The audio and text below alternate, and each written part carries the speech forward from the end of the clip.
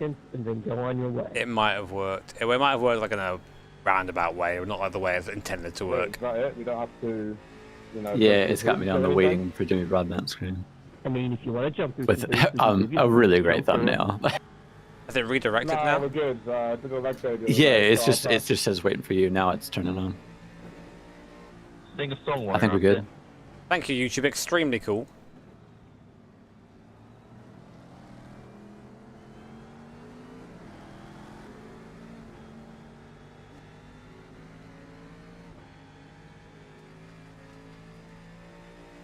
All of you joining us again, don't forget to hit the like button again. Helps to jump us up in the algorithm.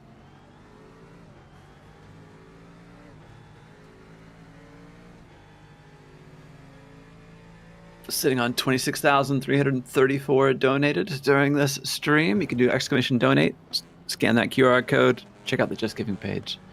And love to see more of you being able to contribute to this great cause here at Zolder 23.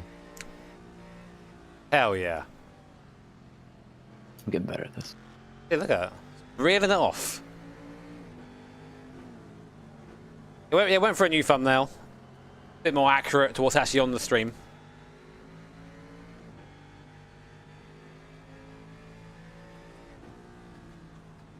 It is now a 15-hour race, but it started out as a 23-hour race. And I get asked every year, so I'll tell you anyway.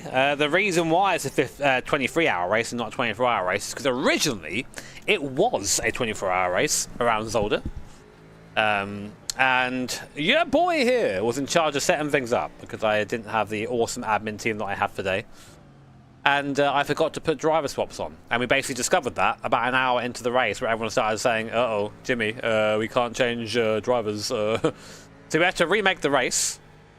And we make it at 23 hours. And I think since then I just thought, you know what, that's kind of like a little nod to the imperfection that sort of is twinned with mental health. It's kind of nice that it doesn't need to be exactly the same as everyone else, and it has its own little thing. And now, like it's, I think it's the only 23-hour race in iRacing. Everyone knows it because it's a 23-hour race.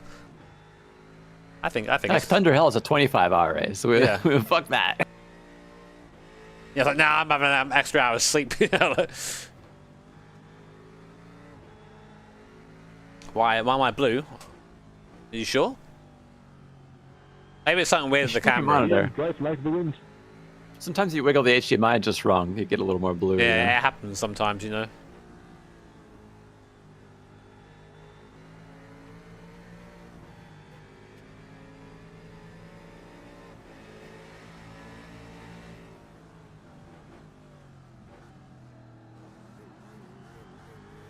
R24 TCR bidding.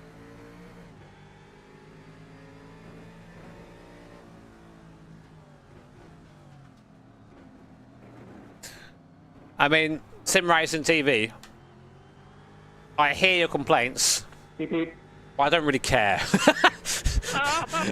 Just because it's a fun race, you know, and like it's designed to be difficult. It's the reason why we have the Riley and the Cadillac. It's because the Cadillac's the same speed as the Riley in a straight line. Josh, if you're gonna do that, you gotta use the My Corner button.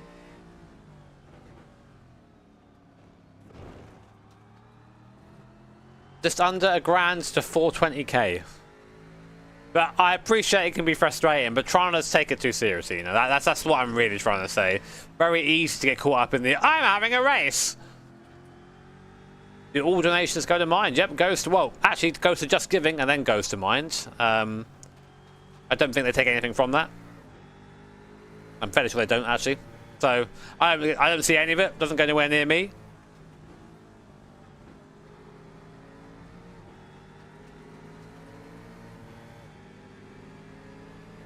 Oh yeah, I mean, I'm blue because Annie told me to hold my breath when she was doing my beard. I haven't started breathing yet. She never told me to start breathing again.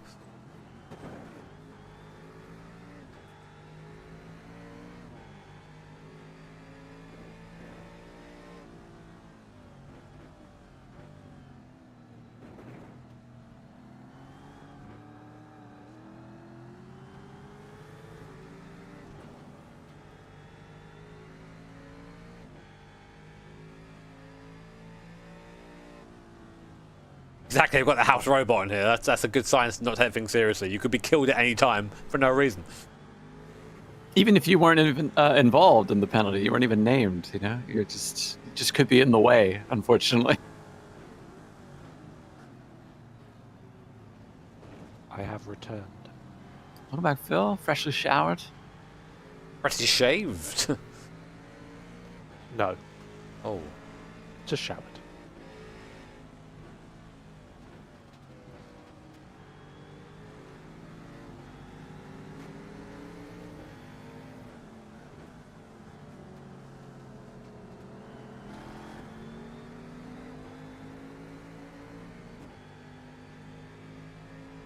Don't ask why. All you guys need to know as viewers is the more that number goes up there in the top left-hand corner of your screen, the more weird and wacky things happen to this guy.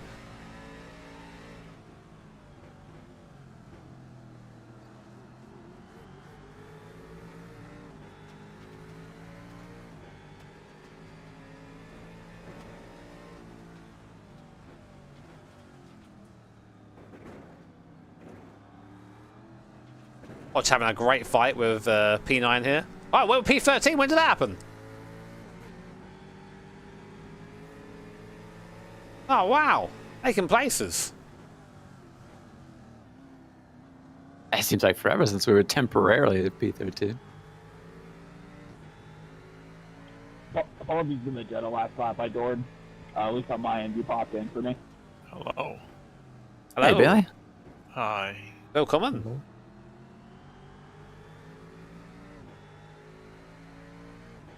I've just been glued to this car, just kind of riding through all the other traffic.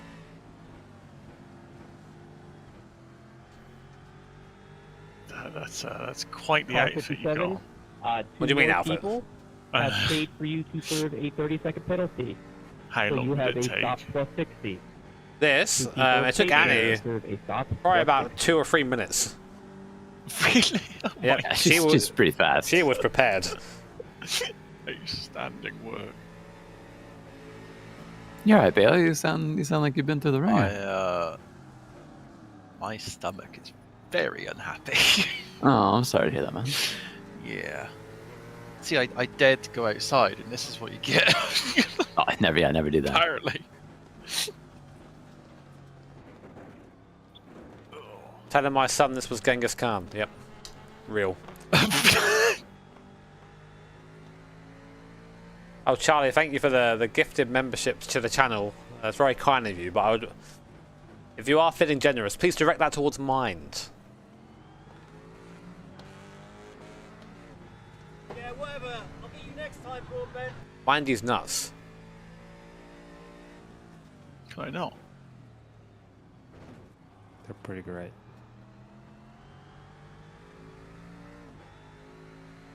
Yeah, whatever. I'll get you next time, Broadbent. Good.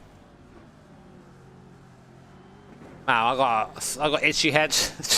Don't want to look under there. You guys are fuck. Oh, hang on. Burning arm. I'm sorry. Yeah, whatever. I'll get you next time, Broadbent. Could have been worse. Does blue balls count as depression? I don't know, man. Depends on how blue they are. Mm. And why they're blue? Yeah, whatever. I'll get you next time, Broadbent. Are you judging the shade of my balls? Ball inspection. That's part of the stream, guys. Get him out. Nice move, Hodge. Yeah, I sauntered that car out of turn one, and you got the better run.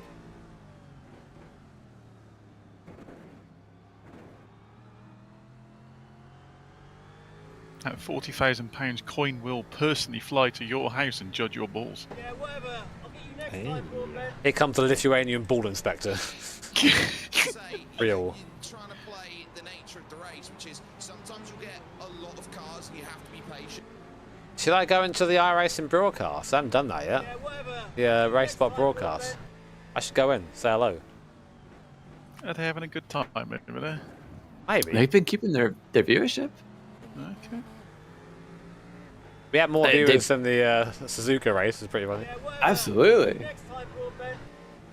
Alright, mate, can you, it's like, flipping, what was it, an 8 hour, 10 hour Yeah, GT3 10-hour. only I can't think of endurance a race. worse thing. Yeah, whatever. Probably all right, Unless friends. unless it rains. Maybe there's a bit of inclement weather What's as well. this? So. It's fun for fun. It's right. I think that's what a lot of people forget. It's fun to do these things. Yeah, whatever. I'll get you next time, Broadbent.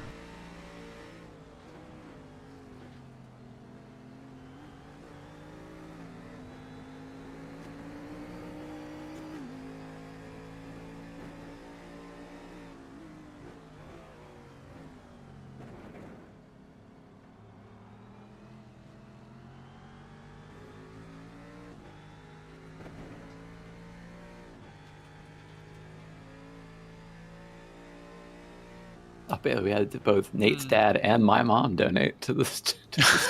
Excellent work. My mom gave a excellent work. penalty to Jared. Fair play. Yeah. Yeah, it's good. She's really getting into it. See, that's what he gets for calling us so weak in the Wreckfest event last year as well. Never forget. I hope hopefully you'll give him some this coming time. Oh, he got it immediately that day. He'll get more.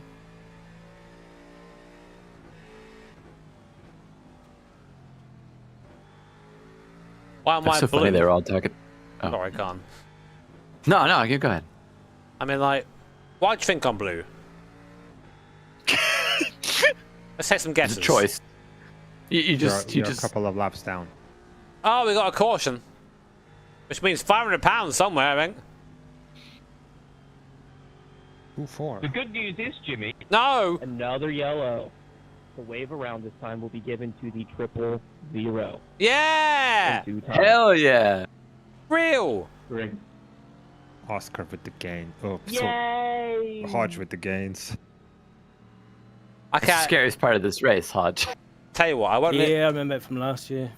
lean into the camera, but I can do something else. Let me just get rid of that terrible image up there. Well, I just realised I spent the last 2 stints driving around with the brakes stuck on 4%. Hello, chat. How who got the reach around? how Sorry, long not this the might reach around, the take? wave around. Full stream this screen. The 000. Full Jimmy's- screen this Jimmy's stream. car. As you can see, They also got the other thing. perfect. What other I thing? wish I got the other thing. What's the other thing? If it is the house robot, we cannot take another one. We have like no fast repairs left. Oh my, what, If really? anyone is particularly cash rich, another house robot for the 000 would be well funny. That'd be an early night. Not I quite think- sure what I'll do with all the caffeine that's now inside me, but yeah, fuck it, why not? I wouldn't mind Pay to get another house robot. making a sub rule that, like, if we have no fast repairs left, like, you don't want to eliminate someone from the race. Well, we're in this weird spot, right, where like obviously tenner in each and get it. ruin us, but also we do need to get to the end. Like we're It's a lot more fun to be able to keep doing the race if we could be in the race. Yeah, we're the streamer car, you know. So, how many of them have there been so far? Oh, we've had One every hour. And how many times has it been you? twice. Yeah. I tried. So basically, Oscar stepped away for a bit, and I sensed weakness in the admin team, in the R18. So I was out there, me versus Toby. He tried, he missed. That was it. Made it Then work. we went on the attack. We went on the attack. They came back out, and we had to attack. We had to, so I took him out, and that was it. Unboxing. There was always the glory of killing the house robot, wasn't it? It's like, yeah, it's like, yeah, That's fucking true. kill him. Yeah. But he put it on its roof. Go on. It's later dragon, man. Do we go straight to Gulag? Oh, is that my FPS bug? To get your penalties cleared. Lovely. Oh, Bailey, do you like my pedal cam? Check out. I think I caught it Oh, earlier. yeah. A little bit. And someone was asking, please tell me his feet are painted and not socks or something. Well, so Could be what? funny Who if you didn't, cares? You can masturbate either way. It don't matter. Yeah. Yeah, whatever does it for you, man. Oh my word. We don't You kink have to shame tell around us, here. You know, you do whatever you like. You don't have to tell everyone. Yeah. How are those sort of like Oh, weird. So actually, where? Yeah. I feel them in. They're in the crevices. They're not. They're crevices on my toe, and they're not used to being touched. You know. Ooh. There's a part of me that's not had contact before. And you have to you know how you put gloves on and you sort of pull your fingers into them? It's the same things with your toes. You have to pull your toes into the gloves. Oh, that's weird. Oh. It is weird. No. Oh, you always get that scene of the murderer or the professional putting on the leather glove, in the troper. Yes. We should make that a thing with feet. The leather sock goes on. The leather individual toes goes on. God, that's a merging of two kinks right there. Leather socks. Oh no! No! Oh, Quentin Tarantino. God damn. Yeah, Tarantino has joined the chat. Zero by, so I don't understand why everyone else is passing us. But okay. Yeah, it's kind of broken. I'm not upset. I just want to make sure we're not being taken advantage of. You definitely are. Don't worry about it. It can be both things. I had the same last caution. I was in the car. Quentin Tarantino. This is getting far too horny. Fresh out of the pits on cold tires, I'm doing my best. Yeah, not having quick repairs would be fine if the game fixed the car every single time completely, but... Oh, it's one of the old cars, isn't it? Yeah, last time Jimmy still had a pretty significant steering damage after full repairs, no? So we took the quick repair. Yeah, going on the attack was quite funny, but it still did leave us with some damage. I suppose it did tend to, didn't it? Really, when you think about robot wars in the past. It did backfire because Jimmy did a vote for on who should be able to choose it for the free one rather than just admin picking, and the last team chose us. Of course they bloody did. So then Jimmy hid behind them. I really tried. How has it gone down at the house robot? What's the reception been in general? Fear, which is what I'm good. Fear, yeah. I don't really know what else. I think. Yeah. What do you guys think, chat? You liking the house robot? I think it's a fun little addition. I think it's fun. There was only that one time where there were 2 other innocent victims that got caught up. Yeah. That's the unfortunate part, I feel like. The collateral. Well, no one's innocent here. That's fine.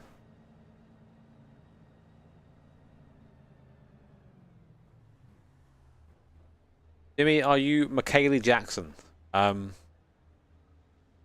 Yes. Maybe. Hee. What's he do? Xiaomon. Look at these fucking stickers.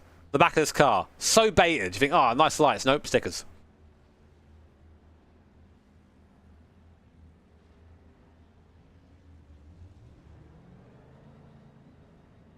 I'm not quite sure the team behind us are still going round.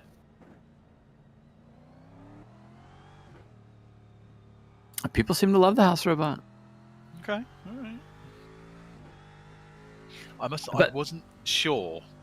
I was very unsure in the. Well, I remember from our first season of Mushroom Trophy, people like the unsafety car being out there on track too. So the crowd thirsts for blood. It's like the Coliseum rules, Johnny.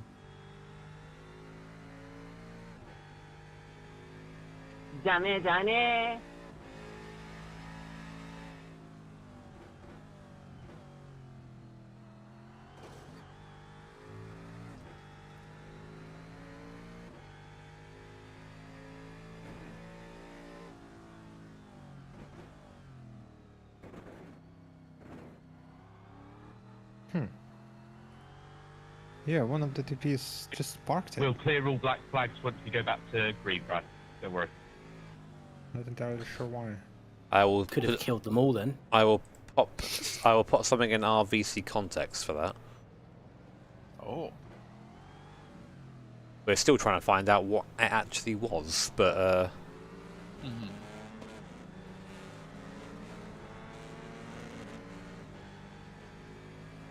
Oh. Apparently, oh.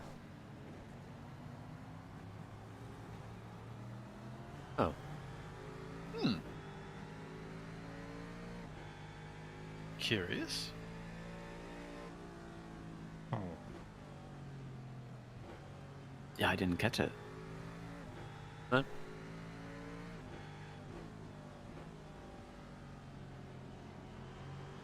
I'm promoting the Smurf movie. Yeah, I've got to get my shilling. Whilst we're doing something else, you know, always shilling. Hashtag YouTuber life. My spine. Oh, look at this! Look at this! This Hodge loves this shit. Hodge is like, how can I make this 5 wide?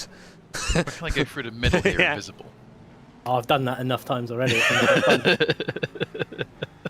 How can I end this guy's life? I will never ever forget that Spa race where you were just turning invisible and going in between cars like, where the bloody hell is he? The lag switch. Yeah. Wait, that was that the Nicky Team charity race?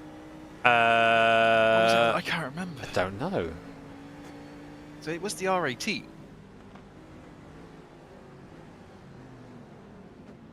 I cannot remember. It's a long time. That was a long time ago. Yeah. Didn't we It like must crash have out of that or something? I seem to remember that you were quite a good proponent for pulling it over because the car was damaged. That does not sound steering straight. Oh yeah, that sounds like me. Yeah. In a charity race.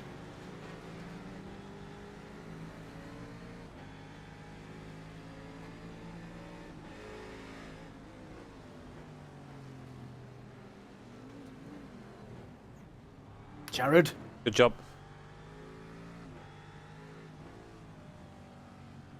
Got my brain. Oh my god. Oh, the mess on the exit of that chicane. Oh. T cover's coming off. What are you talking about? It's fine. Oh. Ah! Boy, oh boy. Oh no. Thanks, chat. Chat's always got my back. Oh, victim.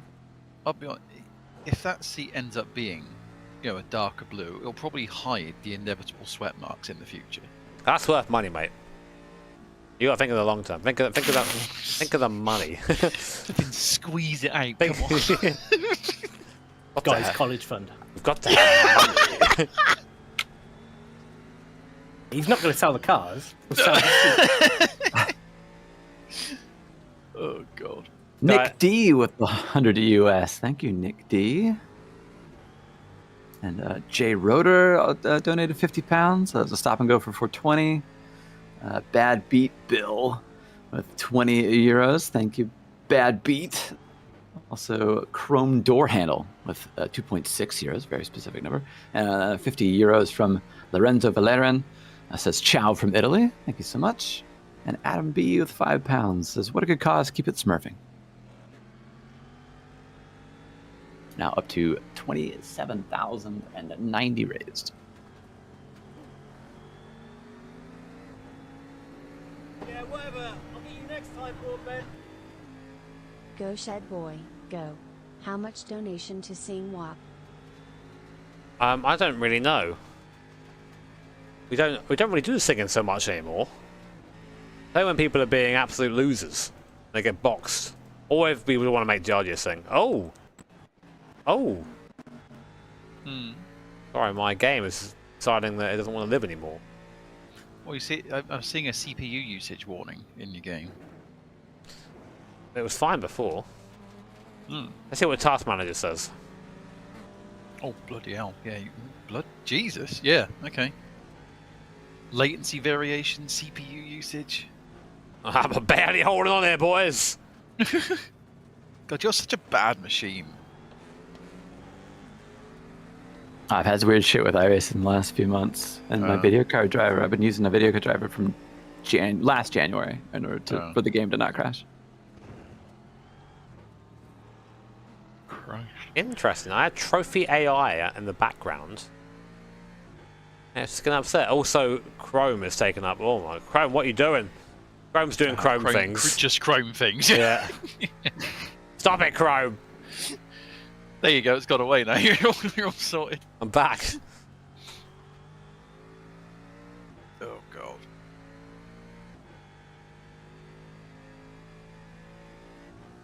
You got this. Can you Apes together strong. 40?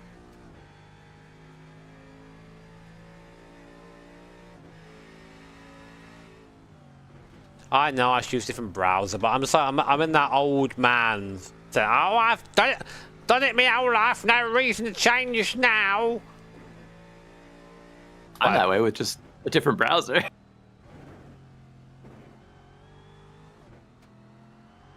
Then it's that classic thing of like, I've got a problem. Here's a solution. No.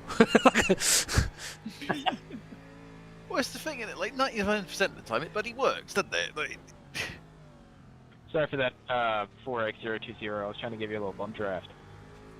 Oh, bum draft, that's a good way to get banned. I was wondering what was going on. Appreciate it. Message from car 139 to car 48. Humble apologies for that.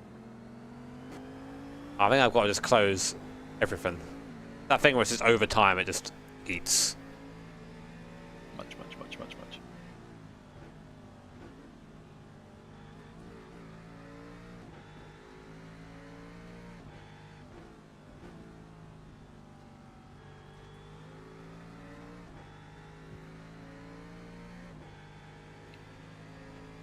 Oh, that got rid of a lot of it. Cool.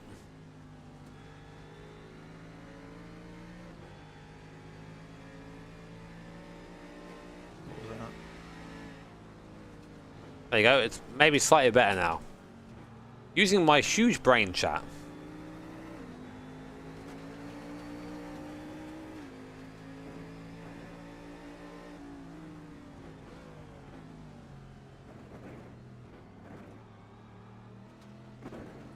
I do just break things, so I've got a bit of a reputation. Ask all those Logitech G27s. I can't, they're dead. Yeah, they can't say anything if they're not lying. It's true, it's true. How many was it? I sort of lost count. It was 3. 3, that's a good strike. They all died in different ways as well. Yeah. How many T500s did you go through? Was it just the 2? No, just I remember you posting something with one broken on your bed, and I'm like, I'm just about to buy one of them. No, it was only one.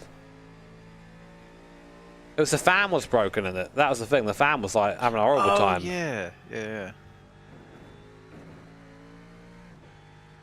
Bloody tank the T500 down there, Christ.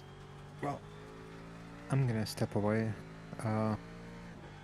Make sure to keep on checking fast repairs. Step away forever. Yeah. Don't do that. Back in the morning. Come back. Good night. See, Coy. Hey, brother. Thank you.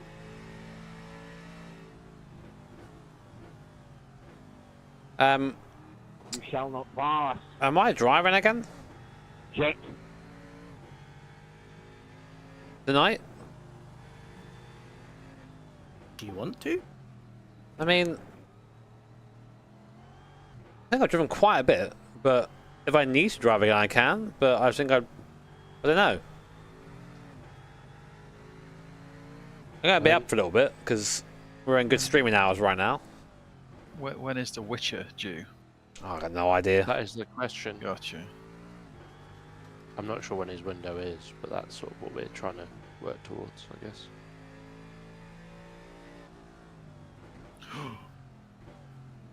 guess. Sorry, I just turned on Coin Stream, which is obviously switching to whatever the hell is going on all over the place. It is great, just the chaos of what's going on the stream.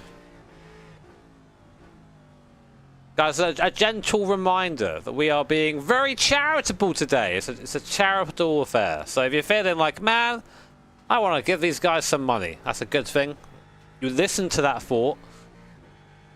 We are trying to raise... Oh, I've just broken my sim hub. We're trying to raise money for the Mind charity, a mental health charity here in the UK. Something that I've used in the past. Something that's helped me in the past. And by raising money, we're helping them to do the same thing, to pass that on. So far, we have raised this stream £27,198. We are nearly at that 30k marker, which is the next horrible thing that happens to me. And I think that puts our total. We have someone with a running total somewhere. I think it's in my. We're just shy of £420,000, which is a funny number. So. Car 17. Nearly there. Got a paid stop and go penalty, a paid stop and 30. Please serve that. Next lap. I go Shabby there in our live chat as posted. We're at £419,814.48, which means that we need. He's even done a breakdown here, right? So for 420,000, we need 185 and 52. Chuckle Vision. For 420 and 69 pounds and 69p. Double stop and go for you. We need 255.21. They paid. For 420, 420, 605.52. And for 420, 420, 69, it's 606.21. Now, all the requirements we need. Buy me dinner first!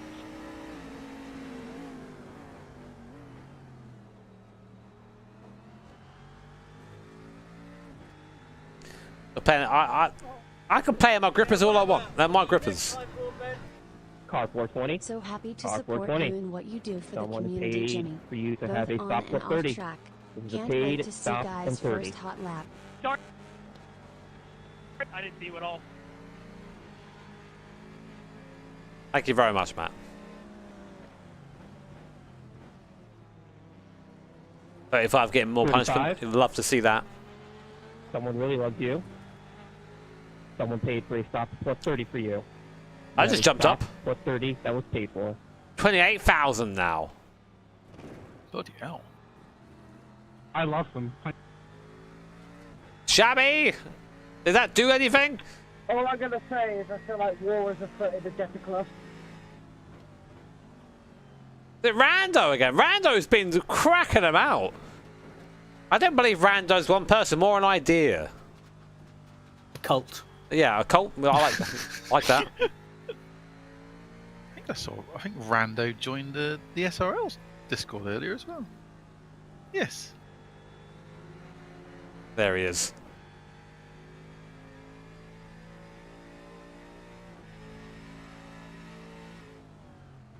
I'm waiting for the Shabby confirmation.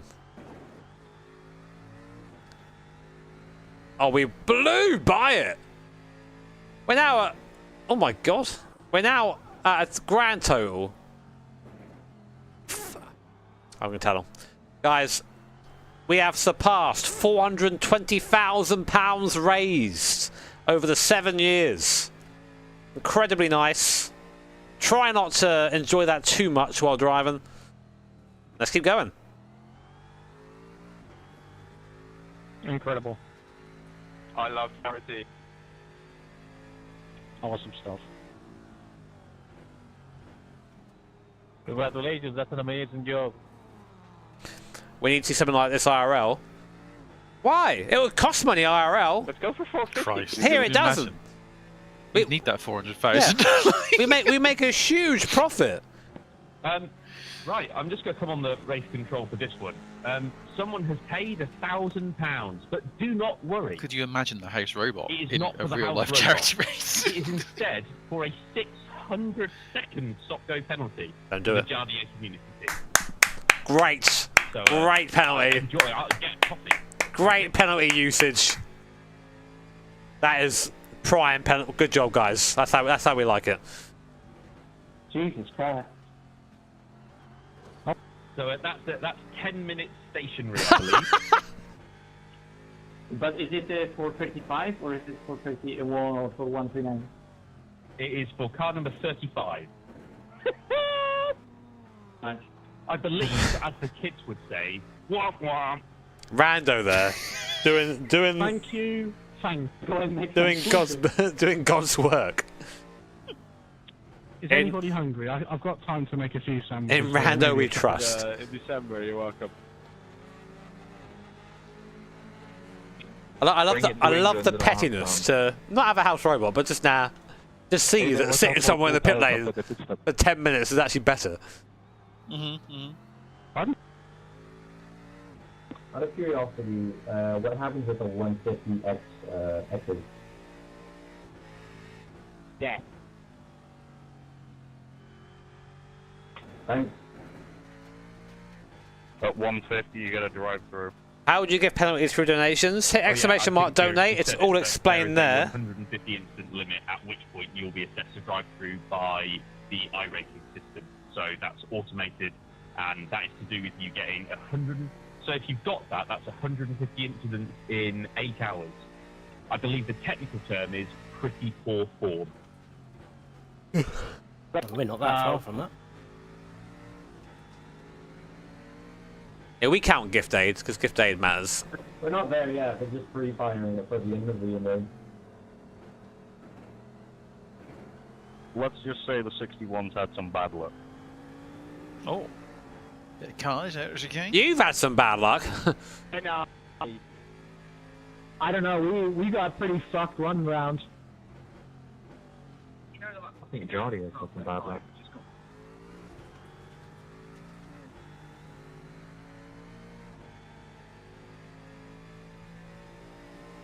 Yeah, my stream live chat is full of memes. It's there's a lot in there. Mainly me looking like a weirdo in this hat.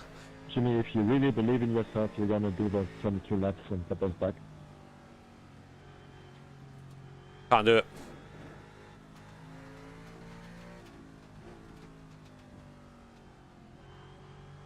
Where's that put us on the way to 30k? Oh, less than 2,000.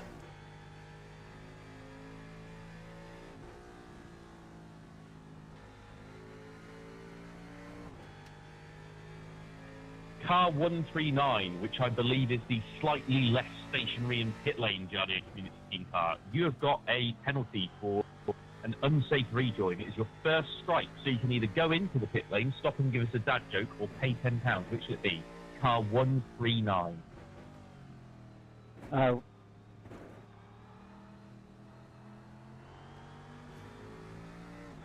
He's speaking on team voice, but I'll say it for him. He's gonna pay after his stint. Sorry, I missed that. Did you say you're going to pay? He said he will pay after his stint is done. That's perfect. Thank you. Thank you.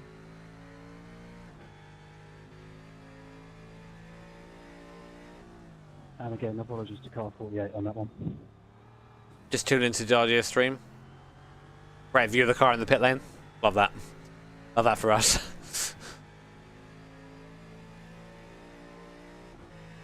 I love seeing like all the streams for this race. Like it's so nice seeing everyone so involved. You know. Mm-hmm. Like if you go to the following or the viewers high to low for iRacing, the first 1, 2, 3, 4, 5, 6 streams are the race mental health. It's not bad, is it really? It's not bad going.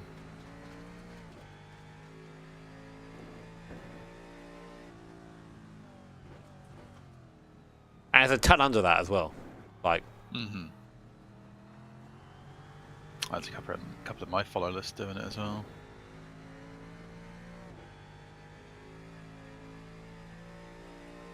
Like, it's what it's all about. It's trying to get like the message out there to as many people as possible. We've all been affected by mental health stuff. We spoke about that earlier. You know, we've all had our ups and downs. I mean, I was saying earlier that even this year I've had a really tough time balancing having a baby, being a racing driver, which is amazing to do, but then you feel like there's huge guilt for feeling stress about it, and also trying to manage a YouTube channel.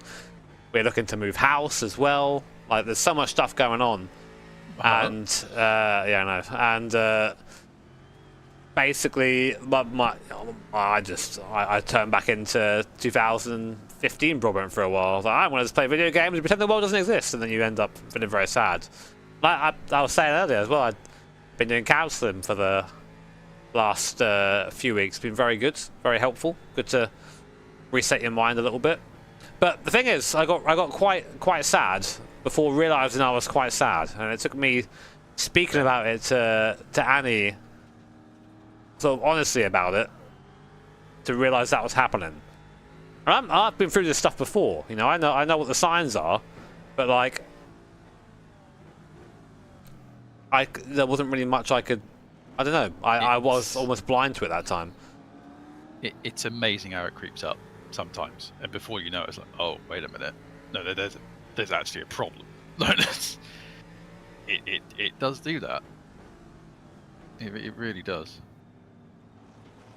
And I'm lucky. I've got like a network of fairly good people around me, but some people don't have that, you know. And that's where mine comes in.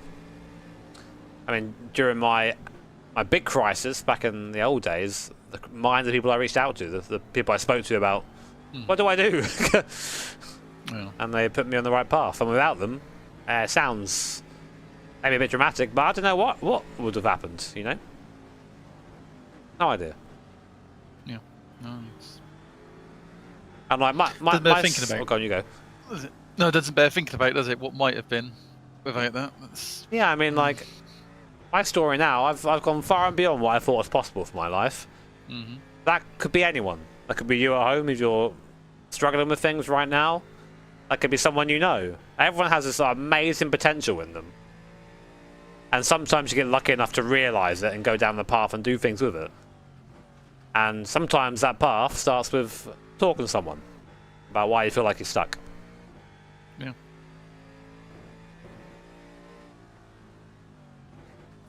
And it's very hard to have this conversation with someone whilst dressed as Papa Smurf. Maybe it's better for you, I don't know. Yeah. I mean, it means you can't take yourself too seriously, right? You know? Exactly. You're sitting there like that. Exactly.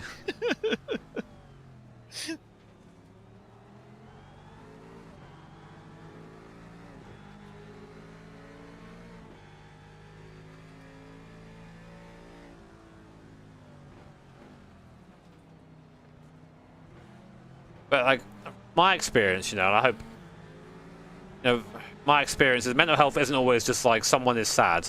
It can be more complex than that. And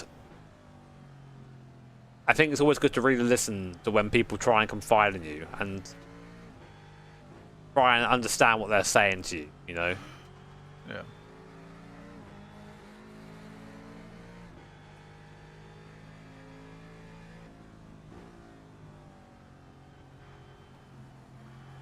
Sometimes just listen, literally just listen. It's something I've been sort of sometimes not so good at, because I tend to try and interject like, oh, could you? No, shut up, just listen. I'm gonna actually say, Bailey, I've found you to be a fantastic listener, Another hour especially has for me passed, recently. And another lack of house robot has been purchased, so we need someone to randomly select the victim. Oh, but do tell me to shut up if I'm trying to interject too much. I know I do it sometimes.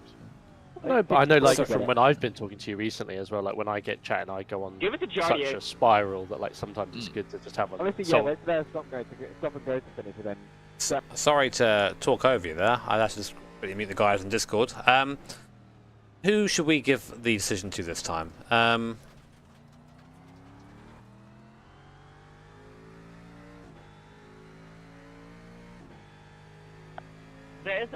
Well, it should be random. I think make it random then. Let's just make it fully random and take us off because we've had two. All right. Spin the wheel of shame.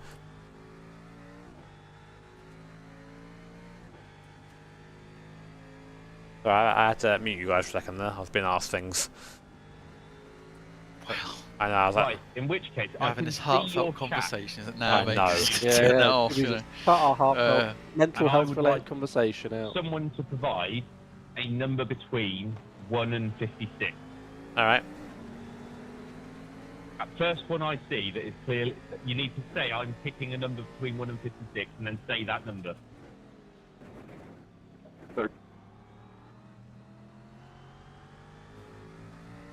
I'm picking 26. 22.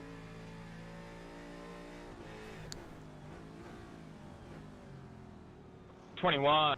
I saw 13 in the chat, which is a no. That is no. What I saw, position 46 in your chat. All right. So they made it nice and clear. That was the first one I saw as well, where it said position and then a number from Sim Racing TV. 14, so position 46. No. Which is Rising Panda Racing, who we've not got yet. So prepare yourself. What does it mean overall? Sorry. It's overall, I think. It's overall. Oh, okay, gotcha. Don't worry, House Robot will come clear someone up in a minute. House Robot Cam.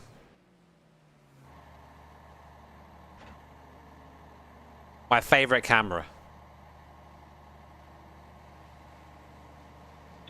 Coincidentally, it's also number 46, so that's funny. Feels alright. Look at this inside We need to give him more room. the weapon. Apparently. Hodge shrugs those off for breakfast. It's fine. It's just the random people moving across lines in braking zones has been amazing.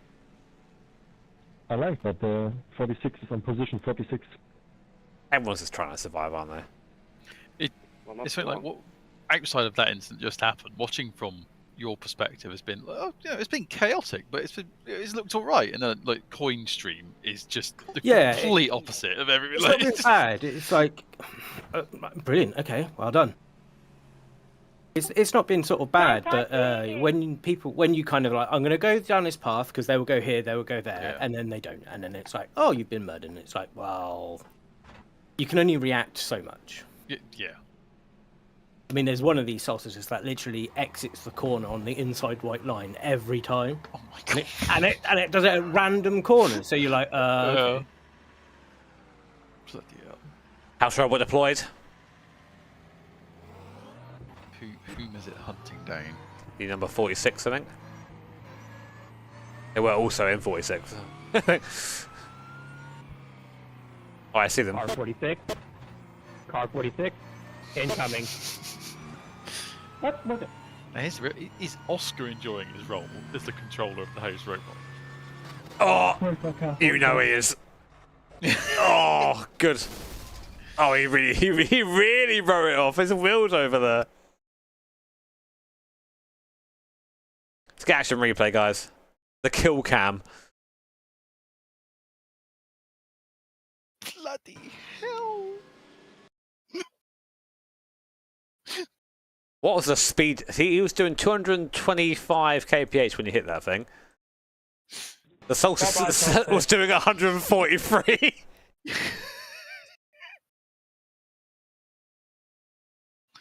Oh, it's just, you love to see it. It's fair. Oh, they got on the brakes as well at the moment of contact. It's fair racing. You love to see it. Yeah.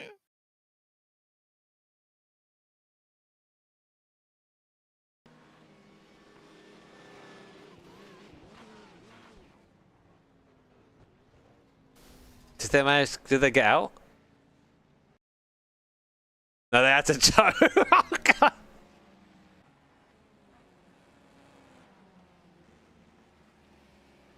Gaming.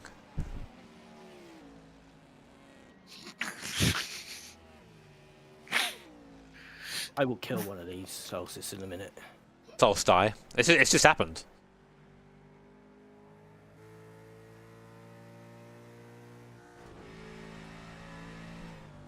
Remember, Hodge, fun stream. Just if they turn on you, just forget to turn out. But we do have limited fast repairs, all I'll say. Exactly. Take a wide berth. We ain't raced anyone. He bloody has been, from what I've seen, to be fair. Go on, PC, you can do it. Oh my god. You're welcome. Hello? Hello. Hello, iRacing?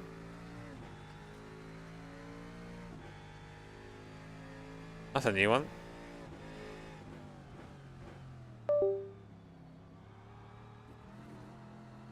Interesting. Turn my wheel off. And my frame rate comes back. Jacob, I think you've misplaced your welcome button in your throttle. I can feel it updating like a little pulse in the wheel. Oh, wait, am I still here? Yeah, hello. Good, okay. I have lost my shut up button. That's good. I won't press it by mistake.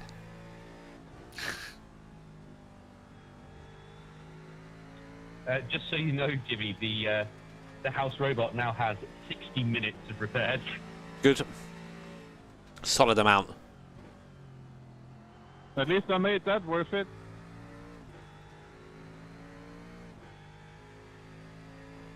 Are you going to behave or turn you back on again? There's an in-game timer which tells you. Yeah. Apparently not.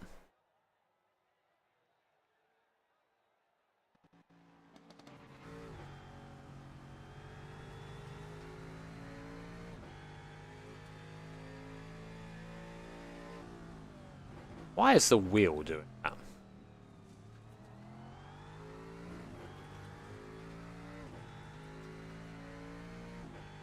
$1,500 to next Annie intervention. What if she's still awake?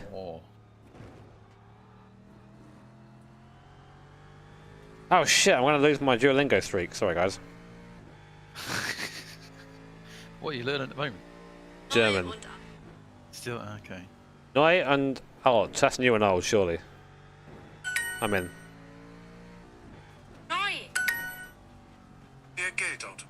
What the fuck is that? The Geld auto, that's got to be ATM, right? Geld is money. Oh, I'm so good. Eh? C D E Tess.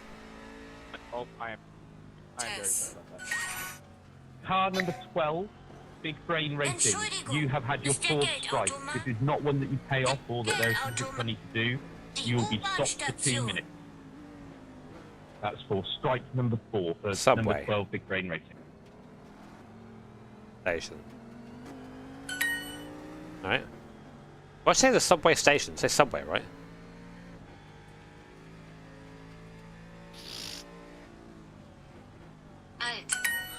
Ist die U-Bahn Station nur oder Car alt? 69, Shack Dwellers 2. You have got your third strike, so you need to pay for a ride to get rid of it or come into the pit lane and do a national anthem. Car 69. I don't know that one. Something is nearby. Far away nearby? Oh, alright. Der Essen in New York ist teuer. Teuer. Ja. Richtig. Ist die U-Station weit? Ist. I can't hear you, Tom. Car 69 says they'll pay. Ist die U-Bahn-Station weit? Alright, thank you. Cheers. Car number 7, Samsoid Kanan Esports. You also have your third strike, so you need to come to pit lane and give us a national anthem or pay £10 to make it go away. What will it be? That's car number 7. No, I got it. I can do it myself. I don't need Lars. Ist der U-Bahn Station in der Nähe? Nearby? Nein, the U-Bahn Station is weit weg. It's far away. Ist die Universität groß? Is it now? Is the university big? You bet it is. Yeah, we're paid. Ist die Universität in der Nähe? Lovely, thank you. Nein, weit weg.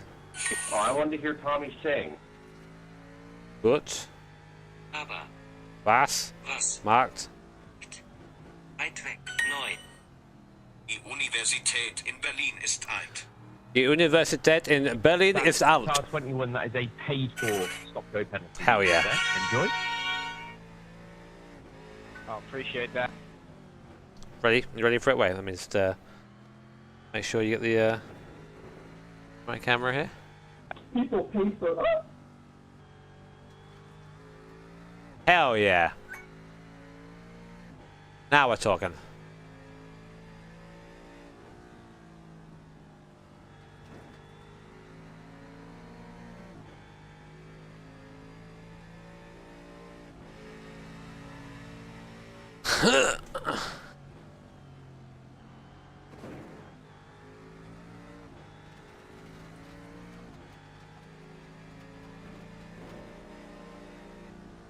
German is hard as fuck.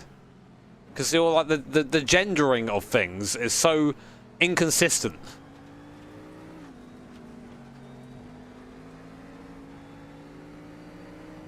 Right, here's a fun one, and it comes with a cautionary message to sort it out as well. Consistent language in the Both world, cars no matter what, 67 right? and 69, Definitely the so easiest. Shack Dwellers 1 and Shack Dwellers 2, you have your 4 Also, there's strikes, so you opportunities to both cancel will be Jimmy getting there for 2 minutes stop completely zones. misgendering things. I understand that you're very fast and that there is some kind of internal bragging rights as to During beating Trans one another. Awareness Week as well. But I would shocking to really see. rather you did it whilst not driving into other stuff where possible. So you're both going to go in the pit lane together for 2 minutes. That's cute. I fully agree as well. It's really poor from them both.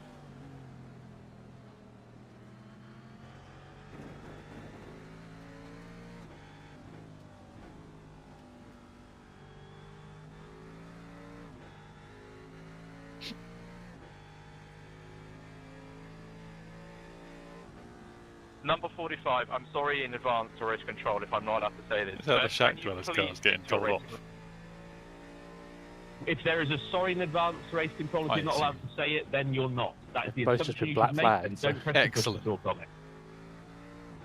Oh, Oscar's getting to this stage now. Shut up! There's a bit of a riot act reading going on, I think. Incident, use the damning evidence channel. We'll get to it, and the strike system will deal with them as and when they get to that point. I don't need people bitching at other people on the voice chat about incidents. I know it's frustrating, but you need to not be doing it on here. What about car 69? I mean, you're both in the pit lane, so it's all good. That's a fair point.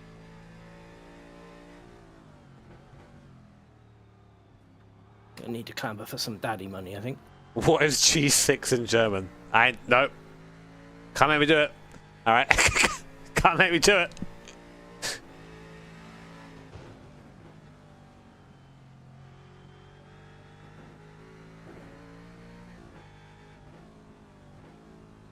Why am I getting used to you being a Smurf?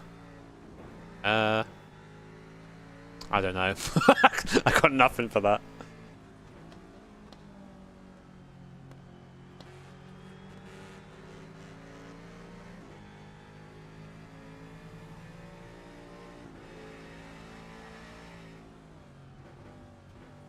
When I went to Sim Expo, right, I spent quite a bit of time hanging out with our boy GP Labs. And I was like, yeah, I'm learning German, don't worry, I got this conversation. I got it. You know me. Big, you know. And then there was something, someone said to me, I didn't get it. And then Jake busts out far superior German to what I can do. Didn't he do it at, like, college? Yeah, and I was like, yeah, I was in Austria for a bit, man. I'm like, what the fuck? It's not fair. And like, he's speaking and like just having a conversation in German. And then to me like, oh, my Duolingo streak is worth nothing. it's worth nothing here.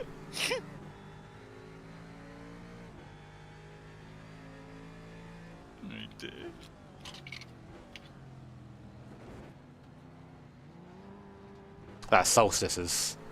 If it's Bunga. fuck, park it. It's not. Hodge, get in the spirit, alright? Alright. All these cars are fucked. There'll be a lot. There'll be no spots in the pit lane left.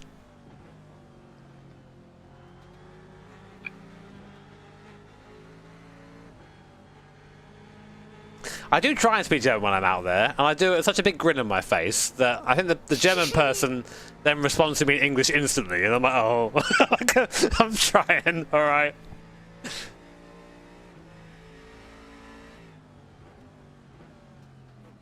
It's one of those things I hear about Swedes as well. That you'll get people go over there who are really trying to learn Swedish and talking it, and then you just instantly switch to English. Oh, it's just easier, you know. Like, I speak it so well. Okay, but you are not very good, so I will speak English. Yeah. Like, it is faster, yeah? Like, no. Yeah.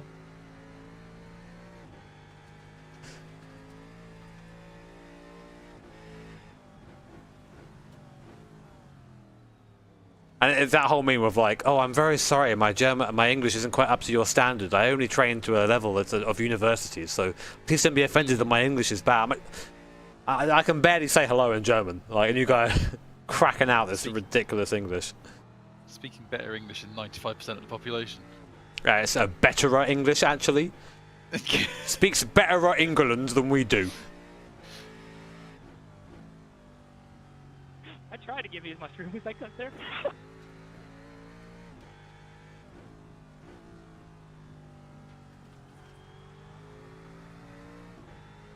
Man, this hat, it's still my head in. You're gonna see my my bald spots now, my non-blue spots. Yeah. Oh. I'll just smudge up the blue a bit. It'll be fine, I'm sure.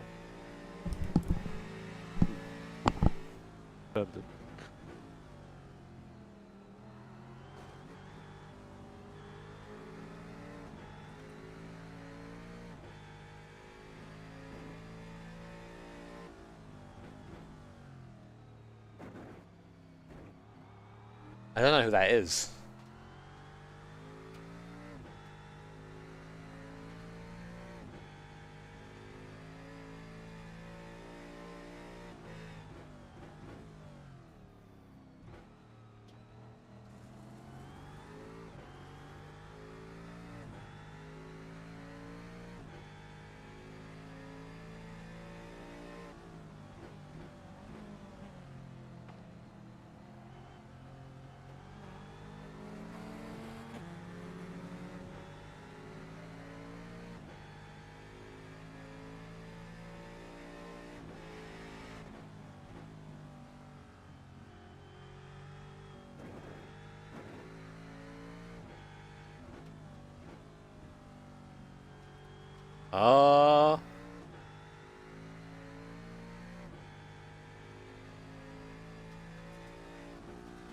Put your hat back on and you hate Harry. Come on. Stay him up, stay him up. I got hair. Ow!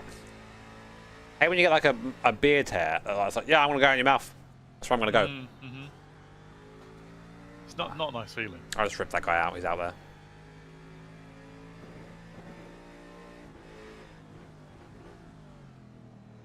I'm on reserve for the Blue Man group, you know.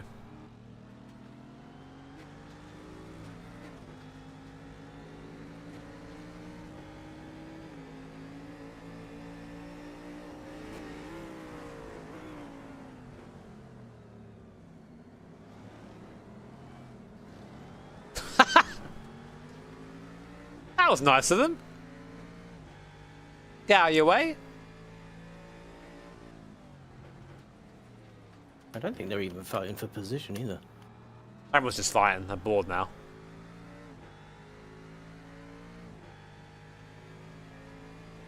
It's starting to get quite late in the day, and there's some tired people around.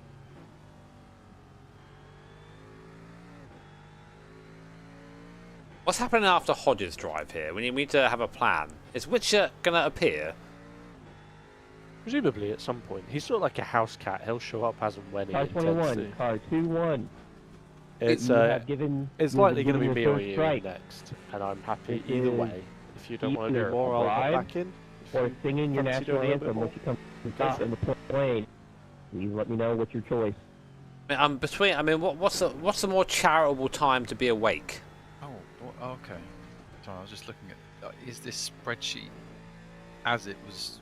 No. In like, okay, I just made something up, and no one's okay, right. So it's not actually relevant to what Jake has said. Then okay. We'll do it. Yeah, what's Jake said? Well, I don't know what if I was just going through trying to go through the Discord for. Can you be a bit more specific? Blued my hair. Right. We will sing. We will sing. There we go. He posted a message yesterday saying currently I'd only be when available you, from 1 a.m. you know, we can UK sing. time to 7 a.m. UK time. All right, cool. Well, where are we now? We're at just 22. Yeah. How many? Is this still your first one, Hodge? Yeah. You want to do one more? Yeah, I'll do one. Do Well, one it's more. my second one, but I'll do one more. All right. And that should take us to almost Witcher. Actually, how much time have you got left in the car? Sorry, I was reading your livery. Oh, not much. 3 laps. This is a race where you declare drivers, isn't it? Yeah. Right, I'll quickly ask for silence on the server for the national anthem from Car 21 of a country.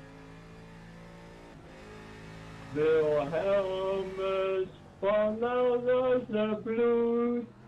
What the? Okay. Okay, wait. Restart, I didn't hear it. Apparently he doesn't even know his own national anthem. Schande voor het land. Screw you. That's a great microphone. There's something about a shit mic, isn't there? Like, it's just so good. It's like iRacing voice chat sounds bad anyway. I can't even hear it, so... Probably not missing out, but you need to spend some money on a microphone, but that's it. I'm waiting. Well, seeing as that's the best you've got, I suppose you can get back on your way and stop crashing into other people. Oh, bullshit. Oscar lenience, sir, at his worst. He'd let that go! Shocking behaviour. He's getting soft. I could retry, but I'm blaming my teammate for giving a video that has the wrong lyrics in it.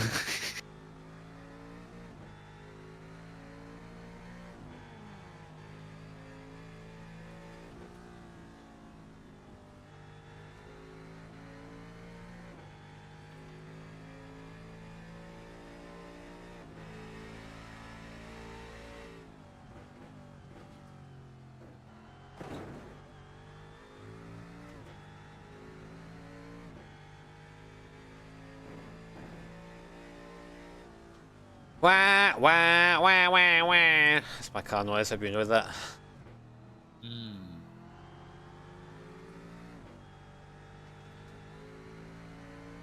We get any closer to... Oh, Annie, be asleep. What time is it? Yeah, we're not that far away. 1,120 pounds.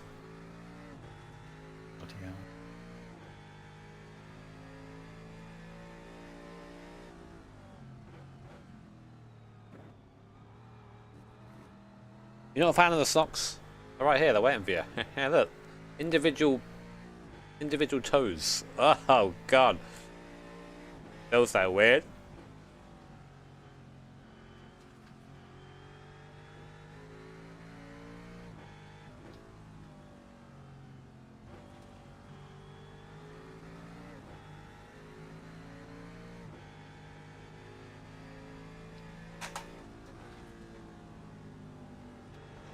Oh, Annie's still fucking awake, god damn it. I mean, yeah, my beautiful Annie's still awake, yeah.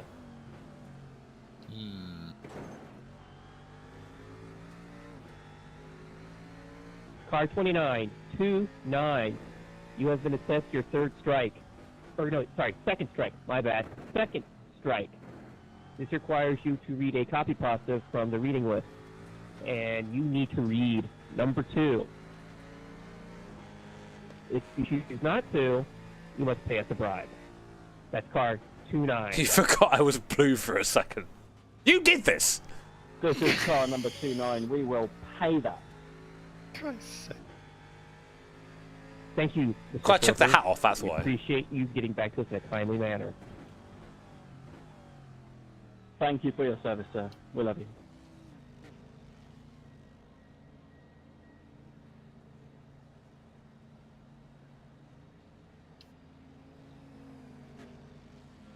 Oh.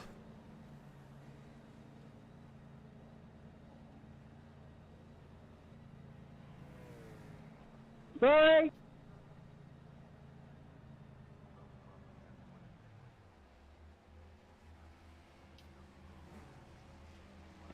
So, car 29, I hate to break it to you.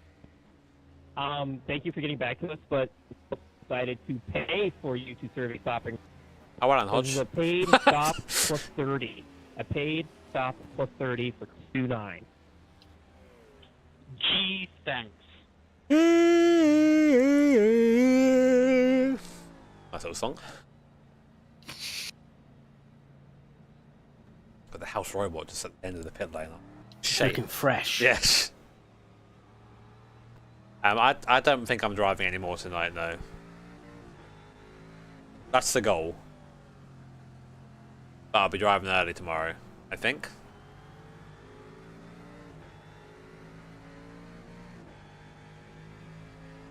Oh, my butt.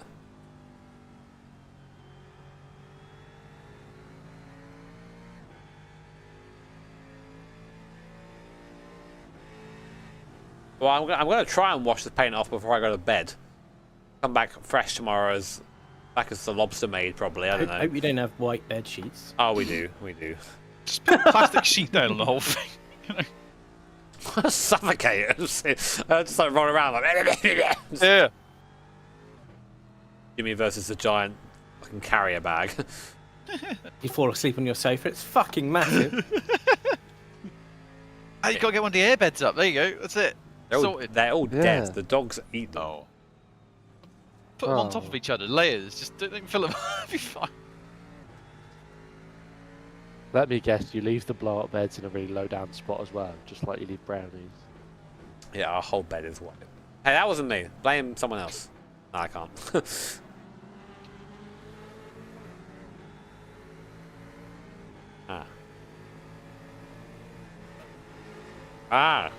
That's so annoying.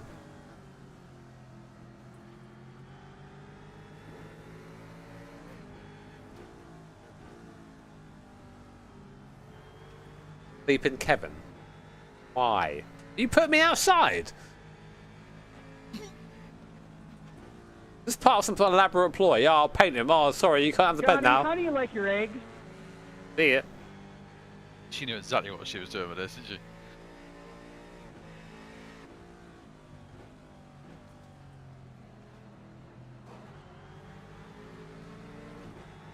I'm gonna do what Tobias does in Arrested Development, just follow you around. I'm gonna find little blue areas to be like,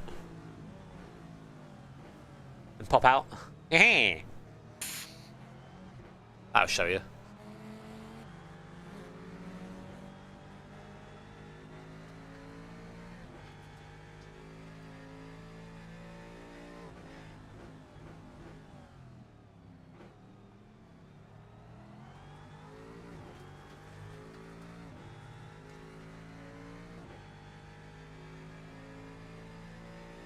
No bed in the shed anymore, or it's also like not watertight anymore.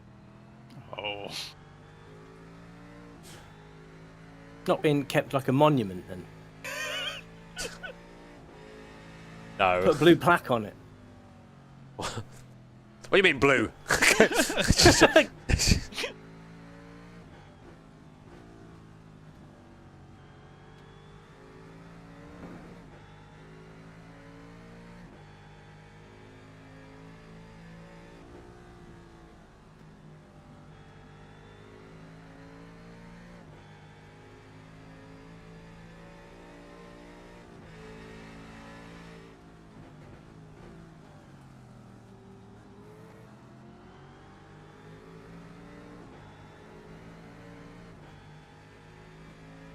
Like I should be making music with PVC pipes. Bring in the pipes. I shall play.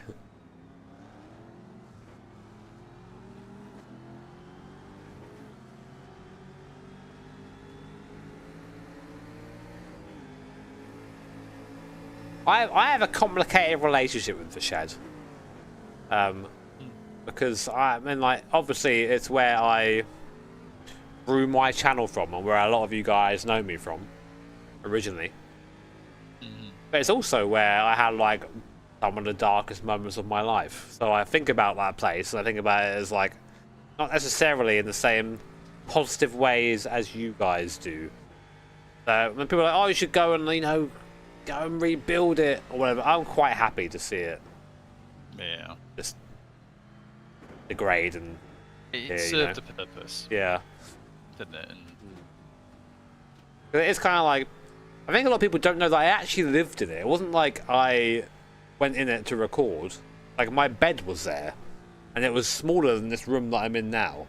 It's like, probably 2/3 of this room. It was a bed, a lot smaller rig than this, and a PC and a monitor, and like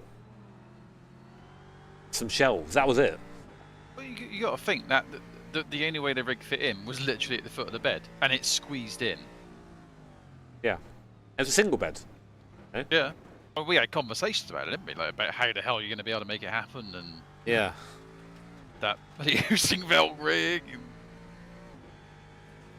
I also had like the safety net of my mum being like, yeah, just come and live at home. You're welcome here. Have this space.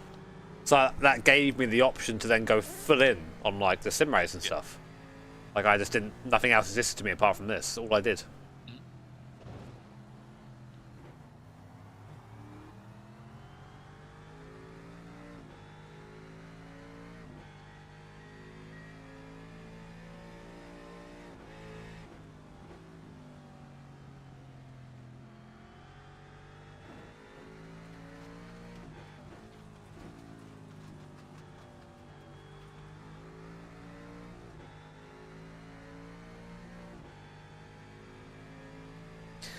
Yeah, exactly. It's good to realise the phase of life, you know. It's good to understand that it happened.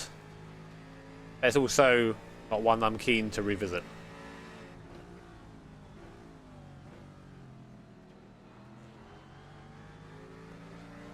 But then again, like Annie and I have been looking at like houses. You have been giving a paid stop-go penalty. Again, you have been given a paid to move to, and oh, this could be your office, and there's like an outside area, and I'm there like, oh no, oh no, oh no, it's happening again, it's happening again.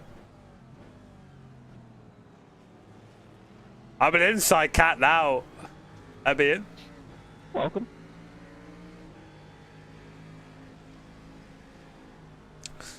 How do I get electricity to the shed? How do you get electricity to a house?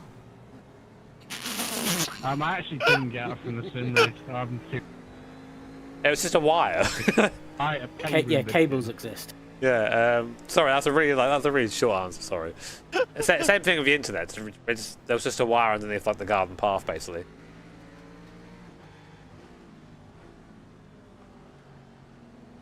So this prospective move, you come over to the West Country, right? Yeah.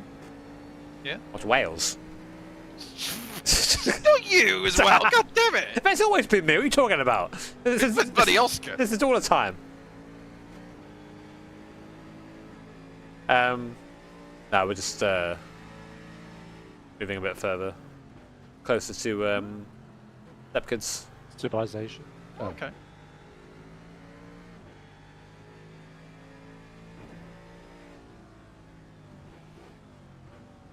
$25K only took. See these strips of not blue? There was blue in hair there once. No longer.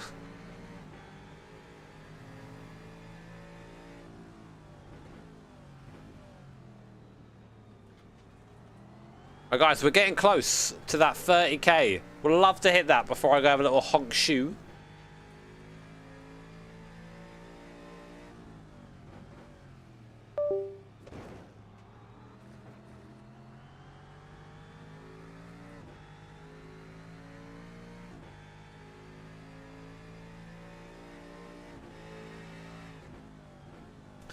I think the real success of it all, I mean, obviously I've had, like, you know, financial incentives to being a YouTuber. Like, it's lucrative.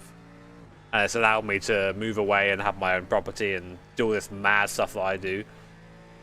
But the best part about it was, like, getting to meet like-minded people and find, like, a community of people that I got on with, like, a very deep level, you know?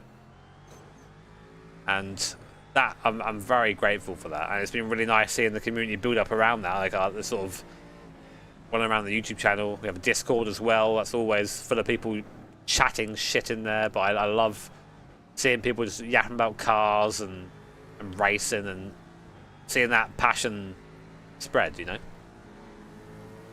that's very rewarding.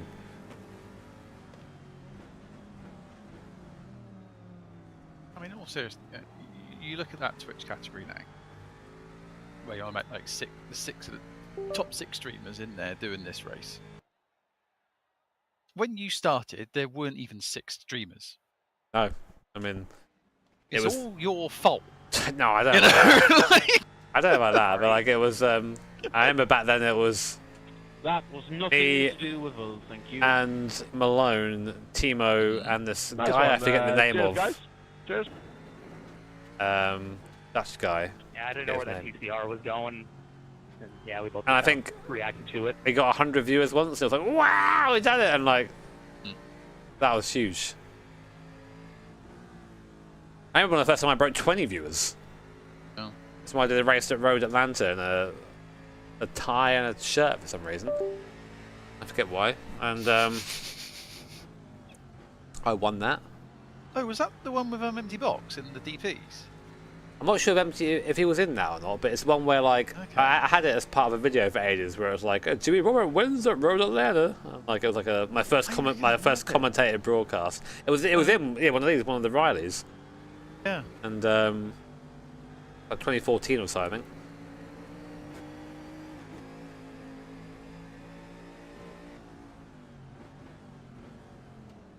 Yeah, exactly. It's a bit of a change, isn't it? Yeah, 100 viewers at peak to nearly 3.5k at nearly midnight. But also, sim racing has grown as well.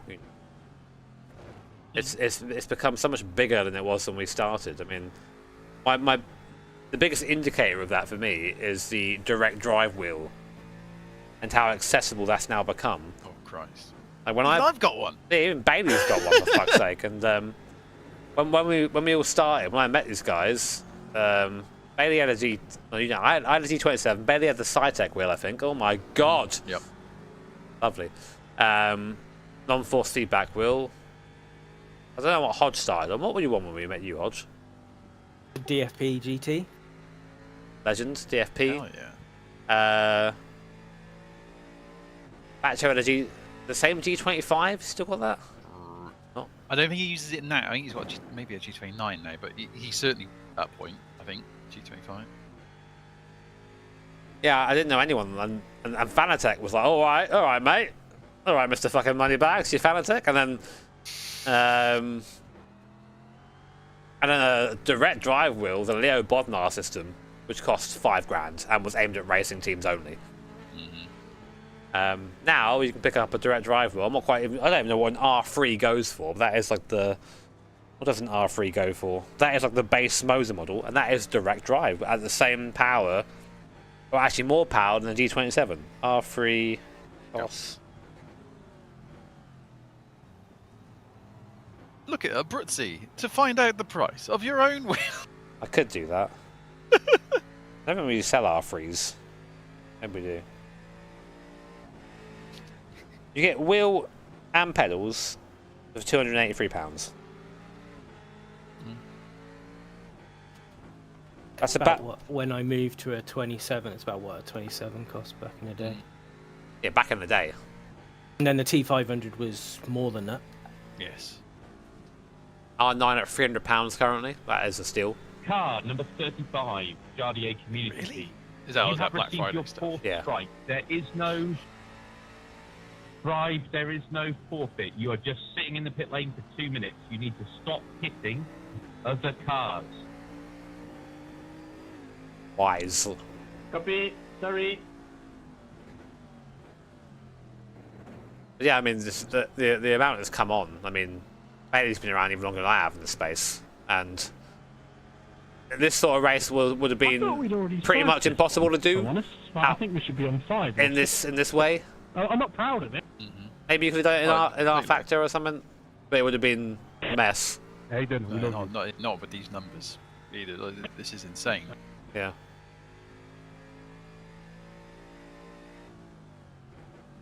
Could you imagine trying to do this in our factor? We are tracking them, car 35. Trying to make sure that the previous time you were in only pit lane the race driver is on the someone server, literally no sent the spectators grab allowed. there, so. Got to restart the server beforehand. That's make right. sure I everyone thought we did a race driver gets one back for in. the And... strikes previously. That's... Christ. AI taking over. Not from our tracking. If you have, I apologise, but I've no way to go back and check, so you'll just have to take our word for it on this one. If we got it wrong though, hands up and AI would steal cars in driver swaps. Can you imagine that? You were going to get in your car, you press the wrong button because you could just press the wrong button really easily. Not even that. And sometimes they just got taken over. Sometimes it just happened. It happened. Thankfully, it only happened to me once in 5 seasons at VEC, but in RF1. But there was no rhyme or reason for it. We did everything that we had done every single time before, and it just did it. After 4 years of doing it, oh, AI's taken it. Oh, okay, great. Yeah, it was great. You know. Always money in the banana stands. Fastest go. But sim racing definitely grew a lot because of COVID. But think of it this way, right? So, let's say here is the popularity of sim racing in COVID, and then the companies went, "Oh shit, let's really pump stuff out," and then we got to like company and products were here, and then the popularity of sim racing has just done this, and sort of receded back into kind of closer to what it was before. Definitely more than what it was, I think it's fair to say. Yeah. But not anywhere near the peak of COVID. And like I went to Sim Expo, and there's so many like amazing wheels and cockpits and everything. And I'm thinking, who's buying this? Like, there are loads of people at the expo, but numbers on like YouTube and Twitch, if anything, I think are lower than they have been for a while. For me, it's been lower. iRacing, I think, has sort of put itself into a corner now, whereas like all it can really do very well and in a popular way is GTs or eSport IMSA events, stuff like that. I find it very hard to like watch iRacing stuff now. It's a very known entity, isn't it? There's not going to be anything. Yeah, it is what it is. LMU has sort of basically just replaced ACC, but with some multi-class stuff in it. And the one exciting game that I was looking forward to, AC Evo, basically just got outmatched by a fucking tech demo of Assetto Corsa Rally. And then we've got PMR coming out, which I'm really concerned about because I watched. I don't know what people want from the game. That's something that I don't know what people want from PMR. Like, if they want a Project Cars experience, then when I drove PMR at Sim Expo, Project Cars 2 was better. Or to even say anything else, AMS 2 is a better version of what that is trying to be. I didn't see any of the career mode, which I think maybe is what people are excited for, doing single player. But it really worries me that people get so critical of games like AC Rally or whatever, which comes out nicely, or EAWRC, which is a rally title with like arcadey handling, but I think gets away with it a lot of the time. And then they see PMR come out, which when I drove it was really bad. I have nothing else to say than that it was just bad. Maybe it was on the setup badly on the rig, I don't know, but the game crashed like 3 times. None of the cars worked properly. My wheel was oscillating. AI were weird as well. GT3's handled like nothing. Circuits weren't accurate. And then everyone's like, yeah, PMR, I love that shit. I don't get it. A lot of the excitement around that is built off of people that loved Project Cars stuff, isn't it? Like, and they're seeing, oh, it's the same people doing it, and those that really got into that are sort of getting excited. I haven't. I like a lot of the cars and the tracks they've shown off and all that as usual. Just still sort of waiting to see. Well, but what is it? What does it do? What's I mean, I'm looking forward to giving it a go. I'll give it. Always give it a fair shot. You know, we'll come out. Would you spend money on it though?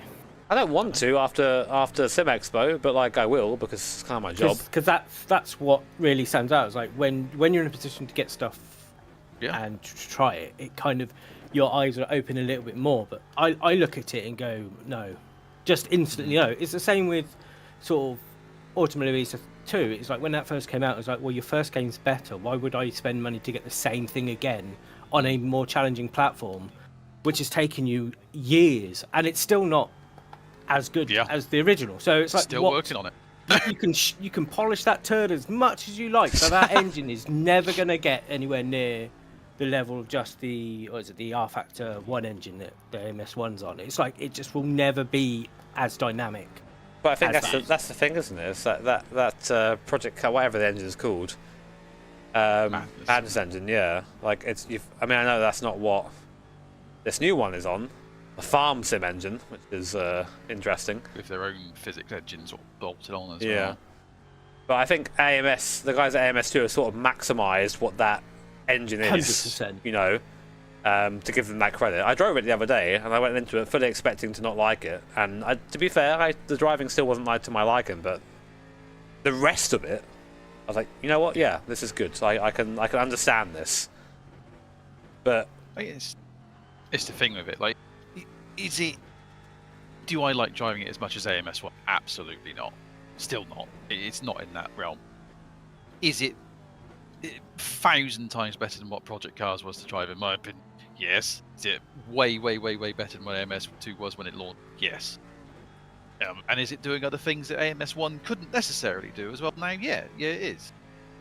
But if you're looking for the driving experience purely, you're still going to struggle with it. A lot better now, but it's more than that.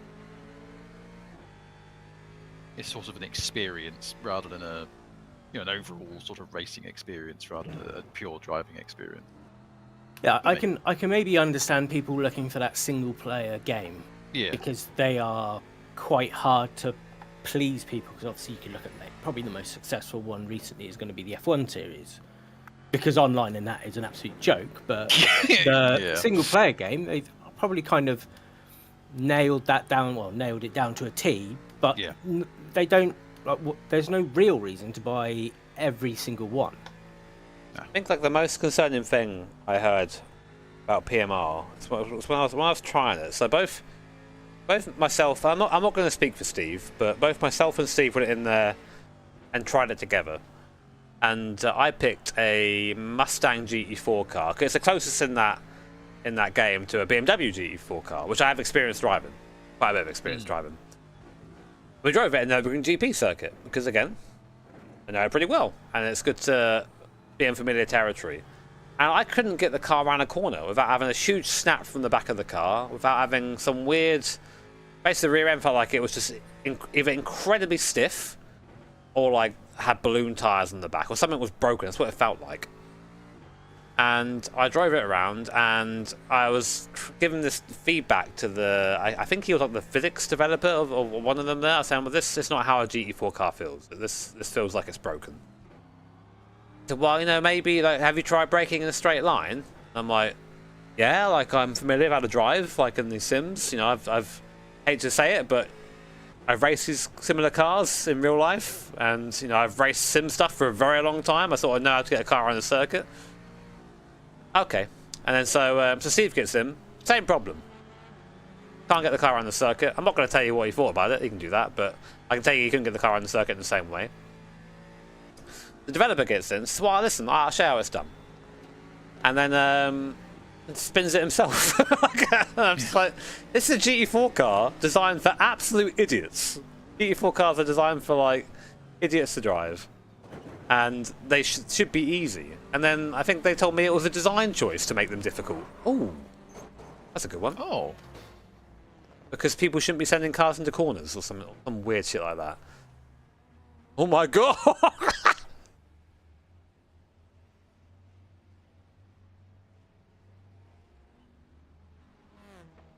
But I don't know. I'm just going to tow. So this is the place to be, isn't it? Christ. They probably know best, It's their engine. Yeah, it's just a very weird interaction where, like, someone with...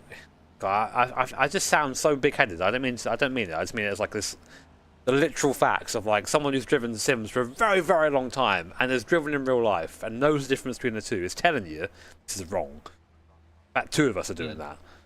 And it's just like, nah, you're not.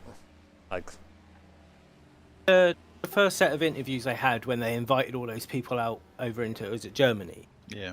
And you had, I can't remember his name, but there was the German lad. The overtake guy, wasn't it? Yeah. The overtake guy asking them questions like, I'm not quite, he's like, I'm not quite feeling this is as good as other games. And the guy goes, no, we think it's really great. And his facial expression was like, but it's not. And it's that sort of opinion is just like, so you can't take any criticism about comparing, because you're launching in a world where you're instantly compared to anything, whether you like it or not. It's a car game, therefore you're going to be compared to maybe something that's really simplistic and great on a pad to the most hardcore stuff money can buy. And if you can't put yourself in a ballpark and say that's our target, then you're just never going. You're going to launch a game. You're going to get as much money out of it as you can, and then run away again. I lost so much respect 5 months later, 5 years later, come out with another one.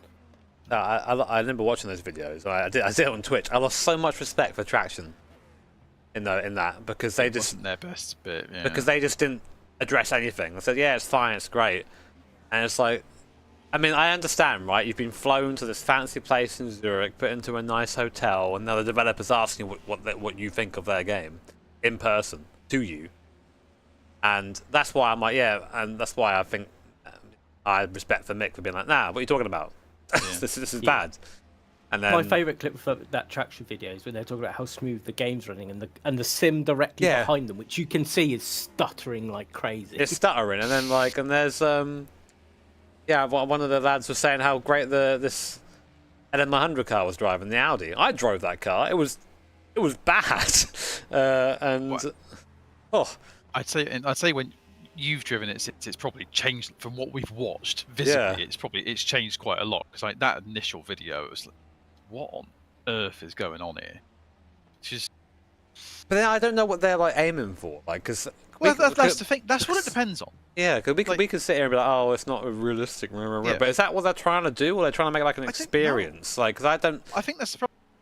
I don't think we know, really. Sometimes you feel like you're getting the message that they're trying to create a really realistic driving experience, and then what you see sort of doesn't necessarily tally with that, and obviously what you try doesn't really tally up, but it goes the other extreme, to the point of you say well, I'm just spinning, huh? Yeah, whichever they want, there needs to be some level of fun in it. Yeah. And if they market it towards the more realistic side, and you get in and it's like, well, this isn't, then you've instantly lost anyone who's interested in that. We had that. That's the best. What was that Formula 1 arcadey game that came out on the pad, and it was horrendous to drive for a while? Oh yeah, even making a fun game fun to drive is difficult. So they've got a challenge on their hands in terms of trying to find their position in the market, which I would agree with Jimmy. I think it's shrunk since sort of the peak of COVID. Yeah. And it's like there's Formula Legend, sorry, yeah. Yeah, you've got the two sort of online behemoths, like you got iRacing and then you've got LMU for that sort of stuff, and then anything other than that, there's probably someone running it on Assetto Corsa. Mm. So you kind of you can't just do the same as the big two, so your current GT stuff. So you've got to find a niche, which is when they come along with pretty much the car list from GTR 2 and go, look, we've got 2005 stuff, and you're like, okay. And then I'd be interested to compare that to it's like, compare that to the AMS2 stuff. That'd be a really fun comparison, won't it? I drove a lot of that the other day, and it again has the characteristics of that engine, but still was drivable mostly. And then I don't know, because all my I don't know. I don't like being super negative about stuff, because I just think it's good to give things a chance. Yeah, but it's very hard when all the marketing for the game is talking about how complex the engine is and what it's doing and all this stuff, and it's like, okay, does it drive well? But the engine's really good. And it's like, okay, so you're a simulator then, or is that what you're trying to do? And that's where it is important, because I know we talk about the arcade versus sim argument a lot, but and in my head anyway, their messaging has all been sim focused. It's felt that way. Yeah. So we're going to judge it that way. And like I've not touched Rensport, but like I've heard about that as well. Well, I think that's what a like shit the worst show. excuse. Yeah, it's a worst excuse of something coming along. It created its own niche of just literally being esports. Didn't really seem to actually develop much in terms of like 12-car grid like that. What? I can remember back in the days of like GT4, and it was like, you'd compare that to Forza because you'd have more cars and bring Forza. It's like, yeah, that's a downside for GT. And you're like, but I would never expect that limitation to exist in this decade. Yeah. Just a heads up, I appreciate the donation there, my friend. Very kind, but if I basically forgot to turn that off. Sorry about that. That's my bad. But please, if you're going to donate, then donate through the exclamation mark donate link or the little QR code thing there. That'd be good. Yeah, Rensport Viewbot in their streams, big time, man. Like a lot of weirdness in sim racing. It's hard to break into it, but then hugely difficult. But actually, you know what? It's not. You see what happens when a project comes along and it's run by like super passionate people who put the time and effort into getting it looking and feeling right before they put it out to the world. Appreciate it's hard to do now like the environment for developers nowadays. But AC Rally came out with such limited content, and for the most part, I think just liked by seemingly everyone. There's definitely feedback for it and things to improve on it, but it didn't lie about what it was. It didn't try and create some giga hype for what it was, like through like some marketing campaign and all that. It's just like, oh, here it is. Tell us what you think. Yeah. I was going to say, I think the thing for AC Rally is it's going into a genre that is not exactly filled with quality stuff in that genre. You've had the most recent, fairly serious rally game has been cancelled. That's dead, basically. And people still playing it, obviously, but it's not going to get anything else. That's it. It's competition, if you can even call it that, because of what it is 20 years old. Yes. That's it. Whereas the sim racing market is so full, to actually differentiate yourself in there is much more difficult. Which is sort of where, in a way, I think something like PMR is going to struggle to differentiate itself when AMS2 exists, when older titles exist, when AC exists, when you can throw in God knows what. LMU has come along and done very well, but it's very focused. Because you try and do what iRacing are doing, you're not going to win that battle because iRacing is already there and its user base is colossal. It's doing very well doing what it's doing. ACC did very well doing what it's doing. Doing what it did. I was going to say Bailey is... Sorry to interrupt. I was going to just throw in there as well. Another really good focus title I think that's come recently for us would be the NASCAR 25 game from iRacing Studios. Surprising, surprisingly, really an intuitive driving experience. Doesn't try and hype itself up to be more than it is. Like it's not trying to pretend to be some sort of massive, full-on like sim, not like iRacing's own like oval stuff. But as for what for me will be a very single-player experience, it's really intuitive driving. It's got good AI, and it does what it needs to do really, really well. As a first go. I'm quite impressed with it. The key for them is where that goes and how that improves from this point forward. But like I was going to say with AC Evo, people mentioned AC Evo as well. I think I was kind of excited, as much as it's not necessarily my typical thing. I was excited to see them say, "Look, we're going to do something different. This isn't just going to be another, sandbox sim where it's got all of this, all of that, and which so many other things are already doing." And I suppose the disappointment there so far is that it actually hasn't got its unique selling point in it. Yeah, we haven't seen it. It's coming, but that's when that title is going to. Yeah, it does feel as if they were just like, oh shit, we need money to developers still. Early access, guys, here it is. Now we'll work on it. And in fairness to Marco, and he's been quite public, so we made mistakes here. We were too ambitious, and we're trying to do this, that, and we just couldn't do it. And it's been a little bit of a shame to obviously see the connection people make. There's another Assetto Corsa game coming out. Well, this one's sitting here. See, it's a completely different dev team. Yeah. But the look that it can create is like.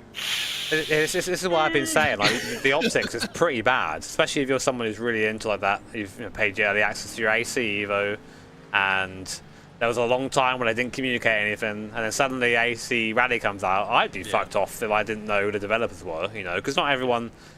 I mean, they have been quite clear and be like, it's not Gunos, it's somebody else. Like it's. Well, it was our initial reaction when we learned it was happening. Yeah. Oh, hang on, what? Wait, you've not. Huh?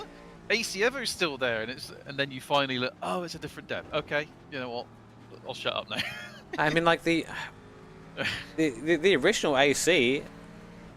The more I drive it, the more I'm like, this is one of the best driving sims that exists still. Even like it does some cars better than iRacing. Like so GT cars in that, the ones that RSS, in my opinion, drive better and more intuitively than the ones in iRacing do. But you cannot. Like, it doesn't matter, because you have to buy each individual car in a sim where there isn't any multiplayer support and pretty weird netcode. It's good for doing online offline stuff, which I actually did recently. But,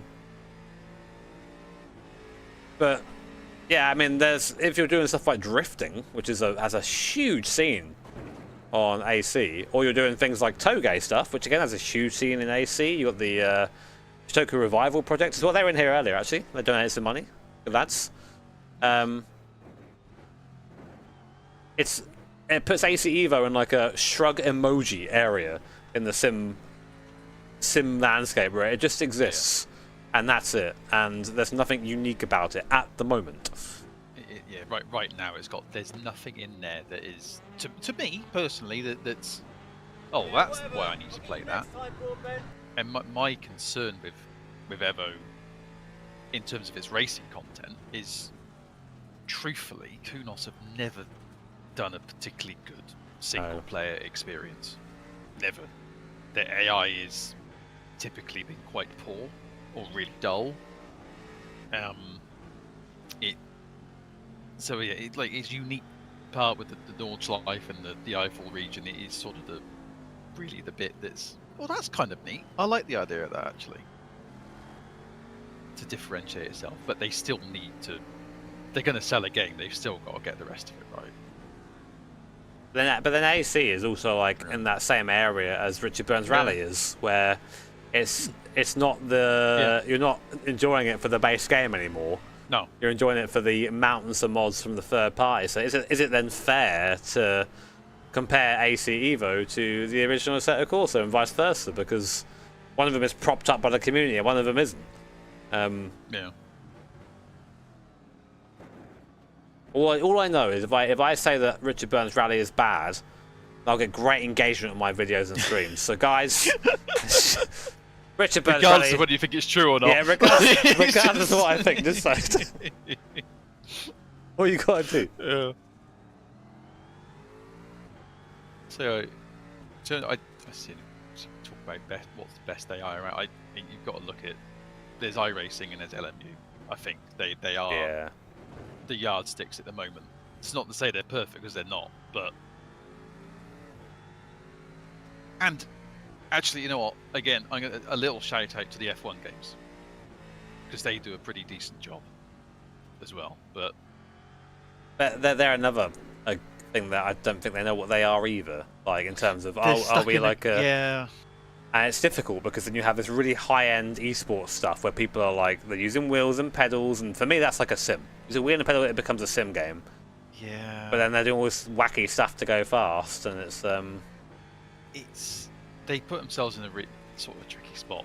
In 24, it felt like they were trying to make a shift back towards it being more accessible again for pad drivers and all that, and it was on a wheel. It was awful, like really bad. 25 is better. It's still not great, but yeah, they're just in a really awkward spot. It's a shame though, because I think they genuinely make quite a good game. It's a bit too much now, the offline, the single player career stuff, but it's still quite a full experience. Just need to make up their minds. What are we?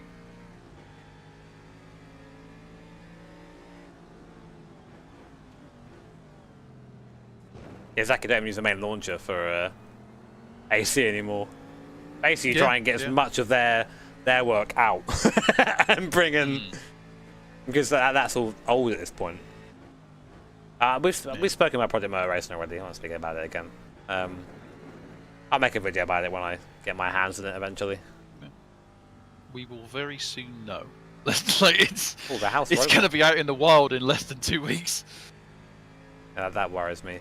Guys, a little reminder. I hope you're enjoying our in-depth old man talk about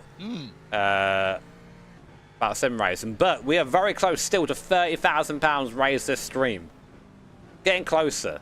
All it takes is just a little wee donation or two. Appreciate that you guys have all been very generous already. I'm eternally grateful for the generosity you show in these streams. Doesn't mean we can't raise a bit more though. So ! Donate. You can scan the QR code on there, it'll take you to the same page. You will also find out about some of the stuff you can buy as part of your donation. So you can either buy a stop-go for your favourite team, Car 35. You can buy you can do also if you're feeling very, very flush, you can put down £1,000 for the house robot, an Audi R18, to go and decimate the car of your choice, Car 35. Or you can buy a safety car and wave around your favourite team, Car 000. All options. Or you can just put in a tenner and leave a message of abuse. Whatever you want to do. It all helps. Very sorry. What's happening here? Hello, I've had hello, I've had one button. There, that one. One of these. There, eventually. I've had voice chat off for ages. Sorry about that. Is anything happening? I'm trying to get car number 12 to respond. They've had their 6th strike, but they've not said what they're doing about it. That sounds like a house robot to me. We need to wait for the end of the hour. It's poor thing. We'll see if anyone pays in the hour, and at the end of it, if they haven't, we'll send the house robot out. Good. And for car 12, we are paying our I can give it a nudge if I find it. Okay, thank you, car 12. All it took was one mention of the house robot, and they responded. That's the fear we're after. Man, you got me kind of excited to see him get hit by the house robot. Toes. That sure sounds like they're volunteering.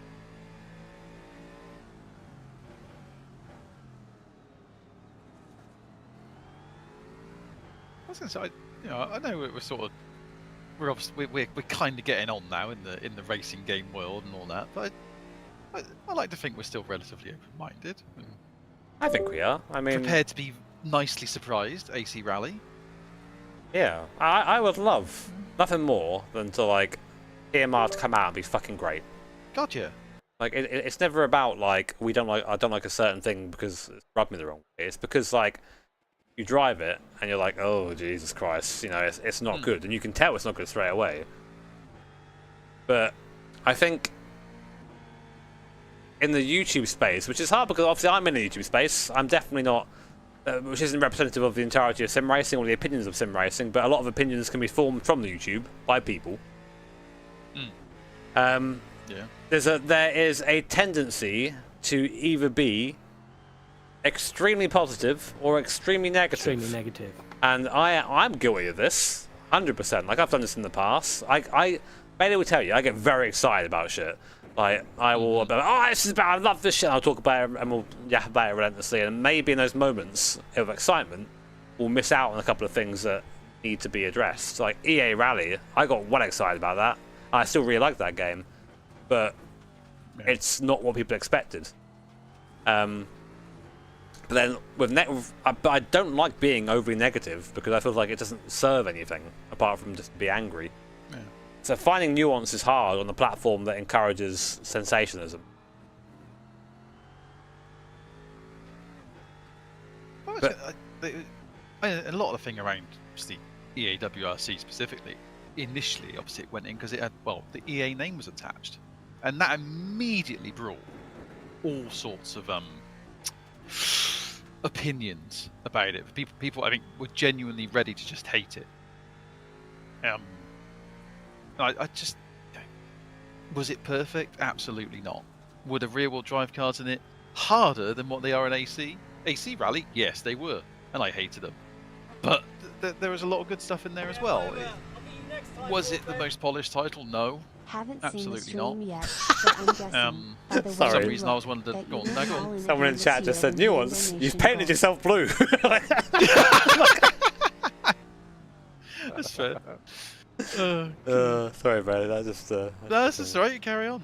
It's your bloody stream. Carry on. But again, so much of it was just lost in the, like I say, the, oh, it's great. Oh, it's terrible. Well, no. It's like, this is good. This is bad. You can. It's okay. You can find a balance in here somewhere. Well, I mean, I've tried so hard to be that. Like, to respond to someone in chat here, saying to Dinny, saying you're an influencer. I hope you feel you try to be responsible of that power. I mean, this race exists first of all because of that power in air quotes. And of course, I'm very much aware of like if people. I'm aware that like my opinion carries some weight whether I want it to or not. And that's sometimes why I don't want to make a bad video about something, because I don't always get things right. Yeah. You know, sometimes I will make mistakes about things. So if I make something overly negative, it can mean the end of something. I mean, hopefully not that drastic, but like there's a possibility that I can influence that to happen. Yeah. That's a lot of power that I don't really want, to be honest. Yeah. I just like making videos about shit and sharing my opinion. So I try my best, and I think if you go back and watch all my videos that are like critical, where I talk about something, everything I talk about has like a point. It isn't just like I don't like this or I hate this. Like it's always like, here's why I didn't like this thing. Here is evidence. Here is my reasoning. So I feel I try and be as like rational as possible and reasonable as possible. But that's up to you to decide. You're the viewer. You know, if you think I don't, then don't watch me. Go watch someone else. Make them the voice. You know. Yeah. That's it. What's the word? Cliche, I suppose. You can just try and what you can do is do your best. That's. Oh my god! There's a crash on the pit straight. If you donate £50 or whatever, a car that you would like a stock go for, if that's what you're donating for. But I like when you pick off. I don't like when you pick up. There is but I like certainly an element you of deserve a little bit of responsibility. extra power. That's a scary sentiment. I think we kind of owe it to ourselves to be as honest as we can be. Well, this is also our hobby.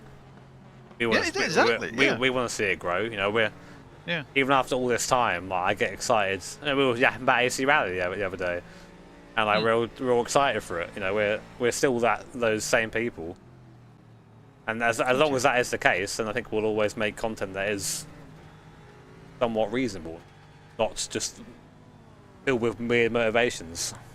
Mm-hmm.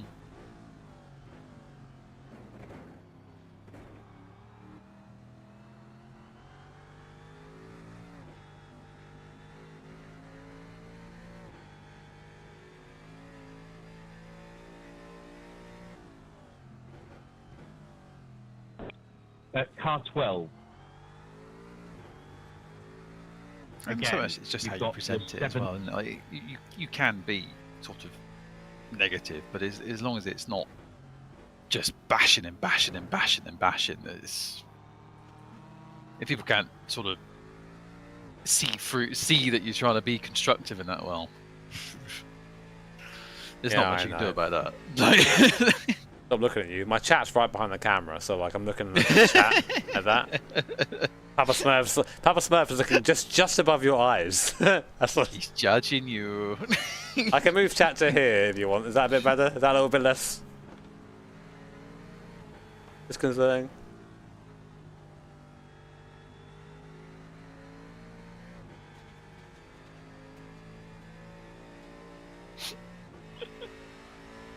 My thoughts on GT7 Spec 3. I was a bit disappointed to see that 24-hour races are being put behind a paywall, because I remember them being part of the release content that was coming soon, and then suddenly it's not. Oh, were they?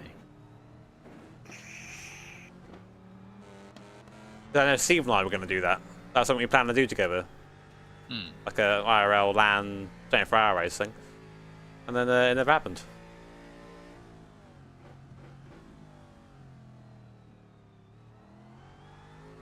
Well, bugger.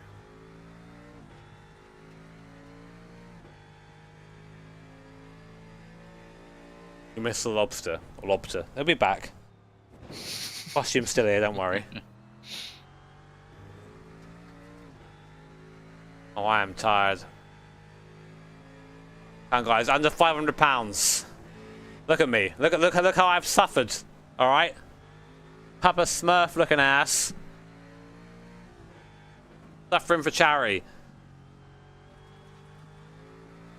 Look how big my hat is. Look how weird my socks are. It's all part of it. All right. This wasn't my idea. I don't wear this shit. Well, I do like the colours though. Who would win in the fight? The maid lobster or Papa Smurf? Wait, Papa Lobster? Oh shit.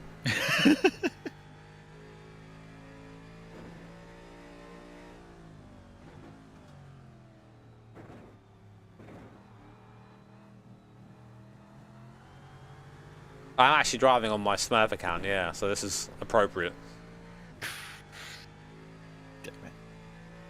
I'm gonna have a wash. I'm gonna have to. 1 a.m. is gonna be my cut off, I think. I gotta get up and do this tomorrow. Well, Jake did say he was gonna be available from that time. Yeah. At least yesterday. So. Missed out, Witcher. Witcher? No.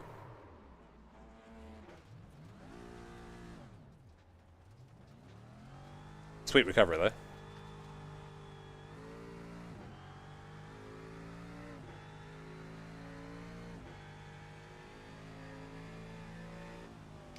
I have blue screen in my face. What does that mean? Did it fail?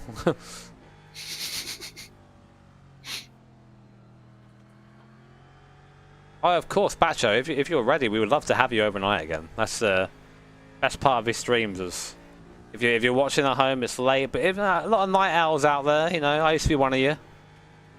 Now a kid. Now sleep is precious. But, you know, you sit down, you get like a cup of green tea or something.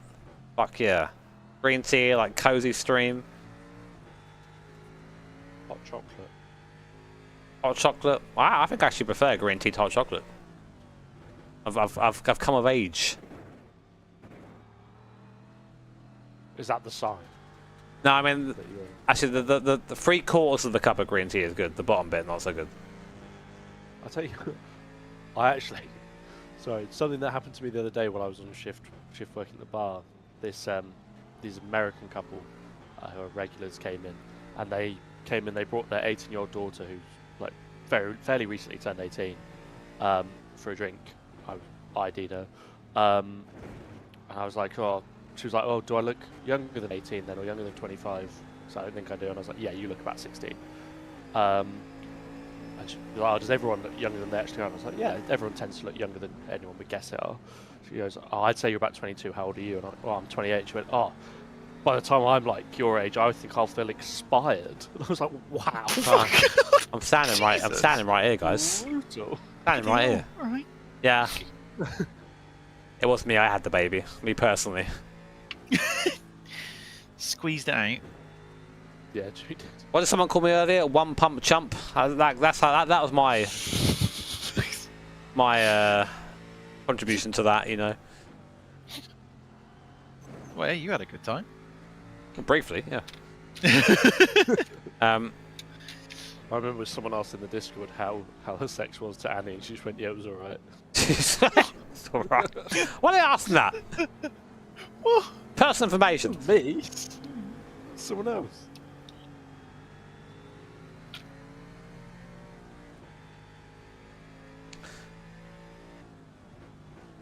Come on, guys, we've got 23 minutes until 1 a.m. We have 400 and my maths, £49, 448 and 48p. 49 and 48p. How'd you have a crash at 2 miles an hour? Well, I've seen people driving pub. Oh my god, CoinStream providing more again. Coin Stream is like an episode of Harry Hill's TV Burt. I got bored in a straight line. Guys, we've got a nerd question. I want to talk about this. Yeah. Cassium, have you seen Nils' AC rally video on throttle behaviour? I have. If yes, what do you think of this, of so many racing sims or games getting caught in key elements wrong, like throttle behaviour? I think it just shows that like physics engines aren't always derived from actual physics, and it's a lot more complicated than people think. I mean, Neil's busted out the spreadsheets in his videos, of course he does. That's like 99% of his life is a spreadsheet. And you can feel it. You can feel that it's not quite right. And I always put it down, maybe I should be a bit more like vigilant with this, but in a game like AC Rally, I'm like, it's early access, they'll fix it. Will they? I actually shared that video to my contact at AC Rally. I was like, have you seen this? It's important to look at it. I said, oh no, I'll share it with my with the dev team. I'm like, cool. Hopefully that'll get to them. But I think in a lot of instances, well, there's always two possibilities. Well, three actually. They know and they don't care. They know and they can't fix it, or they don't know. So it will be interesting to see which one it is. Spreadsheets mentioned Bailey's happy. Well, I mean, I like a spreadsheet, but I can't really talk about it. I don't say I really have the expertise to know what's necessarily right or wrong with the AC Rally throttle model. I just have nightmares about WRC generations. Oh. Yeah, even I could tell that was horrific. Just saw Taylor's comment about that as well. Yeah, that was the worst. It was pretty bad. Well, it was like you could put your foot like 75% of the way down and it wouldn't do anything. You should, if you're someone who likes to really get into the nitty-gritty of sim racing, then like Nils is someone you should be subscribed to, because like that man basically made every car in AMS1. If you've driven AMS1, it's one of the best driving sims out there even now, in an engine that is ancient, you know. I'm just gonna say it's still the best. They are still the best. I think it is. I mean, we've driven those little touring cars in there, the most Mushroom Cup cars, and whilst it's not an official mod, it drives better than Race Room. It drives better than the VRC touring car, Super Tourer cars. It's just a guy who understands how to make cars. It's just his name. It's just Niels Schissingveld.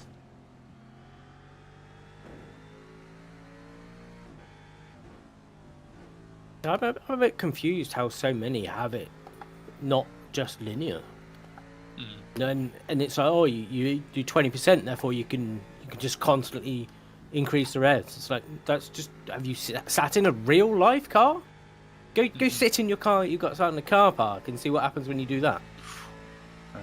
It's not like it's difficult to like test. But it is kind of tricky because like there are some engines that really rev very quickly with little throttle, you know, and some that don't. And so you have to think to yourself, okay, how am I going to simulate all these engines without actually going and changing them or getting to feel what they actually do and how they work? There's a complexity there. And basically what it means is every car that's any good needs to have some sort of real-life data applied into it, which is easier said than done. Because, you know, if you want, I'm going to do a Formula 3 car, you have to go to a Formula 3 team. Hey, Formula 3 team, you mind if you just, like, sit in your car for a bit and rev it up for me? I know it costs money to do that, but...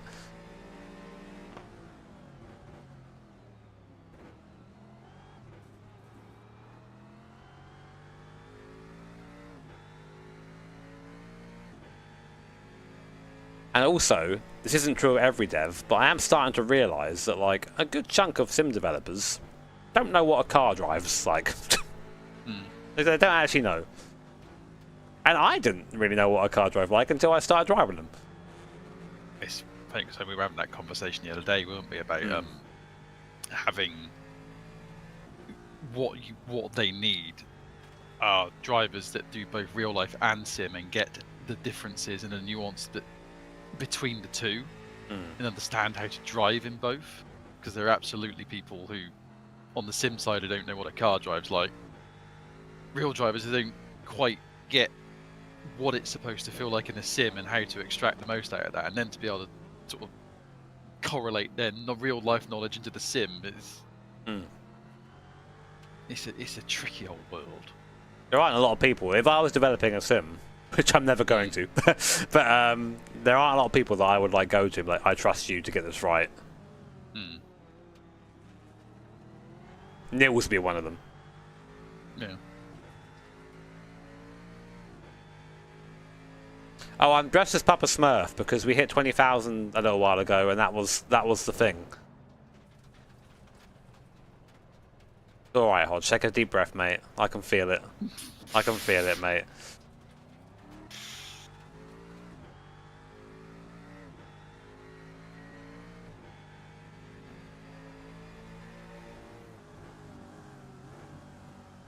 Oh, I see, mate.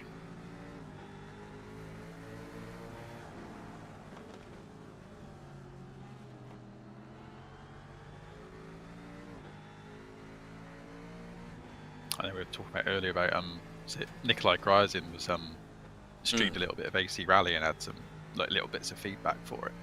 That's the sort of guy that they need. Yeah. Giving them, because he has done so much of the sim stuff and gets it, and real life real life WRC2 driver, you know. Yeah, for sure, definitely. Like, you know, someone who'd be ideal would be like a Max Verstappen if he had the time to sit down and do that. Absolutely, yeah. He's like the ideal person. Yeah.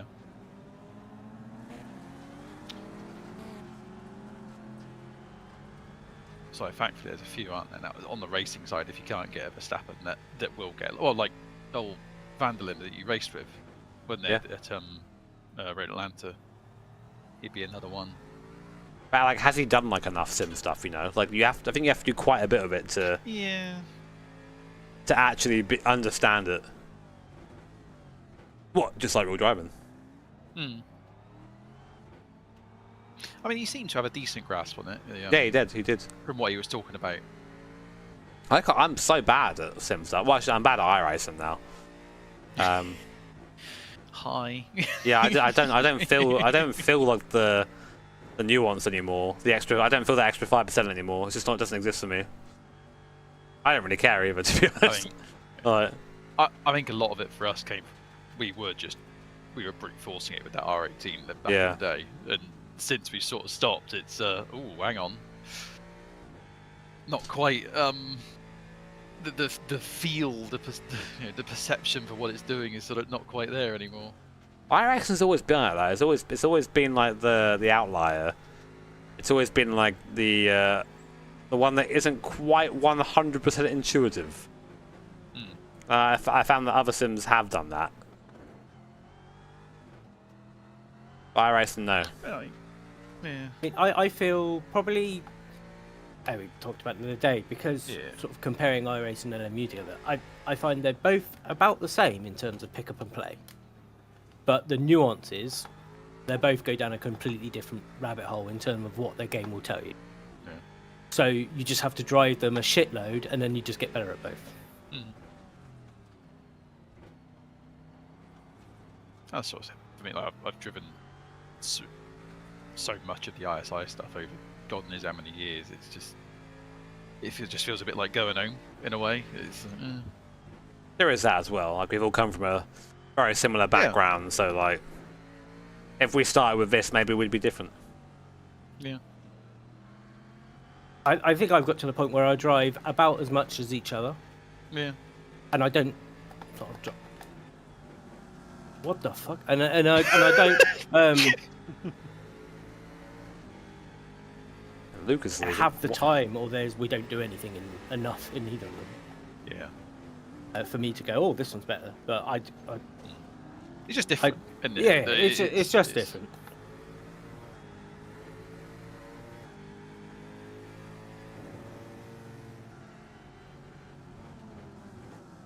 Could have just killed him, Odge.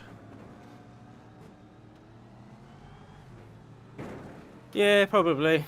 I don't actually quite like hitting people, and it just gets annoyed when people just do random things.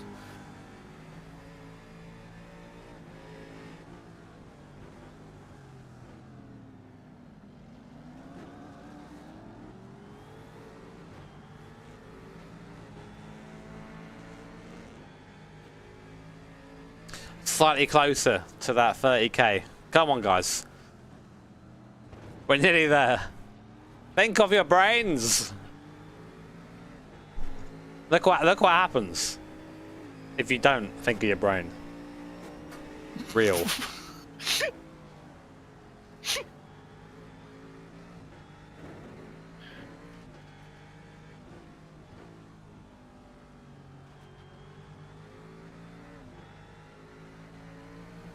We're communicating with real life engineers about the car has been good. Like, been a learning experience for me, for sure, because you have to start identifying the things that are wrong instead of just going, this feels bad, that feels bad. And the biggest help in there is someone like Manny, who is this pro driver and just knows, he can like translate what the car is saying to him. Whereas I'm still doing my fucking Duolingo for car language right now. But getting there, getting better. I managed to diagnose a differential issue on the 330i a while ago. I managed to give, I give feedback, which is they've started doing those little things now. So we've made a change. Tell us what it is. I go out there and I tend to get it right. Like 9 times out of 10, get it right. So I'm getting there.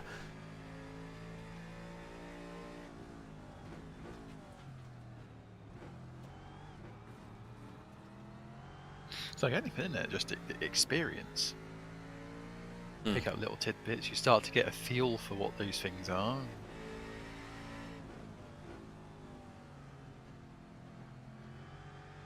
Garth Marenghi stream. My favourite horror writer.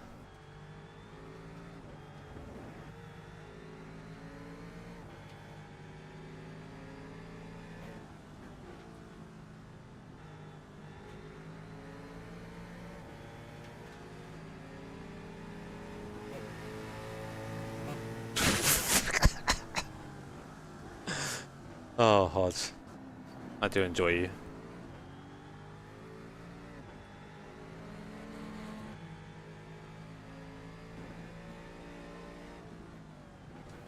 I mean, Misha dropped a pretty huge clanger earlier about whether we were racing next year, so that's all I'm going to say. Did he? Yeah, he does it on purpose. He loves it. And marketing people hate him, yeah. Yeah, definitely.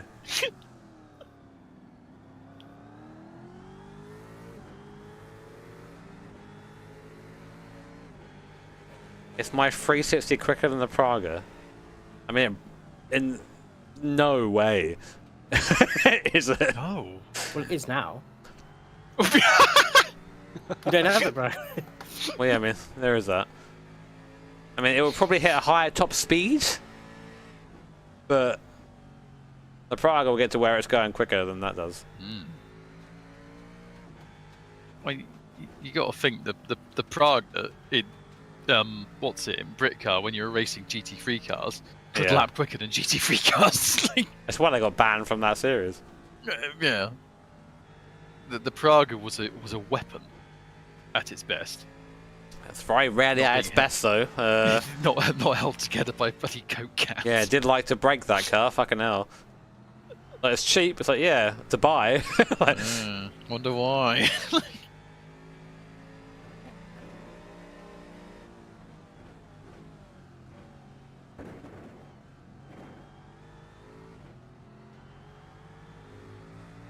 Engine was good though.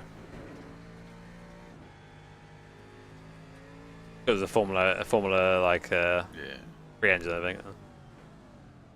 A Renault thing. Something that was proven. Yeah. Something they didn't make. It did look good. Like Oh yeah. There was always when it was functioning, it was a great little car, wasn't it? I don't understand the open differential still.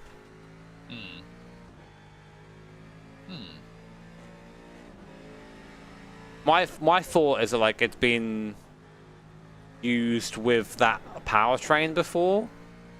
They knew that it worked, but given how the car kind of was, especially in like low speed, I don't know. but gave way to some odd characteristics.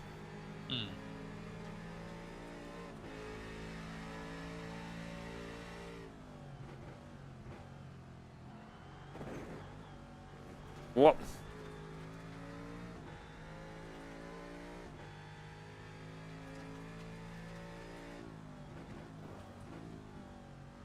If you could own a Praga or an old Ferrari, I mean...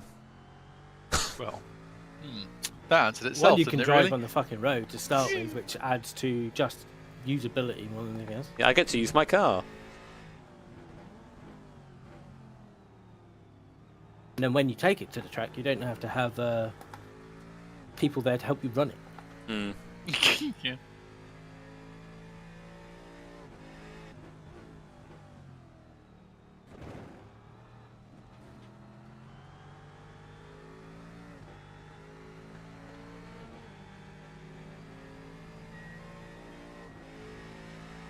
Oh, we're almost very close to 30k now.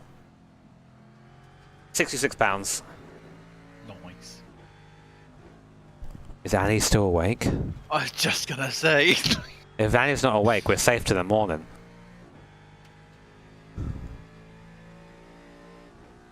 She must be asleep. Come on, Annie. Come on. Wakey, wakey.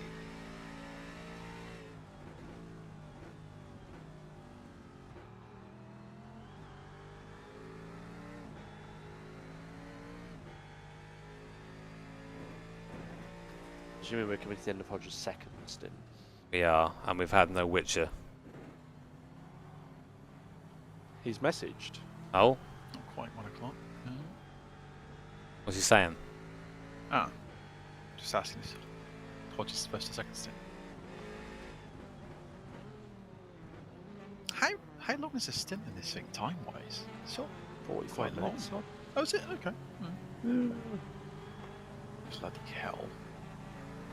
It's like 30-something laps, but they go by really fast. Because they're, what you're doing a 1 minute 20-something. So yeah. The Praga in race room is a little bit harder to drive than it is in real life. Very shit in like the low speed. It tries to spin a lot. The Praga didn't do that. It was weird in low speed, but not like that. I was going to say there's a difference, isn't there? Yeah.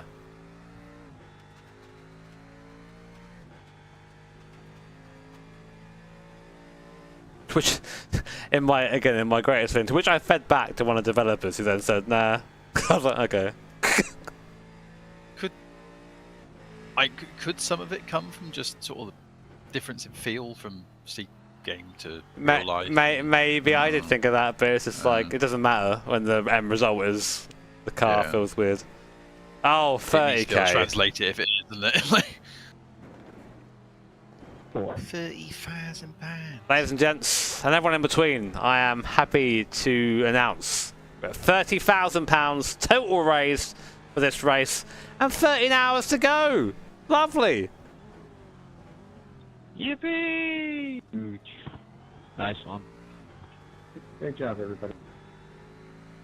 That is so much money. That's a lot of money. Mr. Streamer, question: have we surpassed £420,000 yet?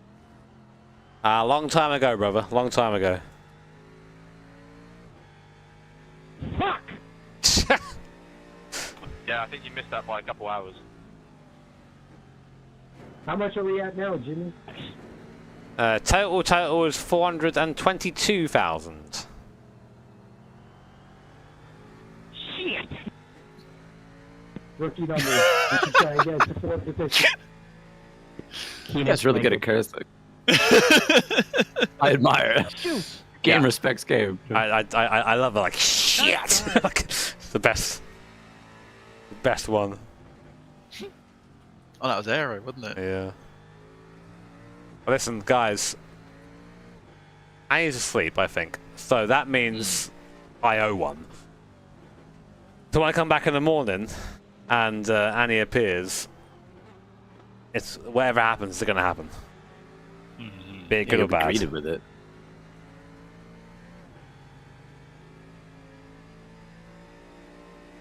That's something to look forward to.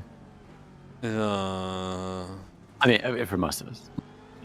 So the real question is, how long can I sleep for? When do I need to be back? Because our spreadsheet doesn't exist. Well, assuming Jake's times are accurate, he said he's available from 1 till 7. Right. To get about 6, you know, might be a good shake, you know. Oh, okay. You generally need an hour to wake up, from what I remember. Yeah. You're pouring a pot of coffee directly into you. Into the eyeballs.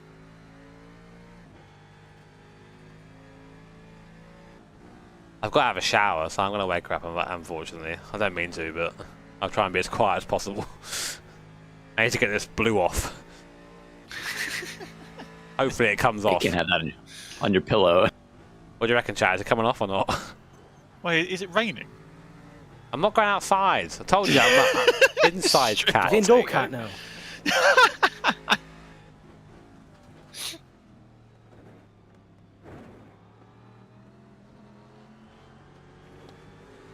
It's got to be like make upgrade stuff. It should come off.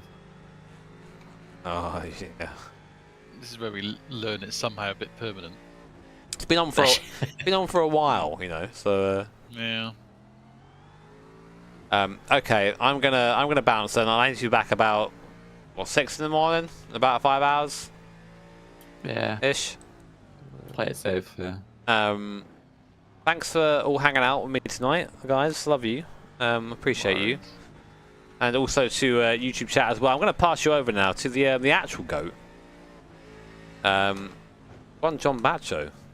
It's here overnight. I need to set up some stuff. Do you want anything on stream, Bacho? A link anywhere or anything? No, I mean, I don't know. I don't know if you wanted to put a camera on or something. A camera? Oh. Like for mine. Oh. How do we do that? If you want. I think you can just cut it out. You pop it out and mounted by a car. throw it in I don't there know how to on feel about OBS. Could possibly do that. Well, to be fair, you did cause the mounting. They are going pick you up places. for dinner at least? They were playing that guitar mighty fine the other day. Thank you, Bailey. Had that on the background while I was talking. That's what Jimmy said. I was pleasantly surprised. Shit. Yeah, he's struggling. He's struggling. Smashing out He's Fortnite, yeah. Right. Sorry to everybody involved in that. Right, let's get rid of that. Sorry, I'm using my very small brain here. Oh, there's my boy up there. How do I cut this out without showing my entire Discord? I just do that. There's gotta be a way. Look at that guy. Look at him. Oh, this is fine. I can do it this way. This is I don't think I show anything here. Wait till I now get. If I window capture it. Hodge, I'm ready if you want to pop Create out. new window Or if capture. you Not wanna not stay that on one. Up to you. When are you due back? Discord. There you go. Yeah. I'll take a nap and wake up whenever I'm. There he is. That's my boy.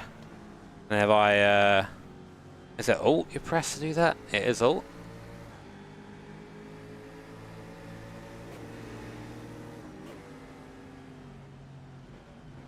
Oh, I've got one lap left. So. There you go. Bacho mentioned. Well, I think this is the lap. I think you'll be in at the end of this one. So if you want me to get in, I'm ready. If you want to carry on, that's also fine. Oh, you can get in. Yeah, Hodge needs just for one or so. While I'd probably until just go Butcher stand gets in. outside and shout into a pillow myself, but I'm just having a great time as always with the charity race.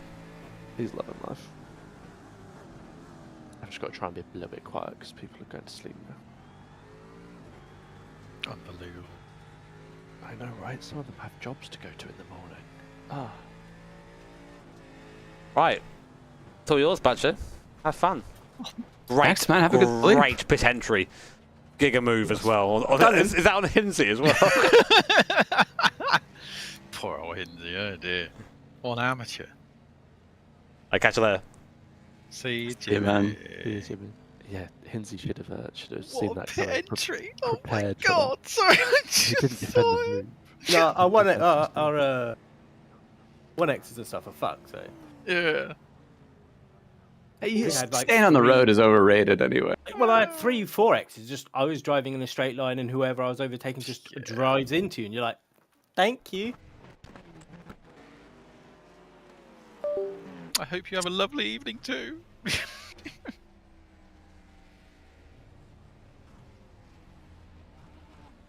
God, it's so funny, like the amount of hours where people are just like, "What happened? Why are you blue? Like, what the fuck?" You know, like people's minds are being blown. Have you heard of this race before? I've seen him in a maid outfit. You know, I kind of expect anything to happen. I was enjoying your guys' conversation about the sim race on that before too. It was really good. I always like hearing the state of sim racing from our point of view. You know. Yeah. Well, it's nice to just get into it. Something a bit of the nitty gritty. There's so much coming out and exists and is being updated. It always feels good to have like a State of the Union kind of thing. Like, where are we at here? So that was good. I appreciate that. 30. It's bloody bonkers time at the moment. Not even just for racing stuff, but video games in general right now. It's mad. I'm kind of glad GTA 6 isn't coming out. It's like there's We're going to now have a rush in the first 6 months of the year for more titles as well. Yeah. Well, and then then you're going to have this. They're going to release in all sorts of different states. So you get some which were pushed back, pushed back because of obviously GTA is supposed to come out before Christmas. Like, well, we'll leave it till like spring, so it gives them more time, so they could actually have a reasonable polished game ready to go. But they were just waiting for the right window, and now that window has opened up. So they're like, open, yeah. So they've got a quality game to bring out, like finished in quotation mark. And then you've got the games that were planning to release next Christmas, are now like, fuck. Yeah. Well, it's sort of like this window, wasn't it? When GTA initially moved away from now, it's like, oh god, right, now's the time, come on. Which is probably why it's gone a bit mad. But well. Letting chat know, yes, I can see the chat. I can see the chat better than ever, actually. So, you cannot escape my gaze. I will read it all. Can I just take this moment to introduce head steward Oscar Hardwick? Oh, legend, living Hello. legend. And if you heard Nancy screaming, that was because he joined. Yeah, living is a stretch, but yes, I'm Walking Dead legend. Yeah, Walking Dead is right. Going into this ill and then doing all the talking is a bad idea. But, you know, it's worked out. I've got a team now and they're very good. Yeah, there's no winning at the moment, just the nature of it. But I'm well enough to be doing this, which is nice. Well, Bailey went outside and he got ill. Clearly, the answer is to never leave and put yourself in a bubble or some sort. Ideally, yeah. I think that's what happened to me. I had the audacity to leave the house and just immediately struck down. Assuming, because I've really not done a lot of moving this last week or so, because the cricket training session may have done a bit of a number on me.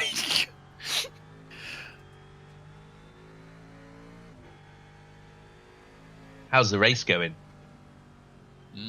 Oh, it's going. I've not been watching. Existence, I think, is the word. We're on. We don't have any more fast repairs either, right? Yeah, we do. Oh, we do. Okay, good. We just don't advertise that we do. Oh.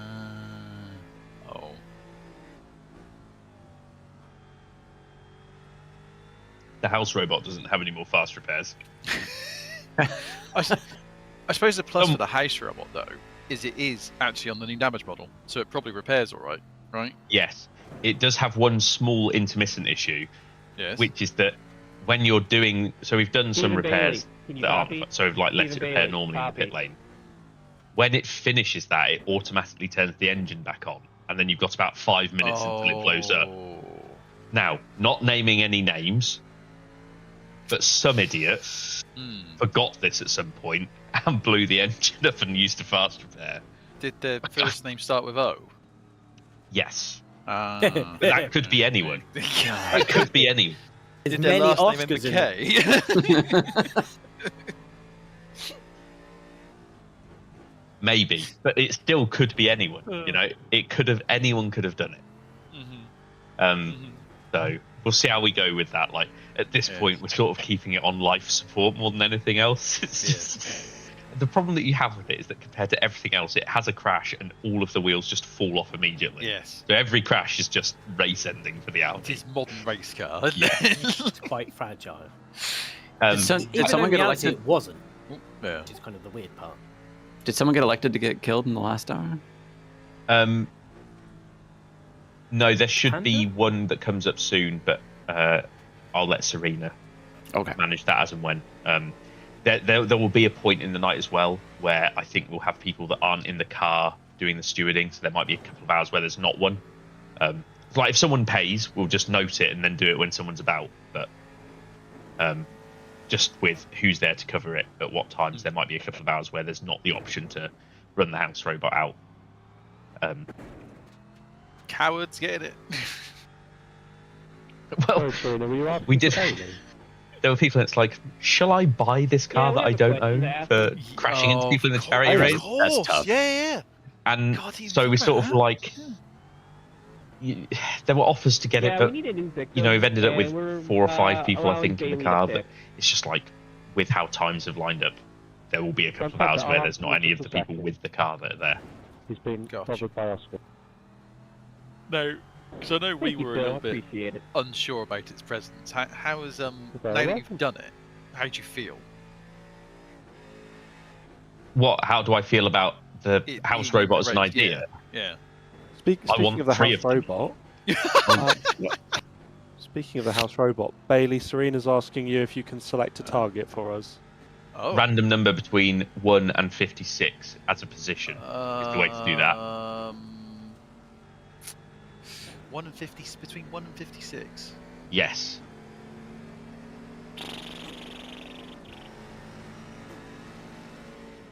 Let's have a 4. Okay, 4th place. You can tell Serena. I couldn't tell you. Yeah, for P4.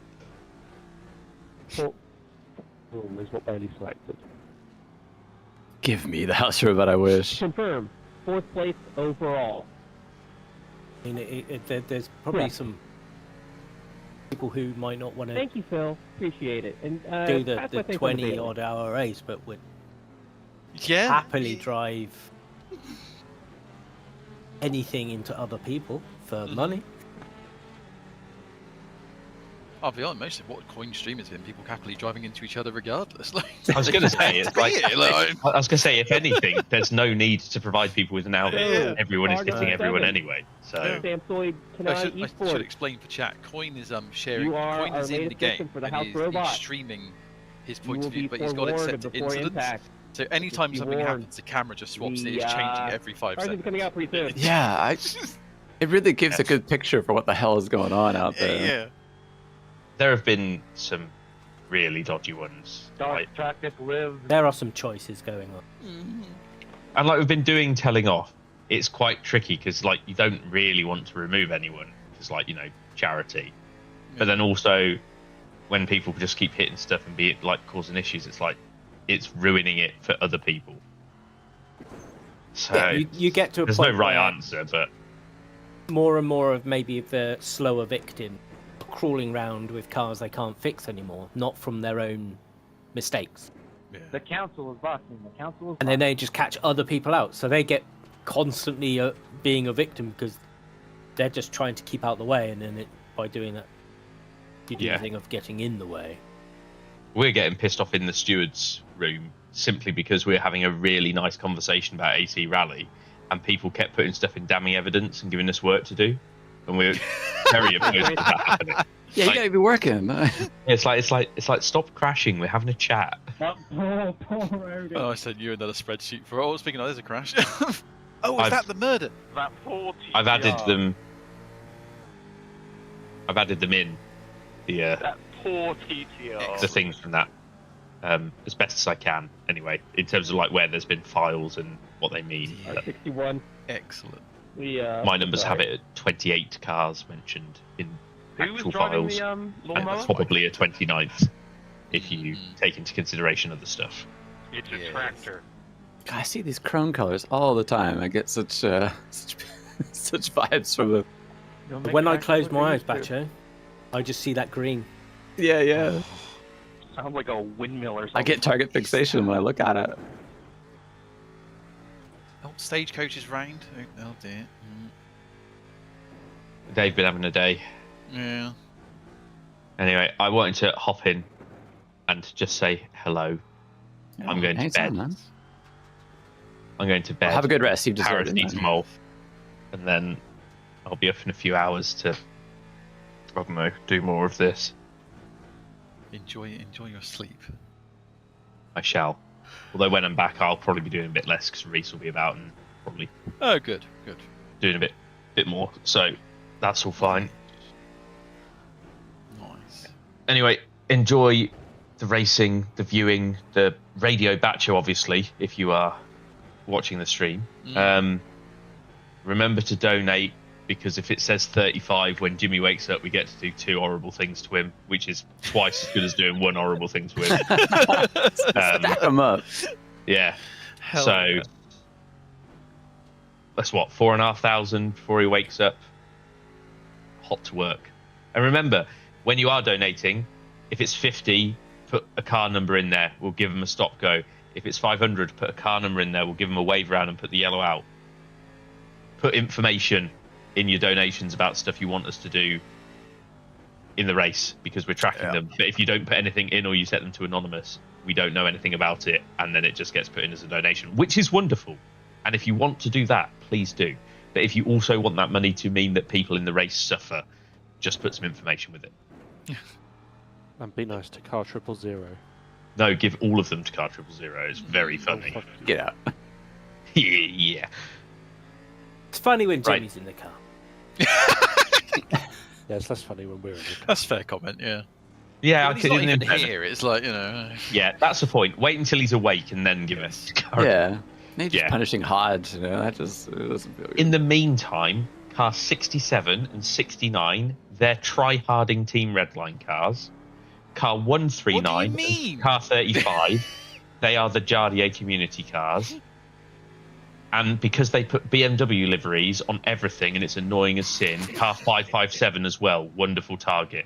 So 67, 69, 139, 35 and 557.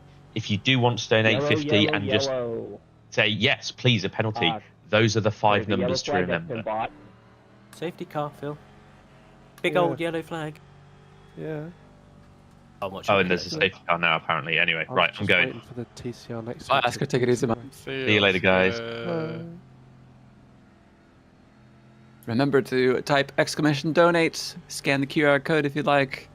Get us to those other goals at the every 5,000 mark. Go to the Just Giving page. See all those that are donated, what total we're at, and look at the stories.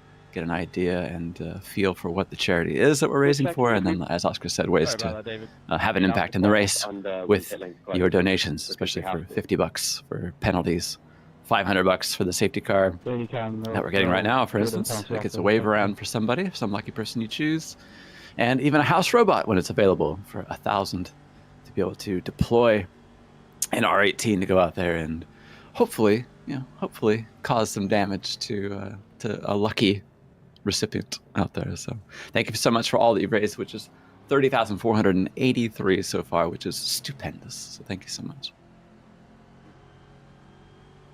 I was just gonna note, CoinStream is within our Discord server, so we can't really share it.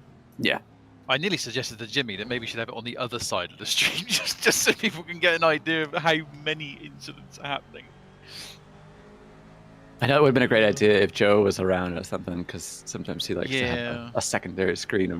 But that auto director thing to just focus in on the crashes, because some of them you hear just like, okay, someone losing control, right? Yeah.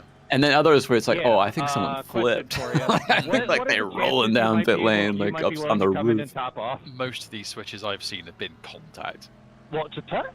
It is, yes. Yeah, it'd be like super helpful for us right now. I literally kid you not, I pitted like 2 or 3 laps before the caution, so I'm fully So tanked someone up. saying they want us to do a bloody podcast.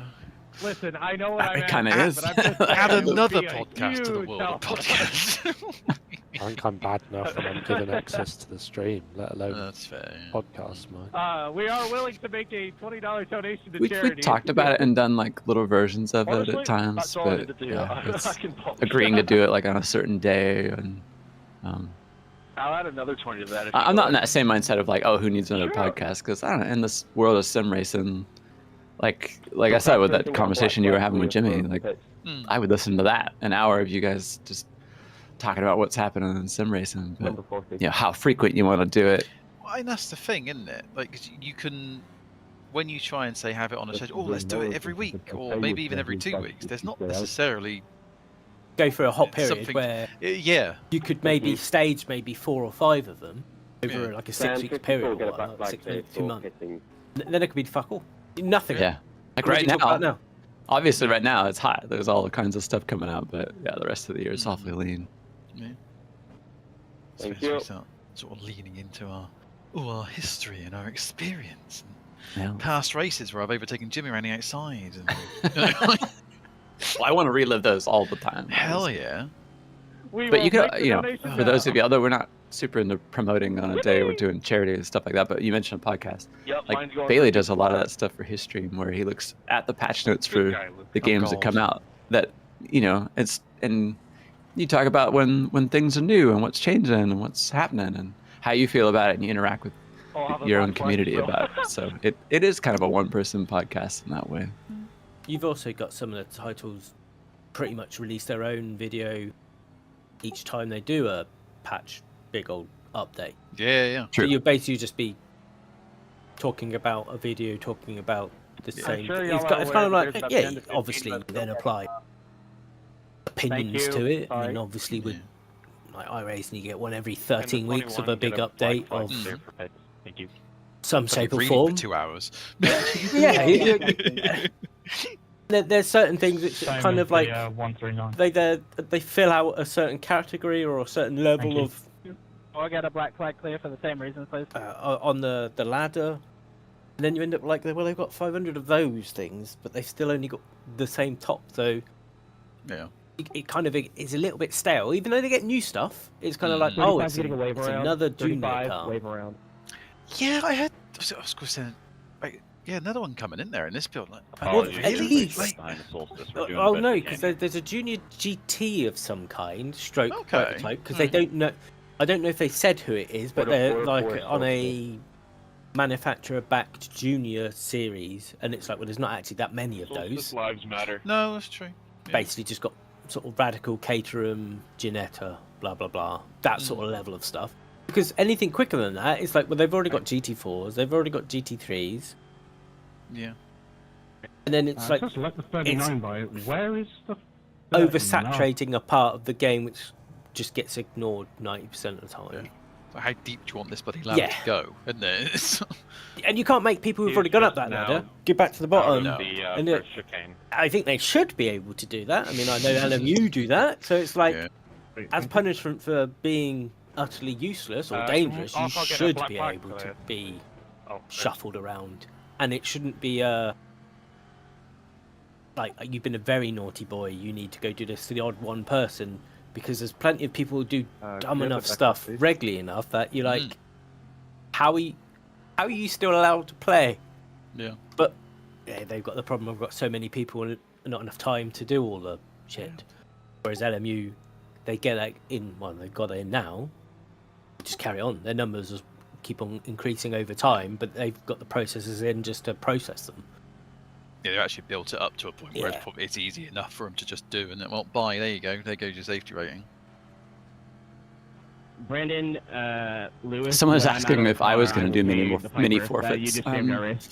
No, certainly no maid outfit for me, I'm afraid. I can't believe There's no I might way I look was going to survive pretty good starting on at the one, front of the field. I was going to die. 10 pounds Been about from... that could be a forfeit. You can get paid. Such a forfeit, that one. £10 from Raisin City. Moving on. A payment from there. People paying for their penalties and that. Always a great way of raising money for this, where people are driving poorly. I think someone was asking how did you become a steward? I don't really know. I'm not a steward myself in this. Just sort of be part of the community, isn't it, for a while, and become sort of a trusted member. It's kind of who you know. You know, like sometimes people that hang out in various streams of ours, and then we kind of gain a level of trust just because we see them a lot and see how they act in the community. And I don't know, it happens very organically for the most part. I chose to Riff Blondie for the £10. Says good luck with the fundraiser. Thank you, Riff. Another great job, Jimmy and team. That was from Michael Edwards. That was £20. Thank you, Michael.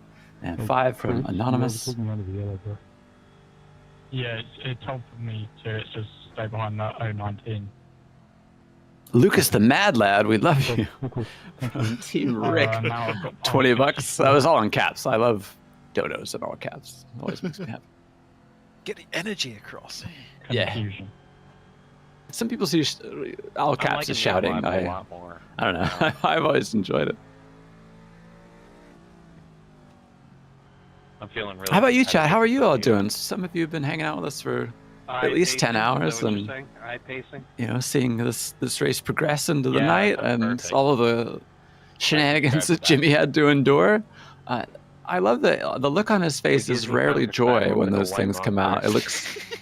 It looks like worry, a touch of horror, and like, is this going to be permanent? You know, he's always worried about like, am I going to have hair tomorrow? You know, do I have any functions coming up that I will be photographed and I'll have to explain myself, kind of thing. Like, it's great. Weird stuff going on at the back here, mate.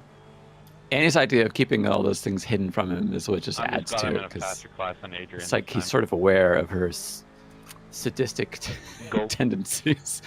Yeah. The only thing we were missing, like when she waxed his arm, was we didn't get to see her face, like because she did it last year maybe, and she just had this like look in her eye that was like very happy. Yeah, devilish. Yeah, devil-esque. Really, it was like yes. I think one of the forfeits at some point has to be that he has to play one of the scariest horror games that's available. I know, but he's bad with like even a game that has dark lighting. Yeah. It was like it was hilarious playing that repo the 2 or 3 times he played it, and like he would just go missing, and then you go back to the little ship, and he's just like, I'm just in the corner. Okay. I'm not even one of the absolute scariest, but you know, get him on Alien Isolation for a forfeit. Oh Christ! Yeah. Mod it so the actual alien is not there. Just don't tell him. Yeah, don't tell him. Oh, mate, I love it. And you put that game as VR, I think, too, right? There's people seem to love that. Oh God, it doesn't it? Yeah. No, Dark Souls isn't scary. It's frustrating. It's not scary. Yeah. That's a controller through the window type game. Yeah. That's a punishment for Nate to play. Yes. And I made him suffer through that. One of the joys of my life. Oh, dear. Not that I like to make Nate suffer, but I found it fascinating. You know, I kept waiting. Suffer. I did. I kept waiting for him to have this like transformative moment, right? Where you go like, okay, I get it. Like this is kind of cool. Like, and he didn't. He suffered and hated it right to the credits, and it was just like, if any of you have seen that Dad Souls video that went viral, where like this guy's old, like 60-year-old dad had a like epiphany about video games through Dark Souls. Like Nate was nowhere near that shit. No. No, I couldn't see Jimmy playing a game like Dark Souls anyway. No. I was actually feeling the effects of addiction at that point. It was like gambling addiction. Yeah, I say Soma. That, but then how many years has he bloody thrown himself at a brick wall with Gran Turismo bloody license tests? I know. It is the same. When and where. Yeah. Nate's currently, was doing that. Oh, God. It's a good thing if you lost your and then, go to mine.co.uk. Because obviously these days, the emulation and how physics are tied to FPS. he was playing in ultra hard mode and didn't even realise because obviously with a higher FPS, it was the license tests are more difficult. And there were like two he just couldn't do, and he's like, "What?" Someone like mentioned it, and he was like, "Oh." I am. But they were amazed he'd managed to do any of them. As soon as he sorted out the limit FPS stuff, he waltzed through them. But they were a different beast back in sort of GT1 days to sort of the grind that they turned into. But they were all part of the game. Yeah, you end up learning a very specific skill to do that license test. Not sure I can watch someone do the same one for like 2.5 hours. That's pushing it, but that's part of how we got here. It's exactly how we got here. Jimmy and the GT3, I think the Corvette Challenge of Seattle or something. It felt like about Seattle, the famous one, Trial Mountain in the GTR. Yeah. I think it was like 3 hours, that Seattle one. I mean, it was incredible. And I was watching the chat have a meltdown because like they were giving him every piece of advice in the world, of course, and he was just tuning it out completely. And that was one of the wildest days of my life. That's the thing with that period as well. Was at a point where we were having to mod it for backseating and giving unwanted advice and all that. I know that policy did change for our sanity. Yeah. Like the speed that chat moved. No, we don't want you buy. Don't want you buy. Don't want you buy. Yeah, we were modding like 20 people up to that point. And then when it was like 300 and then 600 or 1,000 people that were all doing it, like I couldn't ban people fast enough. It was insane. Yeah. I kind of wish I could just go back and unban all those people at this point because I kind of feel bad, you know, like. Yeah, but I mean, at the time though, it was very explicitly said, look, we don't want it, and that was coming from Jimmy as well. That wasn't just from from others. It was just the policy at the time. It's like, well, if you can't follow simple instructions and you're just gonna come in and blur out stuff you've not been asked for, well, tough. Yeah. Oh, it reminds me. I don't. Those that I was were. one in your chat. Well, I was just gonna say, I was playing the NASCAR 25 on my own stream, and there was someone who came in. Their first message was, "Oh, do this with the just turn the steering wheel off." Okay, and like, oh yeah, that's right. Yeah, it was. Yeah, that was their first message. The next one was about, oh, do this to the setup. So, no, I'm okay. I'm happy with where it is. And then they kept insisting, and then in the end, I finally had to stop being polite and tell it, look, no, this is my stream. I will do what I want, and I'm happy with where it is. At which point, of course, you get told, oh, your stream sucks. I'm unfollowing. Oh, okay. Great loss to me. Yeah, sayonara. Yeah. It just, what's the word I'm looking for? Like, the right that they think that they have to just go wherever they want. Yeah, the entitlement that they have to go and do whatever they want. And it's, no. Would you, do you go into a, well, maybe they do go into their study room or something and say, oh, make toast for me.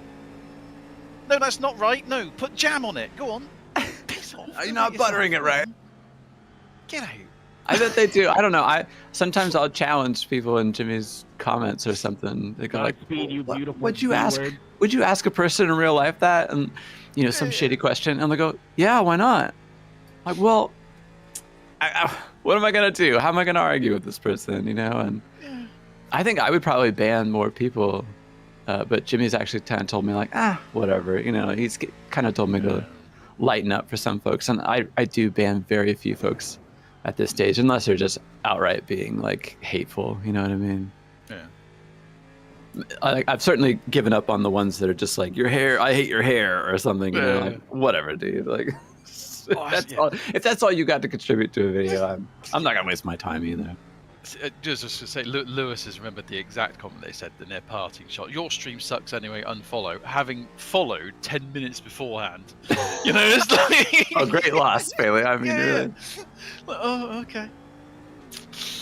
Yes, Jimmer did get hacked. I took over his machine. Yes. It's incredible. Well, instead of having like Tom of Tom and Jerry fame be in the corner and then everyone go, "Where's Jimmy? Is Jimmy asleep?" I thought, what? Let's just turn the camera on and then someone bought you'll just have to deal with me. they'd like to keep this competitive for the 5 hours in the booth. So let's bring the cap down a little bit. It's fun though. We love Happy stop and the go. audience and having people that pay attention to shit that Copy we that. never thought anyone would ever look or care about at all. And is having this bigger magnifying glass on things has been fun. I mean, even in the way that we having our league with more people in it, and having events that we'd like to run and people show up. And sometimes Jimmy streams them and shows them to you guys as well, just to display what it's like, from what we came up from for sim racing is a real joy. So, and then we get to do this. We use all our powers to help raise money for a charity that really helped Jimmy in the past and when we knew him before a lot of you did, and it really lifts me up to know that he can give back so much to it. And so really enjoy having you all here to listen to us, and for those that donate, and know that it's going to other Jimmys out there, more future Jimmys that need help. So, well, Nice.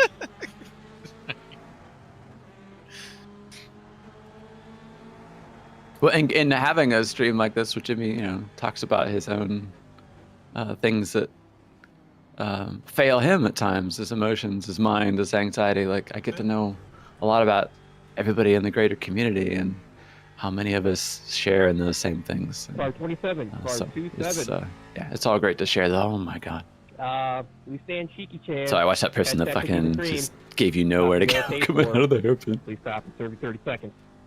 Is someone on the left or someone in front? I know.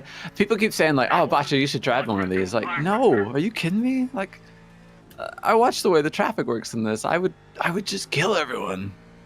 I think if you just drove one on its own, 67, we'll just pay the they are tonight. quite a doddle to drive.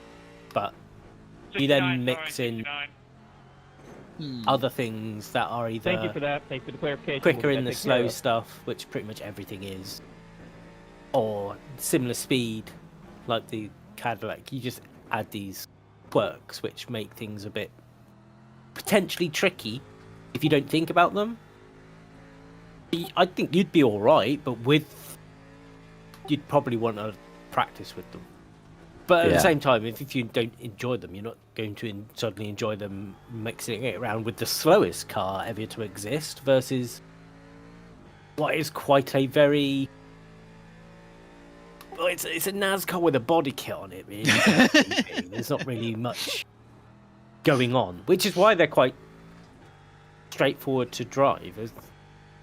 Considering I've only driven it on the high downforce baseline thing, it's... They're not complex cars, are No, they? they're not, and they're from an era where it very much represents what it was. Yeah. And it was far removed from anything else existing on the planet because they had to be cost effective. Mm-hmm. You could look at them as similar to like what the modern day P2 and stuff is, where it's like, here's a chassis now, you can put any engine you like in it, but it can't be too big. And the aero shit. So good luck with that. Yeah, considering what they used to race against GTN? Oh god, not even sure what they were. But really. even then, like it those was Mazdas and things. It was silhouette Mazdas, MX3s, MX8s. Because obviously that's where Dempsey started in a Mazda. But you also had these also started out with the initial Porsche GT3, which was quite competitive against these. And I think that puts it in perspective. It's like, oh, they lived in their own bubble. Yeah. So when you put them against anything that's kind of good, they kind of like, oh, they're shit, but they don't feel shit. I think that's a highlight of a car doesn't have to feel slow to be slow. Yeah. You can get quite an involved drive, can't you, with something that's a bit slow anyway? It's not...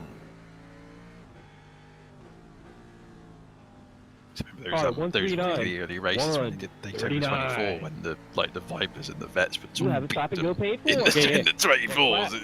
Come and serve your stop plus 30. And that was sort of a point when those cars were, I mean, they weren't slow cars, but they were so not massively themselves. Quick. Yeah. I suppose you had the Viper was I don't want to say towards the end, but it was at its peak. Yeah. Pretty much driven by Orica more than anything else back in the day, but yeah. Yeah, it's certainly a car that stands out for the era and what it needs to do. Yeah. This donation from Albie1 Kanubi says, Bacha, would you please narrate my life? It'll be a really dull job, but it'll sound a lot better. Well, that's very kind of you to say. Sure, absolutely. I don't know what that pays. It could be like the movie Stranger Than Fiction, right? Bloody hell, Phil. Emma Thompson. Oh.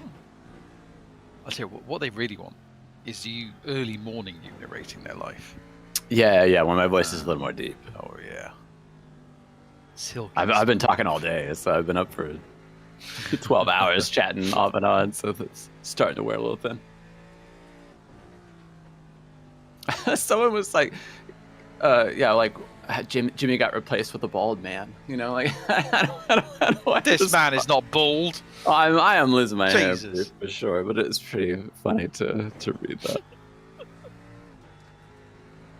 I've accepted it. It's fine. Don't worry. I wore a hat on my stream for like 2 years in a row because I was too self-conscious about losing my hair. So I love that when I decide to not wear a hat, someone's like, "Oh my god, you're going bald."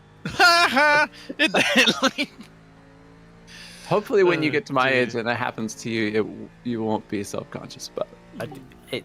I got a friend who went bald at like 18. Yeah, same. Wow. Like that would be a disaster. You know, 18-year-old me would have had a hard time with that. There was one lad at my school, and we're Christ, what was that, year 10? So 14, 15 years old, you already had some grey hairs. Which was like, see, at that point, you're a bunch of flipping teenagers. You're horrible, isn't you? So, oh, yeah. They look for any reason when you're different to make money. Yeah. Just to drive through. Mm-hmm. The classes we have are the DP Riley, like we're in. Don't Google that. Cadillac CTS-V, TCRs, the VW Jetta, and the Pontiac Solstice. It is a really weird mix. The only ones I maybe would have lobbied for are the Gen 3 supercars because it would have made it even more chaotic, I think. Did they have headlights? Oh yeah, that probably would have precluded them. You're right. Can't remember. I don't know.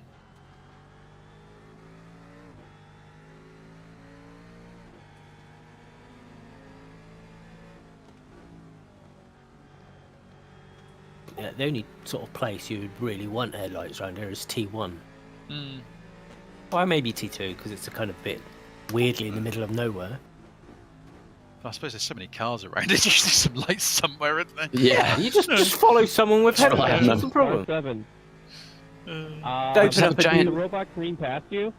I was gonna say I have a giant driving line on like I do. I see perfectly in the dark.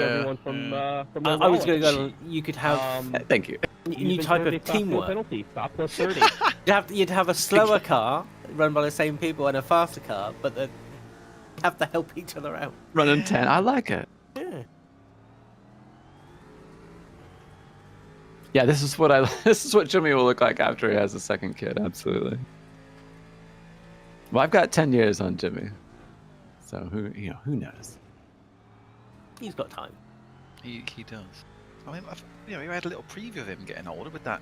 I know he was a bit blue, but the grey beard, you know, yeah. I think we sparked an idea for next year's forfeit of just like the fake bald cap and or just give him mutton chops like I've got. Just make it difficult to do anything, like get up.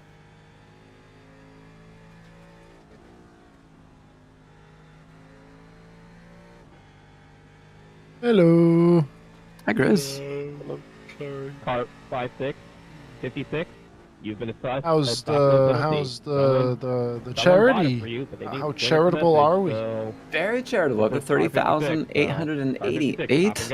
We'll get to see the next forfeit / goal from Jimmy when he wakes up around 6 in the morning his time. If you're waiting around for him, but You have me, Radio Bacho, for the next few hours. I think I got Drizzy just joined us. Bailey's been hanging out. Hodge is here. think it's around that number. And Phil Baldwin is driving. Someone asked earlier who was driving. You can always look in the bottom right-hand corner and give me a good It idea. feels like people aren't happy that the house robot missed, so they're making up for it. Hello.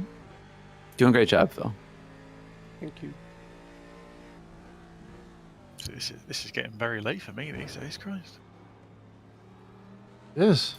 Hodge and Oscar were training up yesterday by playing Arc Raiders.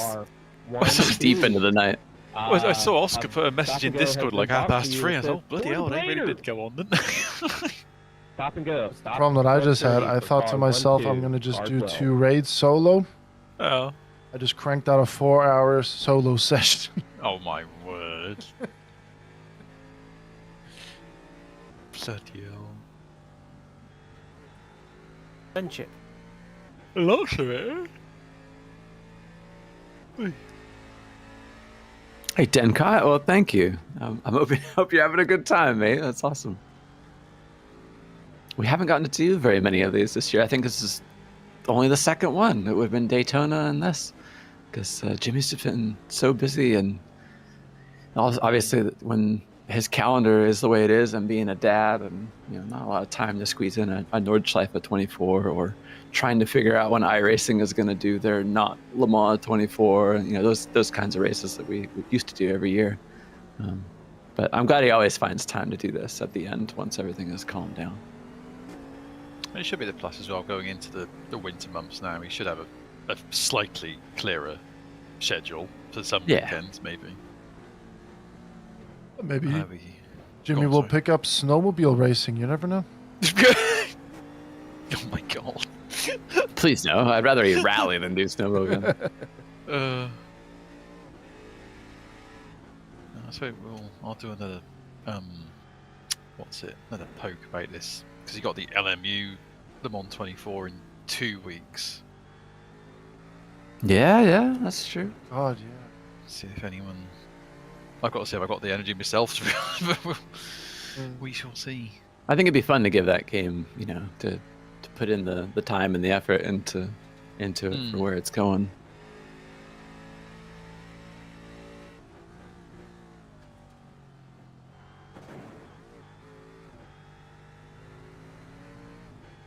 Is it normal to be tired waking up at 7:30 a.m. and finishing work at 4 p.m.? Well, sure. Truckle Vision GT. Sometimes you could just yeah. Any one of those can make me sleepy if I've depending on the kind of work or how much other rest I'm getting. You have to do any work that involves dealing with any people. Please confirm which choice you make. People are draining to me, more so than physical work most times.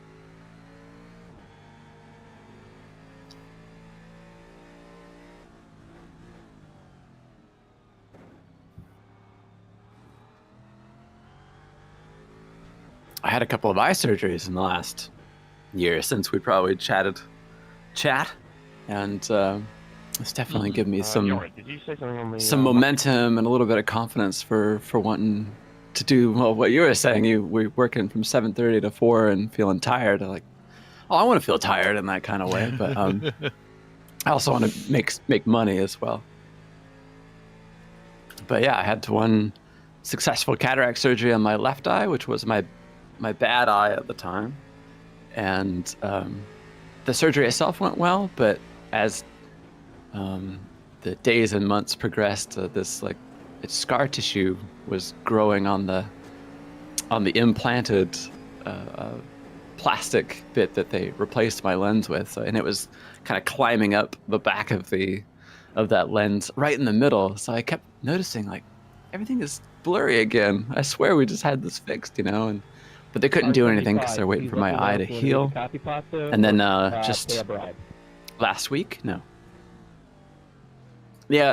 couple weeks ago, they did a laser surgery on that same eye since it had healed enough, and they were able to zap the bits that were there and blast it away. And I'm seeing it's 2017 again, 2016 again. Roll back the years, 9 years, and it's been really great. The only thing is I need to have my right eye is now the bad eye, and I gotta have that one worked on too. In the meantime, it's nice having at least one that's kind of usable, even if it's still really narrow in the center, and I'm still legally blind. Nothing's gonna stop that from being a thing. But I'm enjoying, a lot more of what's there in the center to be enjoyed. Sorry. So, what you can see is just a bit clearer. Yeah. I was describing to them the other day, like, it feels like I have like VHS vision now. It's not quite so kaleidoscopy. Yeah, not as kaleidoscope, not as like trapped in a fuzzy fog. Like it's I've got something to work with, which I'm really happy about. I have like an anti-aliasing problem at the moment, which is really weird. Turn like that up a bit, I know. I wish I could fuzz over that, like make those bits more smooth. But every line that has a straight edge to it has jaggies, and if I look at them, just so the jaggies move too. So everything has a little bit of a squiggle. Even when I'm driving in iRacing, it feels like I have low frame rate because I'll notice all the jaggies. So what you're saying, we need a bit of DLSS for some sharpening. There you go. Yeah, I need some DLS quality. It's a clever AI technology to just sharpen up the bits there in the middle. So it's never a dull moment for my life in general, but certainly what I'm seeing and not seeing is pretty fascinating. So it is cool for any of you, as you're getting on in age or you get things going on with you that like the technology out there is improving all the time. So it shouldn't be as worrisome, when and if these things ever become a problem for you. And I mean, they do cataract surgeries all the goddamn time now, and they're pretty darn good at it. So have some faith, for routine.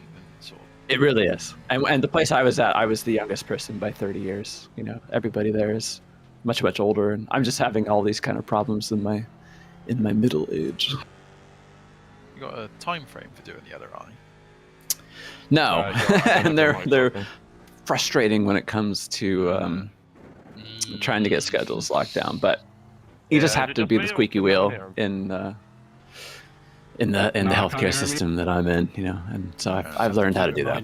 No, I can hear him. Yep. Remind them that you exist. Yep. Can I see more, please? And now that I have a taste of one good eye, and now the other one's closed over, it's like, come on, man, let's go. Now you've lived and experienced the improvement. You're like, now can hit me? Can you know the other one? There's some cool gene therapies that are coming down the pike too. So, the future is real bright. It's certainly helped to improve my general attitude towards things in life, and that's just been hope, doesn't it?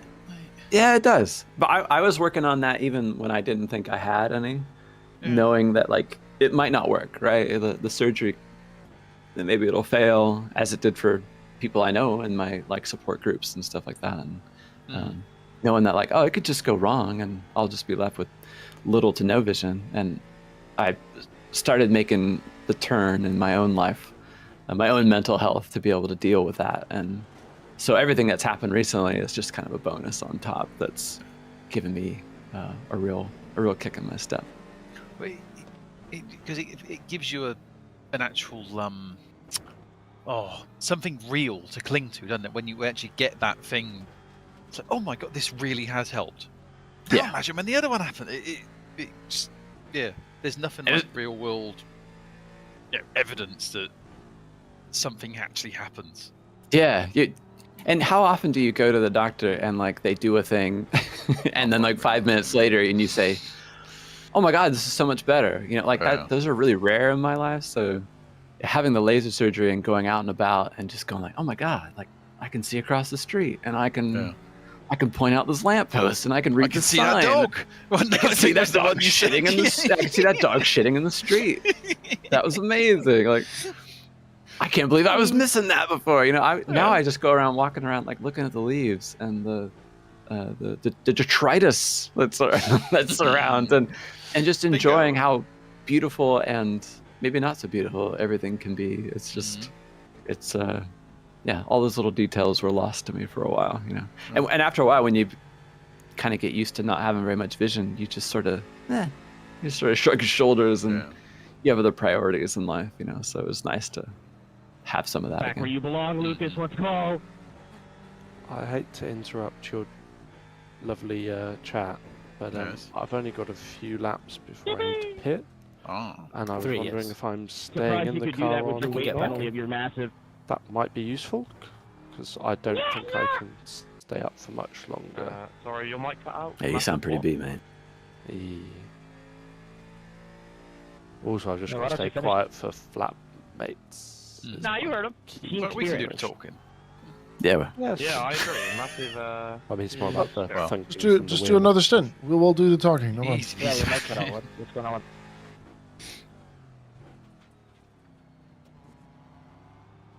Sorry, Calvin. Let's give Hodge a chance to get ready, though. You know, like go to the loo and do all that sort of stuff first. Sorry to interrupt. Carry on. No, you're fine, mate. You're bloody driving. You carry on. Checking out. Yeah. How dare you, Phil?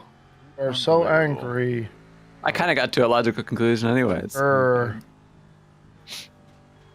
just catching up on the chat with some of the people that have similar and then other kind of issues with their eyes and that, and very, very relatable, and I love to read your stories. Car 93, car 93.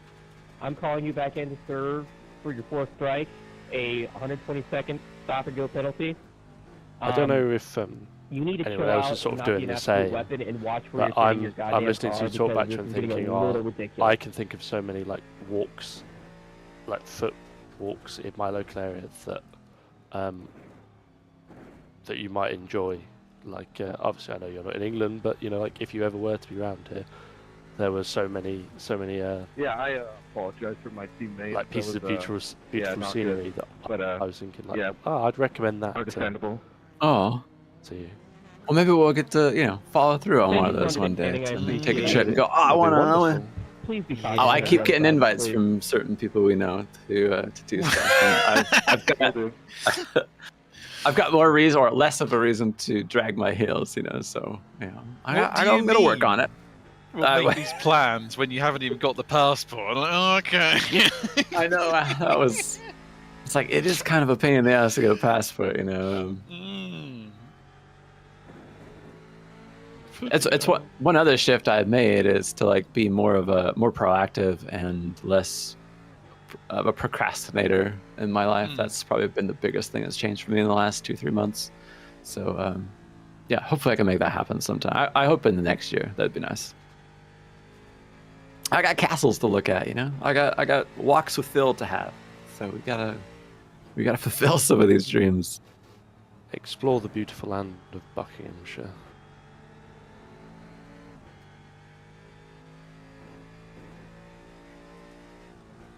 Lots of places we could take you in this flipping country, Christ. We are quite blessed. Yeah. And the same opposite. To come here, there's fucking shit ton of stuff to look at here. Someone asked me, Bacho, are you a fan of Jimmer? It's like a war zone. Keep saying in the media, it's a war zone, Bacho. I can't go. I know. Don't even. Don't fucking do it. I know it's not, but that's kind of what we're told. Can feel the fingers cracking. I watch, IRL streamers that come around where I live, and the chat is nothing like, where's the war zone and stuff, and it's just, I'm so angered by it. Anyway. Yes. Someone's saying, "Am I a fan of Jim?" Like, are you kidding? Like, I'm I'm this #1 fan. Like, very sketchy.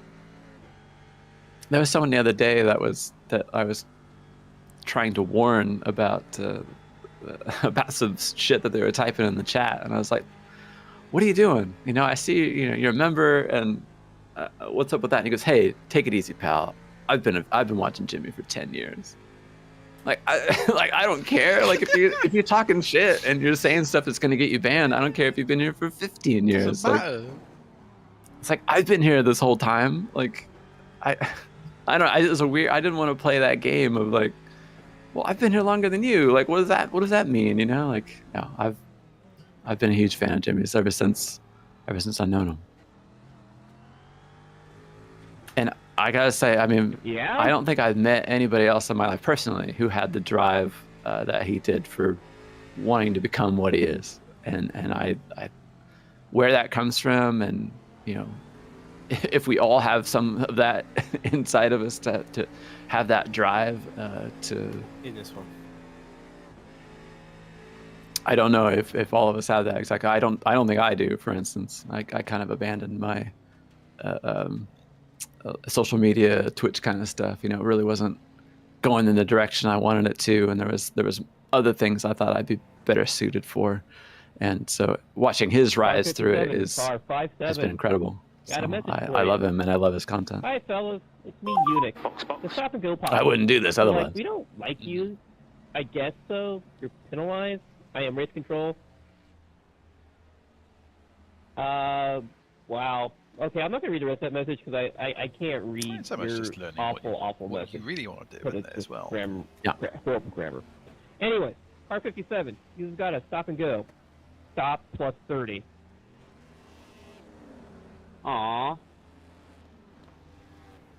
Wink if Jimmy's holding you hostage. Yeah, I'm in a different wing of his house. So. I'm in the red room here. Just back to until Richie gets here, so I'll rejoin. No, our friend's a bit upset with the world and he's just taking it out on random people. Joshua, I piss off everybody, you know that. He'll be here shortly, but I want you to have backup. That means you're doing something right?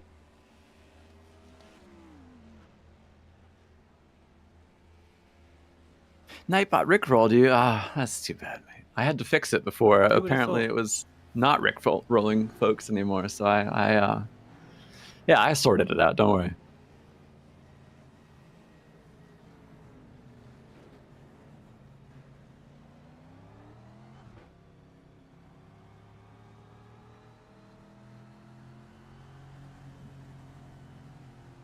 Is Papa Smurf still here? No. Hopefully he won't look like Papa Smurf when he comes back. I mean, it pretty much has to. You wouldn't want to like foul your sheets and everything with the fucking blue. That bed will be blue as hell if you went into bed. I want to see the floor and the rig and everything around it because she had to just like slathered it on. Yeah, slathered like peppered him with everything. You know, they wrap some things in plastic, but come on, not everything. Somewhere the blue is going to combine with the the sparkles that he had on earlier. Oh yeah, they'll be infused. Mm-hmm. And he got him good though with the paint. That was so wish I'd hysterical. seen it. Oh mate, she came back in and she was like, "It's not coming off my hands." Yeah. His eyes, like you just saw him die on the inside. He was like, "There is no way." It was so good, absolutely incredible. Honestly, I think it actually looked really quite good. It came out really well. Yeah. And she was thorough with it, you know, to get his neck, get right in there in the eyes, you know, to make sure he pulled off the whole thing. The thumbnail for the stream is gonna live inside my mind for a while. Yeah, I'm glad that was fun. I hit the brakes and nothing happened, so I'm glad I didn't kill anyone there. Oh, we thought you were trying to beat us to the pits. I was gonna say I contributed something to the stretch goals, but I don't know if it got there in time. So race control, I sent it to their PO box, and I don't know if they were able to get it for a forfeit. So I don't know. We'll see if it shows up or not. Good talk. If it doesn't, he will have to do an extra hour. They can just hold it till next year, you know. There's always... Was it Alien Isolation? Yeah.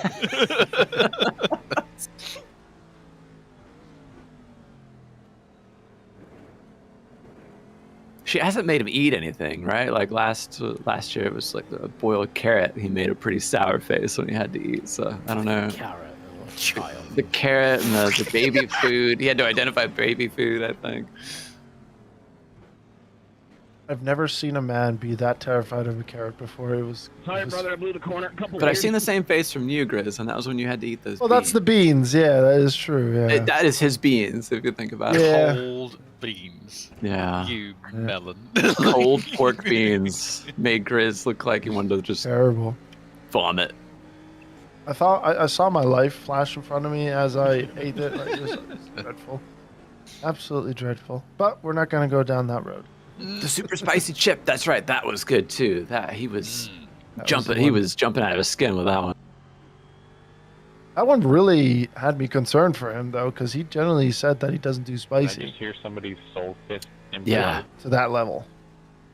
And some of those are mental. I'm not a kind of person that can eat spicy food. Like I couldn't go on a show like Hot Ones or something, right? I'd be out after round 1.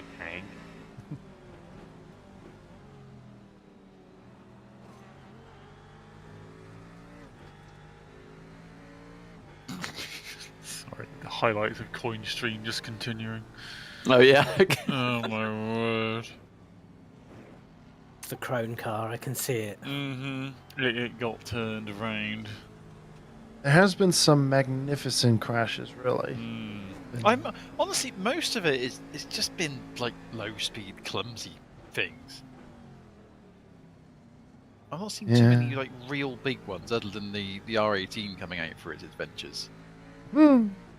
Chat, I know we usually talk about foods that we like, but hit me with whatever your version of boiled carrot is for Jimmy and cold beans I have for Grizz. What is that food that like the moment you see it, taste it, smell it, that like you just like fucking no, like I don't want anything to do with this. And I'll give you mine, which is lentils. Oh. Someone in chat will mention mushrooms for sure. Like there's a lot of people that don't like mushrooms. It's the texture of them. They're like gritty, and I'd rather eat dirt. Okay. Lima beans is there too. Sardines. I think there's a through line you could see with a lot of the foods. Squash, or yams, or sweet potato. All those. Oh. I would say potato skin makes me shudder. Really?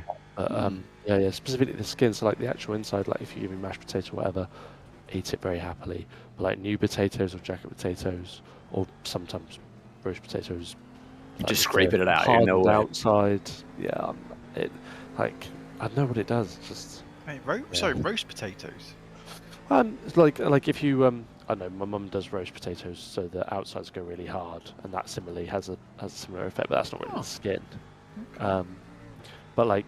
It's just a texture thing, isn't it? Really? Yeah, it is. It very much is, because like the roast potatoes are an interesting one, because when my grandmother does them on my mum's side, and she does roast potatoes in and around like the meat for the roast, and so the juices get absorbed, so they're a little bit softer. They don't go as hard, and they've got additional flavour as well. They're divine. But then you compare them to like, it doesn't matter how you do a new potato or a jacket potato, like. Get the skin of that. With the jacket potato, I scrape the potato out. With a new potato, I used to do that as a kid. I just don't do. Well, someone said sweet potato fries, and you know what? Like those taste good. So I've had it like a sweet potato, like couched in something else. So I'm like, all right, fine. But like just as is, no way. There's been some interesting ones in here I don't disagree with, like olives, cauliflower. Oh, I like olives. You would eat an olive just as is? Yeah. Olives are man. Cauliflower, no. Whipped cream is my like nemesis food. Can't have that. Huh?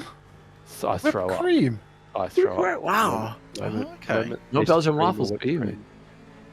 Well, I love waffles. I just don't put cream on. There's syrup. Raw celery tastes so foul. It's interesting. Tastes like celery, yeah. Yeah, well.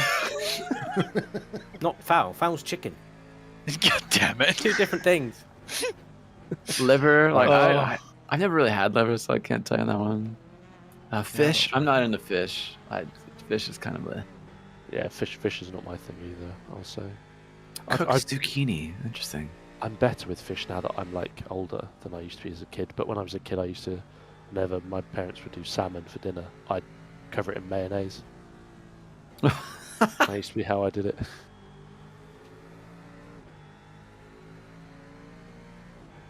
I tell you what. Yeah. Someone's saying they love olives. They eat them like chips. They just eat them just as is out of a jar. Like, man, that's so tough.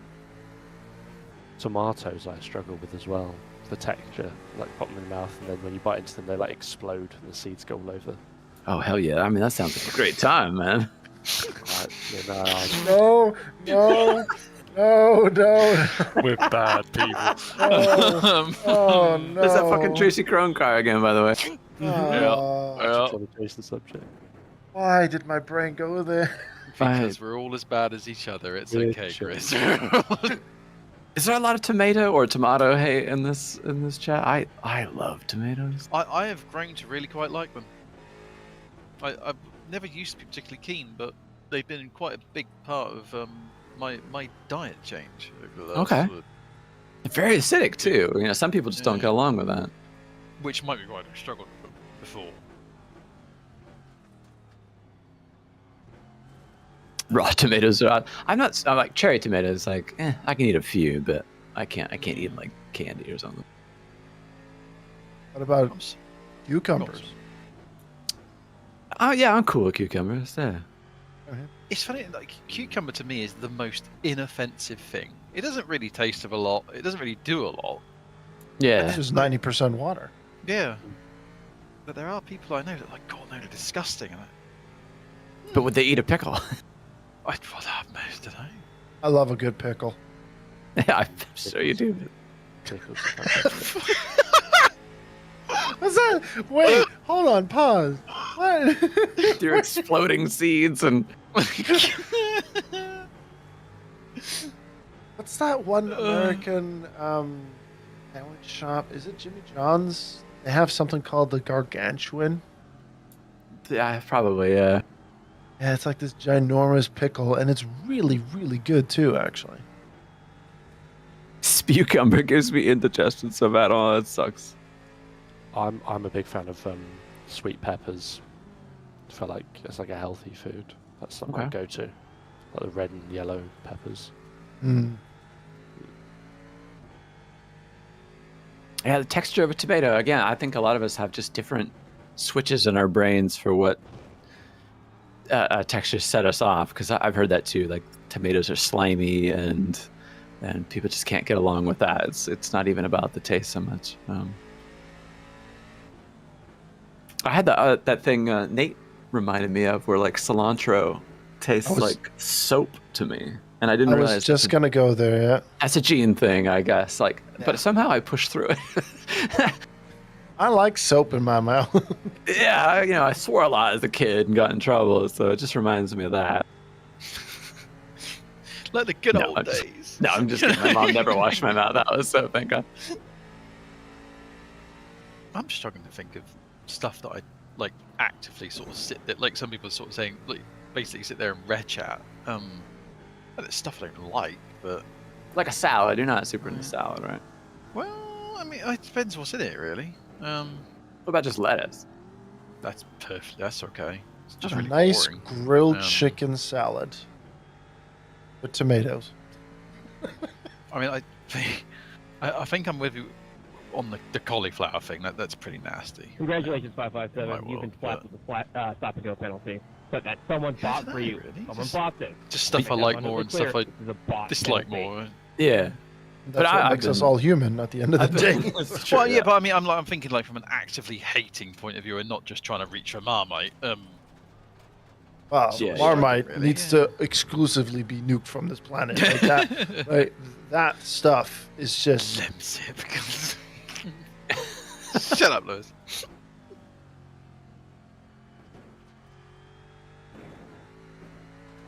I'm just quite I just like food. For the most part. But I know you made a big adjustment in the kind of food you like too.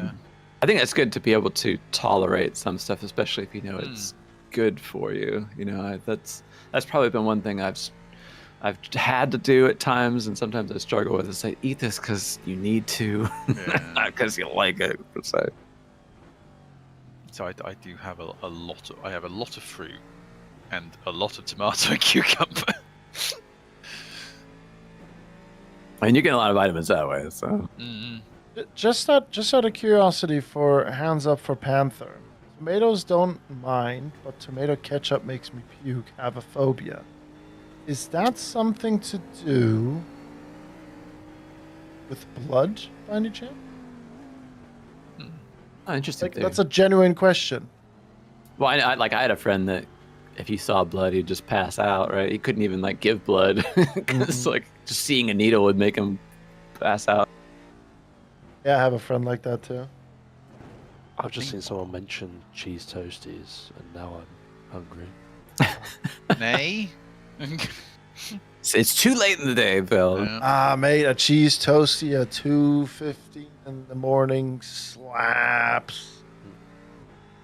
Okay, one of my guilty pleasures, I know I mentioned around here, it's just every now and then, you know what I fancy? I'm going to put a bit of bread in a toaster, I'm going to butter it, and we're going to put tomato ketchup on it. Wow, really? It's pretty rare, but it's like, you know what? That is just what it's cozy. You just crave in a way. it. It's just like sometimes it just hits a spot. I can't put ketchup on bread. Yeah. Just works for me. Yeah. I try not to do it too often.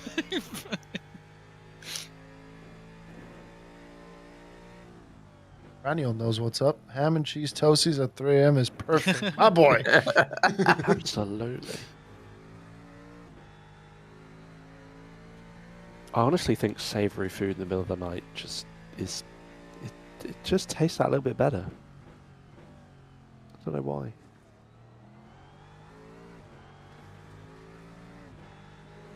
I stocked up on peanuts, mixed nuts, Hershey's Nuggets, which are just like Kisses, but bigger, basically, and orange Fanta. So that's what I've got propelling me on through the night. I've been sipping on this orange Fanta all night. I've got. You really are into that Fanta, aren't you? How big is that bottle? Oh, it's 2 liter. Oh, God. I tried all the orange sodas that are available in my area, and that's the one I landed on. The Minute Maid, Crush, Shasta. It's got to be another one I'm missing, but this is the best one. I'm still my white whale is lemon Fanta. I cannot find it. It does not exist here. I have to send you some or something. Just like ship it over. I want to try. Goddammit. I just don't want to make you pay the tariffs. Making your own Fanta is really good fun too.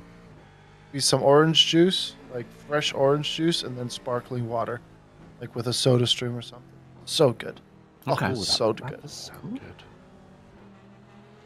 Shasta and a Rush mixtape. Is that my childhood you're talking about?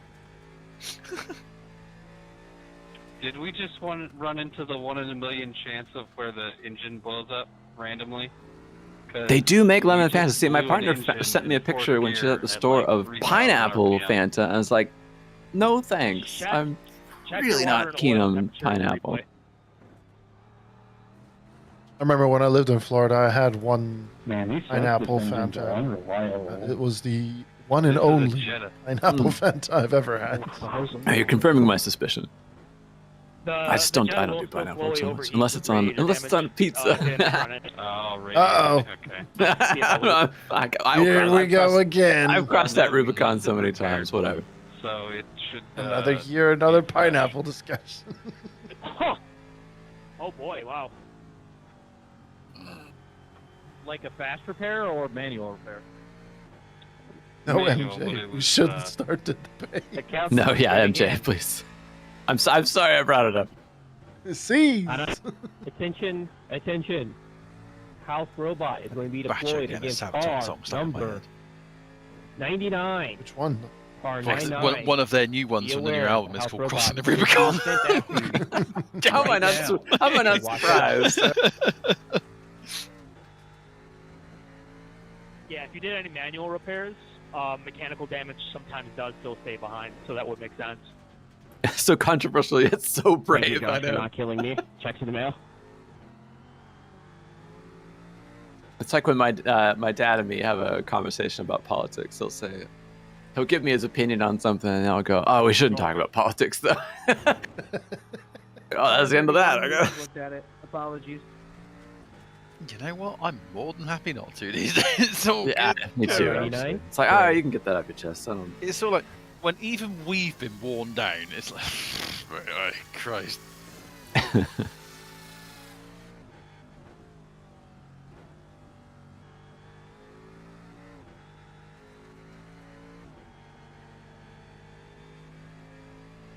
thanks, Nico, for reminding everybody about !donate. QR is in the upper left hand. We've raised $31,081. Thank you so much. I can look at some of the Go get him, Harley. Kick his ass. donations that have come in. I'm sure a lot of them are for penalties. On behalf of the most wholesome community on Twitch, from ProV1 for 50 USD. Nice. You didn't even attach a. You didn't assign it to who you wanted to give a penalty to. I know you can if you'd like to for like a stop and go or a car of your choice, not 000, please.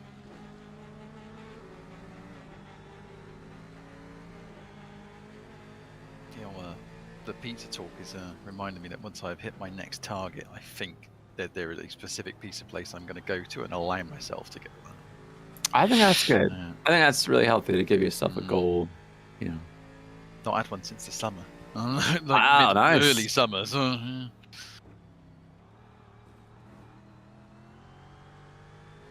it's gonna be so nice. I try to cut some things out of my life entirely, and I always fail. It's never. It's just not realistic. To do so. You've got to allow yourself to have sometimes the bad thing. Otherwise, it's pretty rough. It's pretty rough. Yeah, eating healthy 24 hours a day gets a little grim after a while. Little reward here and Serena, there was that is absolutely fine. Targeted? Was that randomly selected? But it's when I crack open the Hershey's Kisses or whatever. How do I stop myself at 2? You know, instead it's like every time I pick it up, I eat 8 or something, and then like they're gone in a day. I know when I was out about what was it last week? Hey, that means you're the chosen one. I did have a little slip. For the hour. I bought myself a little a little box of Lindor, bloody salted caramel truffle things. Oh yeah. Yeah, but a week and a half later, there's still 2 left in the pot. I'm like, oh, yeah, we've done all right there. You showed some restraint. I think that's good. That's a good marker of how you can keep it at bay. 2.5 years ago, that would have been gone on a day. Good save, Alexandra. I may have pooped a little bit. Who's messaging me? It's my mom again. Dare they? Someone mentioned your guitars on your wall. Really? Yeah, I do own a couple guitars. My Les Paul is over here, and my Fender is over here. And yeah, I love them dearly. I'm very fortunate to have had the money to save to buy them, because the guitars I owned for most of my life were like $100, $200, you know. So I really appreciate having nicer instruments now. So yeah, they're very, very important to me. And if you want to see Bacho playing one, go to his YouTube channel and check out his latest video. That's true. My live broadcast. I do. Thank you, Bailey, for the plug. I pieced together like a 40-minute song from all this other material I've been messing with for the last 7 years. And I also wanted to just put out content that was not AI slop. my own way of contributing something that came from my own mind and my own hands, everything of my own ideas, you know, obviously and influenced by music that I enjoy, but it was a great opportunity to feel the confidence in what I'd composed and to play it. You know, I could always be better, and always trying to fight that perfectionist in me, which is silly because nothing is ever perfect. But I really enjoyed playing. I plan to keep kind of playing that same thing to get better and better at it and less nervous. So yeah, thanks, Mom, for tell me about something someone asked me about. Bacho Madre donated to the charity earlier. It was awesome. She was all up for murdering the 35. Yeah, exactly. I was like, yay, we're getting the spirit of it now. Just a nice little reminder. So go and bloody enjoy your hobbies. Brandanini, Pisanini. Yes. Thank you, MJ.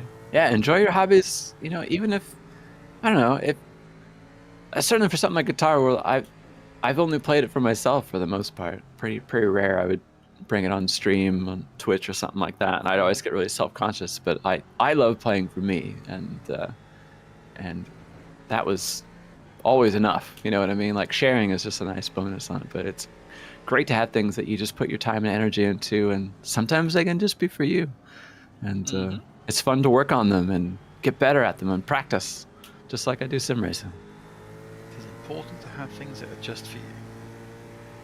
And you don't have to judge it against anyone else either. You know, you could just be something that you enjoy.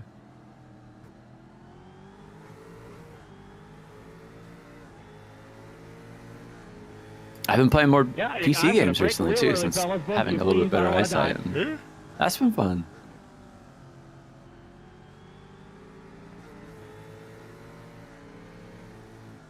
I really want to play Arc Raiders, but it's probably just too difficult.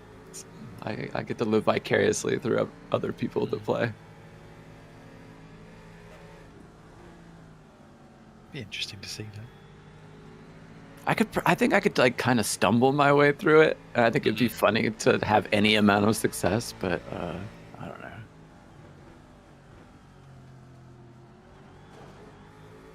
You got a Fender Telecaster FMT, nice.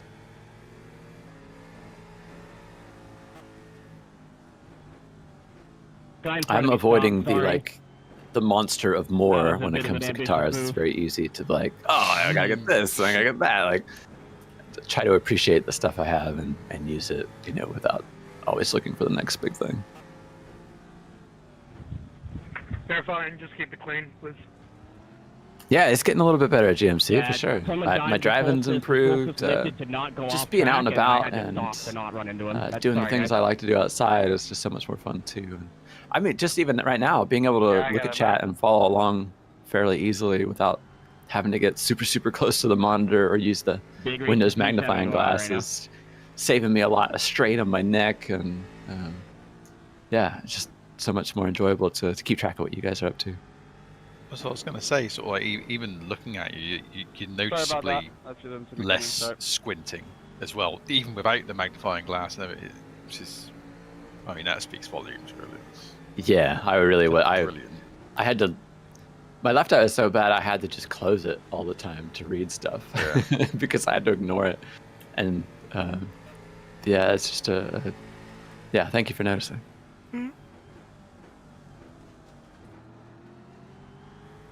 Eyes look ravishing. Thank you.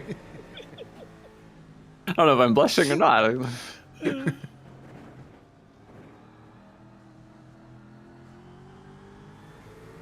Just blame it on the red shading. It's all good. Thank you. My David Lynch curtains.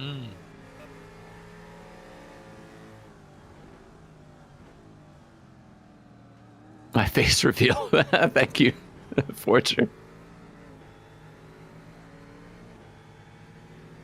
Wait, was it AMS1 you were doing the historic stuff in the other week? I want to say. I thought that's what I saw, wasn't it?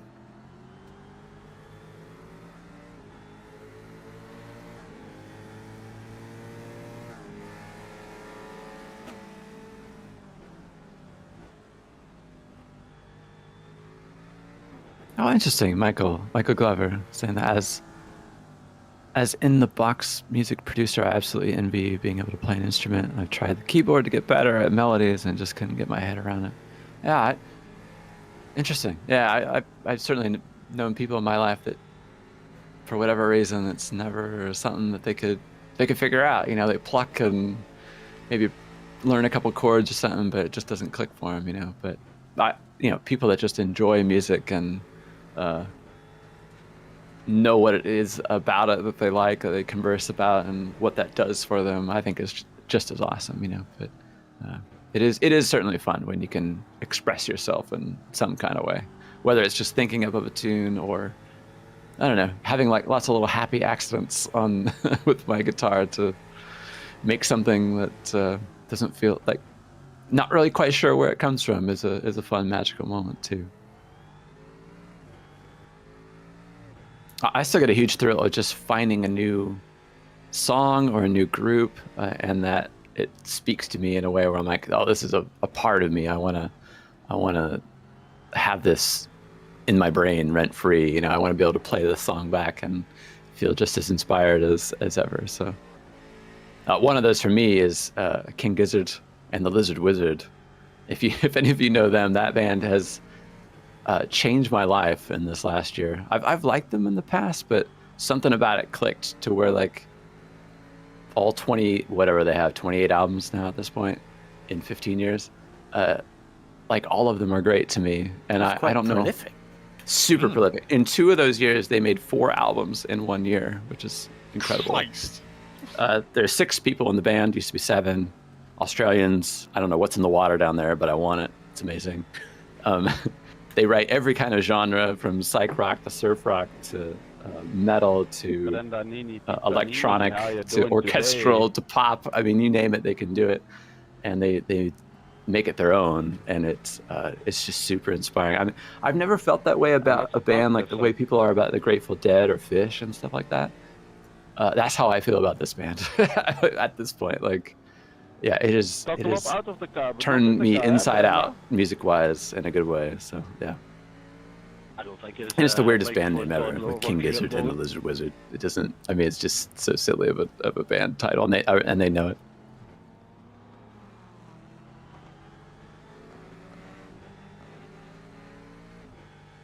I know that when I mention it, someone in the chat is going to be like overjoyed because they're in the same spot as me. Because once it hits for you, it's like there's no turning back.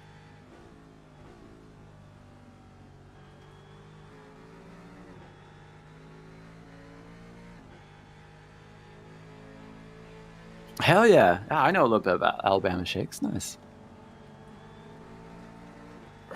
I'm afraid I'm going to have to get to bed, so I'm going to have to get up in the morning and do some bits and bobs. So I shall probably be back before the end of the race. All right, Bailey. Thanks for hanging out with us, man. No worries. A pleasure as always. I shall see you all later. Good luck. Have a good evening. Bye. Thank you. Everyone wave goodbye to Bailey. Bye, chat. The worst band name is Hoopastank. Amen. Car 54, you got a donated penalty. 1 more year keeping up the great work. You know, I don't know Caligula's horse, but I want to. You know, any horse that gets to be promoted to proconsul in the Roman Empire deserves my you've interest. also been given a gift penalty from donation. Make sure you go and follow Bailey. Hit exclamation Bailey. Check out his Twitch channel. He streams about 4 days a week. And in those 4 days a week, about 4 hours a day. Again, covers like all things in sim racing and news and drives most days, and has just really great conversations with people. And it's a great stream, whether you pay attention or just have it on in your pocket and listening to it. He's become one of my favorite streamers, and he's doing so much more of it in the last few years now that he has an internet that actually works and can pump out a good bit rate. And he just keeps working up, you know, just gaining more and more confidence in himself, and talking about this sort of niche genre of ours that has a lot to talk about. So you got to check him out.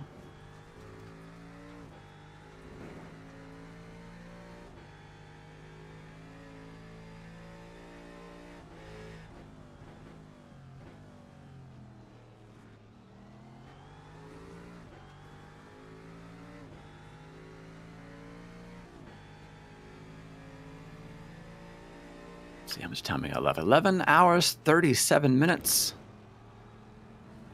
It's coming up on the halfway mark.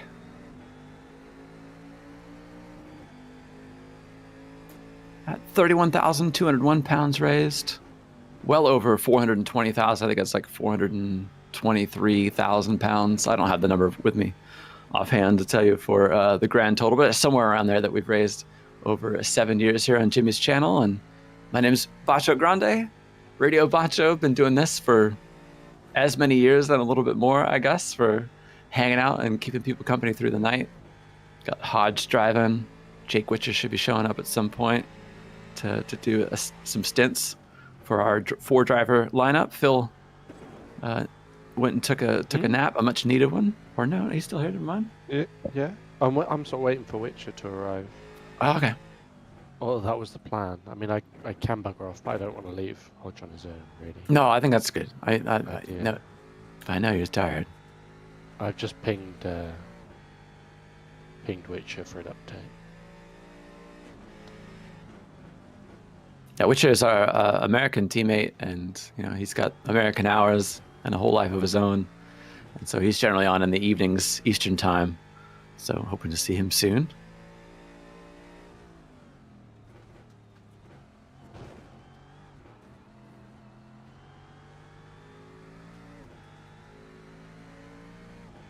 Hey, Yog.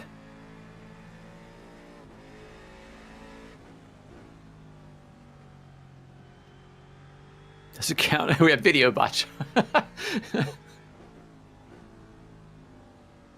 Alright, I can't keep my eyes open anymore. I'm gonna go to bed as well. Alright, Chris. Thanks. Thank you for hanging out with me too. Yes, it's always a good time with Radio Bacho. Always a good time. Alright, folks. Remember, donate. It's for charity. And happy racing. And good night. Bye-bye. Gute Nacht. Gute Nacht. Bye. Good night, Chris. Oh. I'm not gonna do forfeits, Shane. I'm sorry. That's it's not really my style. I mean, I want you to donate. I think you should donate because you want to, not because you could make me do anything. And you know what I mean.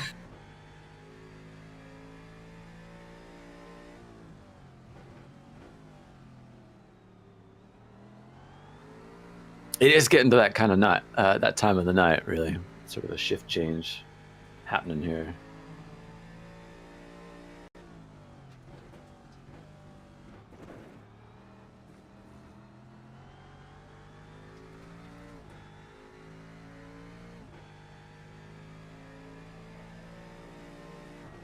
All right, buddy. Sorry, man. You're getting a spank. You're lucky you're the other one behind you I'm more upset with right now. I was about to say something about getting a spanking. If I catch you in the paddock, you The urge to willingly volunteer myself.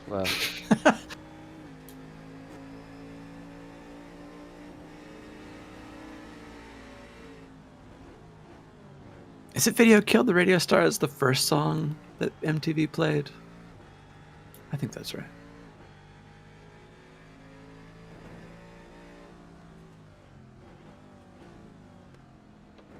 Babinda Shadows. Good to see you, mate. Good to see all of you. People have been really awesome, as always, but saying hello and asking whether I was going to be on tonight, and I wouldn't miss it for anything. I was super sick last week, and I planned that, of course. I like to have my colds before I actually do something like this, and yeah, I'm just happy that I recovered from it quick enough to be able to do this. I think the spirit of the race has been good this time. Oscar's only had to yell at everybody about maybe once or twice about how things have been going and trying to cut down on penalties. I did notice a marked reduction in the amount of incidents after he told everyone off about 5 hours ago, but I think it's probably slowly crept back up from what my ears are telling me. But it's a crazy mix of cars in here with DPI, Jetta, Solstice, TCRs, and the Cadillac. The corner speed isn't that different. Not the Riley compared to the Solstice that's also in here is massive, of course, but many of the others just kind of wallow around in similar speeds at mid corner. So everyone has to really mind themselves in the traffic. By donating chatter, please serve that in your community. It is broadcast too. You can do exclamation broadcast and check out the VCO Esports on Twitch channel that's elected to do a whole commentary for this. I don't know if the commentary is going the whole time. I have to check in here. Hello, George. I hope your family. It is. I do hear them over there, which is so awesome. We've had so many other groups in the past that did the full race broadcast for us, and cool of VCO Esports to pick it up for this 7th running of Zolder 23.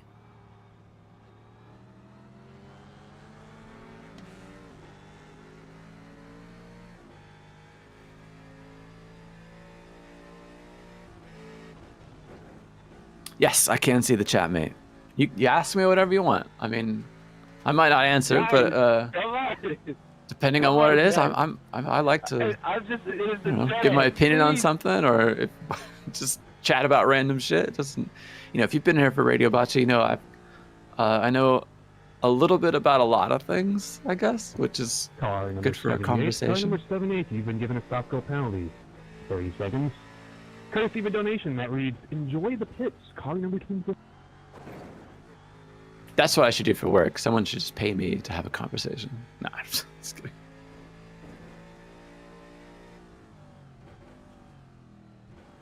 Like in the Monty Python sketch where you buy an argument, you buy a conversation for a set amount of time.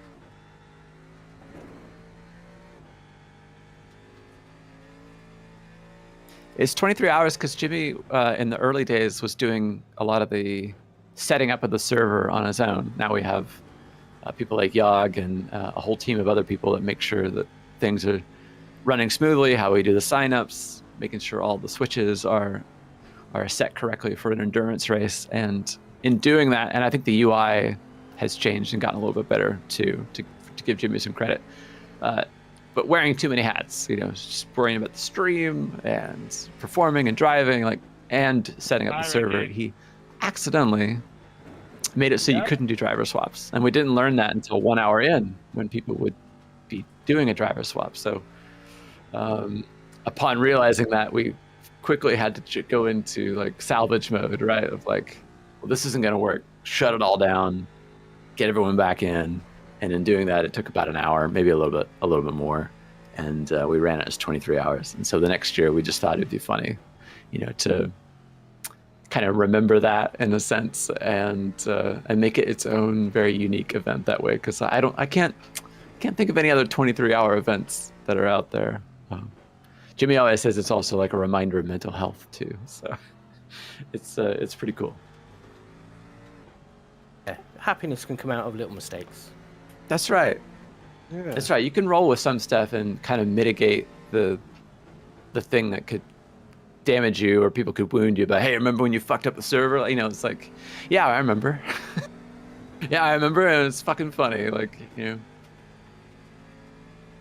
They're not mistakes. They're happy little accidents. That's right. There's a lot in that perspective of what you take and what you put your shields up about sometimes. Lunar asks, who do you think is going to pull it off, Oscar or Lando? 7 races ago, I would have said Oscar, that he had the stronger will and the nerve. And I don't know, I'd have to look back to see where the tipping point was. But the first time I noticed that Oscar could get mad was at Red Bull Ring. I think it was Colapinto or somebody kind of half ran him off the road, and he got pissed about it. Rightfully so, but I didn't know he had that mode. And it's just, I don't know. I don't know if that's the tipping point exactly, but Lando just seems the stronger of the two at this point. Oscar had everything to lose, and he already has, and that it would take an incredible turn of sports psychology to harness that back again and win at this stage. The momentum has shifted, right? For me, I now hate Oscar because he's actually lost me in the F1 championship. Yeah. Sorry. I mean, that matters to you. I get it.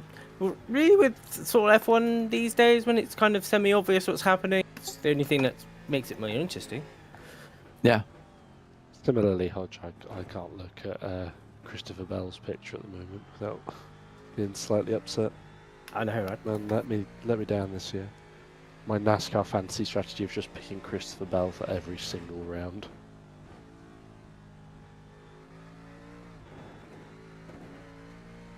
Hello, Adam. In an early interview, Oscar said he does get mad in the helmet, but it's just very easy to not hit the talk button. I commend him for that, I mean, F1 TV loves to show how much everyone else whinges, and I try to give them all some slack, knowing that the competitors that are hot, they're heated in the moment. Even if FIA or the FOM seems to focus in on certain drivers over others, So him keeping it to himself, I admire that. Buddy, you gotta be careful. I'm driving a tub of bricks. Once I turn in, I'm gonna extend. Like, everyone has to argue for their own competitive advantage in F1, and I understand why you do it, why not. It's like, if someone overtakes you in a way you don't like, or you lose out on something, they almost always find a reason to complain about it. And I wish some of them, but I know, being in the moment, that you can't always see those things clearly, and it's always worth putting up a protest or an appeal to hope that it could go your way, because some things don't always make sense, right? We all watched that Interlagos race, and Piastri diving up the inside of Antonelli, and I would bet most of you did not think that Oscar Piastri would get a penalty from that. So everything is kind of worth arguing about, just in case the stewards see it a certain way, right? That one was a real head scratcher for me. I for some reason, I knew they would say it was Oscar's fault, even though I didn't really feel it for my own opinion. It's just, they were going to say, oh, you made it 3 wide, you locked up your brakes, maybe you weren't up far enough, and you caused an accident. Because they tend to do that thing, like, what was the end result of your move? Oh, a car had to retire. Who was the one that, and then they quickly try to figure out who was the one that caused it. It's not the way I would do stewarding in F1 exactly, but it's just kind of the way it is now.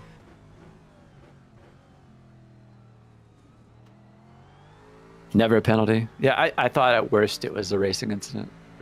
It was 3 cars trying to fit in a spot that, they looked like they actually could. It's pretty wide there at turn 1, and Car 2. And Leclerc took the widest line he could to avoid it, and Antonelli got on one white line, one person on the other white line, and the one in the middle decided to ignore both of them. Yeah, exactly. He got whacked into the other. I mean, to me, I just say that's tough luck. That sucks, man. Car 49. And in American sports, we call it ref ball. When the officials have such an impact on the end result, especially in a championship kind of fight. And players of any kind of sport hate that kind of stuff. I mean, they don't like it when the umpires and the officials are the ones that are dictating how it's going to play out, instead of just let them do it. They're not trying to hit anyone. There's no ill intent there, but whatever. F1's become really frustrating in that regard, because I can't always tell you what a pass is, a legal one or otherwise, compared to what the stewards think, and that part's really changed in the last few years for me.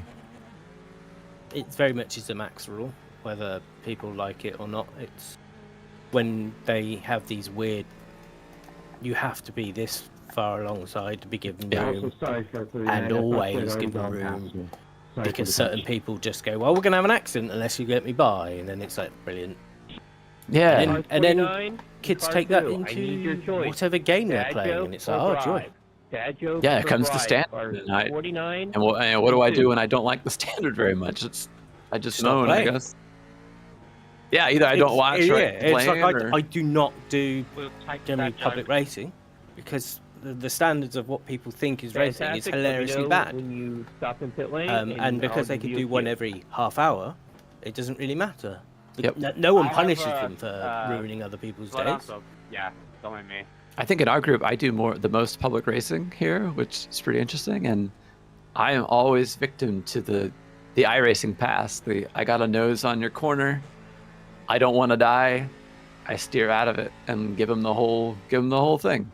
I finish more races than most people, but the sim racing stewards videos are basically identical.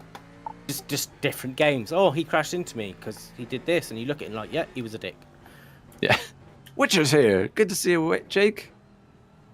Going up right on time. Car 2, I'm still waiting. Hell yeah. Phil, you can go to bed, mate. Sorry, Phil. I relieve you of your teammate duties for the time being. You'll get to sleep. Yeah, I'm gonna go. Nice job. Then I'll catch you guys in a bit. Take care, chat. See you, man. Get some good rest. I could do one lap. Yeah, probably.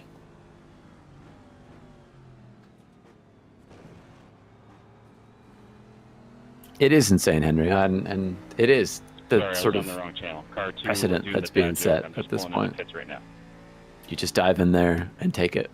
First to the apex, No. right? Like, it's become a meme, but it is also the rule now. Go ahead, Car People 2. will argue whether it is sort of thing, All but right, dad it joke. even comes down from why do what crabs always people go watch to the front of the line? in top split racing Because all over they're- the place. I mean, in the LMU stuff, Go. basically having an Thank argument you. of how to lap Car 49, someone. you're up. Ready for And that check. so many people was like, well, in top split, they just turn up and overtake them no matter Go what. ahead. And then it's like, yeah, but What you're do you not call in a top moose split, with and no this name? isn't top split, and Right. you're taking the exit curb away from someone Thank you. 2/3 of the way around the corner. You're going to have an Have a accident. great race. And Yeah, they do it's the have same move, though. Yeah, it's the same move, and it's like taking the Is that our inside, first race control taking the people? apex away. The GT car or whatever's in front of them is Officially, already yes. like a third into the Unofficially, no. corna, and they just have to turn out. And I it's think like, I vote I'm that's so the good in best traffic, Dad and it's joke like, of the night. no, you're shit in traffic. No, sir, You just rely on the slower class having to survive. Yeah. And most of the time, and probably even like 99.9% Could we of the get the time, punchline it doesn't for get the, anywhere. the first joke we They don't came get. up? We didn't hear it. We're They good. don't catch people. They don't overtake people doing it. They don't do anything. Why do It's all crabs go to the front bad, of the but line? because they're games shellfish. don't punish it, you then have to rely on poor admins to try and get them to understand stuff, and they just don't. You know, No, I think I experienced where I'm kind of middle split, middle to the not quite bottom, but there are a lot of people that are The quick late in night those ones splits, seem to and be they don't better. qualify, which is interesting. So they're always starting from behind, Delirium be like. probably in a split of people they're all faster than, and then they Doing just kind of complaints. muscle their way through, and you see why they're kind of perpetually in those bottom splits, because they've got the speed, but they don't have the racecraft. And they just kind of shove everyone out of the way. And for someone like me, who's rather consistent, maybe not fast, but like, and I do try to qualify, as I've always got this like herd of quick and aggressive people behind me that feel entitled to be in front of me. And so, yeah, I have to take that same stance of, I'm just going to get out of your way, I guess. Yeah.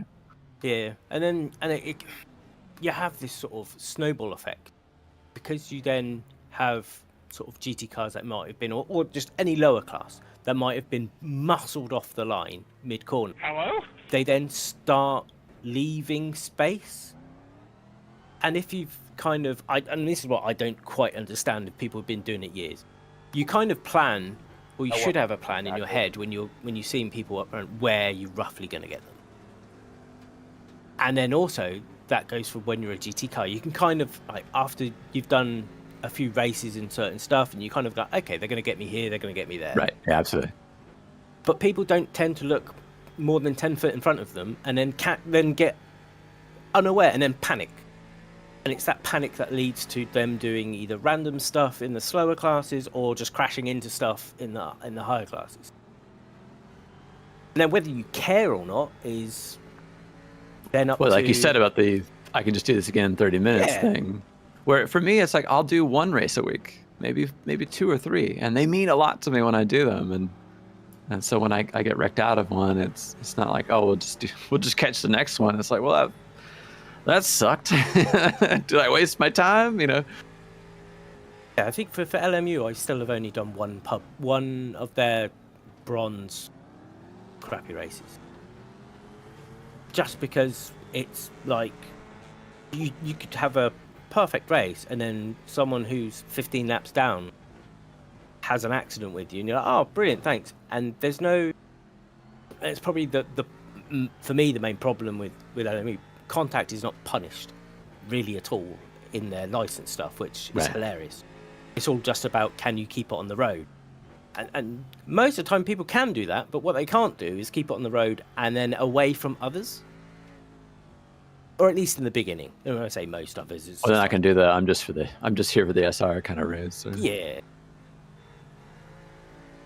Because it doesn't mean the same thing, right? Because you having to be safe to get a better license or to keep your license to do other races. Yeah, it's far has too a lot more lenient impact. contact-wise. It's generally all about what that game seems to care about is whether you can keep the car on the circuit and not cut the track. But some of their track, sort of off-track stuff is hilariously lenient.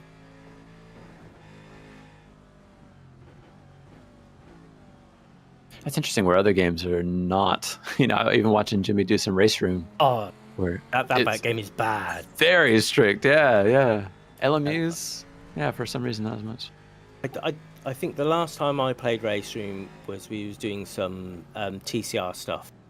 And if you just graze the grass in a straight line, it was like, yeah, you need to slow down now. And I'm like, excuse me? It's like you leave the circuit or leave the racing surfaces in any way, shape, or form. It doesn't care where. Give me a 1x or whatnot for trying to flick through your game menus or whatnot while I'm driving. And then it's like, no, you need to slow down now. And you're like, it kind of shows its age, I think, in that.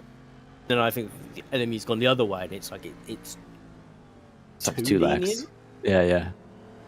I understand, like, you're trying to do a multi-class. People are gonna need a little bit more space, so maybe there's something to that too. But yeah, there's somewhere in the middle. It's a mixture of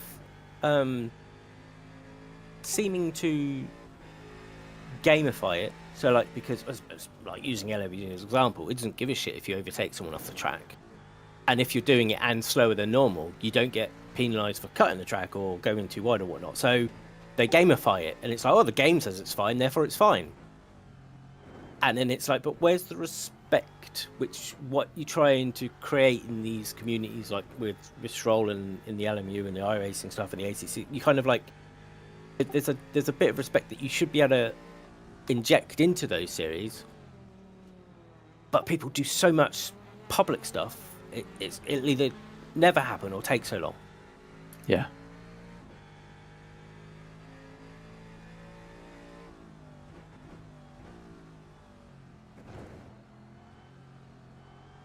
All right, Baz, hey, you've been hanging out and chatting with me all day. It's been awesome to share the space with you, mate. I hope you have a great rest of your day.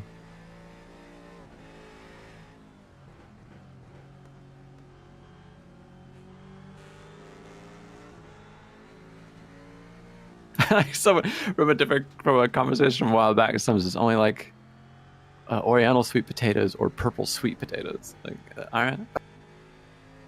I think I've had purple sweet potatoes. I had the same opinion. Hey, Arya, glad you could hang out with us. You're hanging out with us as well, doing some studying and all that.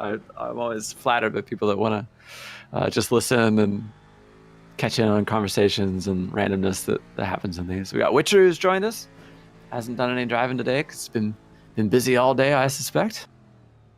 Playing dad to children and ducks. The ducks, that's right. I remember you told me you're getting ducks. Then having to do schoolwork, it's all fun stuff. All right. We had Witcher with us in the Daytona race. He put in mighty stints in the Porsche in the rain. I remember that was a treacherous in the mist.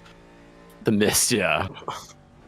And then cars flying everywhere. Someone asked before, is there any weather in this? And there isn't. We have legacy cars, meaning that they've been kind of phased out from iRacing, so they're very low on the priority list for getting wet tires of their own. So it really wouldn't be fair to throw them around with wet weather. Maybe one day in the future, just to make this even more messy with rain. But yeah, it's a dry as older day. I think it'd be chaos. With weather. It would. I drive cars like I did Red Bull Ring couple times in the rain last week in GT4s, and I think I consider those cars very easy in the rain, but you wouldn't think so from the feel. It was scary being behind some people. It was like they had never driven in the rain in that game before, and it was hard to know what they were going to do, and I suspect there might be something similar with this group.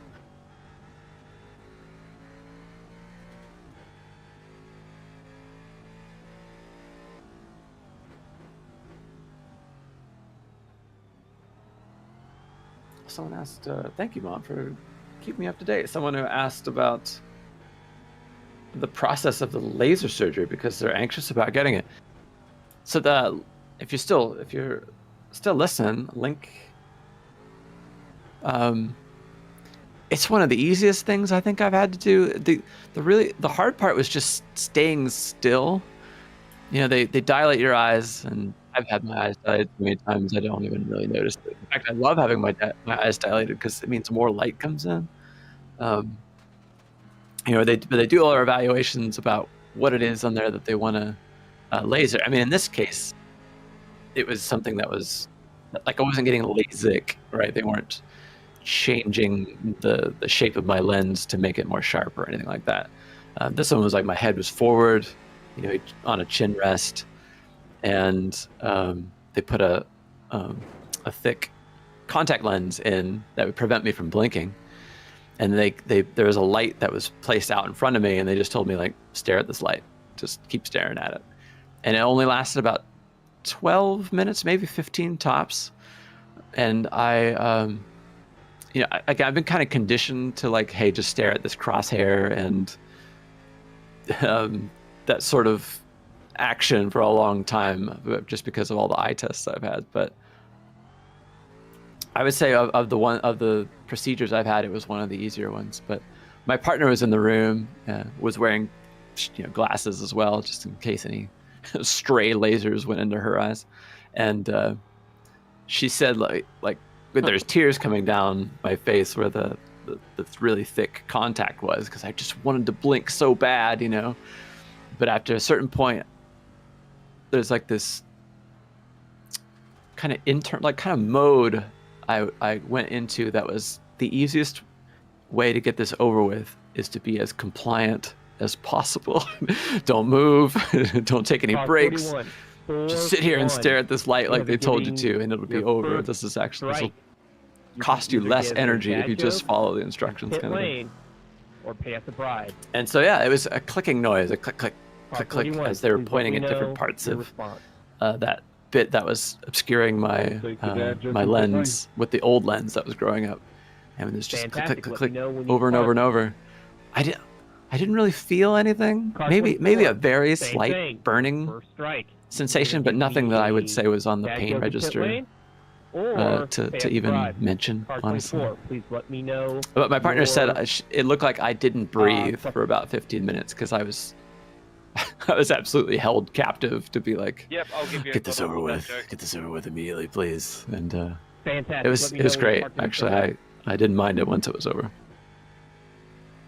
And for the cataract surgery, you're supposed to be awake for that, and I passed out. They gave me one too many bits of anesthesia, and I was out. And they did it while I was under. So it was pretty wild to wake up and had no memory of what they had done, and was similarly about 15 minutes, I think. No, that's cool. I'll just go this way. I'll just take your eye cross. Trust me, I had all kinds of worries about, you're gonna cut into my eyeball?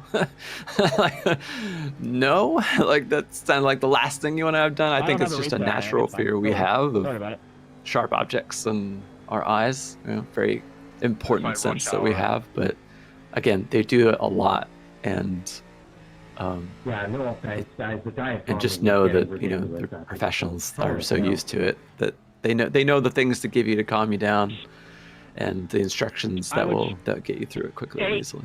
Chill. My experience, at least. 41, go ahead.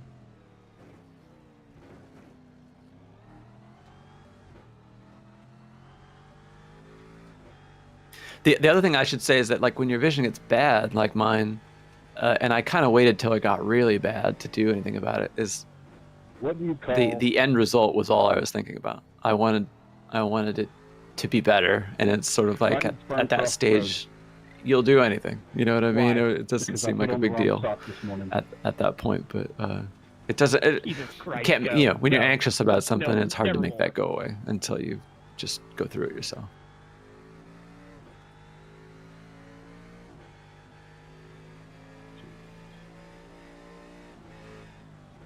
Yep. Hi, Lois. Alright, I am in the pit lane. 24, go ahead. What do you call a fish with a bow tie on? What? Sophisticated. Congratulations, thank you. That sperm joke was actually top tier. Some good dad jokes coming through. People that are avoiding paying to charity and doing a dad joke instead. But a lot of you have paid, and I'd love to see actually how many of these, of the percentage from the over 31.4 thousand we've raised today have come from penalties. I'm willing to bet about half. It was a lot last year because Max Verstappen was in the race, and they didn't want to come into the pits and do a dad joke or sing a national anthem. They wanted to keep on going, so they shelled out a lot of cash to us, which was awesome. But exclamation donate, check out everything that's on the Just Giving page, see the ways that you can contribute to the race, but every little bit helps. I would say probably the average that people are donating are probably somewhere in between $5 and $10 or pounds, whatever is in your denominations. And those are just as valuable as the ones we get for penalties that are 50, and the much bigger ones for safety cars, where it's 500. We can have a wave around for someone, and even the house robot, where a admin will jump in the Audi R18 and eliminate someone, and not literally exactly, but run into someone, a target of your choosing, for 1,000. Sorry, I had a corner. Can I just fun little ways to make things interesting around here and pump up the numbers. I have to go after this, but I want to be nice. But I'm seeing a lot of 50s, people paying off, or paying for penalties for 557, 35, 420. Donation corner, and we'll note it in our log. And 25 euros from Kurt Seegers. He says, "Love this race, and it's amazing charity." Thank you, Kurt.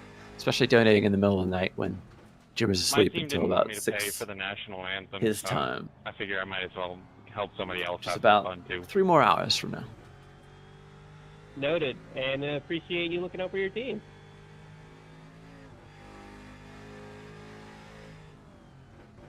So you're saying your team I'm on thank US you. the national Thank you anthem? for saying that. I'm John Bacho Grande, Radio Bacho, and got Hodge in the car and Witcher on deck. Oh, okay. Sorry, Witcher's in the car. Hodge was just driving. Since Witcher just arrived to take over to do his first stint. Hope it's going well for you, Jake.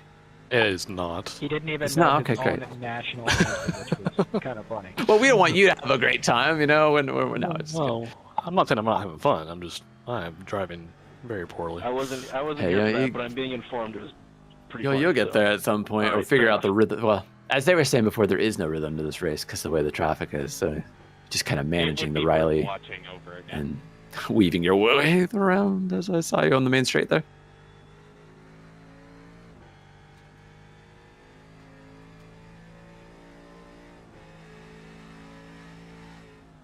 Thanks, Arshdeep. And I've got my mom watching as well, who's helping me out with some questions I don't read because I kind of go into another mode when somebody asks me something and I want to give it the most attention I can. So it's hard to do that and read chat at the same time sometimes. So hopefully you understand.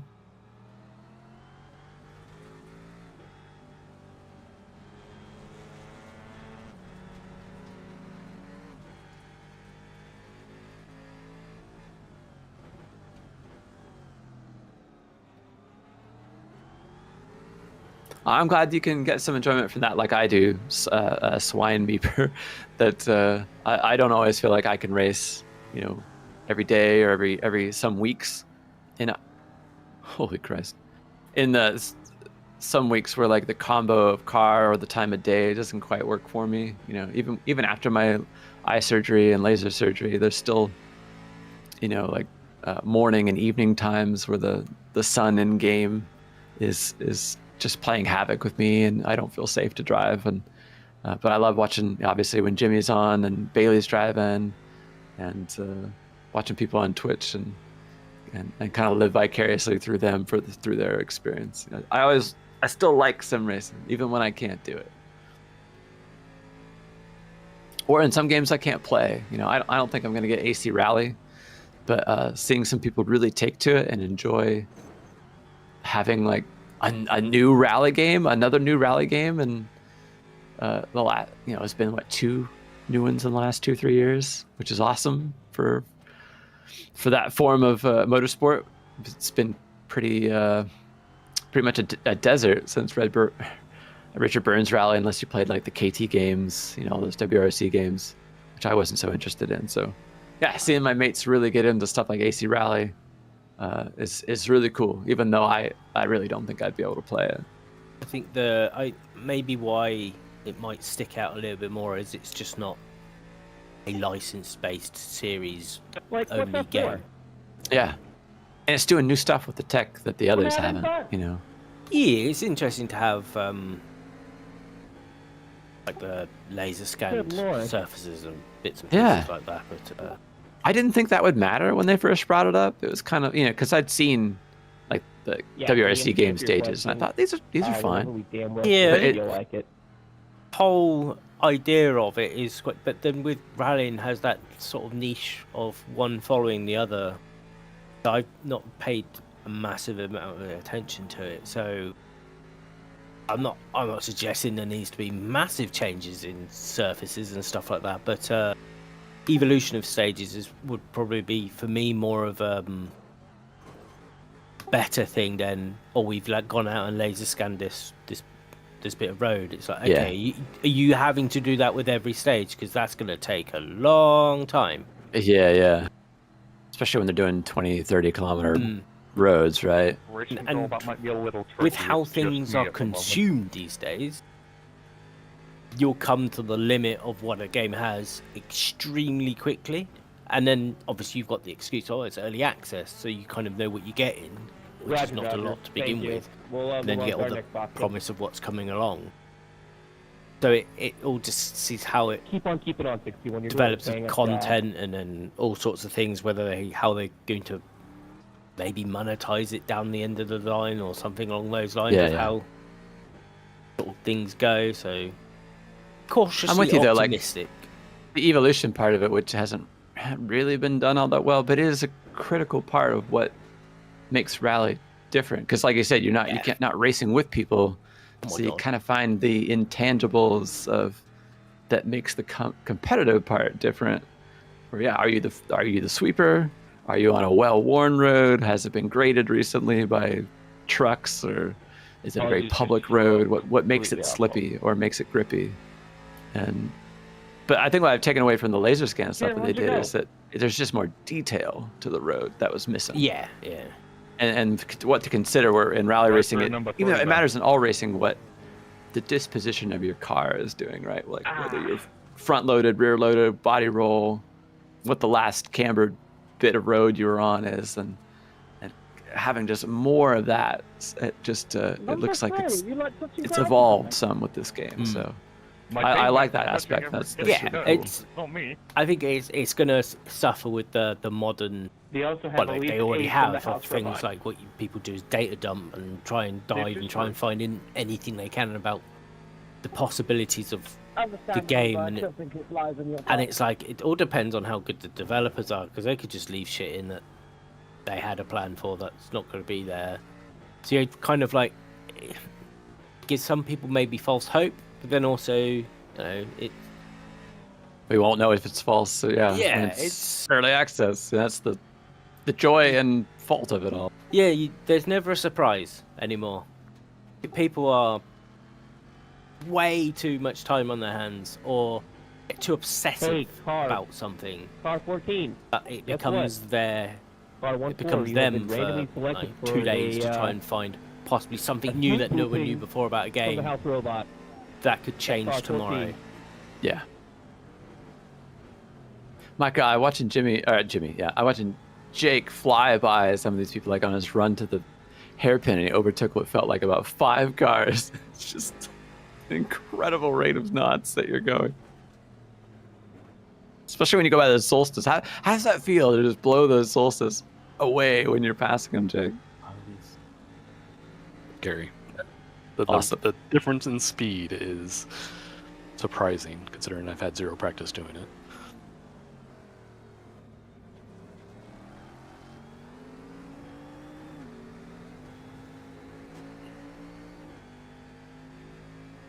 Me too, Seth. There's just so many to pick from now, and they kind of all have their own little flavor for racing games. And once PMR comes out on like the 20th, I think.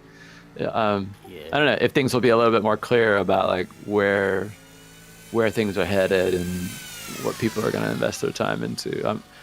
Even though I've heard rumblings one direction and another about it, it's like, I want to see what the general public thinks, you know. And then for me, I'm super like, is there any accessibility in some of these games? Like, the only reason I play iRacing the most is because it has the most accessibility, and many of these others, like, it's such an afterthought that I don't even get to give them much of a chance, unfortunately. It's quite a unique perspective, because for me, I would never look. Whereas you have to. It's like I'm relying on this to play and say your game is suitable. I mean, yeah, and if like I can't play it. There's zero effort gone into it. It's like, well, it may as well not exist to me. Right, yeah. LMU is one of those. I'd love to, but it's a dynamic, rather narrow, not super easy to spot line, and that's it. And that seems real lazy.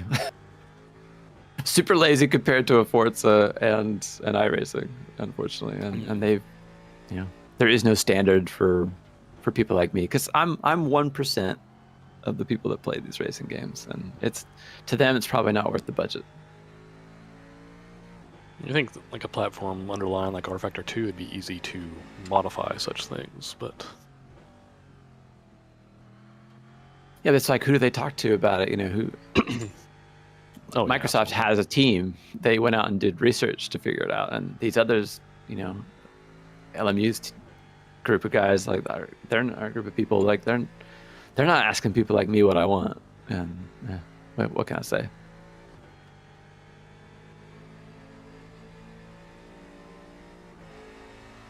What's been fun though, like especially through this being on Jimmy's channel and kind of talking about like, hey, I need some things in the graphics to be turned down or some aspects to be turned up, is that I found out there's a lot more of us out there actually that maybe we just kind of struggle through the racing games for all our various issues of color blindness, or the sky is too bright, or there isn't enough contrast, and we find all these like little hacks, right, to figure it out. Where I'm changing shit in the NVIDIA control panel like every time I load up the game, and I know there's a lot of us like that, and I wish there was just more in-game controls that could do some of that stuff. Yeah, taking that round at Thruxton for British GT that Stroll are running. Yeah. Just the lighting changes that went on in that race was hilarious. They went from you were in the middle of a desert, so like that hurt your eyes brightness. Yeah. To then it's almost dark, and you're like, it's a little bit too extreme. And that's for someone who doesn't, well, apart from having to wear glasses, doesn't have any vision problems. So trying to get when you need that situation to be as static as possible for you to then tune something in. As soon as like a cloud comes over or goes away, it's like, I can't see. Yeah, I was practicing in broad daylight. I had the line on as black because it was contrasting with how, you know, bright the road was, and then a cloud would come over. Black, that's the last color I want to have. And also there were several different tones of different shades for the road texture at some parts of Thruxton. So it just, I think it was trying to model like wear and rubbered in or something like that, or why the bitumen is different colors. But it was playing havoc with me, and I couldn't do the race because of it. And it always sucks to have to back out of an event because of that, you know. And I don't want to tell Oscar it has to be overcast or it has to be X, Y, or Z. You know, I don't like making a fuss over myself. You made the right decision there, Jake. Yeah, you want to be able to take part, but not be catered for in like a special way. It's like, I just want to be able to take part. You want to be included, not have to have things wholly shaped for you. I could understand that, because it's like, well, that's not, I'm not saying it's fair or unfair type thing. It's like, you shouldn't have to do that. The game should be able to do that. But it's just a bit inconsistent from track to track, I think, isn't it, for you? Oh, it is, yeah. Yeah, because all of them have different textures, and the way the lighting hits is always a little different too. Different times of day, where the sun is, what's illuminated. There's so many considerations I have to make when I do it. Oh, I feel for you, Justin, in the chat. So I technically blind in one eye, so it makes it the breaking points are tough. Yeah, the judging distances with only one eye is super tough. I know that all too well, and that's why I like having the driving line out there. If anything, just to give me an idea of where the braking zone is, because maybe I can't quite look at the meter marker, or or just kind of gauge what 150 meters is or something like that. And having those little chevrons in the road where I go, I can kind of figure out where. You also have the benefit of they don't go away. No one can remove those. That's right. You can learn to. It's not like the reliance on I need to brake now. It's like I know where I am. It's just so you know where you are rather than having to know what to do. Yeah, an immovable reference point for sure. Yeah. And I tell you what, the ones in iRacing, the brake marks are almost all wrong. So I mean, depending on what car I'm in, driving line I've ever seen has all been that way. It's I'm going quarter of the way into like a red zone before I hit the brakes, because you just practice it enough to know like, well, it's not there, but I can't change it either. I can't move it up, and it's such a difficult conversation to have in the same racing world, because most people don't understand why I need it. So it's neither here nor there.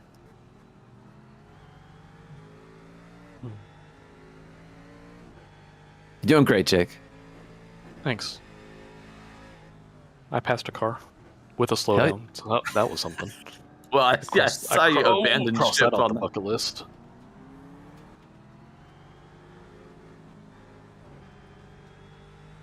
F1 5000, good night. You should go to sleep if it's late, or put it on audio only mode and just kind of drift away. I'll do my best to keep my voice nice and soft for you.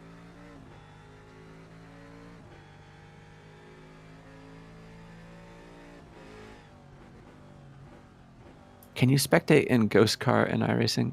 Yeah. The only thing is you have to own the track, and you have to own one car that's in the race. I've actually practiced as a Ghost Car in iRacing a few times, where you're racing, and they can't see you. It's like the movie Ghost. You're Patrick Swayze, all right? and you're just driving around doing your own thing. What's really weird is you get a slipstream from the other cars, even though they're not aware of your existence, but. It's kind of a fun way to phase right through them. You phase right through them, and it's kind of a fun way to figure out where they brake too. It's another little trick I sometimes use. A neat feature to have. It is very neat. I've used it a few times in my 87 Cup stuff. Nice. So yeah, there's a lot of little things that iRacing does that the other games don't, that probably don't get highlighted very much. Now, I wish there was a tier in iRacing where I could just give him $5 and I could spectate anything, but especially when I wasn't driving at all and I wanted to just do this kind of thing, watching and talking over it. But it's understandable why they want you to own broadcast license, really, isn't it? Yeah. Instead, it's like you gotta have content. Playing some old games recently, such GMC, like GT2, Die Hard 2. Yeah, nice. I don't think I ever played Die Hard 2. I played Die Hard Vengeance. It's like 3 games in one. Played that in the arcade.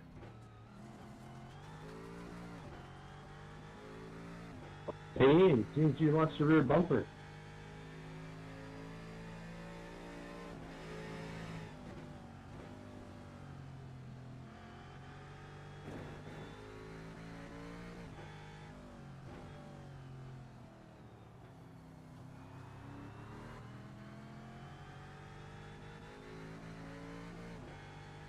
Someone asked, this is kind of a tough one for me to answer, asking if the NHS covers things like mental health. And I want to say the answer is yes. It's just, it's not always easy to get access to a mental health professional because you have to go through your GP. Yeah, like everything with the NHS, people have different experiences over where you live, because your one local hospital might actually be a specialist place for something, but not what you're dealing with, so you might have to go elsewhere. So lots of referrals. It's lots of referrals, and it's like, I'm their perfect patient. And I had lots of operations as a child, and I've used an emergency dentist once. Other than that, I've never had to go. But I've this hornet nest. Yeah, it looks fun. I've had someone I was in a relationship with was at the hospital was dealing with the NHS pretty much every week, and sort of taking them there and stuff like that. You just see the same people, so it's kind of strange. You either are a heavy user or an occasional one, like most people would be. But with that person's situation, she'd suffered with basically nasal problems, and her local stuff did really nothing. Just kept giving her sprays and stuff like that. She needed a more specialized, She more got her high-powered nose bored out, basically. Oh. But that it was one of those things where she was staying with myself in Oxford for a little bit, and I'm like, just go up to the JR and see what they say. And she got referred within an hour to have an op. It's like, why couldn't you have that experience at your local in Gloucester, or go down to the place in Swindon? And that one experience is like, that's not uncommon. So then you put mental health issues on top of that, which are always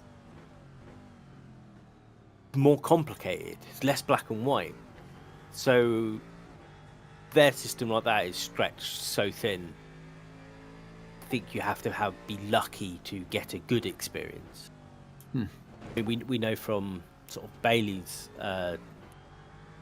lovely dealings with his, like trying to get appointments at GPs and stuff like that, and yourself over there where you kind of get forgotten about, and then it's like, but that's, well, let's say it's few and far between, because it probably happens quite a lot all over the place.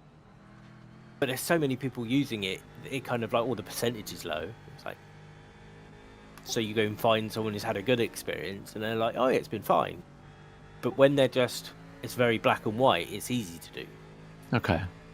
I remember Bailey just had like an entire approval process of like, he's got to see this person, he's got to do this, he's got to check all these boxes, and then he's got to wait a certain amount of time. And number 29, if you're like suffering with something in the meantime, it's got to be so sinking of like, I need you to do this test, I need you to do a blood test, or put this scope down my throat, and and I remember Bailey suffered with a lot of that, where they had to wait until a very a period of time way out in the future after they tried all these other things. And couldn't be done. And so what I realized, or what I remember from Jimmy's experience, is that like where he lived in England, maybe there just weren't a lot of mental health professionals. And if he was having a crisis, maybe not a full-blown hospitalized in the moment crisis or something, but like, I really need to see somebody, things have been going bad, and they'd say, well, we could maybe in 6 months. Like, and I remember him saying, look, well, I need to see someone like in the next week, not in 6 months. This could be really bad if you let this fester for 6 months. And that's where stuff like mine comes in. That they have some people exactly. That's where fill in a little bit of that gap. You can avoid the postcode lottery of whether your local NHS has the expertise to deal with whatever you might be suffering with, I guess. But as you say, that's where mine. I mean, I've been to one sort of session years and years ago, and it was quite an eye opener in terms of it was a private session, so I just had to pay for it because it wasn't offered via any local. Right. So then you're going out of pocket to try and get something you need, which not everyone can do. And it sort of was helpful, even though it was more just having someone to talk about the relationship I was in more than anything else. Sure. Also, Jake, you enjoying that Chrome car you're up behind? I've been seeing it all night. We love that fucking Chrome car. No. We wouldn't, to be honest. Okay, good. Just want to make sure you're biting in that shit sandwich with us. It says I have wheel damage. I'm not sure if that's been a case the whole race, or maybe. Yeah, we've used a few fast repair. we got targeted by the host robot twice, so it's been a time. I still like when we attacked it. That was great. I mean, why not? It's just like proper, like, oh, you can attack it. It's like, yes, let's fuck it up. Let's just do it, even though it didn't gain us anything really. No, Hodge isn't sleeping. Hodge is talking with me. It's just Jake who's driving right now. Hodge and myself. And MJ, yeah, that's how I remember it with Bailey as well, what you described.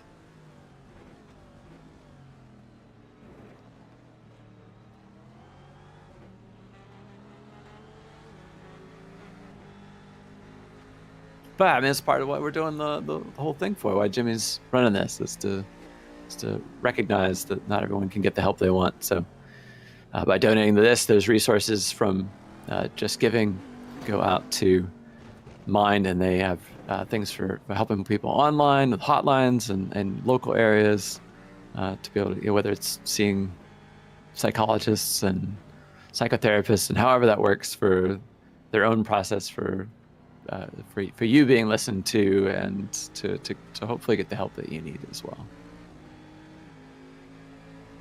Oh no.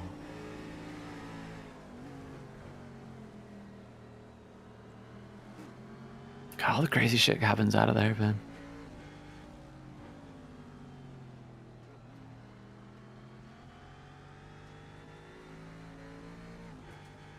Did you get a fair whack on that wall on the right?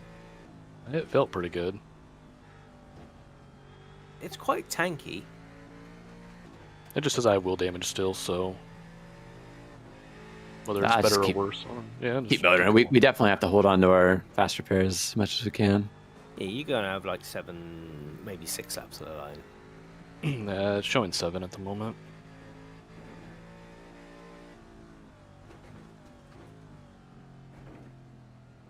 It's true. A lot of you, if you're just waking up, especially if you're an early riser or you're on the southern hemisphere, Australia, New Zealand, or far east than that, you got to stay up for when Jimmy has to serve his next punishment, his next forfeit or stretch goal, if a much kinder way to put it. We got to 30,000 right before he went to bed, and Annie had already gone to sleep. So we got to find out what new horrors will be unleashed on him when he wakes up. We've seen him in the maid and lobster outfit, the toe socks, glitter on the face, and the Papa Smurf one, which good. I like the Papa Smurf. It should have me too, and I loved it just because he had to sit there for what felt like 4 hours of people going, "What the fuck happened, man?" Why are you blue? Yeah, why? It's like, why not? Why isn't he blue? Like, welcome to the stream. Welcome to the charity race.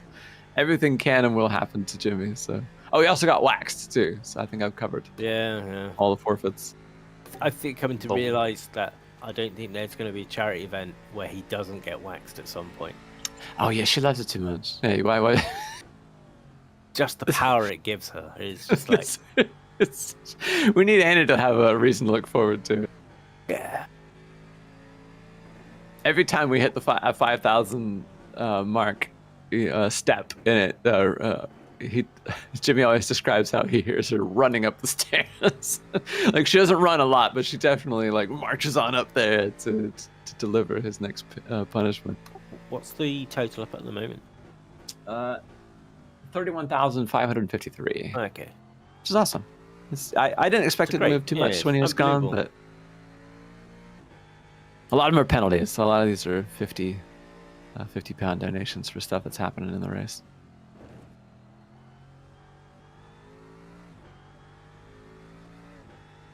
There were in the early years, we would have been happy to have 30,000 for the whole damn thing. So to be at over halfway and that amount is so exciting. So thank you, everybody.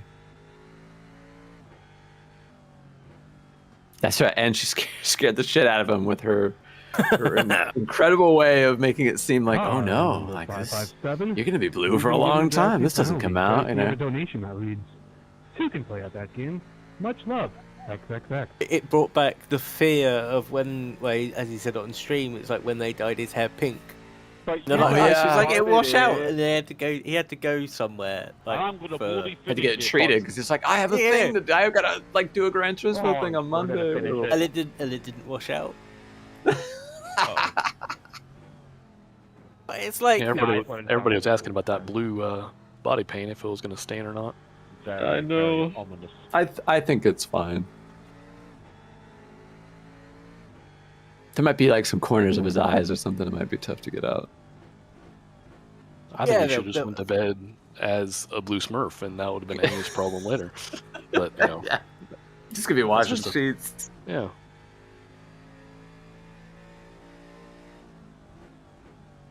She was fast at applying it too. She kind of like got up on the chair like behind him and was just applying it vigorously. Almost scarily sort of efficient at it. Yeah. I didn't get to see the lobster outfit being put on as he was still in the chair. My biggest music influences? That's probably a lot. Pink Floyd. A lot of classical music. Marcus, you got it. I spent a lot of time just listening to the great composers of your Mozart's, Beethoven's, Brahms, Rachmaninoff. Rage Against the Machine. Soundgarden, Tool. Those are probably the really big ones, and the more recent ones of like King Gizzard and the Lizard Wizard. Those guys are younger than me and yet so much more evolved than me too. Like there's again the sort of revelation of their musical expertise for composition has just been blowing me away. Really bad at me for the amount of money I'm gonna spend. It's my. I listen to them almost nonstop. Sorry. Just kidding, I just have a kid.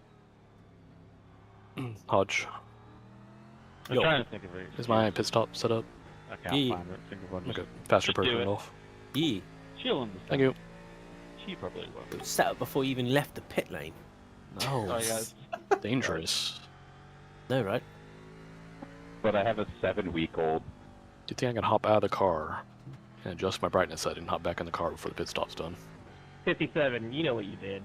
Potentially, it's quite a quick you could stop. either, We found out the driver swap is Pay the longer bribe than the now. normal swap. or That's true, yeah. serve a penalty with Yeah, I'll start off the the look up pits. here in a second. It's not like losing 5 or 6 seconds will do anything, so give it a go. I do like Audio Slave and Pearl Jam. Congratulations. Quite a lot. Olivia. They're not top of the heap, but I like them all. But I go Pearl very Jam is the best during 12 hours of Suzuka. Even flow, yes. I got big shoes to fill with that. My favorite two album is Undertow. That was the first one I listened to.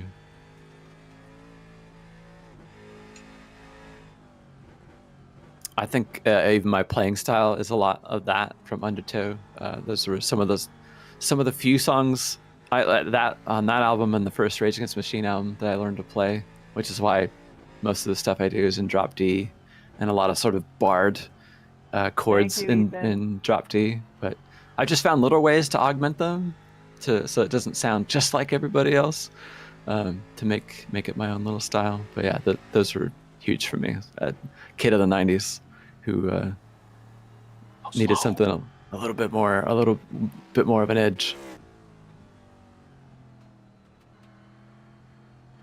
Our POV, we're in the the Riley DP, the Daytona prototype, is we're in the top class.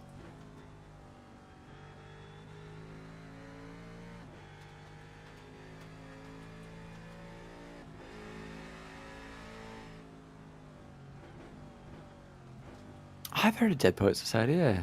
Oh, not just the movie. Lord. Oh. All right, just 4 wide, it's fine. I don't know Joseph Bologna. Death behind you. No, better behind me than in front of me. Yeah.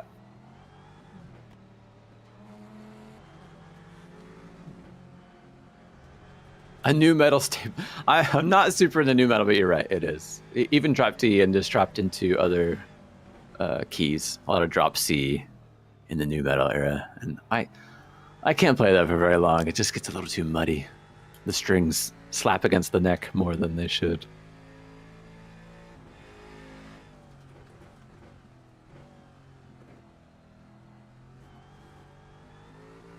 Another tuning I use is BE, BE, BE. But I don't have a huge amount of range with that, really. There's like one song I think I've written in that, and every time I try to make another one, it just sounds like the other one. Even when I just do drop B on the low string, like the song Prison Sex from Tool, it sounds like they all end up sounding a bit like Prison Sex. So it's really hard to find a different space within that. There's the Rage song Maggie's Farm, the cover of Color me curious. Does anyone have any fast repairs left? Like I forgot Bob Dylan. That sounds they like did. clickbait. Is the cover they did? The Bob Dylan song is also in that drop B, and it's Company secret. it just has a sound. One guy. See here at the moment. All this information. We got like Your first Bacho Cam, yeah. I was streaming on Twitch for the last 6 years, and was on there with a camera on for most of it. But yeah, first time on this stream with just my camera. I thought it would cut out some of the "Where's Jimmy? I don't understand" kind of questions. And plus, over all that time, I got fairly comfortable with being on camera too. Yeah, we're about to use our last one. Or errors an issue which meant we disconnected and it automatically used it for my colleague to get in the car. Nice. I didn't stuff it into a wall. Yay. No, I've only played really normal, standard Western guitars. No baritones, no balias like King Gizzard have with like their microtonal album. I mean, when I look at that, I'm like, that would be awesome, but race control. When's the, I'd like to have a try, I guess, with a microtonal instrument. I've never even played a mandolin. I think about it. It's such a cool sound, very unique. But I'm just afraid I will just make one song. It will be. We still got time. Don't worry. We'll get you. It'll be a variation of Zeppelin's Battle of Evermore, and that's that's all it'll do. Has anyone checked on the R18 in a while? It's smoking a little bit. Yeah, it'll do that. What they've discovered is after it's done its repairs, it just turns the engine on, and unless they turn it off, it will just be popped. Just send out the robot. Yeah, so they run out of fast repairs, and someone needs to man it and make sure to turn it off. It's been a long night. We've got short memories. How did I meet Jimmy? He was recommended to our league by a Mr. Paul Schumann, who had been racing with us since 2008. Legit curious what I'm seeing. I'm not the OG member of SimRace Online, but I was here in December 16th, 2006. Like that. And remember, it's like random draw. So. Yeah, Bailey was in 07, Schumann in 08, and Schumann recommended Jimmy. He met him in he saw him in some other RF1 league, and Schumann would do that with people he'd meet. He'd think they're kind of cool and go, "Hey, you should come hang out with us." And yeah, I mean, it was easy to get to know him. He was in university in Southeast England and was just so willing to get on comms with us because we were just doing like we do now. We just sit around and chat shit all day and yeah, just jump on track and race with us. And he got a wheel pretty early on, and just right away with his like photography degree and what he was doing in school, just all felt like it had I'm going to do, kind of things in a visual medium, things online. I like racing and talking and showing and recording what I'm doing, and it always kind of felt like it was a confluence of things that was going to lead to him doing, either Twitch or YouTube. And he did both. Yellow flag, yellow flag, yellow flag. He was super easy to get to know, and we love racing. I mean, our group in general revolves around racing, whether watching it or playing it. Congratulations, like any good group, it has to have kind of a center thing.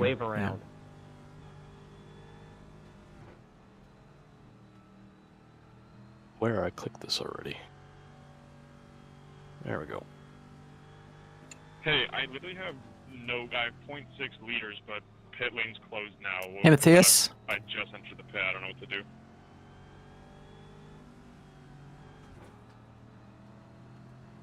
Just pit. It puts you at the end of the longest line. It's better than run out of gas. Okay, sounds good. Thanks. Yeah, there's no like stop or hold. You'll just get EOL'd, so you'll start last, but you'll stay on the same lap. It's better. Okay, thanks. The other thing I'll say for Jimmy when he was getting, like, when we first got to know him, is he was willing to race everything with us. I think that was really big, because we had some members that like, oh, I'll race old cars only, or I'll only race modern prototypes. You can go another 20 laps. And he's just so willing to jump into anything that you just get more opportunities to hang out with them because of that, right? More events and time to after the events or in the middle to get to know each other. So they got the wave around. That just helps when you're with people that are new. A chance to. Oh my god, that caused a problem earlier in the race. Yeah, you A bunch of people got penalties because they were all slowing up for a Jetta to get a wave around. Heaven forbid someone does that with a Solstice. 88 miles an hour. Doesn't help that the Solstice in the front. It looks like it's learning the circuit. The lines it's taking. No, I don't remember Sungazer, Jonathan. I mean, the Solstice can get up that high. It just needs about an airstrip to do it. Look out! Beep, beep, beep, beep, beep, beep. Are you sure it can do it on an airstrip? I think it might just need to be, like, followed. Check up at the screen. Maybe if you took to have an airplane, it would. This thing has a safety car map, right? Should I enable that? But if you want, if you're really that fast. Min-max the shit, yeah. It's a bit late for that. I'm waiting for you, bud.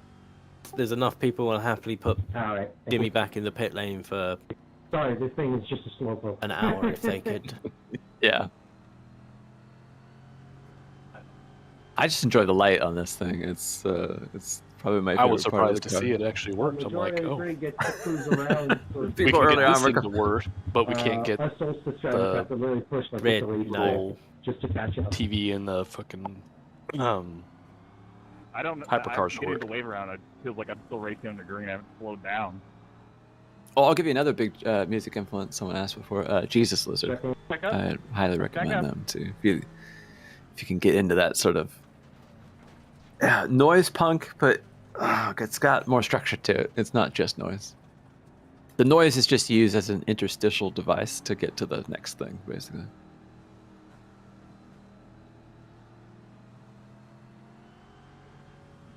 Can car number 4 to get black clear, please?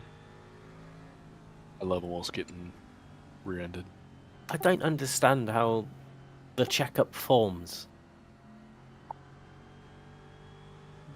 We can't blame the P2 drivers, so. No, I mean the safety truck's just there, and it's just like. Sorry, George, I'm going as fast as I can. Draw push. Idols was recommended to me by the KEXP channel, so I need to. Since you've mentioned it, now I have to go watch that performance they did. And the 90. I love KEXP on YouTube. It's where I learn about a lot of new stuff. I learned about a band called Pigs the other day. It was a fucking great time. You should be wave drone because you're not the leader. Not that you'll be going much faster because of the Solstice. Daft Punk, absolutely. Guy playing Quake in a LAN cafe, spending $6 an hour to play Quake and Motocross Madness and what else were we playing then? Counter-Strike, Red Alert 2. You know, Daft Punk would be playing all the time. Oh, Counter-Strike. OG Counter-Strike. Yeah, 1.6. Boy. No. Beta. Well, yeah, beta too. Yeah. Beta where you could drive the APC on CS Siege and you couldn't shoot through the windows. You've never seen a standoff like a bunch of people with guns that can't shoot through a window and they're all afraid to go through the door. It was a different kind of Counter-Strike. Sorry about that, 99. I got stuck in here. My shifter didn't want to shift. It's in there somewhere. I'm just fucking killed. You know, I could name any of that songs, you know, around the world, from especially way back in the day. Great Daft Punk song, but like the Tron soundtrack is the one that seems the most indelible to me at this point as like a cohesive work. You know what I mean? Can we have like, in a second, I've listened to many sci-fi books to that composition, and I tend to think of in albums these days for things I love, not just individual songs. Like, it's one thing to write a great song, and that's awesome, but like to get up here, write an entire album that is that if you want to get consistent up here, is really special to me. Can we get a clear now, please, if possible? Thank you. Thank you.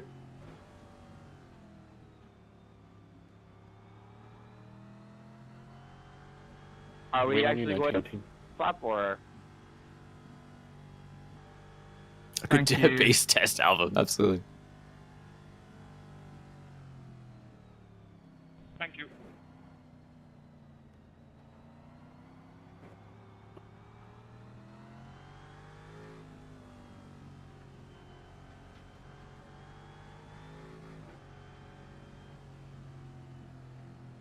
Yeah, I think I was spoiled on that because being a kid, and my brothers are 10 and 11 years older than me, and so they were into music that I wouldn't have discovered when I'm, 5, 6, 7 years old. And so you get to listen to like "Wish You Were Here" or "Dark Side of the Moon" and "The Wall."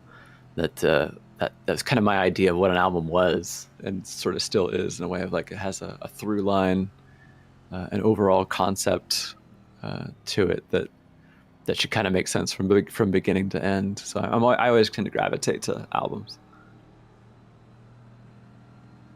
And a lot of prog stuff. You know, Rush, like 2112, and Permanent Waves, and Hemispheres. You know, those are critical albums to me. Good, we're here.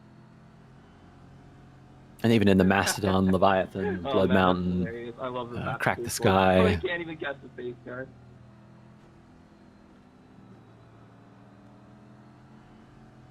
I'm still hot lapping to try and catch the queue. The 22 is crashed under safety car. Hi, Zach Flom. I think you passed. Yeah, it's a high bar to go up against, exactly. Like, by, not the 56. It's always going to be tough to go up against Big Floyd. Pace truck's leaving T9. This is my stint. I'm not driving today. It's chaos out there, man. It's blood for the blood god and skulls for the skull throne. How much money would we have to donate to get you in this thing? I mean, to charity? Well, yeah. Not to me. I don't want to. No, Not about if you, it were the Jesus. After my right eye gets done, maybe I'll think about it. You ready to chuck up, guys? It'd be nice if we had two teams, but I know we kind of clown car a lot recently. It's hard to get 10 of us to agree to do something. It's hard to get 4 people to agree to do it. Especially one of them betrays us.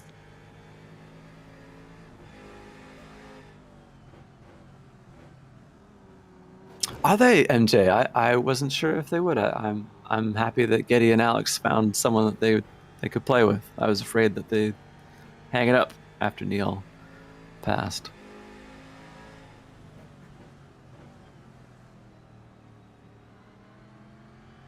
I like Gojira quite a lot. Yeah, I used to really, really love them years ago. The Link, The Way of All Flesh.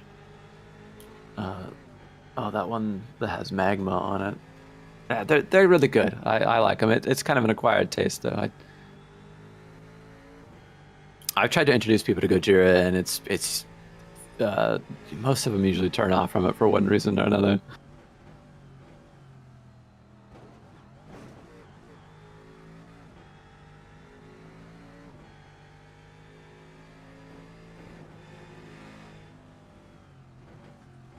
Thanks, admins, for the hard work. The Melvins? Hell yeah. That was kind of my go-to band for a couple decades. Because they, especially their live shows, they had a way of weaving their songs from one to the next, and and they have such a huge catalog since they've been around since 1983, I think. But I think I own most of their albums up till about 2005, from Gluey Porch Treatments to the ones they made for Ipecac, Crybaby, Maggot, Bootlicker, and everything in between. So they're really big to me. And I live in the Pacific Northwest, so it's kind of hard, if you liked Nirvana as a kid and you kind of curious about, where did they come from? What was before them? And you start going on up the line to Mudhoney and the Wipers and those kinds of bands that didn't really get that big, but are still huge in for the ones that really did. So I don't know. It's one of those things I like to go travel up the ladder to understand what other bands were inspired by. So and someone like Kurt was good at writing down his favorite albums, making lists, and I find myself kind of doing the same to keep track of the things I love and try and share that with people if I can. You're on your 7th strike. Not that every band Kurt liked was great, in my opinion, like Flipper. But time and a place for Flipper, I guess. Please let me know your choice. This is your 7th. Or Beat Happening. You get an 8. Or the Dead Milkmen. $300. Yeah, there's some of these bands that are 300-second stop and go penalty. They're pretty silly. So really think hard about what you The Frogs. That's another obscure Pacific Northwest band that's hard to recommend to people. But if you want to know where that was a good drum break from where it's at in Beck, it's sort of funny. Thank you, Car 12, and just remember, one more strike, you get 300-second stop and go. Make $1. Car 35. Yeah, exactly. Car Exactly, 35. Big Shroomy. You've gotten your that fifth was strike. my path to knowing loop about it the back Gnomes. around to either a dad joke or pay us a bribe. Please let me know your decision. Car 35. Car 35.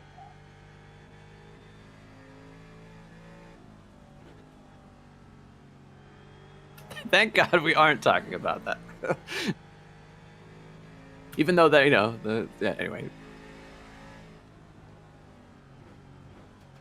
Mastodon had certified 0 bad albums.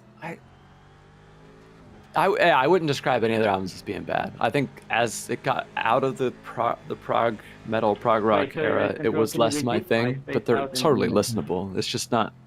Car 35. Doesn't.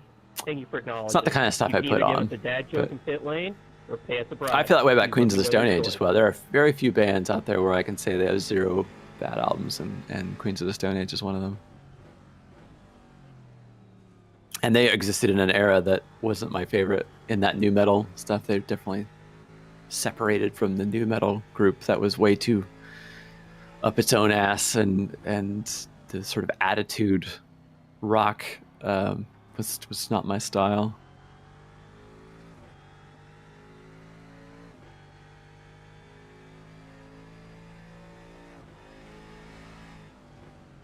I only know the Weezer for the remixed the Cars song that they used for Cars 2. Okay.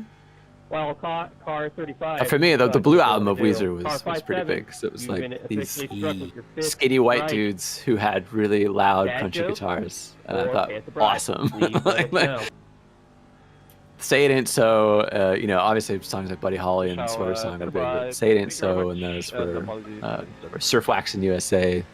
They Okay, and thank they you just for didn't sound like acknowledging anything the else. response. Really I love appreciate the it.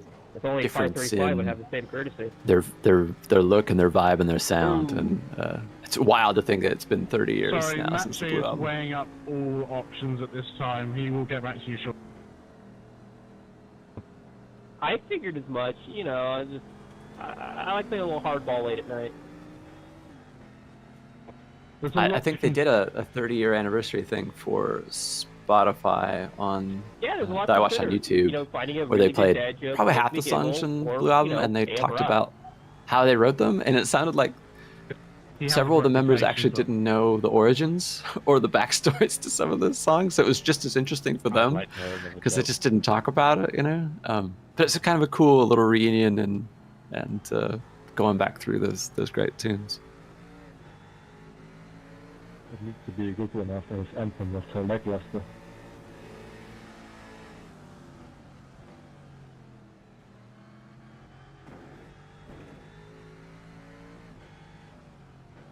CKY, no, not so much.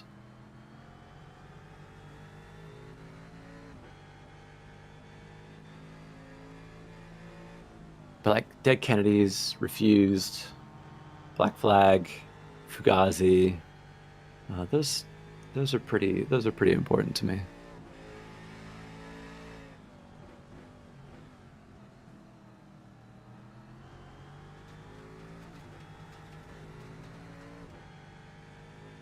Yeah, we're fitting for that joke.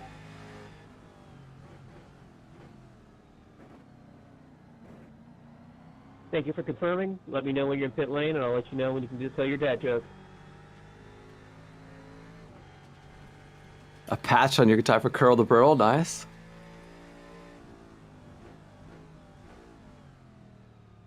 Yeah, that sounds like a Mastodon tuning. That's another one of those where I'd experiment with, and it'd probably take me a while for my fingers to figure out what to do with that. I've messed with some open tunings on guitar, and again, they're fun, but I can only ever come up with one song per tuning. It's never like, it doesn't have that sort of versatility I've gotten used to with standard and D for some reason. And maybe I just haven't given enough time. There's some funny ones that Soundgarden would use too, like Fell on Black Days has some stuff in like CGC and I don't know, FAD or something on the other ones, or maybe that's actually pretty normal. No, there's a really weird tuning that they use for that, and Chris also applied to songs like Seasons, which I think is one of his best songs. Stop looking for a perfect match. Just use a lighter. With 80s giant metal? No, not really. Not that. I frequently say I was so happy when Nirvana came around because it's sort of although 80s giant metal has come back in a way, but that kind of stuff just thank you didn't resonate with me, like your Mana Wars and I guess even the more obscure ones like Venom and King Diamond and then Anthrax, and then the hair metal bands, your Poisons, Whitesnake, fucking I don't know. There's so many of those that I didn't really enjoy that much.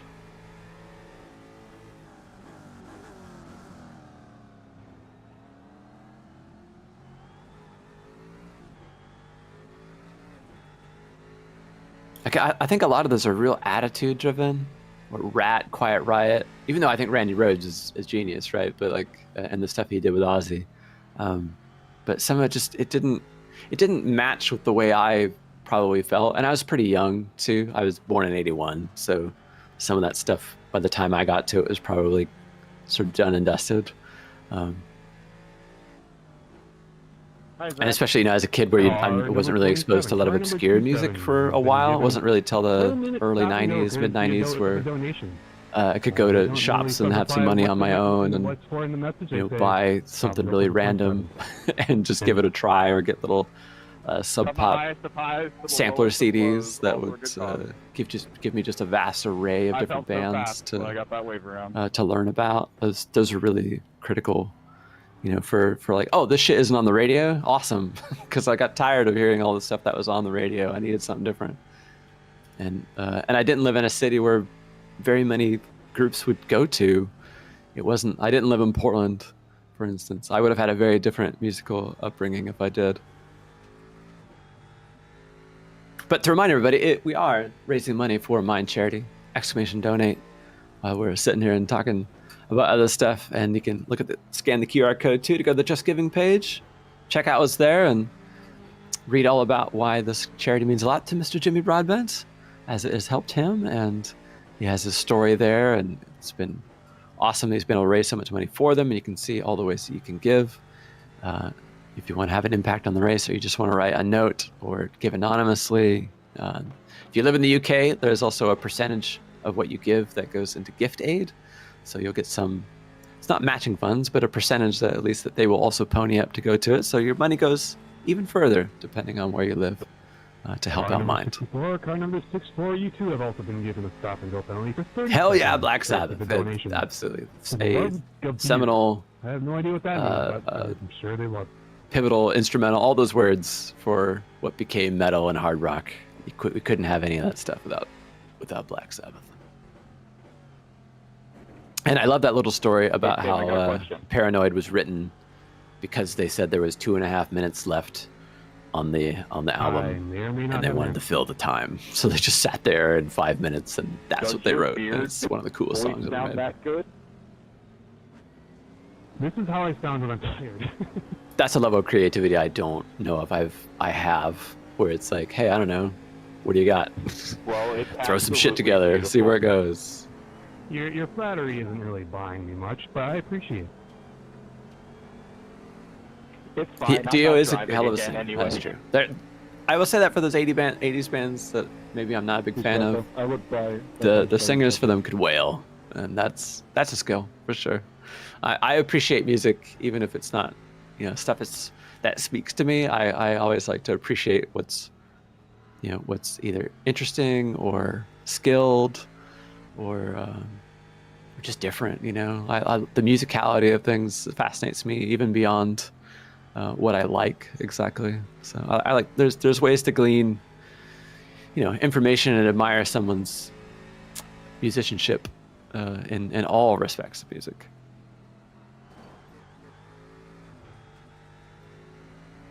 Baby metal is unironically peak. That's another one where it's like the people that play in baby metal are amazing. It's just not for me.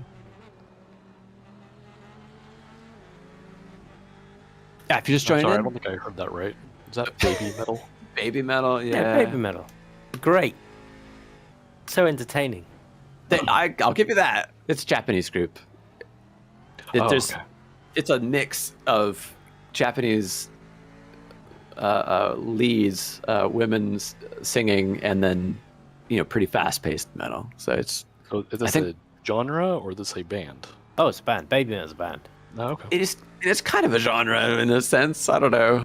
I would say they're carving out a they've little carved niche. that. I think they carved it out. I don't know whether there's been the odd one or two before them, but yeah, it's basically metal versus J-pop. Yes, yeah, it is a poppy kind of metal, and Kirk Hammett from Metallica absolutely loves him. So everybody Don't touch me. Everybody's got their tastes. I don't know Bandmade.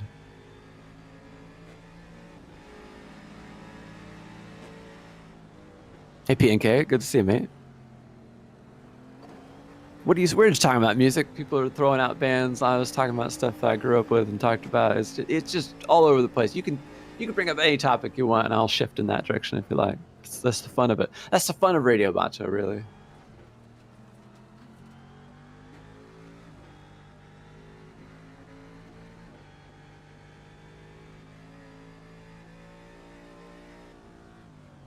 I respect that, Seth. That's maybe the Beatles aren't your cup of tea, but you cannot ignore their impact on all music, especially popular music. I'm a huge fan. I grew up with their early stuff. That's what my parents liked.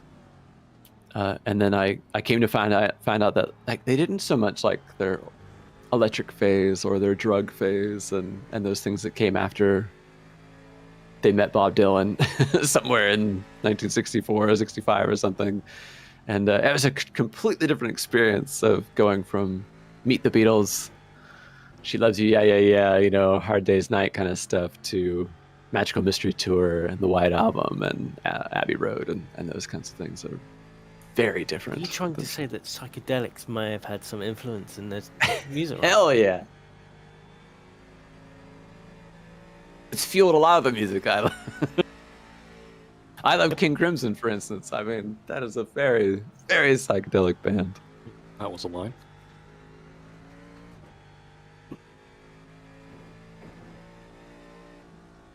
I love the first album of Slipknot. That is one of the very, very few new metal albums that I will claim that I like. There's something original about it that a bunch of kids from Iowa cooked up.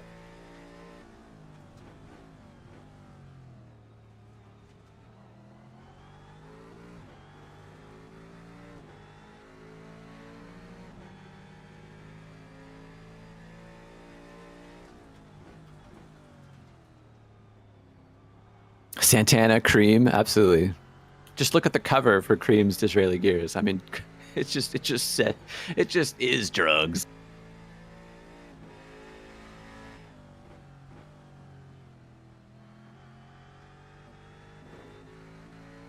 Tom Snyder, the interviewer, Tom Snyder? Oh, Todd Snyder. Sorry, I was thinking of that. I was gonna say I think he's already passed.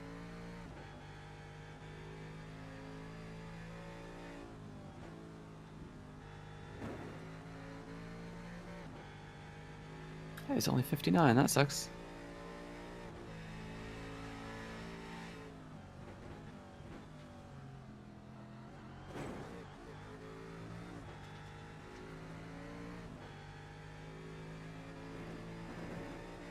Oh yeah, Hendrix too. Yeah, that Isle of Wight live rendition of Machine Gun is one of my favorite things. It's even though, I mean, you look at any footage of Hendrix playing and it seems like that guitar is not just an extension of his body, like it is a part of him. It's different. Yeah, it's so in tune that like I don't think I'm capable of that level of mastery. You know, I mean, I bow before a god on guitar, but his outfits and his state of mind, and it's just unreal to watch. I love it. Oh, and also his bass player and his drummer were fucking great too. I always feel bad for those guys. Hendrix, you know, his name on it feels like they overshadowed him, but like they were also incredible at their instruments.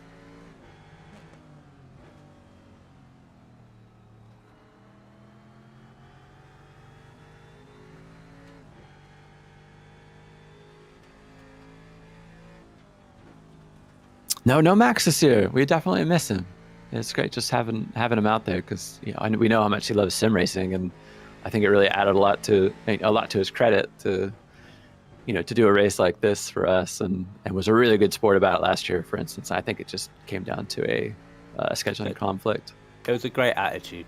The first time that someone tried to give them a penalty and they just turned around and go, "Okay, we're going to give you 10."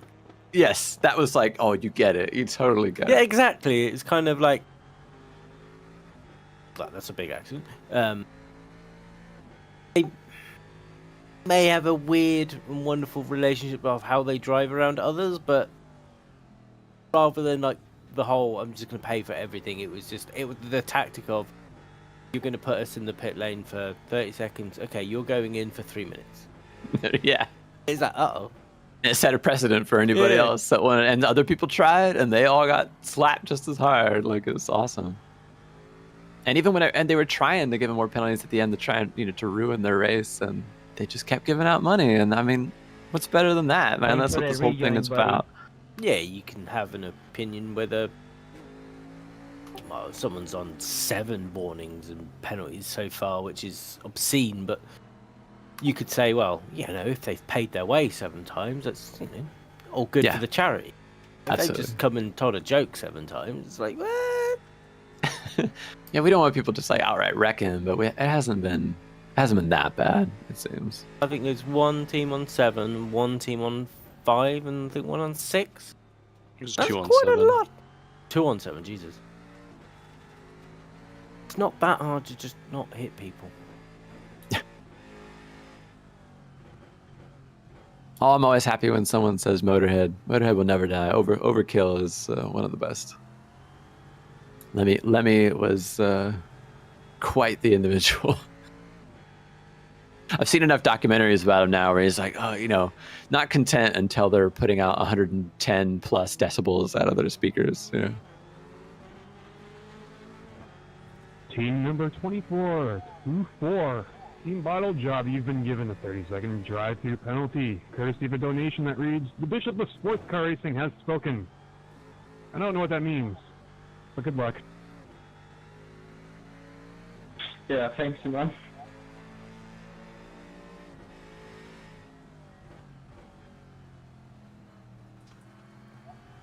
I was gonna say, I don't have to read out the donations. They're pretty much doing them for us for the penalties. He's doing a great job. Hell yeah, Tim. Tim, friend of ours. Great to meet him at Silverstone. He stood out like a sore thumb, but it was amazing. Team number 17. Traveled all the way across the pond. Unbelievable. For horrendous. That reads something extremely cryptic.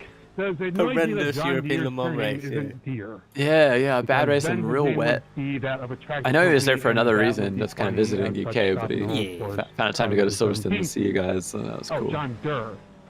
Apparently John Durr's name should be Deere.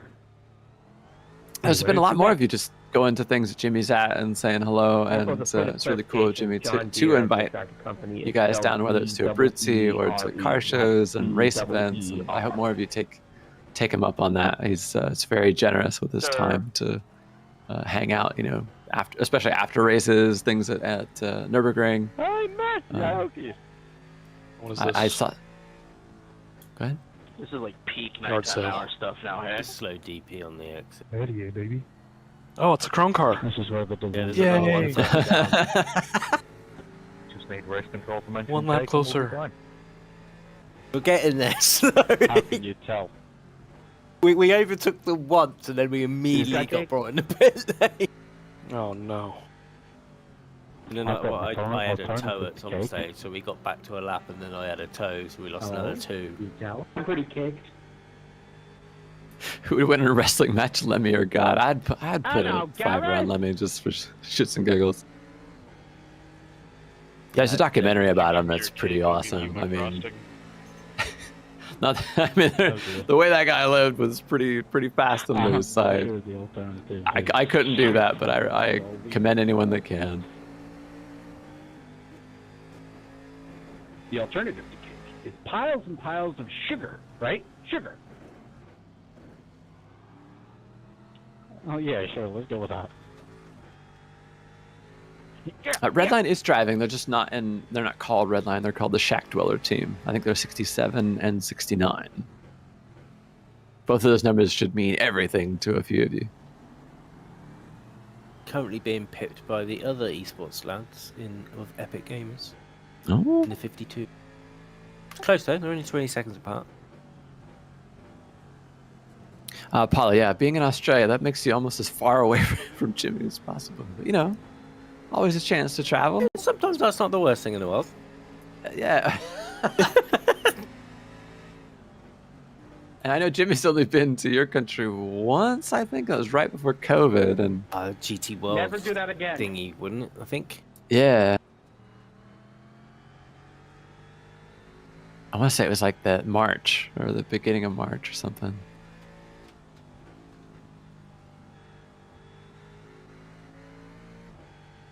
Jimmy's about 5'8", I think. On a good day. I was going with the generous number, I guess. I would say 5'8".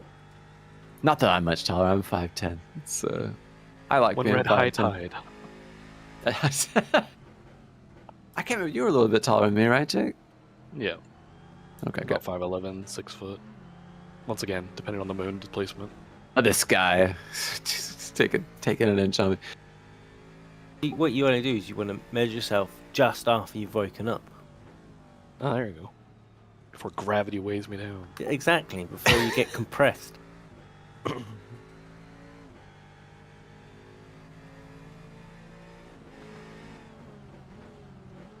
Hello, Ada. Yeah, Witcher's the only one from our community that I've actually met, so he knows that I do exist in the flesh. So. He is real. He's not AI, everybody.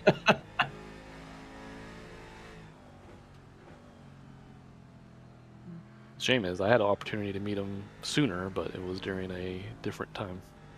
Oh, yeah, that's right, yeah. Well, I'm sure we'll get more opportunities. I'm not going anywhere, so. We're planning a trip in April, I believe, just to give you a heads up. All right, clear my schedule.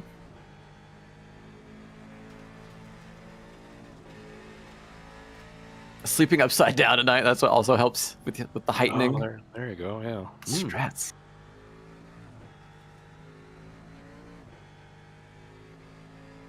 That's why doctor's appointments are in the morning. That was a bit much. Gets me to a heart attack.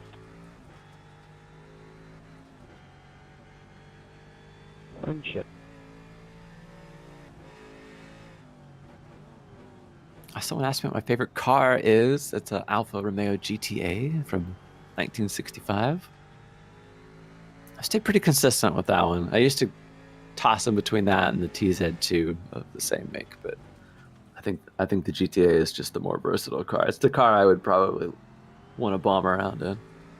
One of these days, I'm gonna get Jimmy in on this Alpha thing. You know, now that he has a Ferrari in his life, I'm gonna let that simmer for a while before he graduates. You know, to the top tier of Italian motor cars. Scottish fellow out of me. And hopefully, I'll have more money to endure all that comes with the headache that comes with that. Yeah, it's funny. I got the impression. All I know is when I watch like Goodwood and that when they do the old the classic '60s touring cars, the Cortinas are all running great, and the Alphas I see are like not. They seem rather original compared to those Cortinas, which look like high rake, maybe Ship of Theseus problem, where I don't know how much of that car is original anymore, but they sure do run good. I think over time, I think they'll get there eventually. It's just a case of.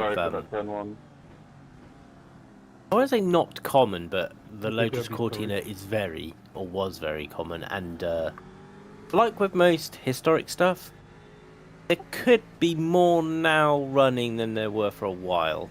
Someone asked if I'd seen the Alphaholics GTA. I have. Yeah. I mean, that's an incredible machine. Who's got 200 grand?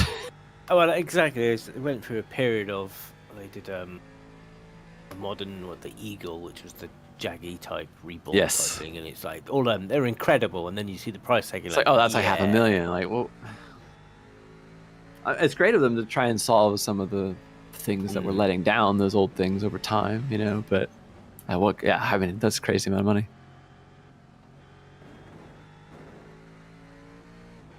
Yeah, you like the F40, an LFA, or a 787? You have to choose in between those three? Man, that's a...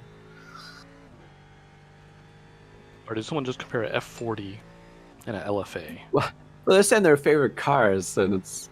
Oh, okay. Sorry, excuse me. I thought it was a hypothetical question. Like, if you could use these three cars... But even if that was true, that would be so difficult. I mean, it's just so different. I mean, I think for the prestige, you just gotta go with the F40, but... I would, yeah. I didn't hear the third choice, honestly. I just heard LFA. LFA and 787B. Oh, okay. Oh. Like, where am I going to run a 787B? Just in my garage, just to turn it on and to hear the rotary do its thing. Just to hear it fart for a while and then turn it off. Yeah, that's the right noise. Things happening. Yeah. Oh, things are happening. Things are happening. All right, we're good. I touched nobody.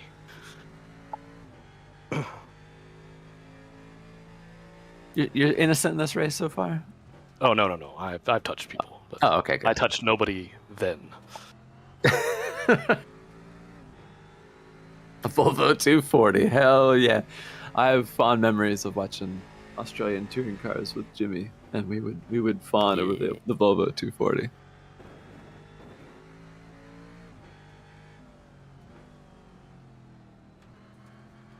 '99 Dodge Viper, hell yeah.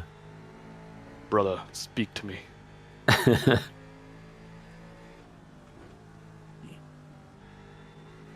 Sorry, Lucas.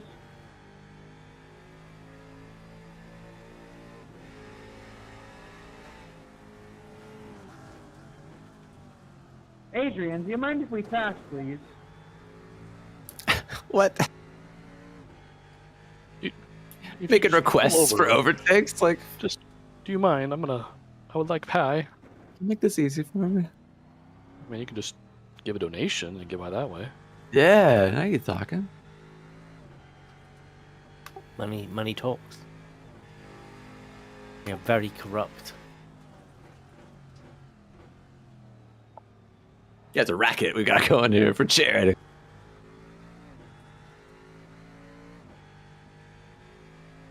There's always got to be someone in the chat that's like, a Holden Commodore, that's my dream car.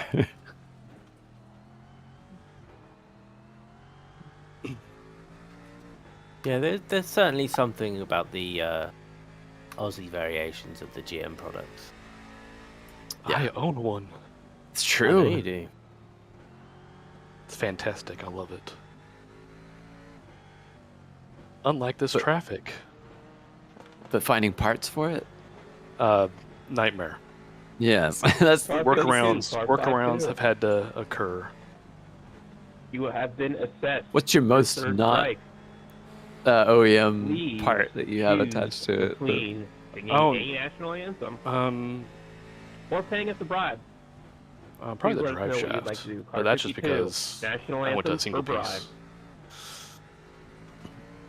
Everything else is actually fairly. I mean, I have headers on it, but. I think it will be upright. Okay. Fantastic car, though. Oh yeah, I love it.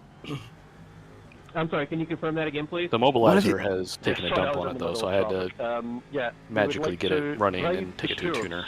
That's the latest adventure.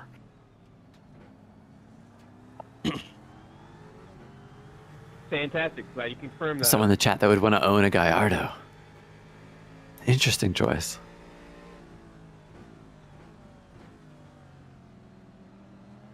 I've briefly driven one. Yeah? Yeah, I did a back-to-back that, an Advantage. Is it the first car that Audi helped design? That was the Murcielago. Okay. Yeah, I drove Gallardo and then Vantage, and I much preferred the Vantage. Someone getting salty in voice chat. Yeah, there's some scary moves I going didn't in. realise what you said there, but my singing vocals would scar the life of everyone in this lobby, and that's yeah. Excuse me. Nobody cares. It's a privilege, not a problem. A privilege. You might actually wake people up. What do you want to do in 7 laps? Do you want to do one more, or do you want to have a small break? It is up to you. Car 48. And how much longer are you going to be around? If you're around till Jimmy, and you want to get us in now. Choose between dad joke and pit Probably lane. will be around until Jimmy. Car 48. I'm not quite sure they think about what happens when everyone goes to bed and just leaves you and Bacho, considering Bacho's not in the game. Yeah, we had that happen at Daytona. Yeah, that'd be good. I mean, I think Jimmy should be up in an hour and a half. If you're up for a stint, yeah, I'll just give you a little break, and then you can rejoin the chaos. 48 owes me an answer. Let's make sure we keep the comm waves open.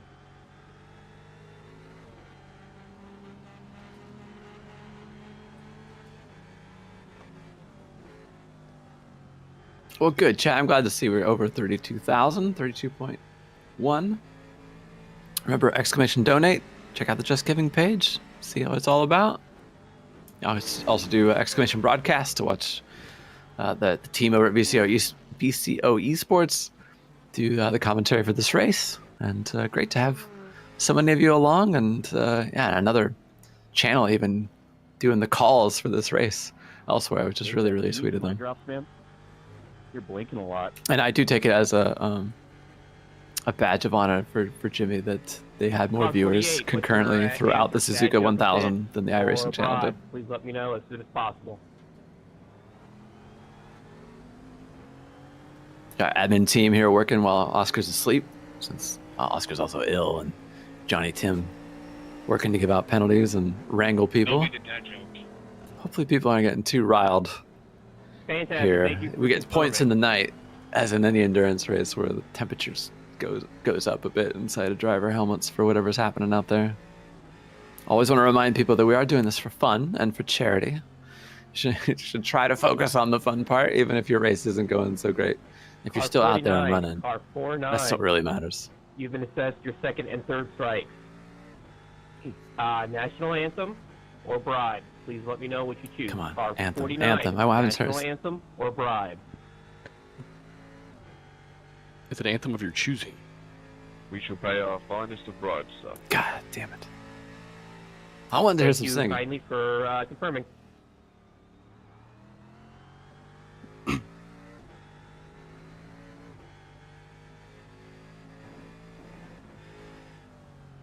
Well, what if you chose the Spanish national anthem? Isn't that the one that has no words?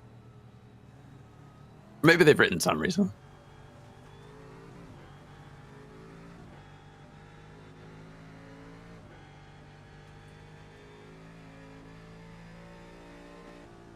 Yeah, Arya, learning that there was a lottery for it. I hope you can. I think that'd be cool. We always love having new people that join in. There's several teams that have been doing this pretty much every year as well. You just gotta keep your ear to the ground when things go live and when the signups are gonna open and however that's gonna go. Sometimes Jimmy doesn't know until about a month out, just because of all of the other scheduling he does for things, driving cars in the real world, racing in the real world. He's done so much driving, even away from the racetrack. I mean, from like a sanctioned event stuff. It's so cool to see him out there in new kinds of new machines, have other experiences, and you know how that just adds to his CV for driving and his experience that's out there.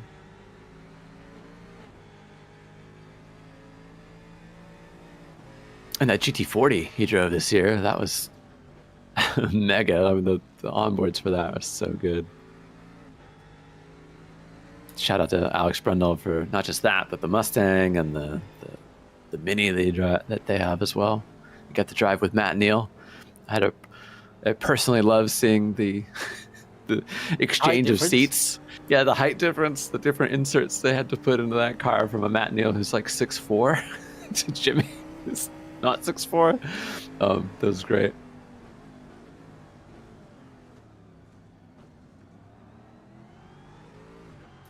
No, we don't have. I don't think we allow for anyone to do it solo for this race. I know there are people that attempt it and other things, and I think that's kind of, that's sort of ridiculous. I would never want to drive a 24-hour race by myself.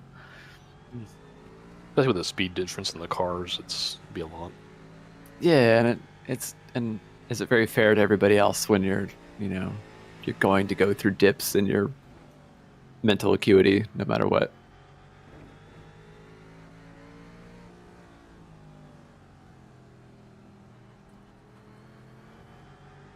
I shall be 2 seconds.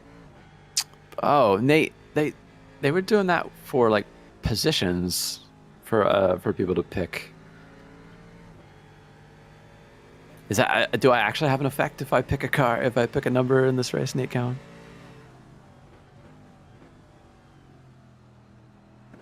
We don't have a stint sheet this time, so Xenofaction. So Jimmy will hopefully be up in an hour and a half. Probably take him another hour to groggily get his way out of sleep mode, and so should be up, I don't know, about 6-7 his time.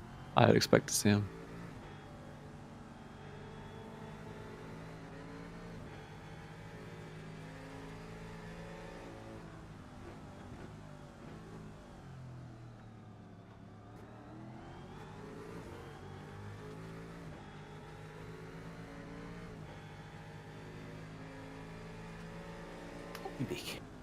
Now you're gonna choose the difficult option. Got it. No, Maciej. No, not like this, Maciej. No, kurwa. 2 laps. Car 19, 19. You've been assessed your second strike. This is a bribe or a copy pasta from the reading list. If you choose a copy pasta, you have to read copy pasta number 2. What gives it away? Your choice.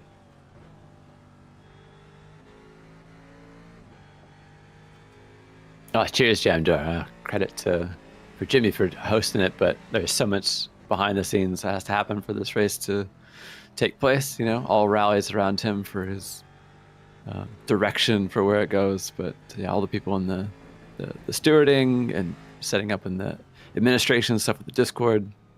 Car 19, please and, let me know and all of you for being here and the participants. That's such a huge effort.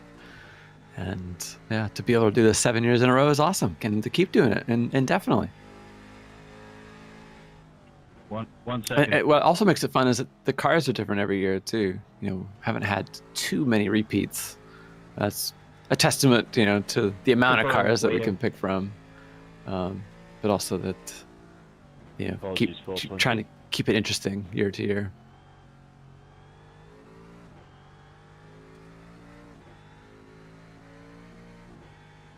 Boxing this lap. Around a track that is not very good for multi-class as well. It has a certain flavor to it. No, okay, you can just stay in fourth gear. That's cool.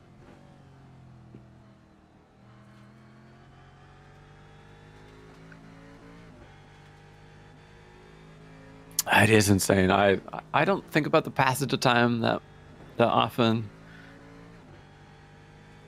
For especially like and only when it gets to like anniversary years, like I was saying about albums that are 30 years old now, that definitely make me feel a little old. But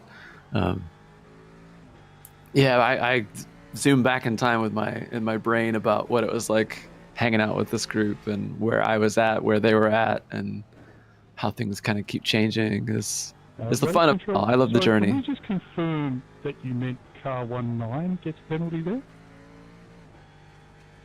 It's car 19. Yep, car 19. No questions. Take your pick. But we are talking about the one that we submitted where the car in front crashes in front of us. Correct. Some extra clarifying going on. So us? Okay. Copy faster, I guess. That I'm didn't sorry, work what out. was that? Or Rusuno. We'll do the, what was it, copy pasta you wanted us to do? Fantastic. I love a good copy pasta. Copy pasta number 2. You drove 13 hours in the 2020 race? You guys Would not finally recommend. Right, enjoy, Hodge. Okay, 1 second. I've been trying to get someone to do number 2 all night. Huh? Off comms. I quite like the new UI actually. I except for maybe the settings page, you just scroll a lot through many of those. Like I got used to the way they packed everything onto basically one page in the settings, but Both of you have been assessed otherwise with I first just had to get strike. used to where they Cars shifted shit 4 around. and 46. First strike. You can choose to do a dad joke or pay a surprise. Cars 4 and 46. Let us know what you'd like to do.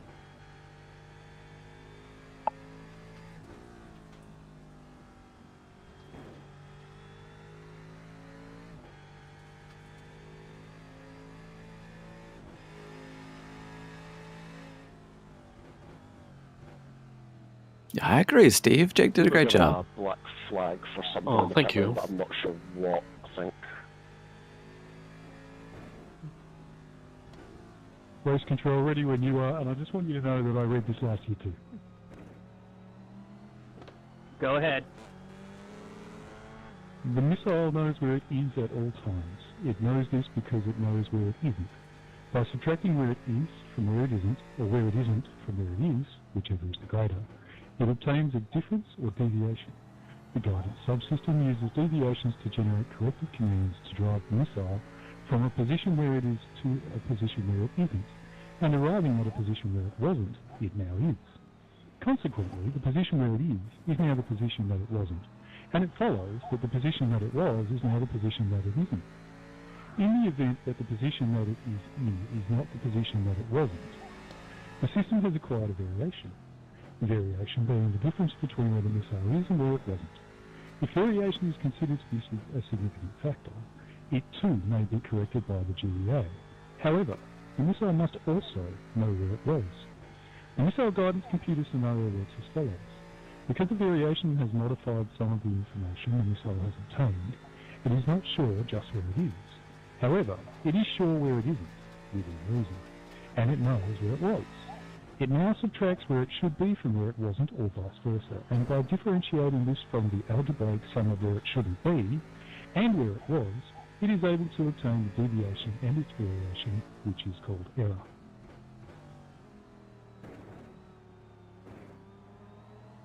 10 out of 10. I always forget Thank how you. long that one is. Okay, park it. That was fantastic. It's it's partly the mics, and Very it's also soothing compared to the iRacing. original. It just they have not updated the codec that they use to do audio transmissions in a long time. I hope it's somewhere on the list for things to be upgraded from this game that goes back to at least 2008. Probably saves them a lot on bandwidth, but I mean, God, the world of... I mean, it's as bad as like an Xbox Live, and things have really moved on since then.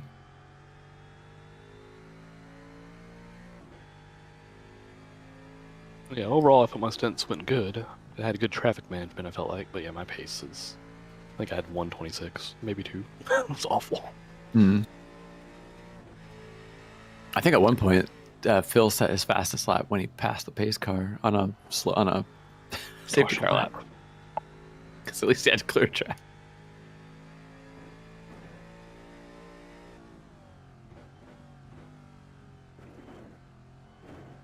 Gareth, that's the wrong way, brother.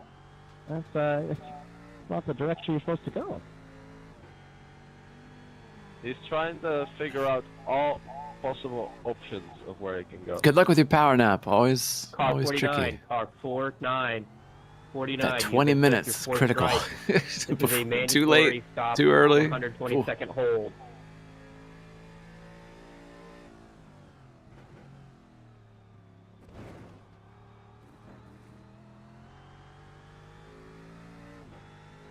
I'm not sure if I'm due for another coffee yet or not.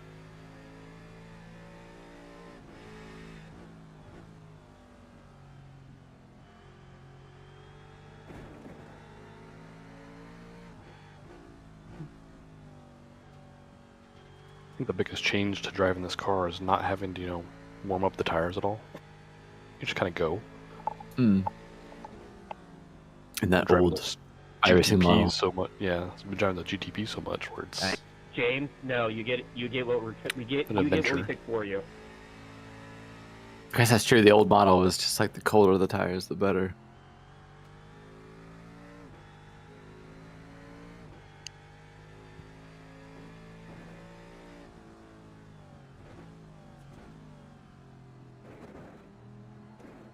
Is that my approach to coffee, flat out?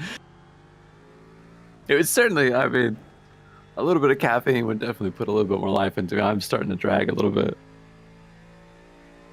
I got up at, my cats woke me up at 3:30 in the morning, and it's now 8:40 p.m. So, been up a bit. Any of you with cats that just have their own idea of what time to wake up is, yeah, you know that feeling. Children do it too. Shoot. Well, I don't plan on having any of those. My cats are my children, so I'll just live with it.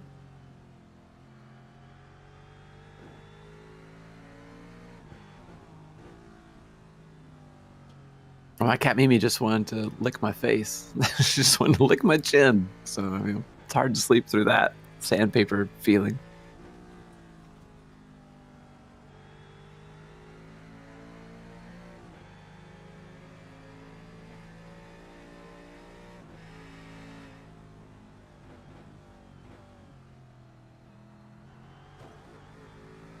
Car 000, car 000. You've been assessed a 30-second stop and go penalty. What? You're here to make someone's day better. Wait. Jimmy's not even here. You're just giving Hodge a penalty? I know. What's fair is fair. What can you do? It's not fair. I but, can start punting people because then I don't have to serve anything. I can just give them some money.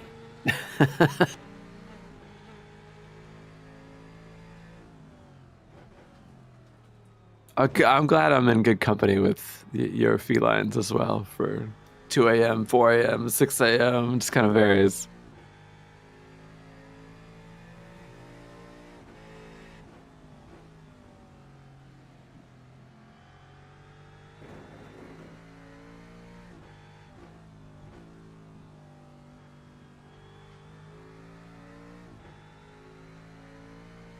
I should be blue and solitaire. Hold on, let me go see if I have some blue paint hanging around. You know, let me go eat some silver, a mountain of silver, and see what it does to my skin. I think I'm gonna get something to drink because I am definitely flagging a little bit. So I'll be right back. Crab's out for an empty chair in my room for once. Hey, race control. When might the robots be joining us? Robot's sitting out for an hour until we get another driver in. Oh, Could you clear the pit stop, please? I'm trying to. Yeah, I'm sorry. Car 34, car 34, you've been assessed your first strike. Dad joke or bribe? Please pick between dad joke and bribe. Car 34. I'll pay. I missed why we get a penalty. Someone. The only one. Well, yeah, someone donated for it. And okay. Pay for probably about 90 minutes, if that's all right. I don't even see That's fine, as long as you pay before the end of the session, you're all good to go. Oh, good. Thanks for the money. Didn't mind.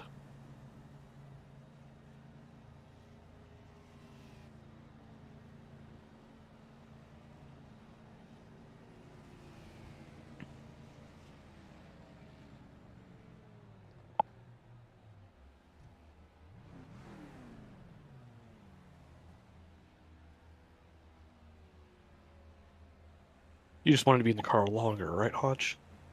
100%, yeah. Take yourself a little minute power nap. Sorry.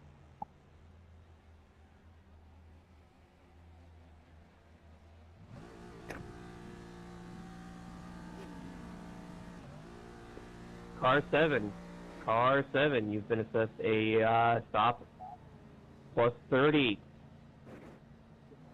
We at Highline wish to support iRacing Mega Team. Best of luck. Sorry. Could be all clear.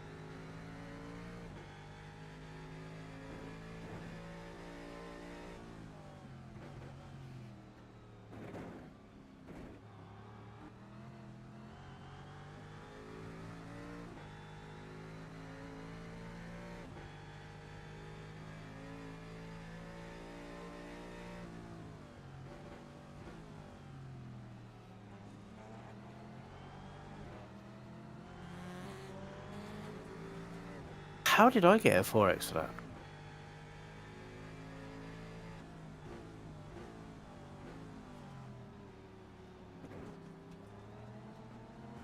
that? You probably tapped the TCR who already had hit the solstice.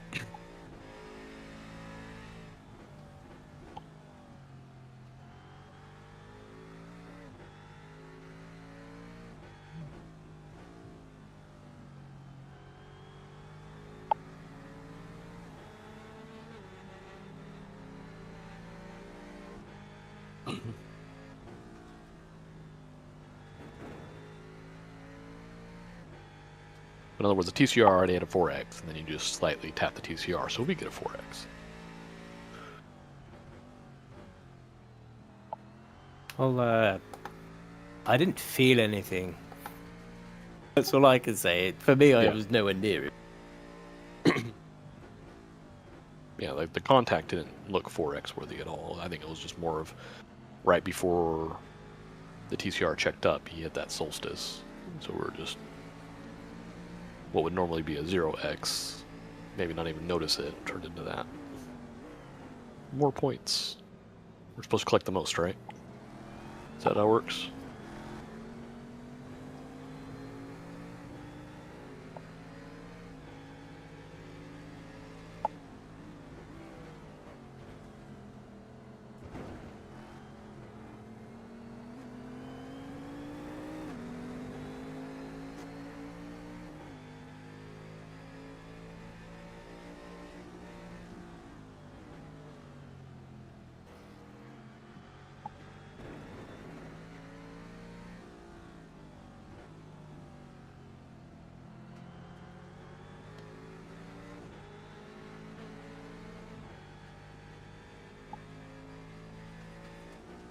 Cadillac just came out of the pits with the pit lane limiter stuck on. Be aware. There is a moving chicane. I've just realized, what happened to the house robot? I was service with Sandy. Nope. House robot's taking a break for a few hours. Whoever that Cadillac is, it's just going to be faster to tow at this point. You're a danger. It's going to be faster to tow.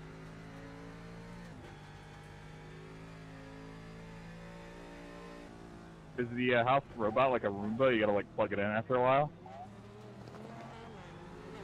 Yes. Plug it in, plug it in. Yeah, it gets stuck on certain carpets as well.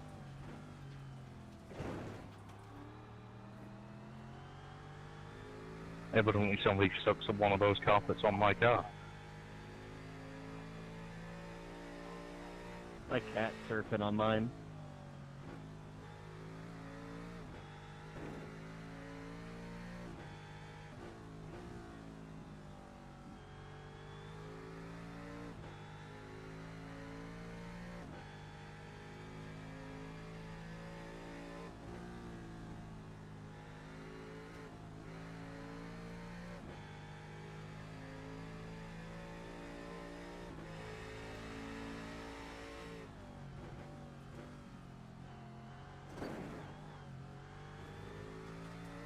Am I safe? For the bouncy bouncy.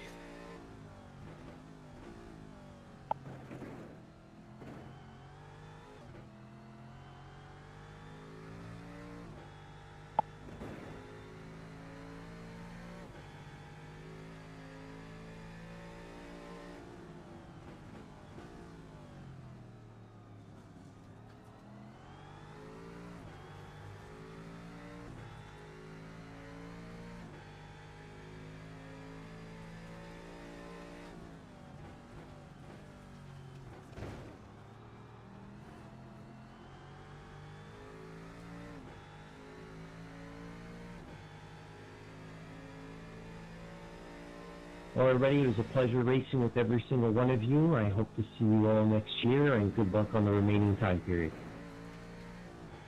You too, man. Gracias, señor Couto. Whoa.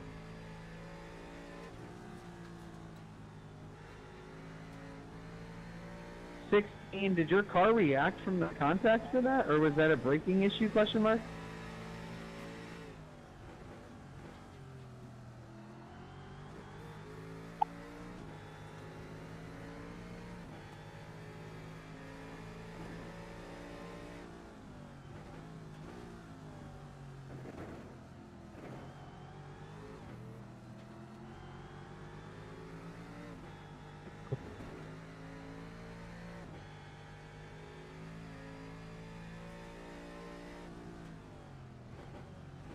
Could you repeat that for car 16?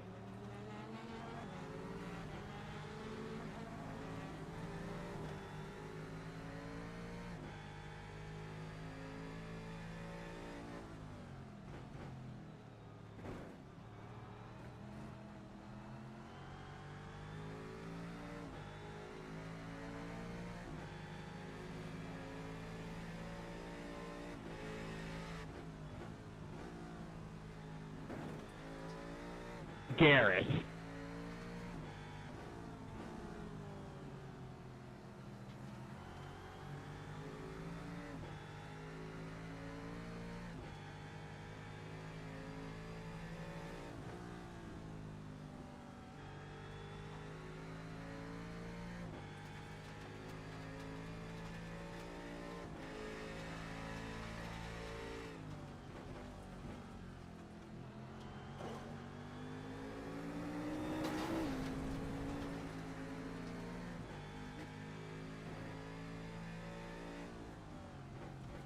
Just dozing off there, or oh lord.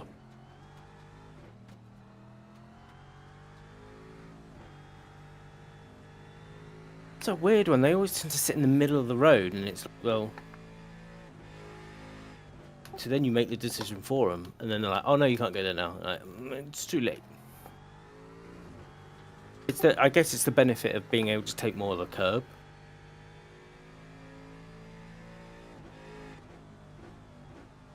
Yeah, he had the contact with you, and then he just came and chopped the nose off of the 64 car, and a little bit of netcode happened, but...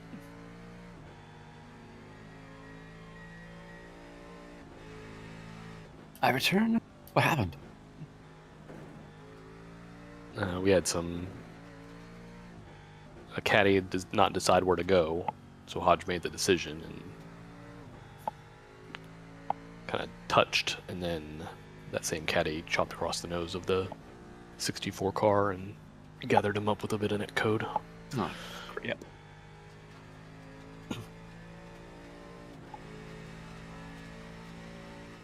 YDG John, good to see you, mate.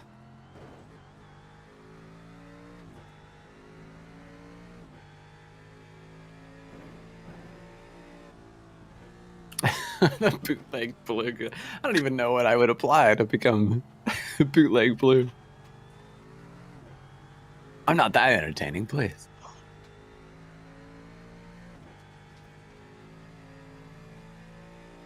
Right, good to have you all here. Soldier23, still donating nicely. 32,304 says the number in the upper corner.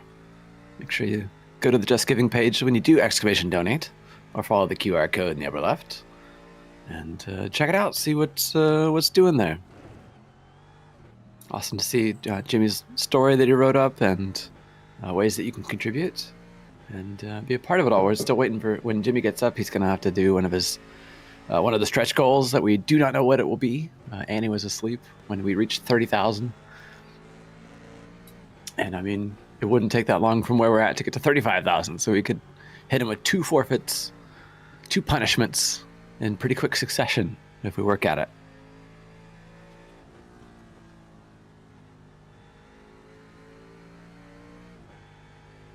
But I'm Bacho Grande, Jimmy's friend, and we've got Hodge driving at the moment, and Witcher here in the wings. You know, they're swapping off until Jimmy or Phil wake up. I anticipate Jimmy will get here first, since Phil was up for a long time and did a lot of driving. But in saying that, Hodge has now done a lot of driving too, since there's just the 4 of us. And then by 4 of us, I mean not me.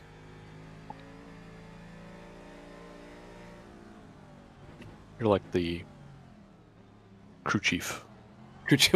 Coin's been to the crew chief for the most part. I'm just like a cheerleader. You're a spotter. Yeah, okay. On the most important spotter, obviously. You just keep us company. I just make coffee, all right? How was the coffee, Johnny? No thanks. Hand it to us through the window under our stops. Mm-hmm. I've got French roast at the moment with a non-dairy oat milk that tastes like gingerbread. It's pretty tasty. What? The creamer I had before this was supposed to taste like candy corn, but really it just tasted like sugar. For the strike for crashing into the Rick team. Yeah, you can prepay. I'll allow it. Saves us the report.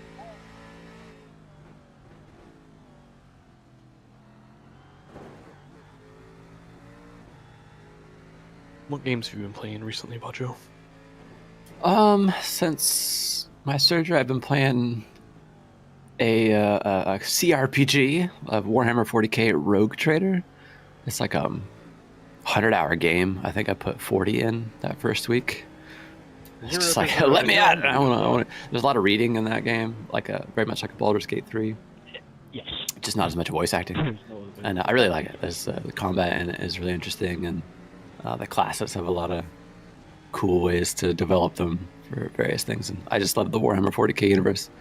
And then I started playing an early access game. I think it's almost out of early access. It's a procedural roguelike extraction top-down turn-based game. It's called Quasimorph. So it's got like private military companies and all kinds of items and loot, and taking contracts from different corporations warring with each other throughout the solar system. It just has a really cool vibe. Like the menus and the whole system of turn-based stuff is really, really fun for me and easier for me to manage with my vision stuff. What else? You said that's an extraction game as well? Yeah. There's a whole risk reward to like what the contract is, how much loot you can gather, and then if it gets too hot to call for an extraction, and maybe it will be at the same place you came out of, or maybe on a different floor or something like that. It just kind of depends. There's just a lot of variety to the gameplay, but I'm really only scratching the surface for it. It's neat. There's just so many games on Steam. How you pick one exactly, but especially when a lot of them have the same buzzwords of pixel art, roguelike. Right. You know, it's a flood. Yeah. And you got the ones that might be actually worth your time and $5. Yeah, exactly. And it was like $13 on sale. So, oh, perfect. But previous to that, I was playing Elite Dangerous. I did a bunch of like community goals in Elite Dangerous to make tons of money. And now that I have tons of money, I almost don't care, because it's sort of like, wow, I've got $1 billion now, but I'm not going to buy like a fleet carrier or probably do much of the squadron stuff, really. So I don't know. I like Elite Dangerous. It's a game I just kind of come back to every couple times a year to just have my space experience for a few weeks and go find something else to do.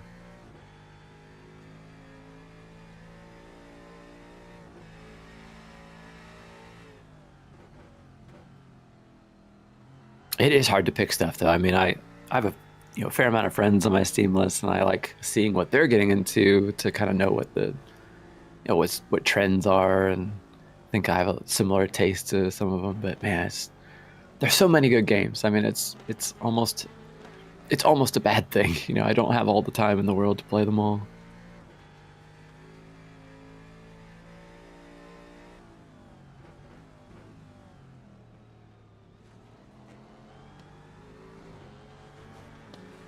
Oh yeah, the 8 Hours of Bahrain and LMU. I hope that went well, as that game's ramping up to have more driver swap races. As Bailey was saying, there's a 24-hour Le Mans coming up in 2 weeks that he might try to get some people to go do. Yeah, I'm kind of the same, Vincent. Like first-person games, I might believe I still have the reaction times for them, but I don't have the eyesight for them anymore. So any of those that require reflexes and that, I just stay away from now. So a lot of XCOM kind of games, Shadowrun, Blood Bowl, or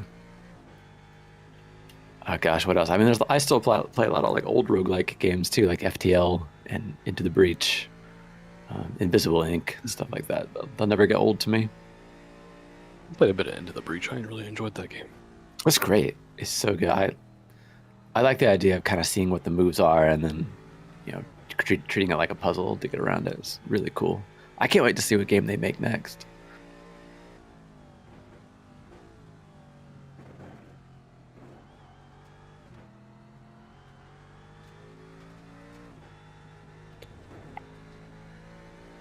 I'm reading this chat. There's no Twitch chat for me to read unless I was to be in the exclamation broadcast channel.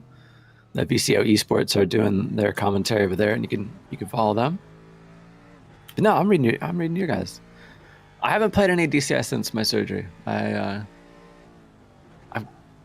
don't have a lot of room on my hard drive at the moment, and it's kind of getting back into the investment of flying again. It's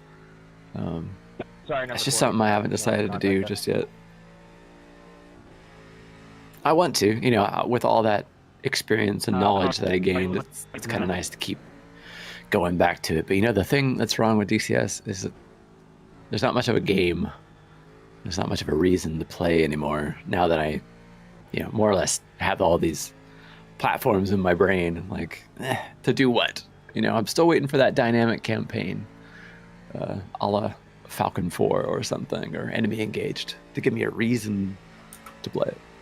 There's a big sale happening at the moment, and the only thing I would have picked up would have been the F4 Phantom, and I think it was like 15% off, and that's just not enough, because modules on DCS are like 70, 80 bucks. And they took a long-ass time to get the longbow to be a longbow, and I'm just not ready to go back to it just yet.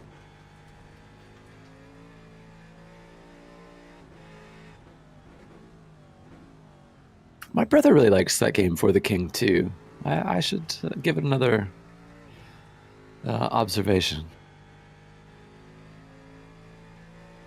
That's why you're flying BMS? Hell yeah. That game has had a recent update that looks really great. I mean, they always find a way to bring it a few years ahead from its 1998 roots, and I've always loved the dynamic campaign in BMS. I've played it many, many hours.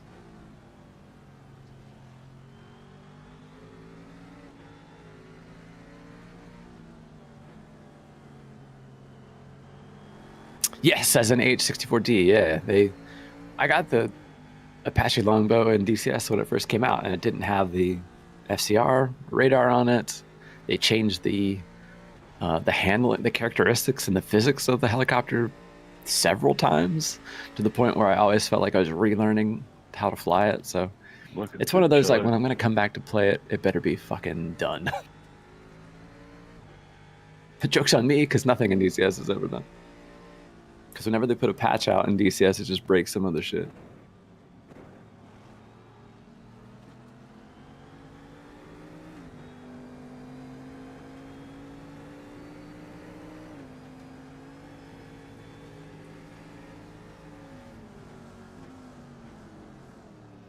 There's a Band of Brothers game?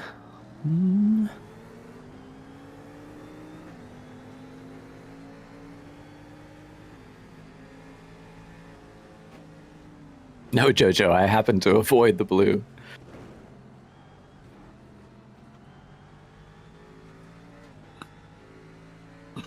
You been playing anything recently, Hodge? Mainly just little bits of Battlefield and little bits of Ark Raiders whenever the sort of moment I fancy it. Either one of them.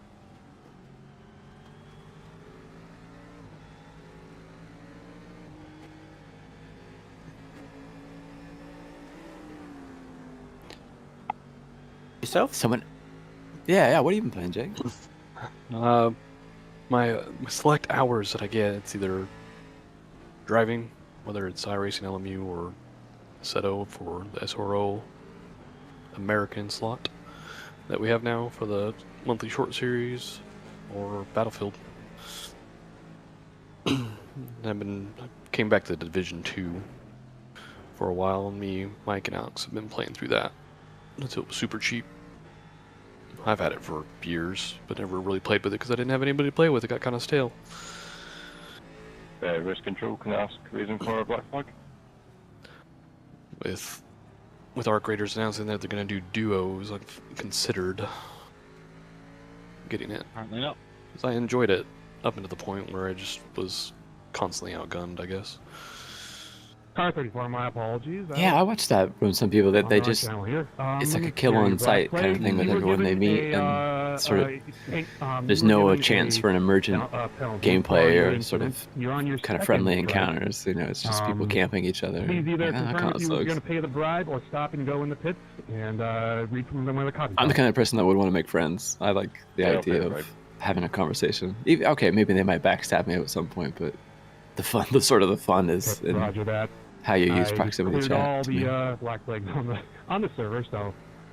Yeah, Apologies I'd to say everyone. it's been like Thank you, Car 34, for 75% doing sort of that. mostly friendly, and then you get the odd person who just does the shoot on sight. The ones I love who shoot you, but don't kill you, and then you just turn around and you just like, well, you're going to die now, and then it's like, and it's like, do they learn from those experiences? It's like, if you're going to shoot someone, shoot them. Don't just like. the moment's now. You've already made the mistake. That's good to hear. During the test, it was always just immediately shoot. No questions asked. So that's what I started doing. Well, yeah, I think that's probably what happens. The violence begets violence. Someone asked me, am I a net hack degenerate? No, I'm not. That's one of those games I missed the boat on. Like, I have some regrets in my gaming past that one and like Dwarf Fortress. Came across the track there. I do play a game called Cogmind though. That's kind of net hack.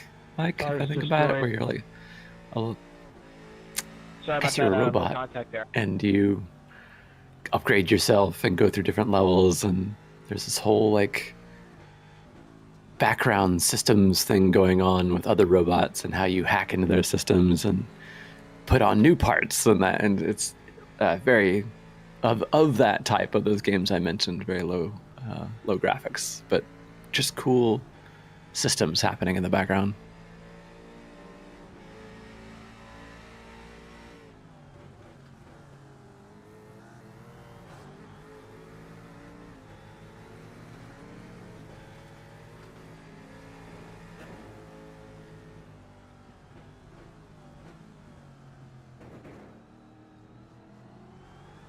Oh, cheers, Ironclad. That's nice of you to say. Oh, yeah, I mean, I was just going to say, we still have 9 hours of this race left. I was going to, yeah, Brothers in Arms. I know about those games. Oh, good man, thanks. I'm not a Band of Brothers one per se, but they're kind of in the same vein for what they're trying to achieve, I guess.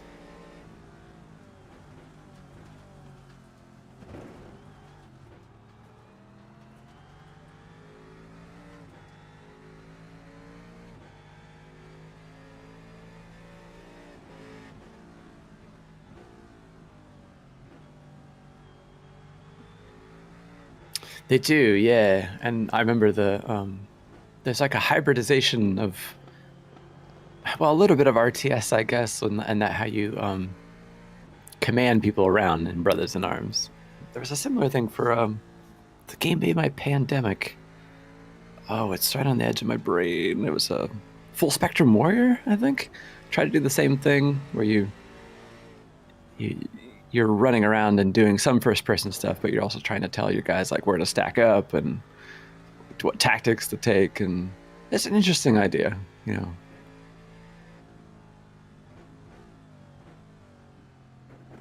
Or like Battlezone. Battlezone tried that too, as a mixed RTS first-person Cold War tank game on the far side of the moon.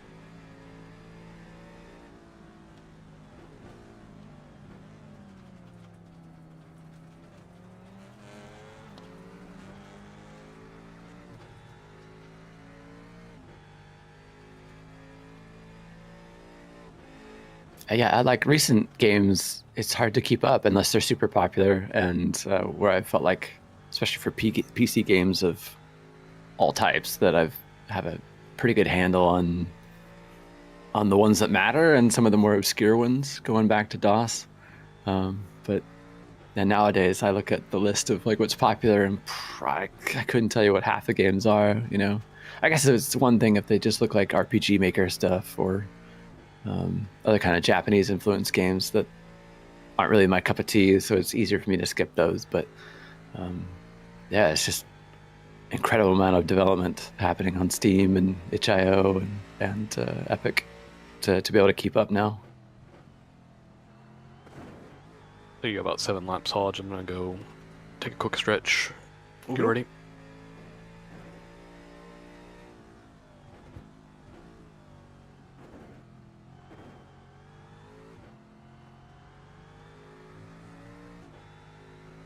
All right, team number, or car number 006.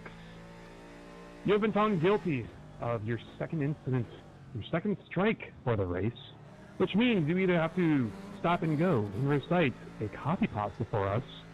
I have Broken Arrow, another one of those like £10 or €10. Cold War Please sort let us of. know what do you want to do. Not quite a real time, not quite a turn-based game, like a war game. So, give me the copy. Regiments. There's another recent one. All right. Let's see here.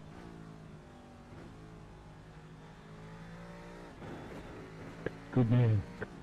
How about... Oh, Warno. That's a continuation from the War Game series, I think. They love the game. They love the word war in the War Game. They want you to know what it's all about. How to delete the no internet messing browser about. history on Wii U. Applies to Wii U Deluxe.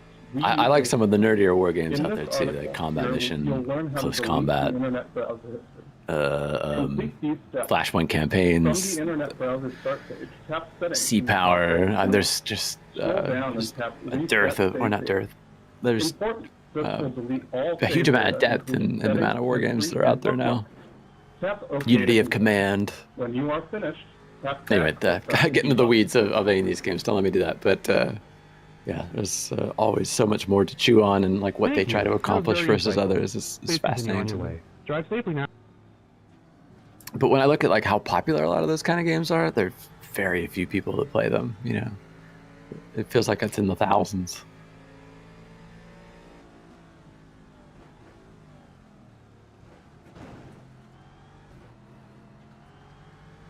Yeah, the Total War Warhammer, where I've played so many Total War games, and I just never made that jump to the Warhammer version of it.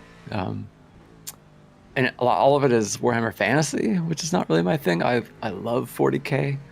I've probably read about 40K books at this stage. I probably actually more than that when I think about it, if I look up through my list. And there just aren't a lot of, you know, like I got the Dawn of War definitive edition that came out this year, which is really great. I played through that last Christmas, and to have an upscaled version with better lighting and they fixed some old bugs from the Dawn of War game that it's just really fun to play it again. So, but yeah, games in 40K are difficult to come by. Ones that are really, really good. Like Space Marine 2, I would love to play that. But I don't know, just how fast my eyes would be able to track the Tyranids coming at me. You know, would I be at a disadvantage, and would it be ultimately frustrating to die and then kind of struggle through another bit and then die a whole bunch until I, you know, figure out what I need to do for each little chapter. Yeah, I've watched some people play that game, and I get a kick out of that just because the graphics and gameplay they put into a modern 40K game was really just look cool. I'm happy they were able to go back to that series and that it got an audience years later for Space Marine.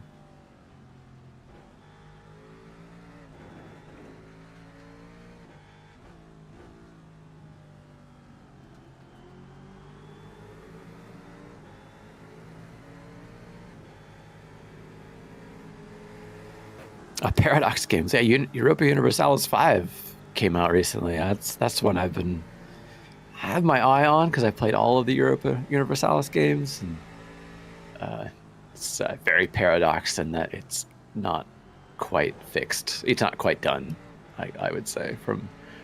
Because I try to watch some streamers that will get to the middle part of the game, which takes probably 70 to 100 hours to get to the mid game of one of those, and that's where you start to see, are there game-breaking bugs? Are there decisions you've made that now are not coming to fruition? Is the tech tree busted? Further on, and so one of those I'd have to wait on. Where I feel like I could probably go to Crusader Kings 3 at this point, or Stellaris, which has changed probably 3 or 4 times in how the game is played, and have a really solid time, just because they've been out long enough to have ironed out some of those bugs.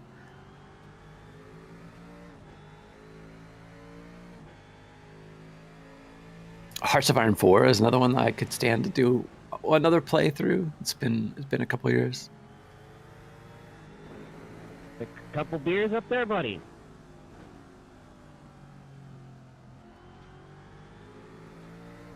And you know what? When I played Dawn of War, which came out 2003 or so, 2005. I think it was 2005.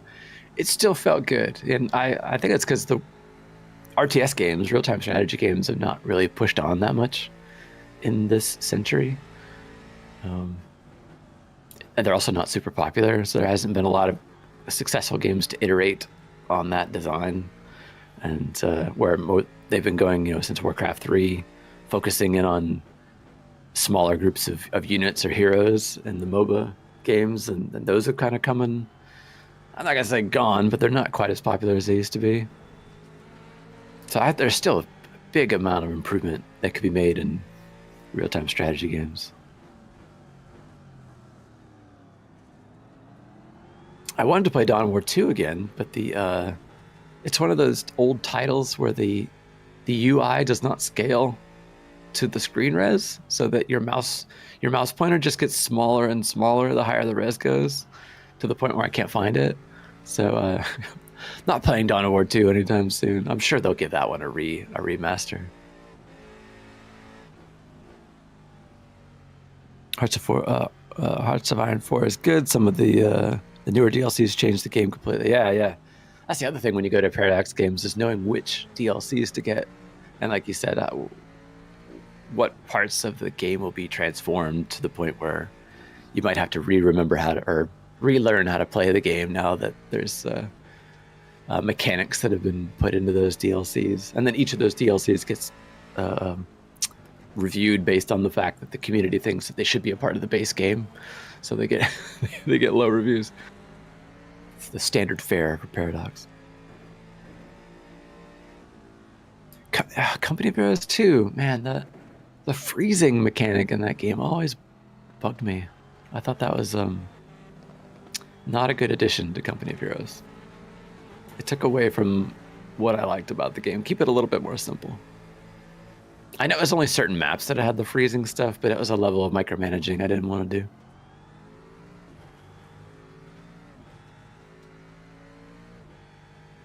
Yeah, and Dawn of War 3 was a flop, so it's hard to trust that the fourth one will somehow fix that. But if they have a solid single-player campaign, that would be a great step for them to make. I think the single-player campaigns make the first 2 games. I am back, Hodge.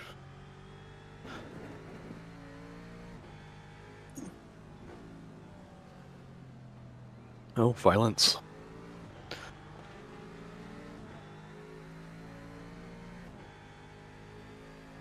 Hell yeah, Rome Total War is a good time. I enjoyed playing through that. And Shogun 2. I think I played Shogun 2 the most.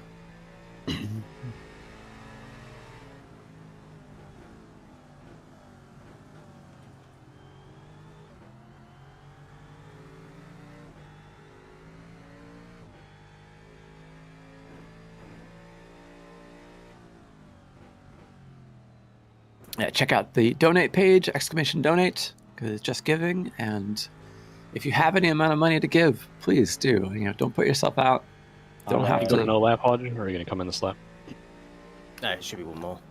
Copy.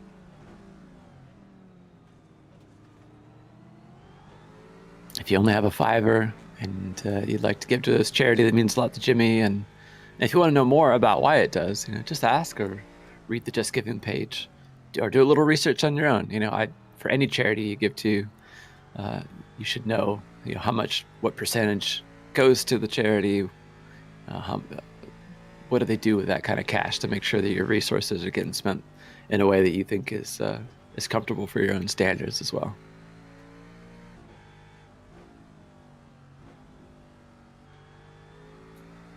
Oh yeah, I thought really hard about the Steel Division games, and Steel Division 2 looked like it's something I should probably give a go. It looked slower and more methodical than the first game.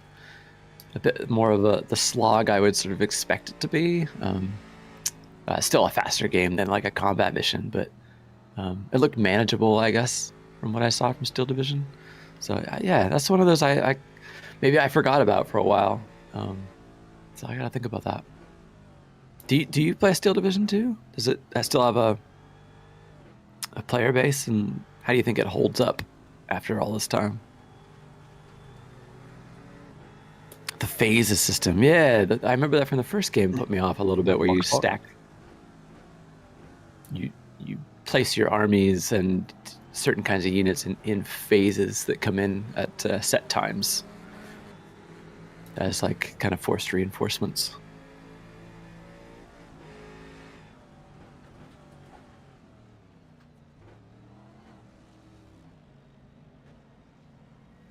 Hold on, Hutch.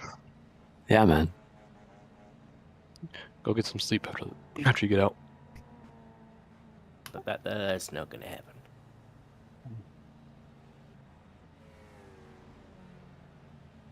As things get going, things snowball into chaos. All right, so maybe not always so manageable, but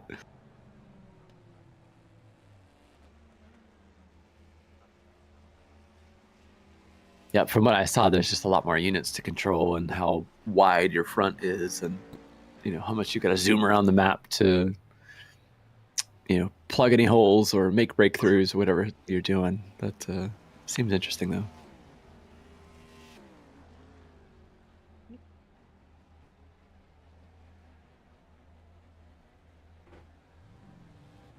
I always wanted a war game where you could have more human commanders, and you could delegate in a hierarchy, a chain of command to people, because it doesn't make sense for you to be the general who also tells every squad and every platoon what, where to stand, kind of thing. Like, I expect them to kind of be able to figure that out for their own leaders.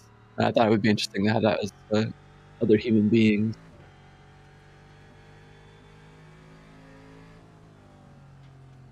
To the Jetta that I just spawn killed, I'm so sorry. Hey, Rosanna.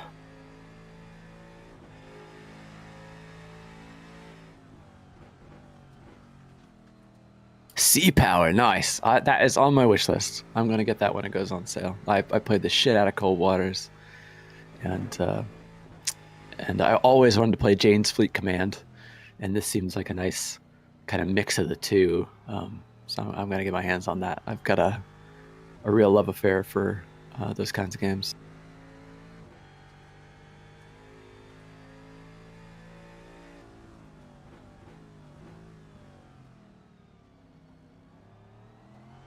Hi, Con. You put them on to wind down too. Okay, interesting.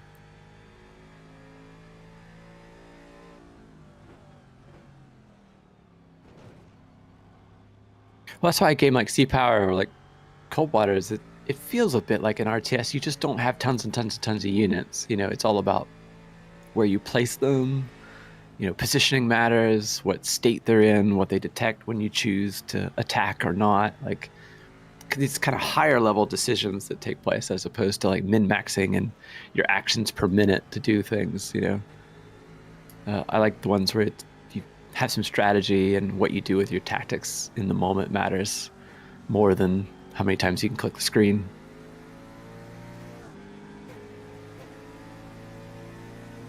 You really want a sim wheel? Well, maybe you can find one on like a Craigslist or like a Goodwill or something. You never know where like an old G29 or a DFGT or something will pop up to try. But I think there's some pretty cheap wheels out there like the Thrustmaster have and Logitech still make that are not direct drive.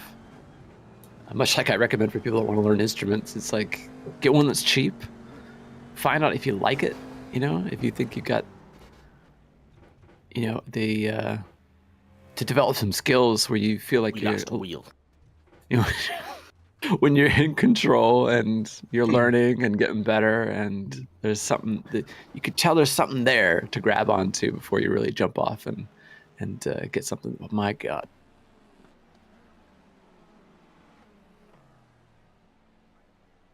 Sorry. What? I'll stick one of the fast repairs on. I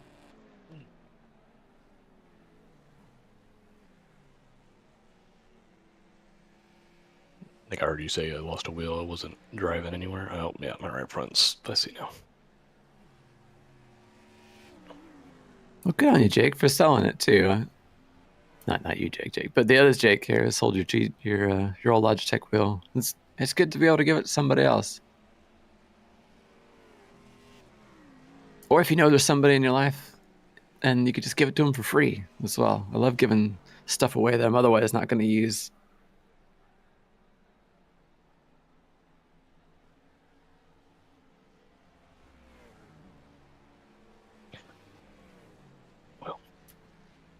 I do. I still use a G29. I'm thinking about upgrading to the wheel that Bailey just got, the new Logitech DD. Do you guys have damage?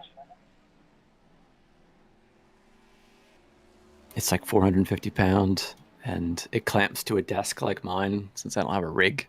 And I think it'd be a really great kind of low-level DD. Like, give me most of what I want, you know? But because I never knew what my vision was going to be like, I never really invested in a super nice wheel. And I've honestly never had a lot of money for that kind of stuff either.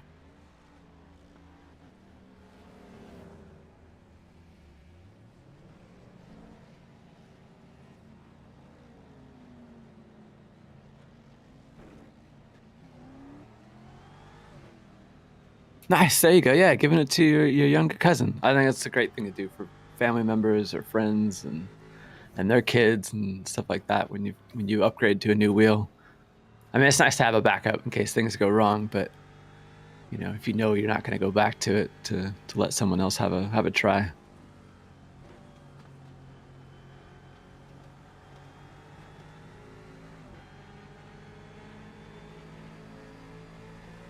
I didn't know Turtle Beach made a wheel.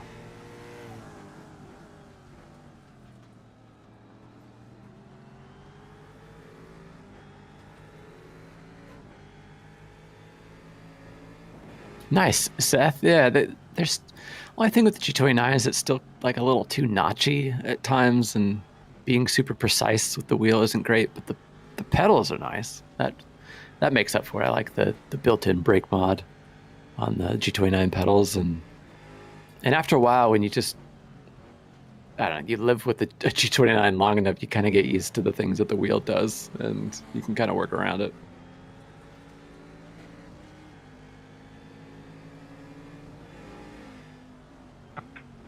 Car number 29, car number 29. Axis Spin Sports, you have been assessed your third strike for an incident for this race, which means you either can bribe us $10, 10 pounds, or 10 euros of your choice, or take a stop and go in the I mean, I'm getting... and sing us your favorite national anthem. Please let us know what you want to choose as soon as possible. Thank you. I'm getting the right end right now, right? I just saw that Cadillac just Shut in for your bribery. Kind of squeeze over. A favor here. We've got a very proud American who also still like to sing his I don't want to be here anymore. There's certainly some choice moves. You have to stop in the pits for that. And it's not always the overly aggressive. He's going to have to miss out then, isn't he?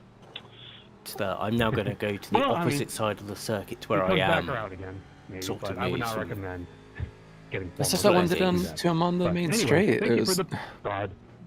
Please continue driving safely. Yeah. I mean, I'll give it. The meatball's on me. I was trying to get to the inside, and he was whatever. But the Cadillac is always the difficult one because it is about as punchy and as fast as we are. It's only like at the very top end and the initial bit of acceleration is any different. So you get alongside them in places they don't want you to be.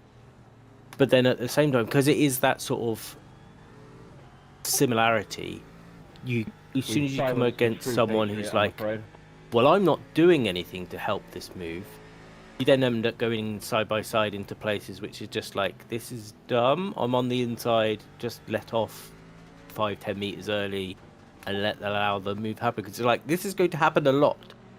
I'm not asking you to get out of the way. I'm like, just you're making this difficult for just making things difficult. I'm sad. Oh, the crane car. Yep. Not again. Is a load cell a must-have?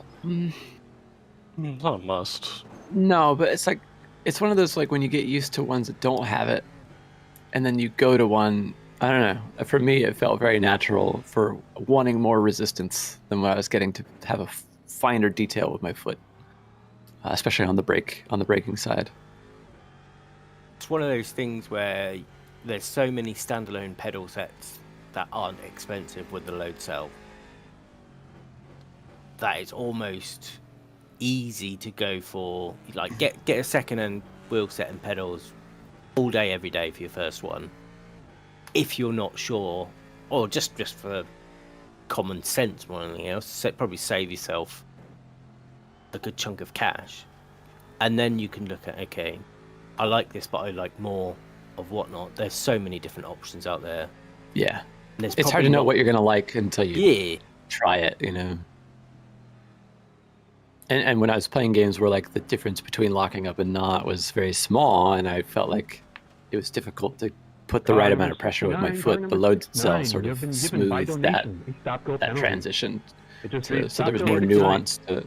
Yeah, they also just tend to come with software to allow you to do shit with them, rather than... Oh, man. You kind of have the ability to build up the muscle memory, but also you can then adapt the pedal to how you want it to be. Yeah. I always remind people, like, when we raced with Bailey, he had, load cell, you could breathe on those pedals and they would go to the floor. So he just developed a different kind of muscle memory to pedals with little to no resistance, and was just as fast. It's just whatever you want to get used to, you know? Yeah, and it's the same with the Logitech pedals I started off with, which came with the Gran Turismo wheel, the DFB GT. They were just they just had a circular spring in them, and that was the resistance. And it was just like, you get used to using them, but when you then say, like, take this step and I could try load cell, you're like, oh, okay, I can see what people were saying is like, they don't make it like, equipment doesn't make you any faster. It can just be more enjoyable to use. I went from the Fanatec, like the lowest level of a load cell you can get on a Fanatec, to just the sprints, and it's like they just don't feel like a toy. Even though the Fanatec pedals were nice, coming from ultimate plastic pedals, going to the Fanatec pedals were lovely. Then after a while, it's like they don't have any adjustment. They have very few adjustment in it, and after a while you're like, okay, I'd like to be able to do this with the pedal, I'd like to be able to do that, but that takes years to get to that point, or can do. Yeah, that's kind of like whatever you start with, you're going to get used to, and then you'll just have to go from there. And like I was saying, like the DFGTs or G25s, so those before the load cells, the brake pedal would just get less resistance over time. And so the springs on them were getting worn out, and so I was having to adjust to that too. And that's clean not a out problem. the pots, you know, because cleaning out the pots because it's fluttering on you, you know. But like with the load cell one, it stays pretty consistent with what it's giving, so I'm not feeling like, well, this pedal isn't this as it used to be, you know. And it just helps me to be more consistent. I mean, Jimmy touched on it earlier with the terms of like the onslaught of DD wheels has come along onslaught of just everything. like there's mods for pedals you can make, turn them like a standard pedal into a load cell, or it's not. I'm trying to remember the name. They don't exactly use all the same sort of level of tech. There's the one that just uses the magnetic field stuff rather than an actual pressure, and Hall it's like effect. Hall effect. That's like the next up of a load cell, but they're kind of the same price because it's just a sensor. Before you go on full on fluid, basically. Yeah, then you can go on to the reactive and feedback pedal. I mean, like Jimmy's got the Moser feedback brake pedal and stuff like that, which would be interesting to try one day, I think.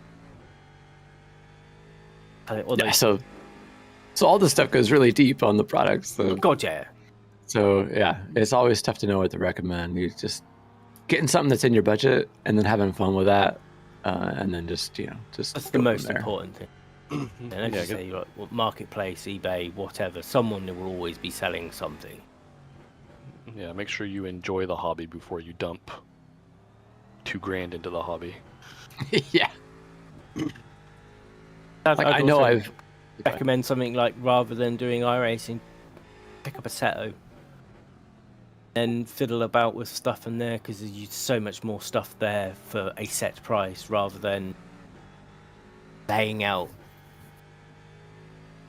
monthly cost for something like iRacing, or if you're into it, LMU and stuff like that. Seto's just cheap and so vast. Yeah, you can get it for like $5 at an upcoming Steam sale, and there's just content forever, really. It's true, if you start sinking money into this iRacing, you won't have a lot of money left for wheels.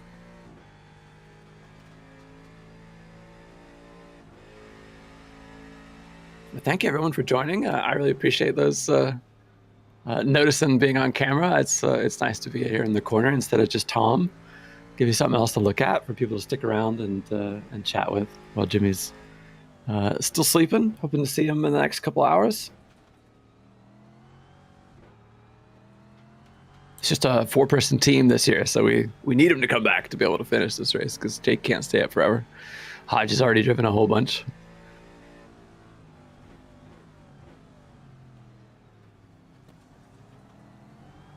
It's always the slight nuance of something that starts at 3 p.m. It goes on for longer than you always think. It's like, oh, it's the morning time. It's like, yeah, but there's still a long time to go. Yeah, I think there's 8.5 hours left still. Yeah. I think on Phil's magic spreadsheet that he made at like 10 a.m. while I was still asleep has me down driving again. I'm like, I probably could, but I'm not going to be sleeping and getting back up in like 3 hours. I'd rather just kick about and maybe do the odd one, give them some breaks here and there.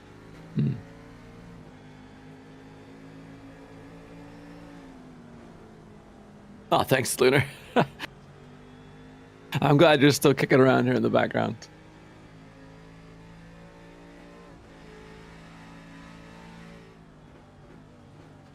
And me being the prepared person I was for this, I thought the race was going to start at like 8, maybe 9 my time in the morning. Not 10. Yeah, that was a little bit later. And also our sheet shows the race started at 12 my time, so everything was 2 hours off. Someone asked if I get load cell pedals, will the springs last 2,000 hours? Yep. Probably easily. if the load cell has springs in it.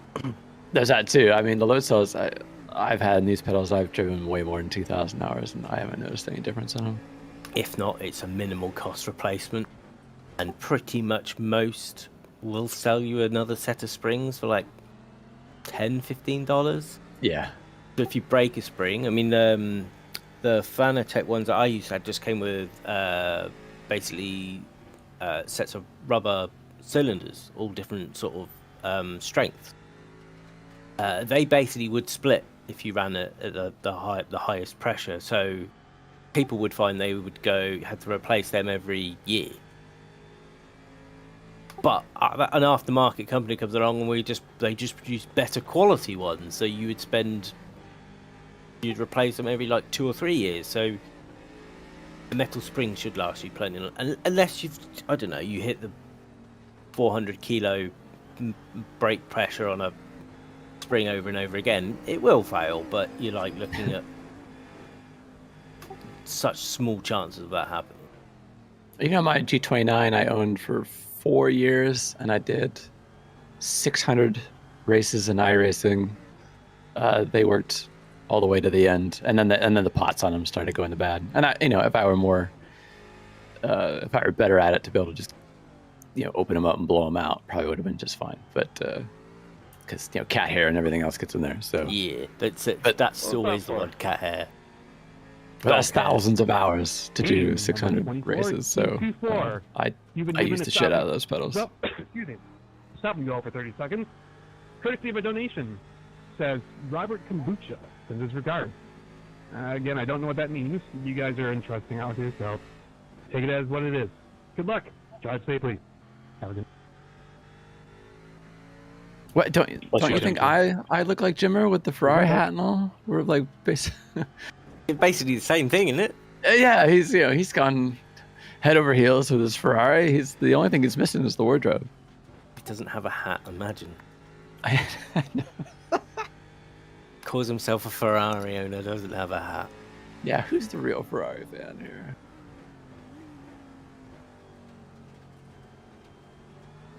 Yep. I'll book. I still have my 2000 World Champion Ferrari hat, but I wore it so much it's kind of wearing out, so I'm kind of afraid to put it on. Thank you. The two caps that I've had for a long time, both of them have suffered from the same thing with the plastic in the peak. Yes. It's just collapsed. crumbly. Yeah, it's just crumbly. And it's one from Castle Coombe Driver of the Day, and then the other one is a Schumacher World Champion hat, and it's like from Benetton, so it's really old. I probably should just throw them away, but it's like they're just falling apart within themselves. I can't throw away my 2000 World Championship hat. It feels so special.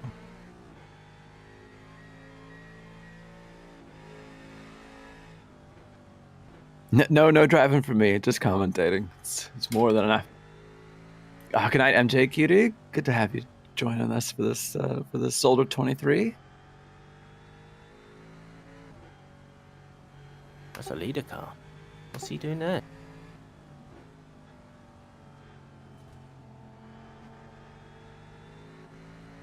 Today I learned that the American term for a hat bill is called a beak. I refuse. Over in the UK. So the peak. I heard beak. The mirror, I think. Yes. We can call it a beak, that's fine. Yeah, I'm just not going to call it that. Yeah. You're right, I don't say straight away. I always thought that was odd in American broadcasting that they call it a straight away. It's too many words. It's too much. By the time you've said it, they've done it. They're on to the next part of the circuit. I think someone explained to me why they say straight away. It might have been like GP laps or something, but I forget now. Get him in here. Wake him up. Yeah, where's my bat phone for GP laps?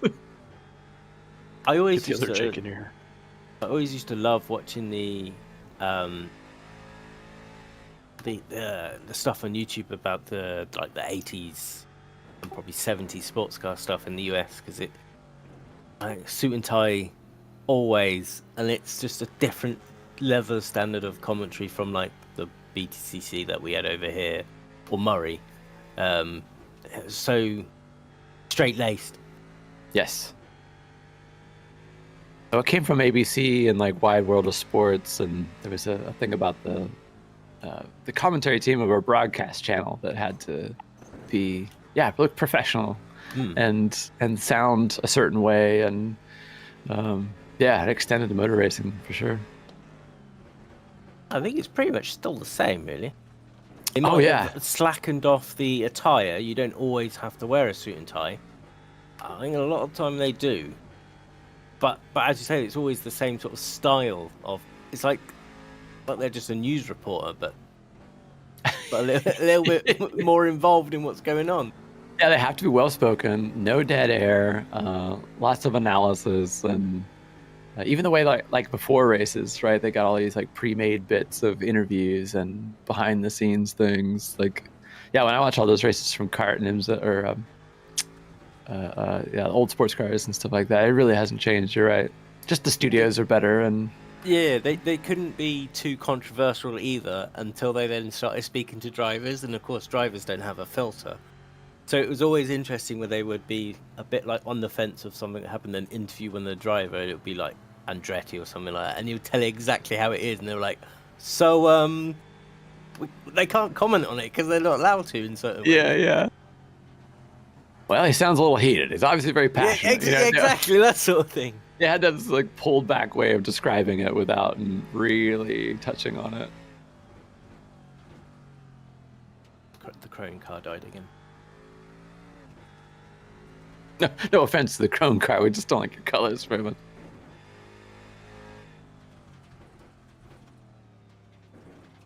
It's been ingrained in the years of watching him spin at every chicane at Le Mans. and then he peaked when he dived Jimmy at Barcelona. It was like, yeah, you've made it, you've been croned. Yeah, there were many of those Le Mans we watched where it was sort of like, oh, well, I can guess who's stuck, like at the exit, like before Tete Rouge or something. He's all the way in an area where you're like, how did you even get on the inside of Tete Rouge?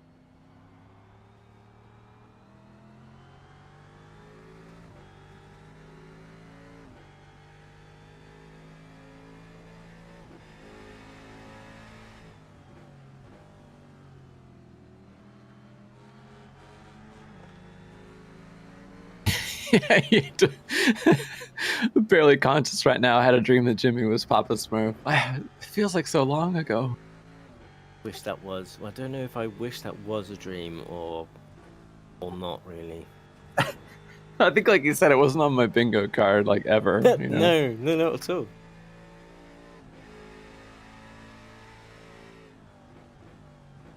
Now lives rent-free within all of us. Yeah, the clue of Daddy put me off. I'm like, what the fuck? And then it was Papa. It's like, Papa makes more sense.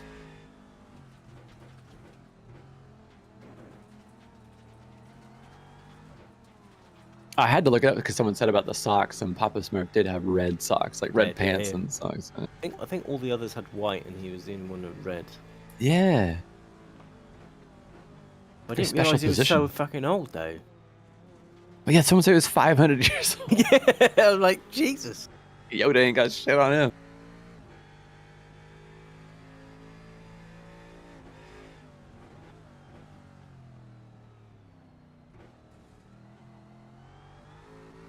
I love where Annie was like, oh, I was going to bring Guy in to see you with his face is blue. He's like, no, I don't, I don't want him to have this core memory, of me looking like this. Like, what's going to happen in future years? Like, we're only going to, like, up the game of these forfeits and older, He's going to grow up in a household of wackios.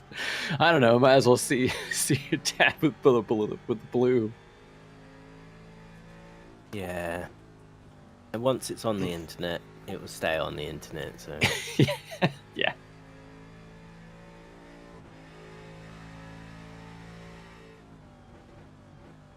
He's done some funny and dumb things over the years. I can still remember where he punched himself in the dick playing... I can't remember what it was. It's like, how do you manage to do that? All right, car number 17, car number 17. I can't remember if his hand slipped off the wheel or your second strike of the race. You can either pay off the penalty by driving the race control team with $10, £10, or 10 euros, or serving a stop and go in the pits and reciting one of the copy pastas. Please let us know. Yeah, I can safely say I've never punched myself in the dick sim racing. As soon as possible, actually. He does have some weird, like, short-ass legs.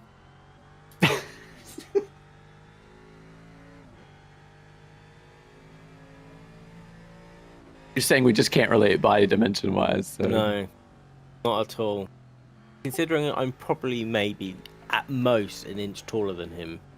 when I sat in his rig when it was still in the shed, we had to move the seat couldn't move any further back, but we had to somehow move the pedals like about 5 inches away. He has no legs. I put you on a special list as well to have seen the shed in its glory days too. Yeah, it was interesting. I guess he made it work. I mean, it was incredible how he made that place work. He describes how it was 2/3 of the room he's in now. I mean, Yeah. It's basically just you had the bed took up pretty much 2/3 of the room. Tiny little space to stand between the bed and the door, and then obviously you had the rig at the end of the bed. And that's it, right? And that was kind of it. Did he even have a closet? I can't remember. It would help if I was on the right channel. Okay. Yeah, we're gonna go ahead and come in. Had one of those floor drapes. Oh, okay. Please let us know when you arrive in the pit. So it's just so funny that like the camera would pan over when he'd be done, doing his draw me like your French girls pose. It's like it really that was the whole of the shed. Yeah, there's nothing, no hiding there, no nothing. Yeah, the MTV Cribs, like we saw it. There's no other bit to show.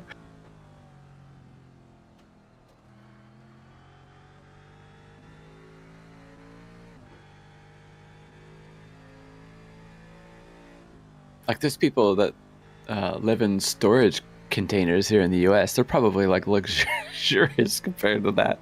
Just these metal garages are all connected together. You're not supposed to live in them, but people find a way.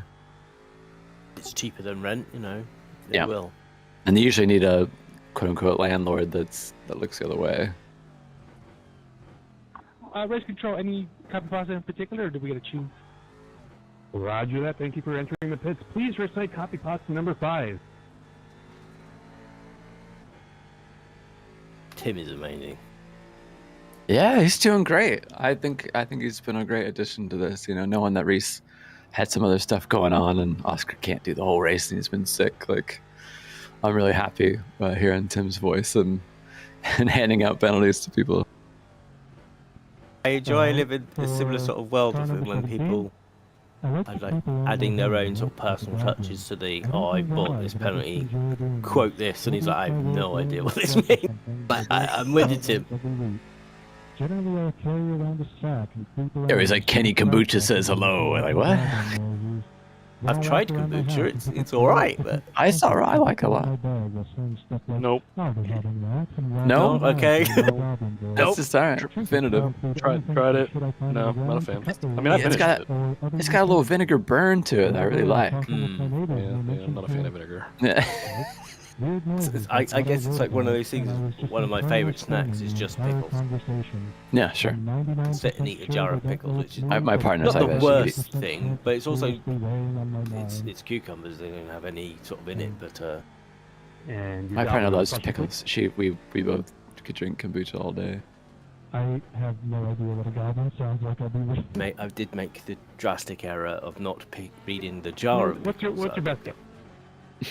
pickle and chili. Oh, that was what. Which they're nice. It just means it takes you a little bit by surprise. Cheers. Lunar asked, did the shed have heat?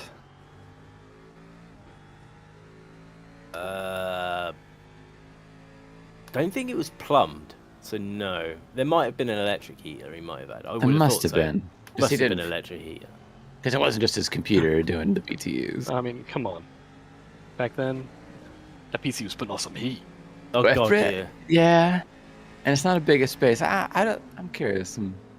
Yeah, there must have been an electric heater in it, but yeah, the computer would have warmed out. My computer in my office heats my office up, so yeah, my that PC would have in this good sized room heats it up.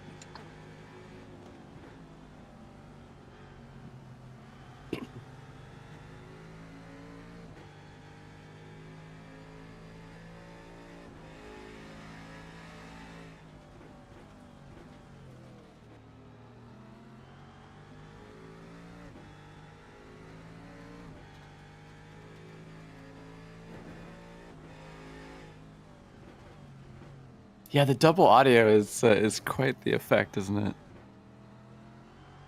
I love it. It makes the stewards sound like they've got more authority behind them when I can hear two of them.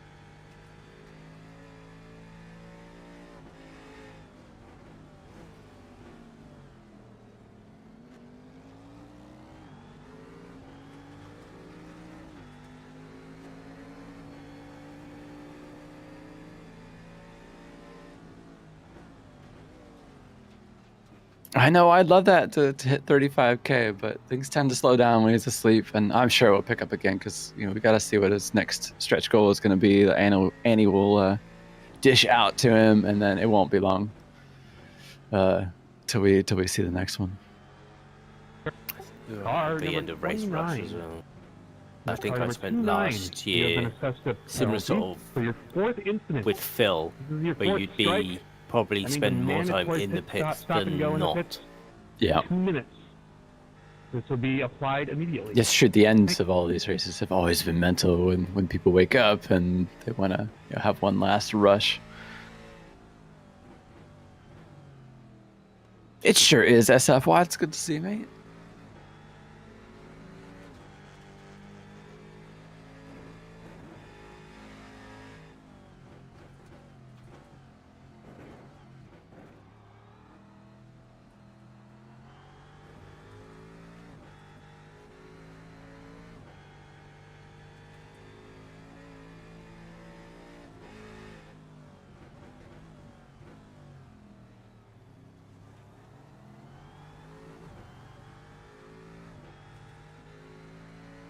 Oh yeah, I'm still waiting to get some Meta Ray-Ban glasses. I'm still curious to see how those are gonna help my life or enhance it in some way. I don't know. I've been getting some interesting feedback from some people in the blind community about how they work or don't.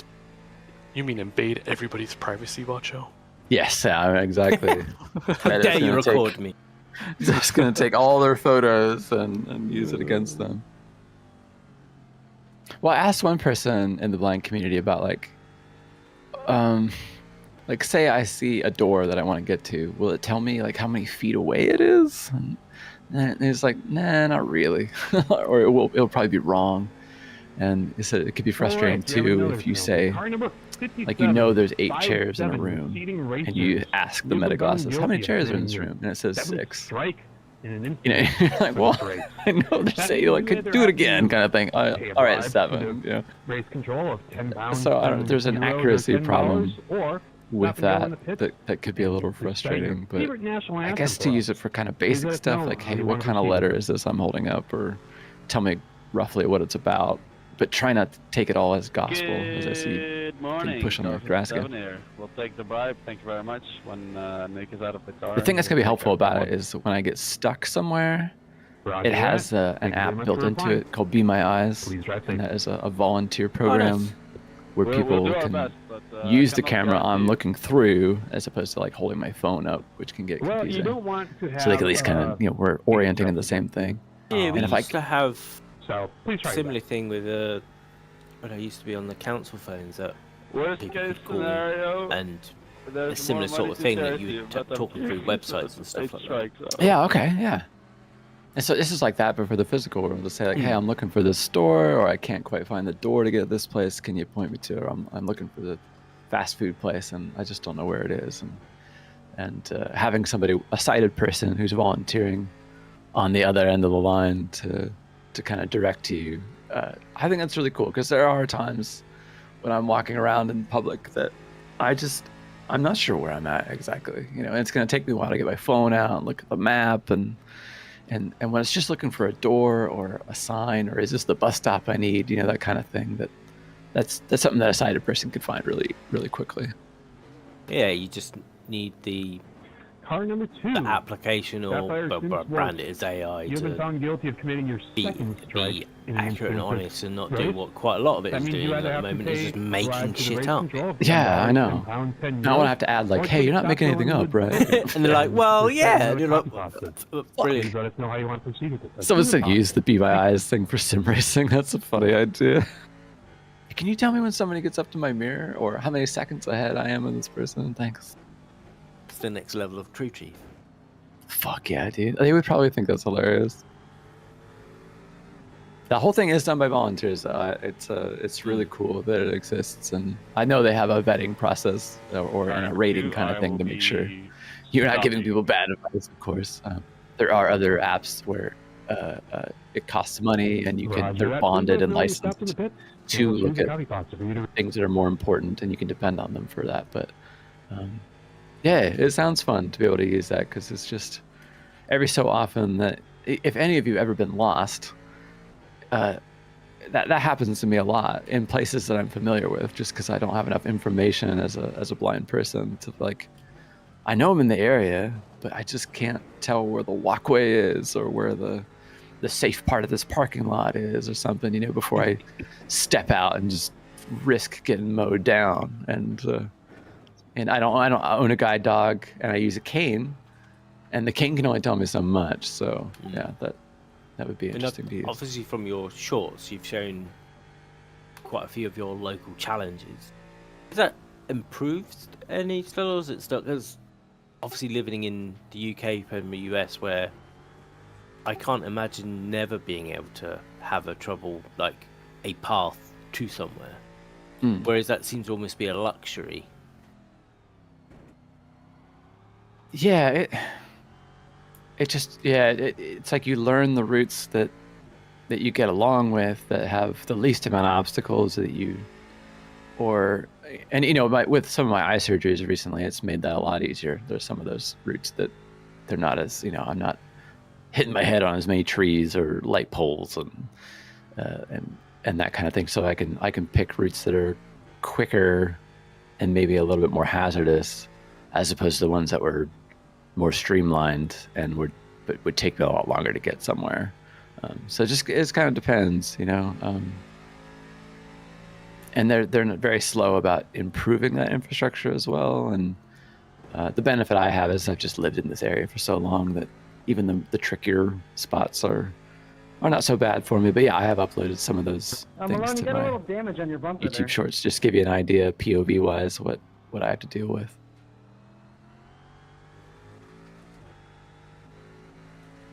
It's just a mixed bag in the U.S. Depending on where you live and how much the city or county has invested in those kinds of those bits of infrastructure,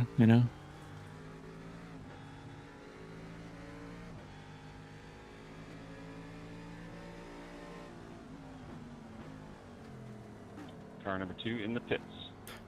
Yeah, I haven't driven that, Laner. I was driving Targa Florio again on AMS 1.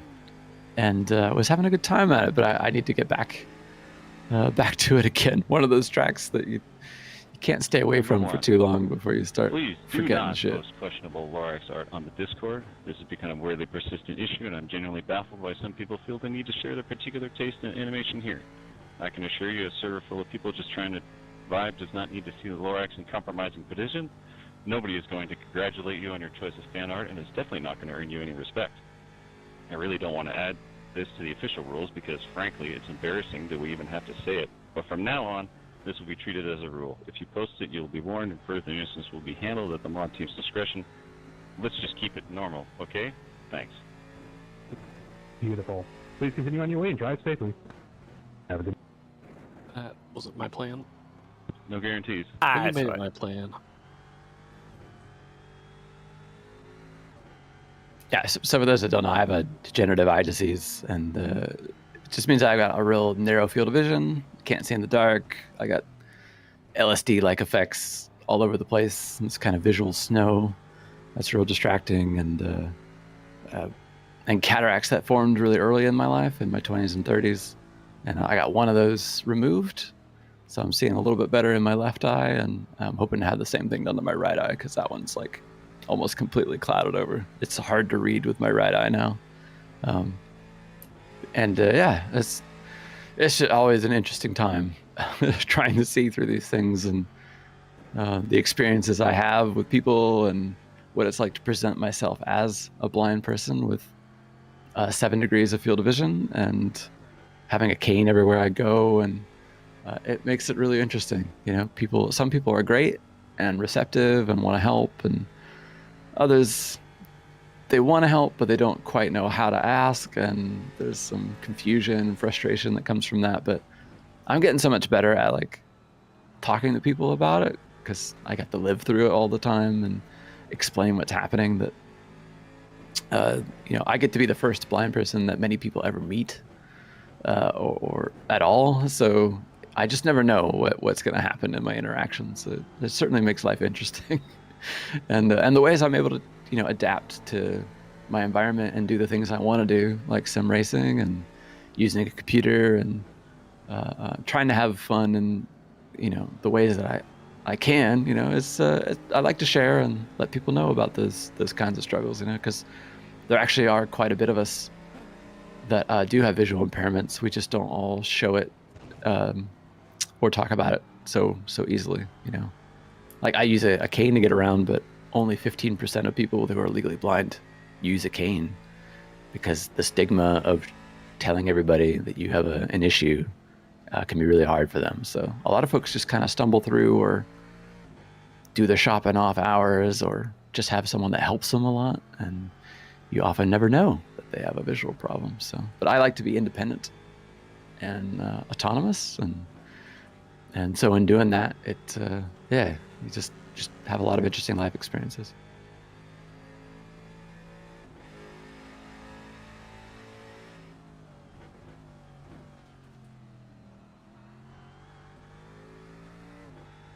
But I haven't always been comfortable with it either. But since being on Jimmy's channel and sharing about it and talking about it has made it so much easier for me. And I like to think I've helped other people to understand a little bit through doing these little broadcasts.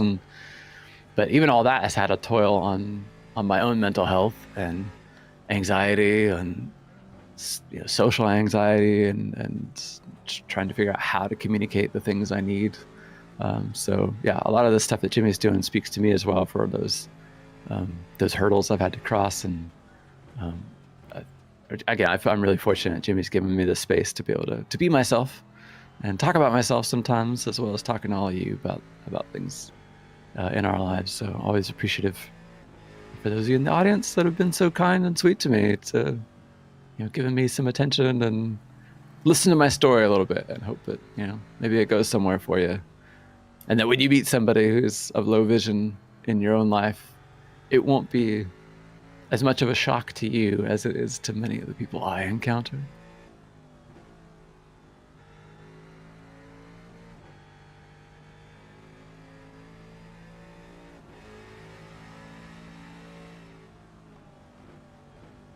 It's like a spell from Harry Potter, my retinitis pigmentosa. As I wave a wand.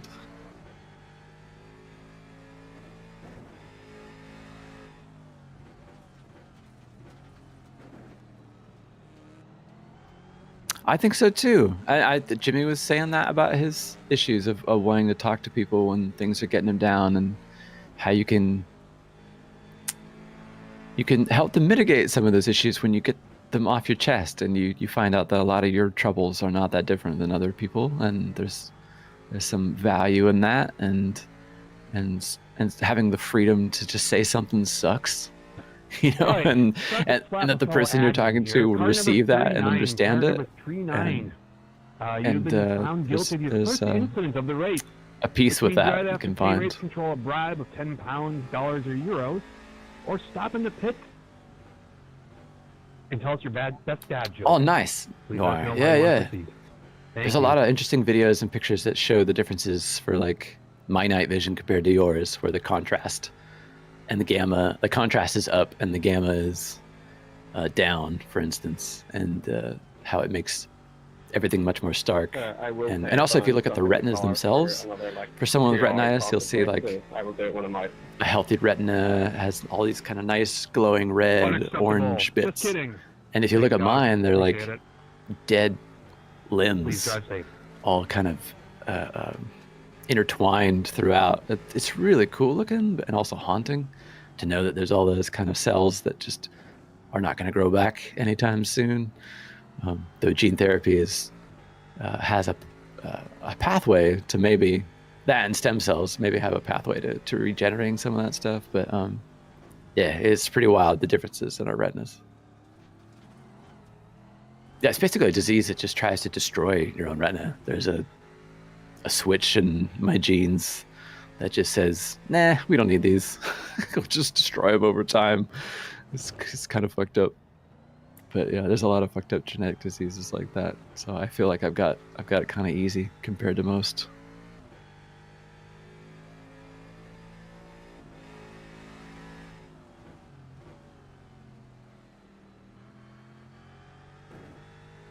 Yeah, see, like Damien's got one there, that one where you're mental blindness, unable to form the images. So you're not seeing images in your own mind's eye. You know, that's something I take for granted, that I'm able to do, to visualize things that I have seen or would like to see, and it would be weird to not have that. That's the fun of meeting more and more people, you know, not just me, but you find out there's just so many things in folks' code that's a 0 instead of a 1, or vice versa, and how that affects them. And I don't know, I like the perspective it gives. It makes me feel closer to other people, since none of us Not what I want. are perfect. Not what anybody wants. No, nobody wants that, Jake. Sorry. No, you talk all over me. Don't worry about it. My dreams are still vivid. I still, since I still have vision, I have vision in my dreams, but they're often the same vision I have in real life. So it's not like I've got 20/20 vision when I'm asleep, or I'm not, That's interesting. I never considered that, actually. Yeah, but I've heard from people that go totally blind that they end up losing that aspect of their vision. Yeah, of their dream vision, I should say.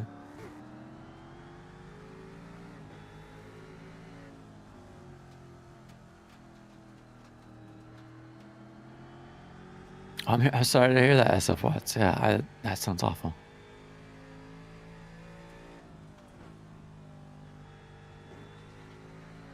But you're not alone. I mean, even though my disease is like a 1 in 4,000, I've been in some support groups with people that they all had the same thing, and it was interesting to learn like which things we have that are similar, and which that we don't, and then how we dealt with those things.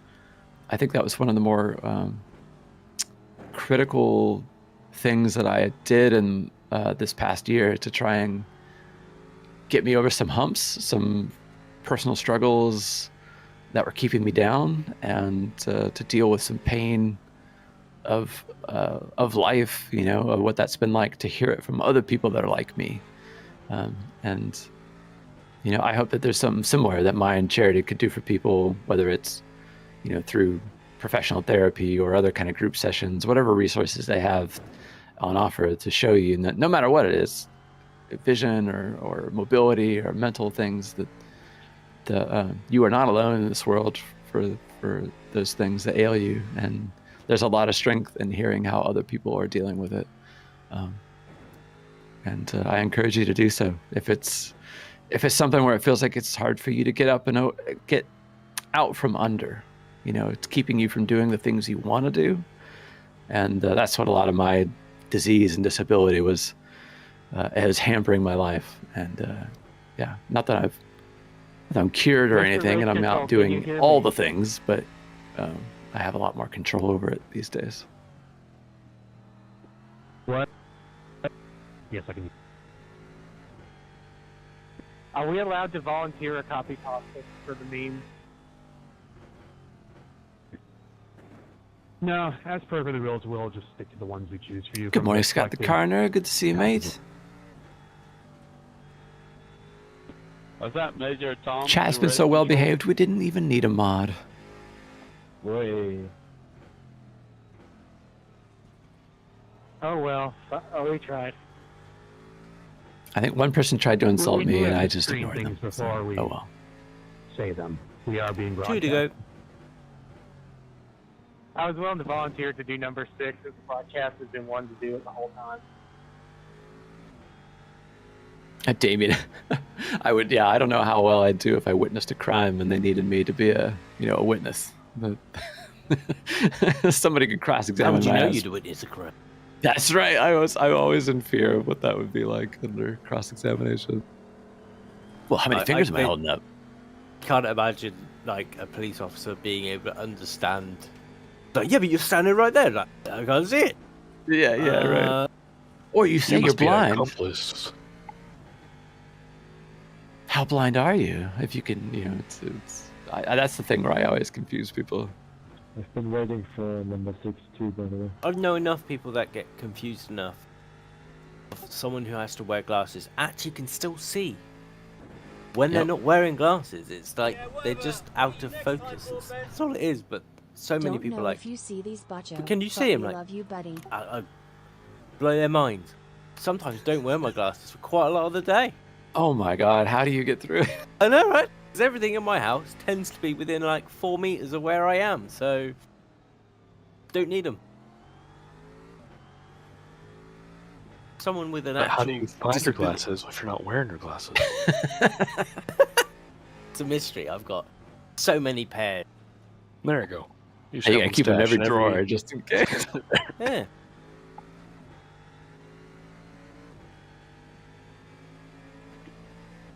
Frank, I remember you telling me about that. You wanted to invite me up to PIR and your Adam Ariel. Fucking, what a trip, what a car that would be at that racetrack.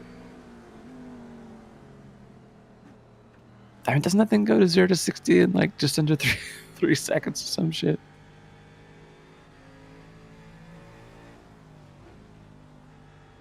Morning, Peter, with 3 R's.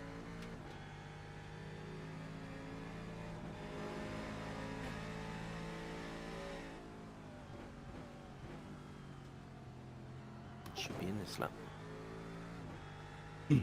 Copy, thank you. Might even be close on fuel. Happiest Ferrari fan is one that can't see them double end. I assume you mean like, double DNF or something.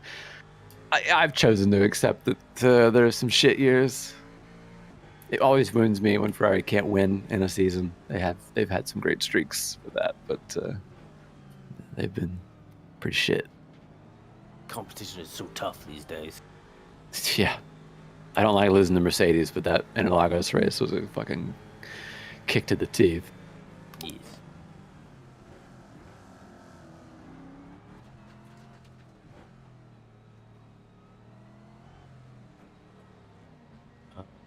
Check the pit stop. Okay, we're good.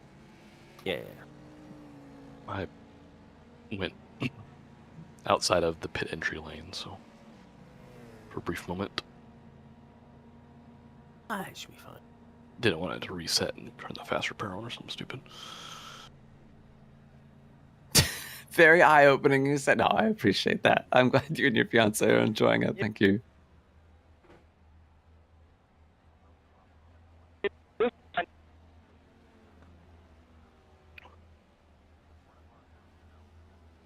I have to hope that everyone's going to be so desperate at the end of the year, SF Watts, that Ferrari would just gain something from it, but it's tough to say. I mean, and we're going to a lot of tracks where the temps are going to be cold, and all I've seen from Mercedes means that they do better at those races. Is that just my game breaking, or? No.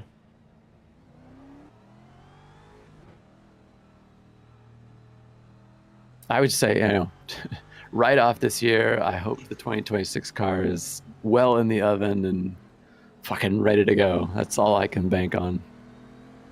I'm curious to see how that combustion electric and motor split is going to work for these cars, and especially chopping down on the length, because F1 cars have been long for way too fucking long, and taking on the width of the wing to the inside wheels is interesting.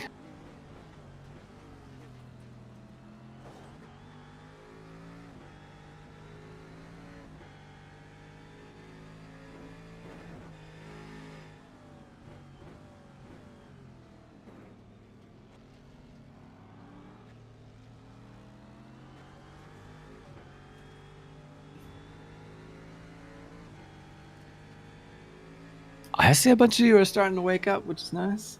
At least you're more chatty. It's only, should be seeing Jimmer here in the next hour or two. I would hope he wakes up in this hour, but he's, had a long day yesterday. a lot of, he had to endure a lot of abuse from our 5,000 pound increments that were donated. We're all the way up to 32,484. Check out exclamation donates on the Just Giving page and see how you can donate to the Mine charity and also have an effect on the race if you want to give penalties out or a safety car wave around. We haven't had so many house robot moments. I do wonder if that thing is still operable because it's a temperamental beast. The I don't think we have the driver at the moment. It's the problem. Well, there's that too, right? Yeah, we need Oscar basically to do the driving. Yeah, it's all right. Just don't choose the top class. Kill the slow stuff with it, and you'll be fine. You should be fine. The basic is. And then we learned that the engine would explode after you repair it, because for whatever reason, when the car is repaired, it turns back on, and then you have to remember to jump in the car and turn it off, or it just overheats and blows up. If you've only joining us now and you didn't watch any of the stuff from yesterday, the House Robot Wars kind of rules where you could pay 1,000 to have Oscar go out there in the car and ram into somebody with 1,000 horsepower of Audi R18 was really, really funny to watch, including them coming after our team 2 different times. At which point Jimmy was hiding behind another car, specifically the one that ordered it to go after us, and we actually took the fight back to the robot, House Robot, and rammed into them. So it's been a hell of a day. It's been a great race. I hope we do it again next year.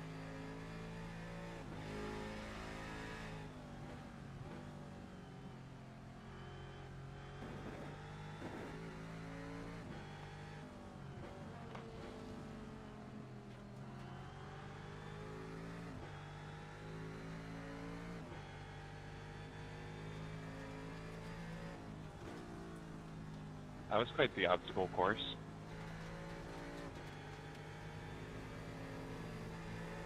And these kinds of races, it just seems like it's been dark the whole time, practically. It was very overcast to start with. I expected it to lighten up a little bit more over that stint, but it has not. Is it still cloudy out?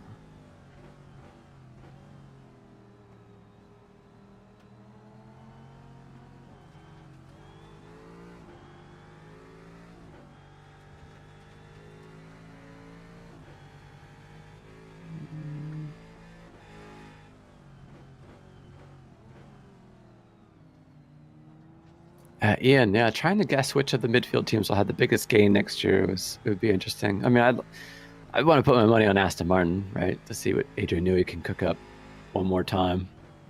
A new sheet of paper for his designs is not something to discount, but I don't know.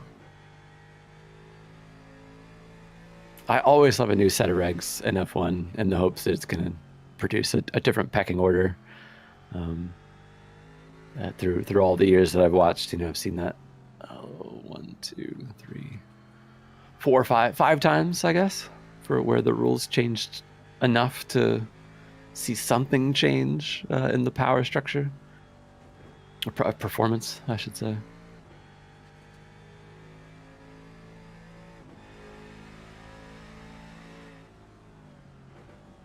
It sure did take a long time for McLaren to come back to their winning ways, though, man. Some rough seasons since 2008.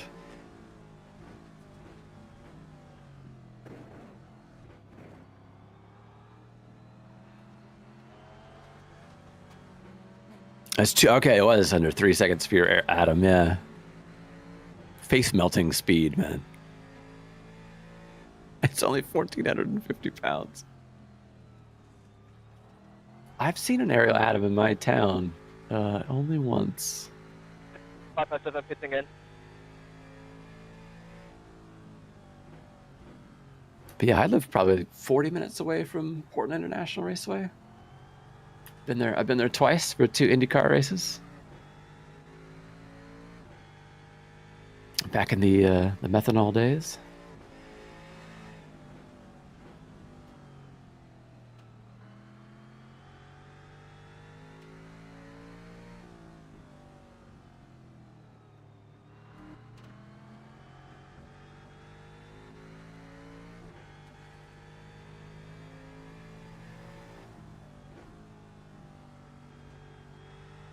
Stroll podium would drive social media insane. He's capable of it. Say what you will about Stroll, that motherfucker's lucky. Some of his Baku results prove that.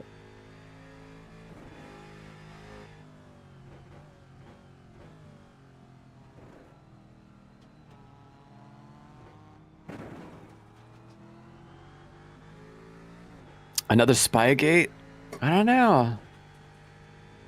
Yeah, how much, I guess I'm sure there's all kinds of that stuff happening. It's whether it gets publicized and who gets, lawsuits. But on the level of like what Stepney did from 07 to 08, I don't know. That was pretty severe. And McLaren obviously paid a large monetary price for that kind of stuff. And there's Spygate in all kinds of sports. Like I remember reading about this, I think last year, the year before, where teams were in Major League Baseball were accusing each other of hacking into their servers and like stealing the scouting reports. I wouldn't be surprised there's that kind of stuff happening.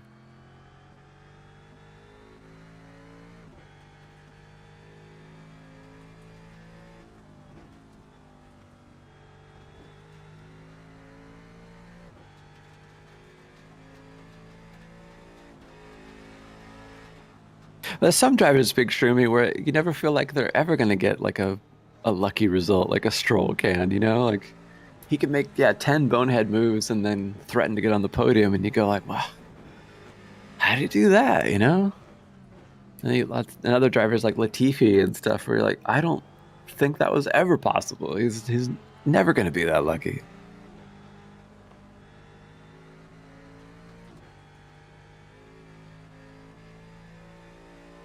Take it easy, Risa. F1 is just so funny in that way, the gods of the results, and what it takes to get there in the first place, and then what you do with it. That's part of why I watch. It's why I watch any motor race, to see the unexpected. Even though I haven't been super into F1 these last few years, I'm gonna remember that Hulkenberg podium from this year. That was such a great moment. Oh, that was awesome. Just as a motor racing fan and knowing about how long he'd been in and couldn't get that, but what it took for him to attain it, like that was as very memorable.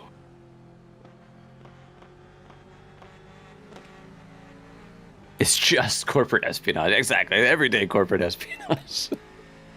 I can't think that they're above it, They just do it in some other underhanded means.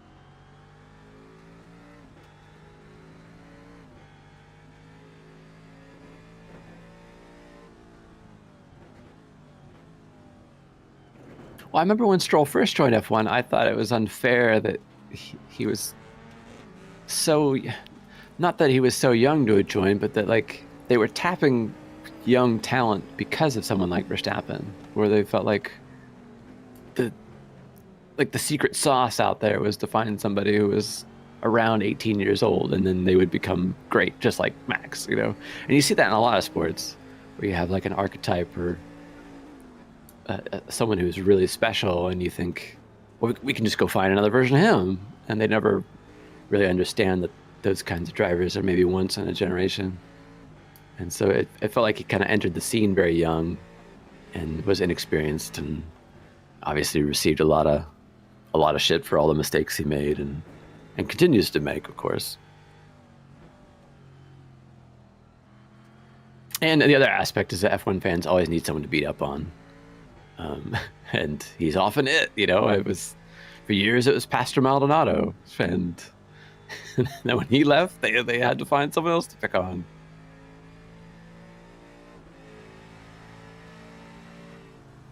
I suppose it's just like that with all sports. Your heroes and those that you want to rail against.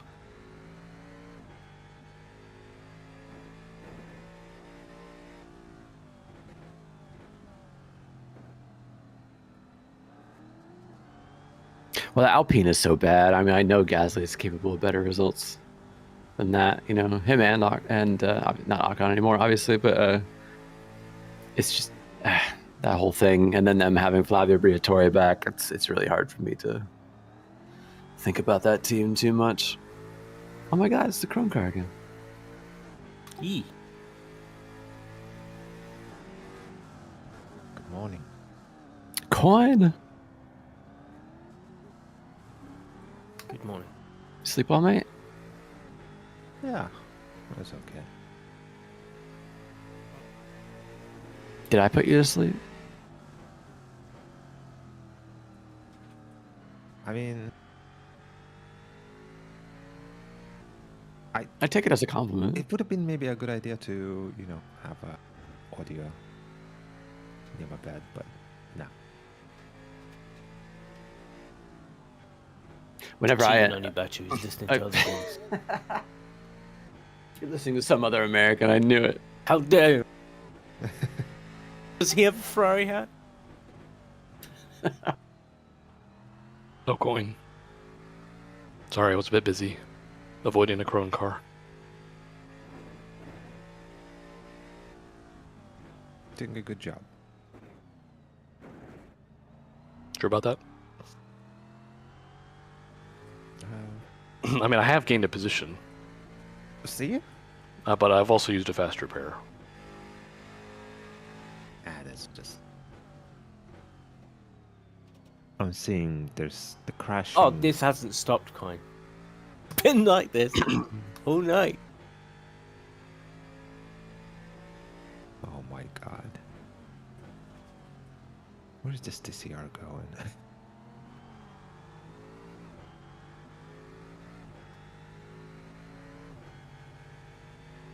People hating on Grosjean and Magnussen. Well, Magnussen didn't do himself any favors with this whole suck my balls routine, and is just overly aggressive with people.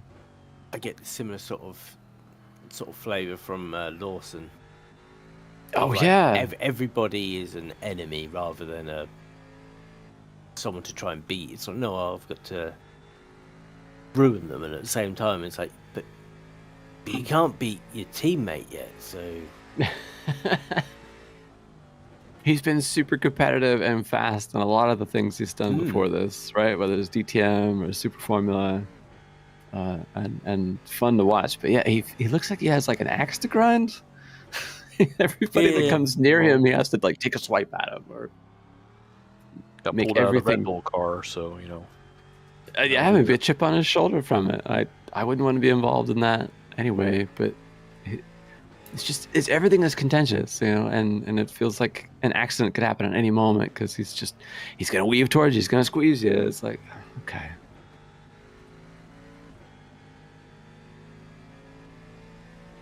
I think he's immense talent, and I just, you know, I'd like to see him calm down a little bit, and yeah, like Hodge said, like beat your teammate. It's really all that matters.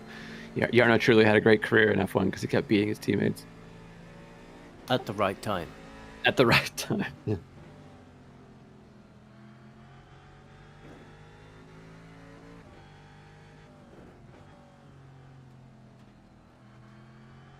And also being incredible at qualifying.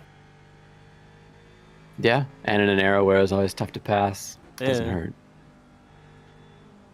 Like Hajar could go far. It's just gotta stay out in front of people. Don't go to Red Bull. It's the running joke this year, isn't it? It's like whenever Hajar's doing well, it's like, no, slow down. yeah. Stand back. Do something funny. Because like I know Tsunoda can be quick. I've seen him do well, and like, but I don't know what to think when I'm watching. I see that point difference between him and Red Bull. I mean, even though I know that car is not designed for him, but By the way, I didn't mean to flash you Yikes. there. I was trying to use my wipers. All I good. don't think it's designed much for Verstappen this year either, honestly. yeah, he can just drive around Is it everything. raining? I had dirt.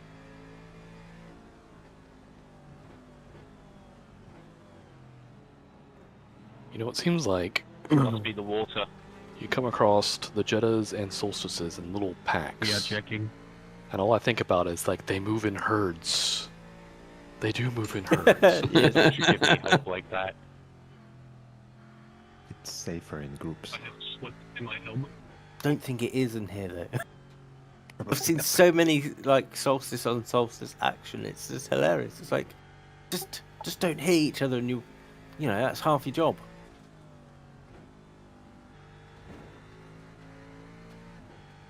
When was the last safety car? It was about half an hour ago, I think. Maybe an hour. Yeah.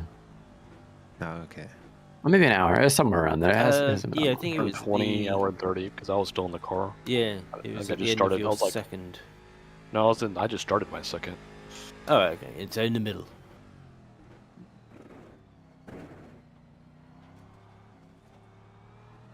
Hey, Aro, good to see you. Yeah, you have me for a bit longer here till Jimmy wakes up, and then I should probably pack it in after that, since I've been talking for a while.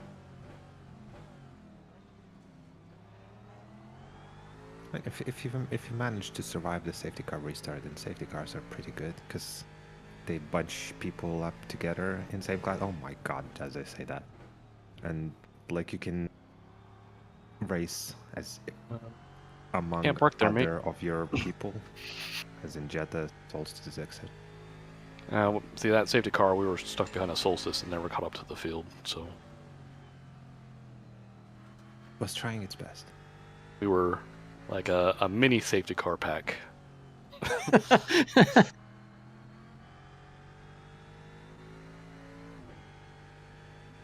Was just murdered. I feel like they might have become invisible briefly. Potentially. Because my screen goes black just before they get killed. That means you treat it like they're not there, right? It was on corner exits, it would have been maybe somewhat difficult to guess where they would be, but could have maybe left them a little bit more room.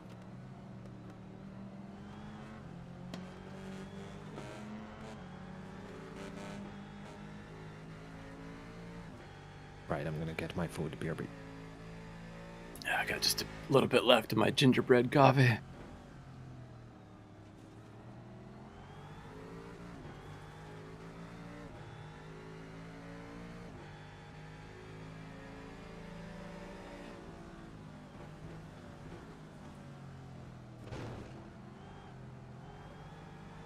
Oh, I would love that. Yuki joining Kobayashi in WEC or something. Or Sonoda wants to go to Super Formula.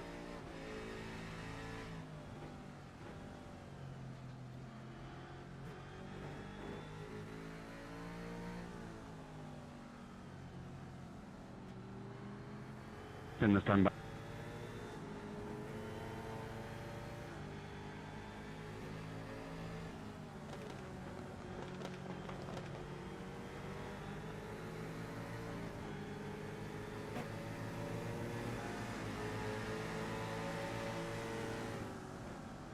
Yeah, like I always said, no, you want to stay tuned in because when Jimmy comes back, it shouldn't be, too long before we find out what the next forfeit is. So you get treated with a nice reward for all the donations that you made to Mind to see what Annie's got next for him.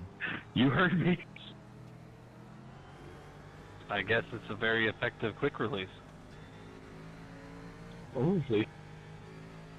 Exclamation broadcast. Check out the BCO Esports channel on Twitch. Quick release. And see what they're doing over there, watching this race with their own commentary team, own cameras.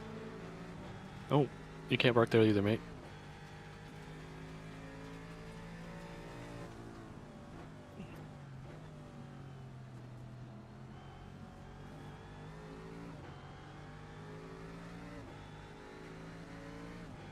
A little too effective.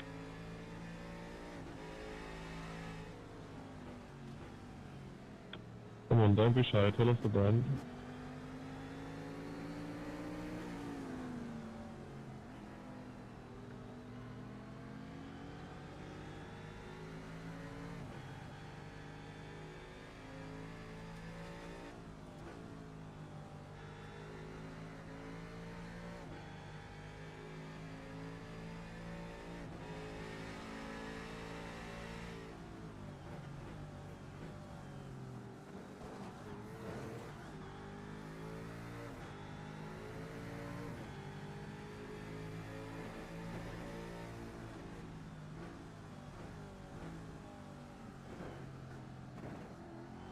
You're welcome, Blitz.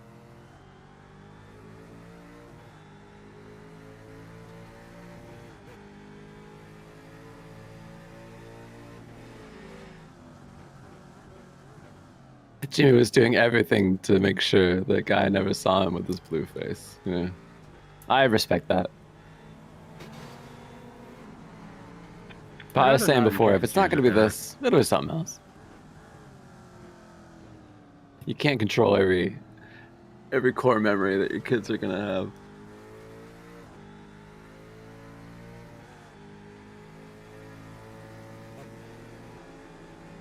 Oh man, shooting the gap there, man. Awesome. An idiot.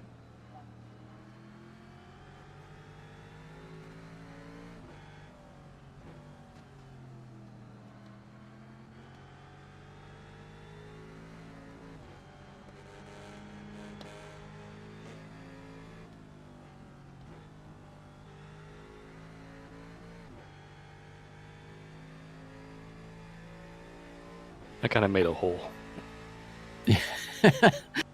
Giveaway. No, I can't open the standings. I think if you go to the VCO Esports channel on Twitch, though, on Exclamation Broadcast, they should have something for you. But everyone survived, so it's fine. It worked this time. You can't reach on over here to manipulate it. You don't have a portal to Jimmy's desk to move his mouse?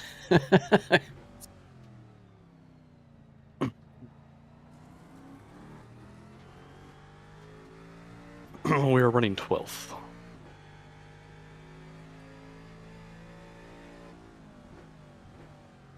Outside of that, I don't know. Not sure how many laps down to 11th we are. I just passed 10th. Four laps down to the car in front of us. We were 8, but they spent a few 4 laps in the pits. If you had $500, you could have a safety car and give us a wave round. That's always a helping hand.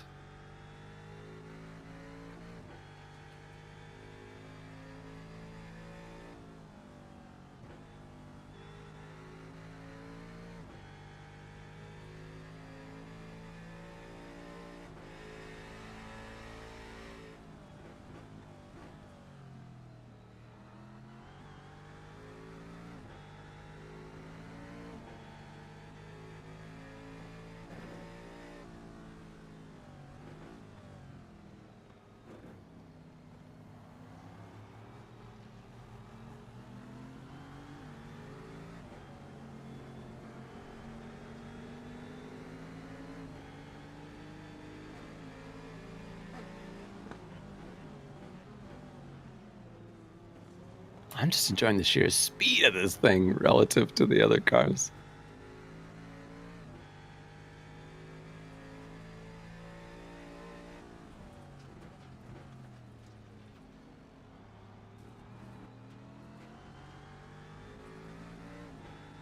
It's definitely keeping me awake. That's never a dull moment. And I see where you rock up to the backhoe and you try to figure out left or right, and you just gotta make that split-second decision. Should go down to middle. Hi, I'm back. Welcome back. You missed that. I already did. Yeah, you did that on the way to there, out of the hairpin. Time to rewind.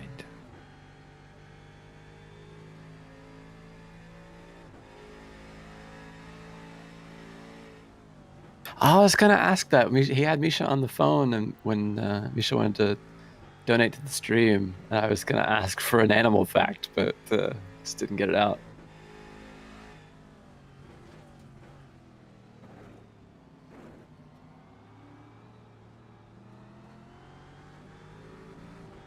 Watch the car behind going. Oh my! Where is he going?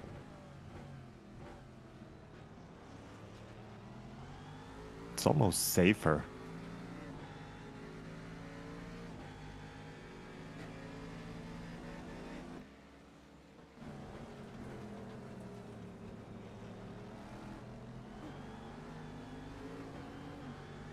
I did read that, Ara, that Elkin, John Elkin, right? He had said that he wanted the drivers to talk less at Ferrari.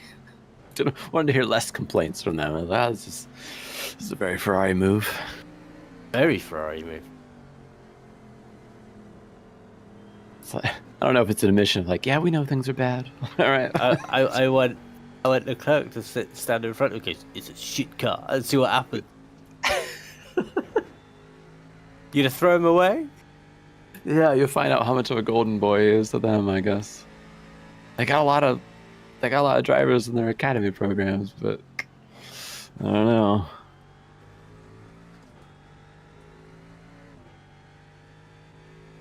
I took it as like, don't tell us what we already know. it's not worth bringing up. All right, we have just achieved an unfortunate high score. Car number 57, car 57.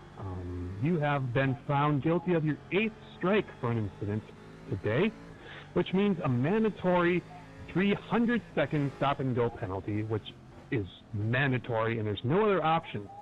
So please sit in the pit and think about all the wrong decisions you made in your life. Oh, he was asking Thank 15 you. minutes ago. I would need more than 300 seconds for that one. Sure. Well, I've applied 300 seconds to you if you want to just sit there and think deeper and longer. Go ahead. But otherwise, after your penalty, sir, please drive safely from here forward. We're almost to the end, folks. We're getting there. Wow.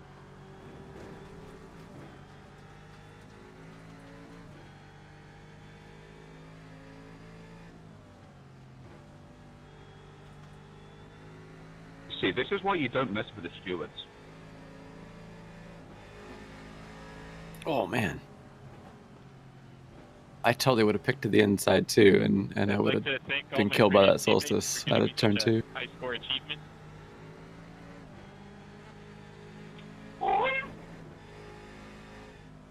And a special thank you goes out to Resin Chai, who, yeah.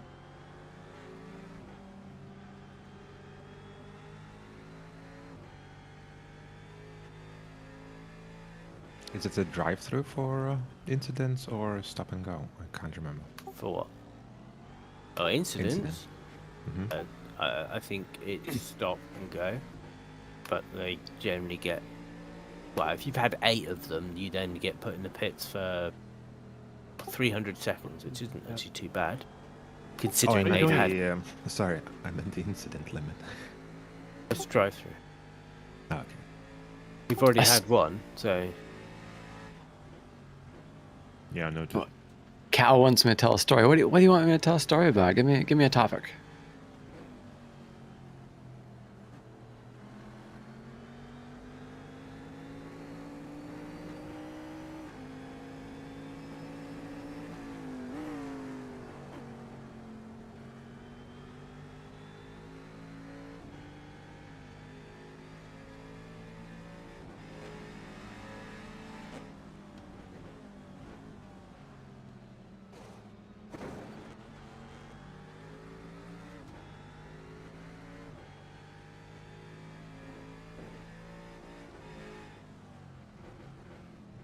What's the day 1 fix for the folks at Ferrari F1?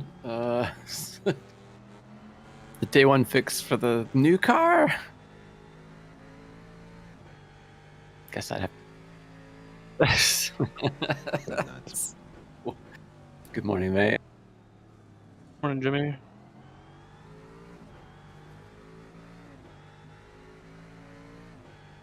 Just a bit. Always is on one of these races. I was like, do I want to wake up and watch myself go around in 12th? Oh, 12th! We're back. Okay. Yeah. 12. Yeah, come on, we're better than where we were. Oh, brother. I gotta redo this stream. How's it been? Tell me. Just had the first car to reach 8 penalty, so they're in the pits for 300 seconds. Hopeless. I think we just had a Pope elected. I think we've got another one on 7 and a few on 5. Messy. Yeah. But the chat hasn't been as punchy, like, you know, over the comms and the usual fare. I mean, it's still dark outside. It feels like it's been dark forever. And, oh my god, I've seen some moves happening in front of Witcher. Love a fair move, you know.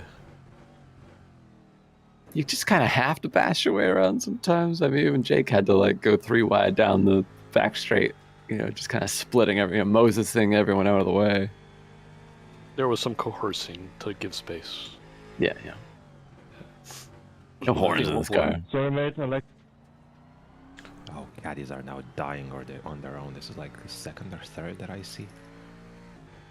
Good. Oh, this one really died. I wish them the worst. Woken up. I haven't had my coffee yet, so. Jake was noticing how all the Solstai and that like travel in herds, and you just have this incredible chain of cars to pass. But yeah, check it out. I'm not blue. Apart from the bits where I was waxed, and that doesn't come off. Like a weird wax paint hybrid. I'm there scrubbing this shit on my arms, trying to get it off, and everything else come off really well. That didn't.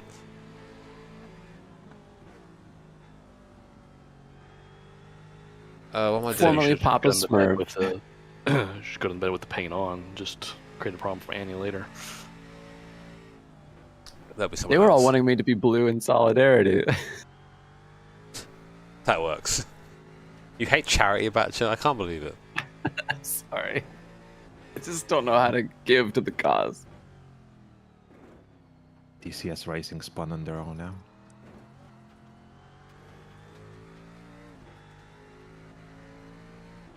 Hey. Another caddy.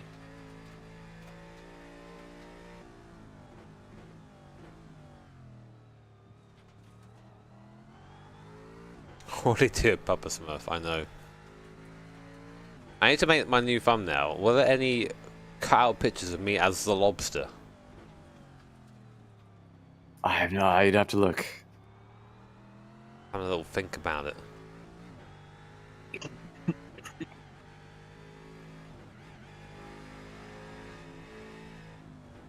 I'm surprised it still worked. Like, I was waiting to come back and like Discord be dead or something, or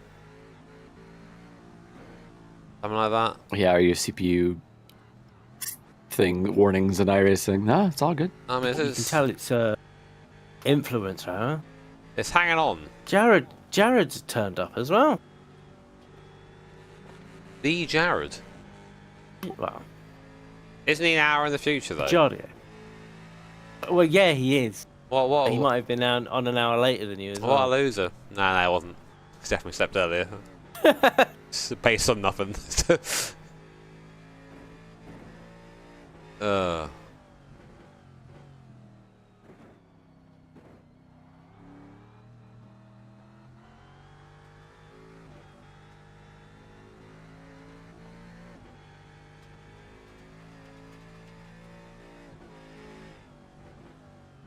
I sleep well.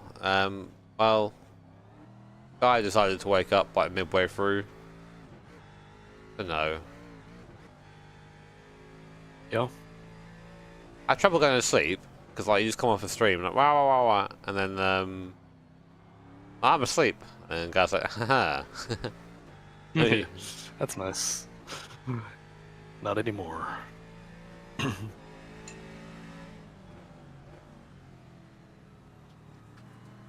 I'm still scrolling to try and find some pictures of me as a lobster. I'm quite disappointed in my stream live chat, if I'm honest.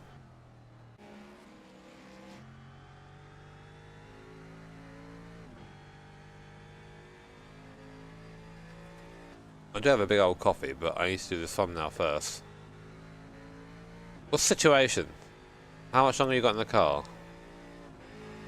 I have 9 laps. And me next?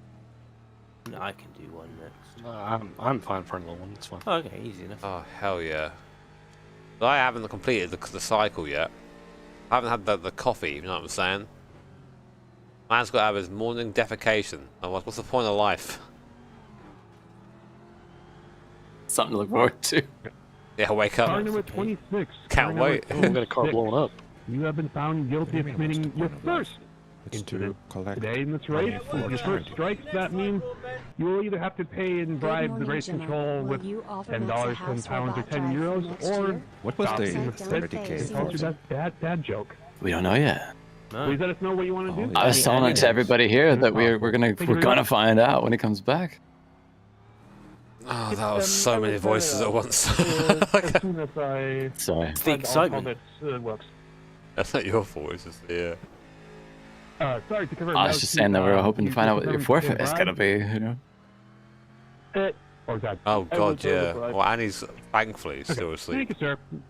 Just make sure it's paid sometime. Now's the time to get you in for one, guys. The longer Annie sleeps, the safer I am. If you donate, she stays asleep longer. But you just know at some point she's gonna just like burst through the door, like break the door open, like splinters everywhere. You just want to like slip something in a cup of tea, but she goes back to sleep. I think it's frowned upon. Yeah, frowned upon, but not well, still doable. It's for charity, okay? Crippling amount of laxatives at 30K. There you go. Yeah, there you go. Just take the Dumb and Dumber method. You wanted your morning dump, mate. No motorsports. You have been found guilty of committing your She can't punish you. She can't get off the toilet. Of this race, since that is your second strike, you will either need to bribe race control with £10, €10, or $10, or stop in the pits and recite a passage from a copy pasta that we'll choose for you. Please let us know how you want to proceed with this as soon as possible.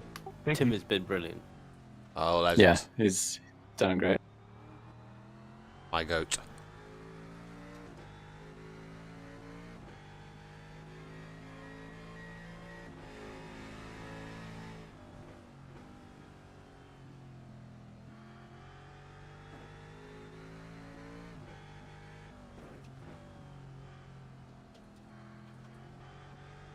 Are people convinced you still have a blue tint? I probably do. I felt I did pretty well at getting it off. Something very weird about like having this shower at like 1:30 in the morning just to get the blue off you. Who hasn't been there? That's a certified mental health moment. Like the blue's on me, I can't get it off. It won't come off.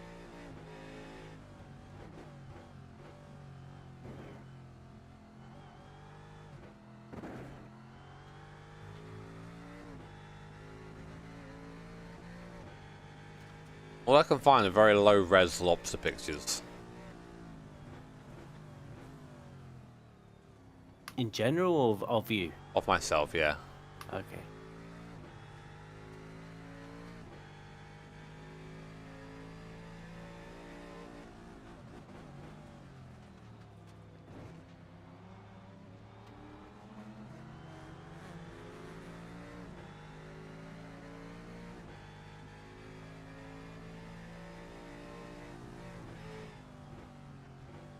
Oh, that's this one we'll do. I'll just Photoshop it. Yep.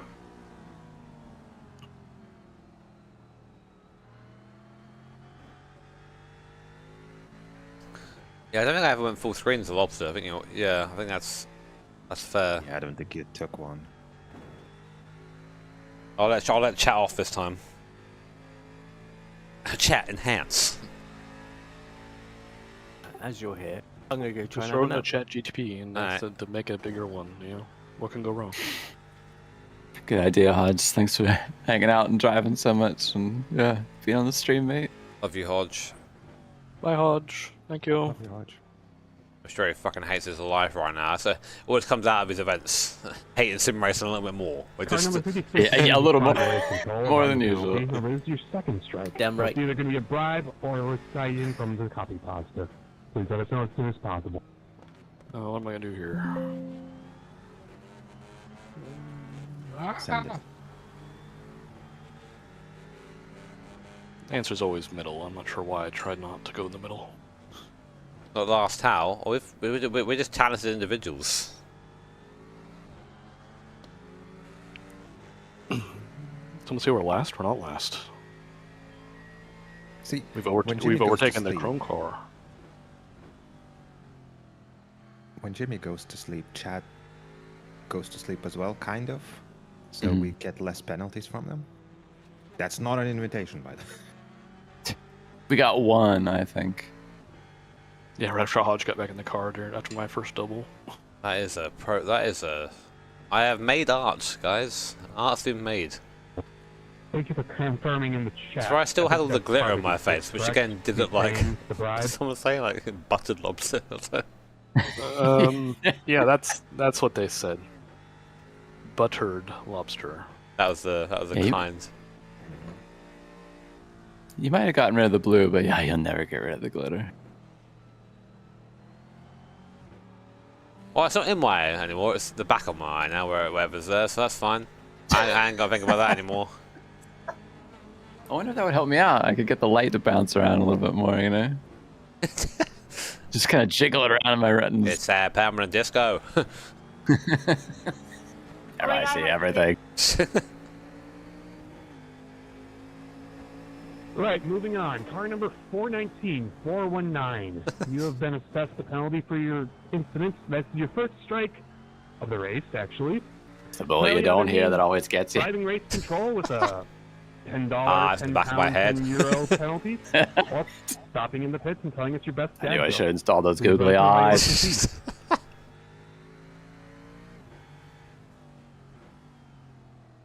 Gotta remember. Gotta remember, Jimmy. Remember where you are.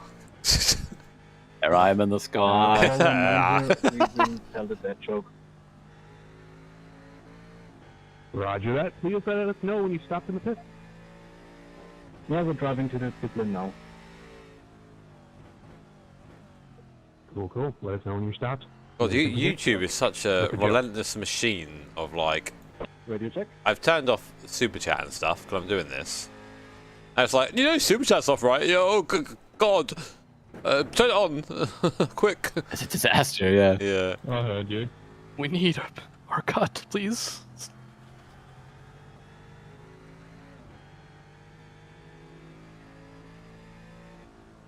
You're gonna do it again? I think it is. You know, that's so bad. Okay, so after the manual redirect again because they've broken it somehow. Roger that. Please tell us your best joke. Which days are the strongest? Saturday and Sunday. The rest are weekdays. What? Yes, I think that was funny. Or maybe that was just my indigestion. But please continue. And drive safe going forward. Thank you. Right, chat, bear with me. I've got to do a little manual yoinky sploink here to change our stuff around. So I'll be gone for like a second. But if you just stay where you are, you will be redirected automatically. You'll be corralled to the next stream. With a great thumbnail, by the way.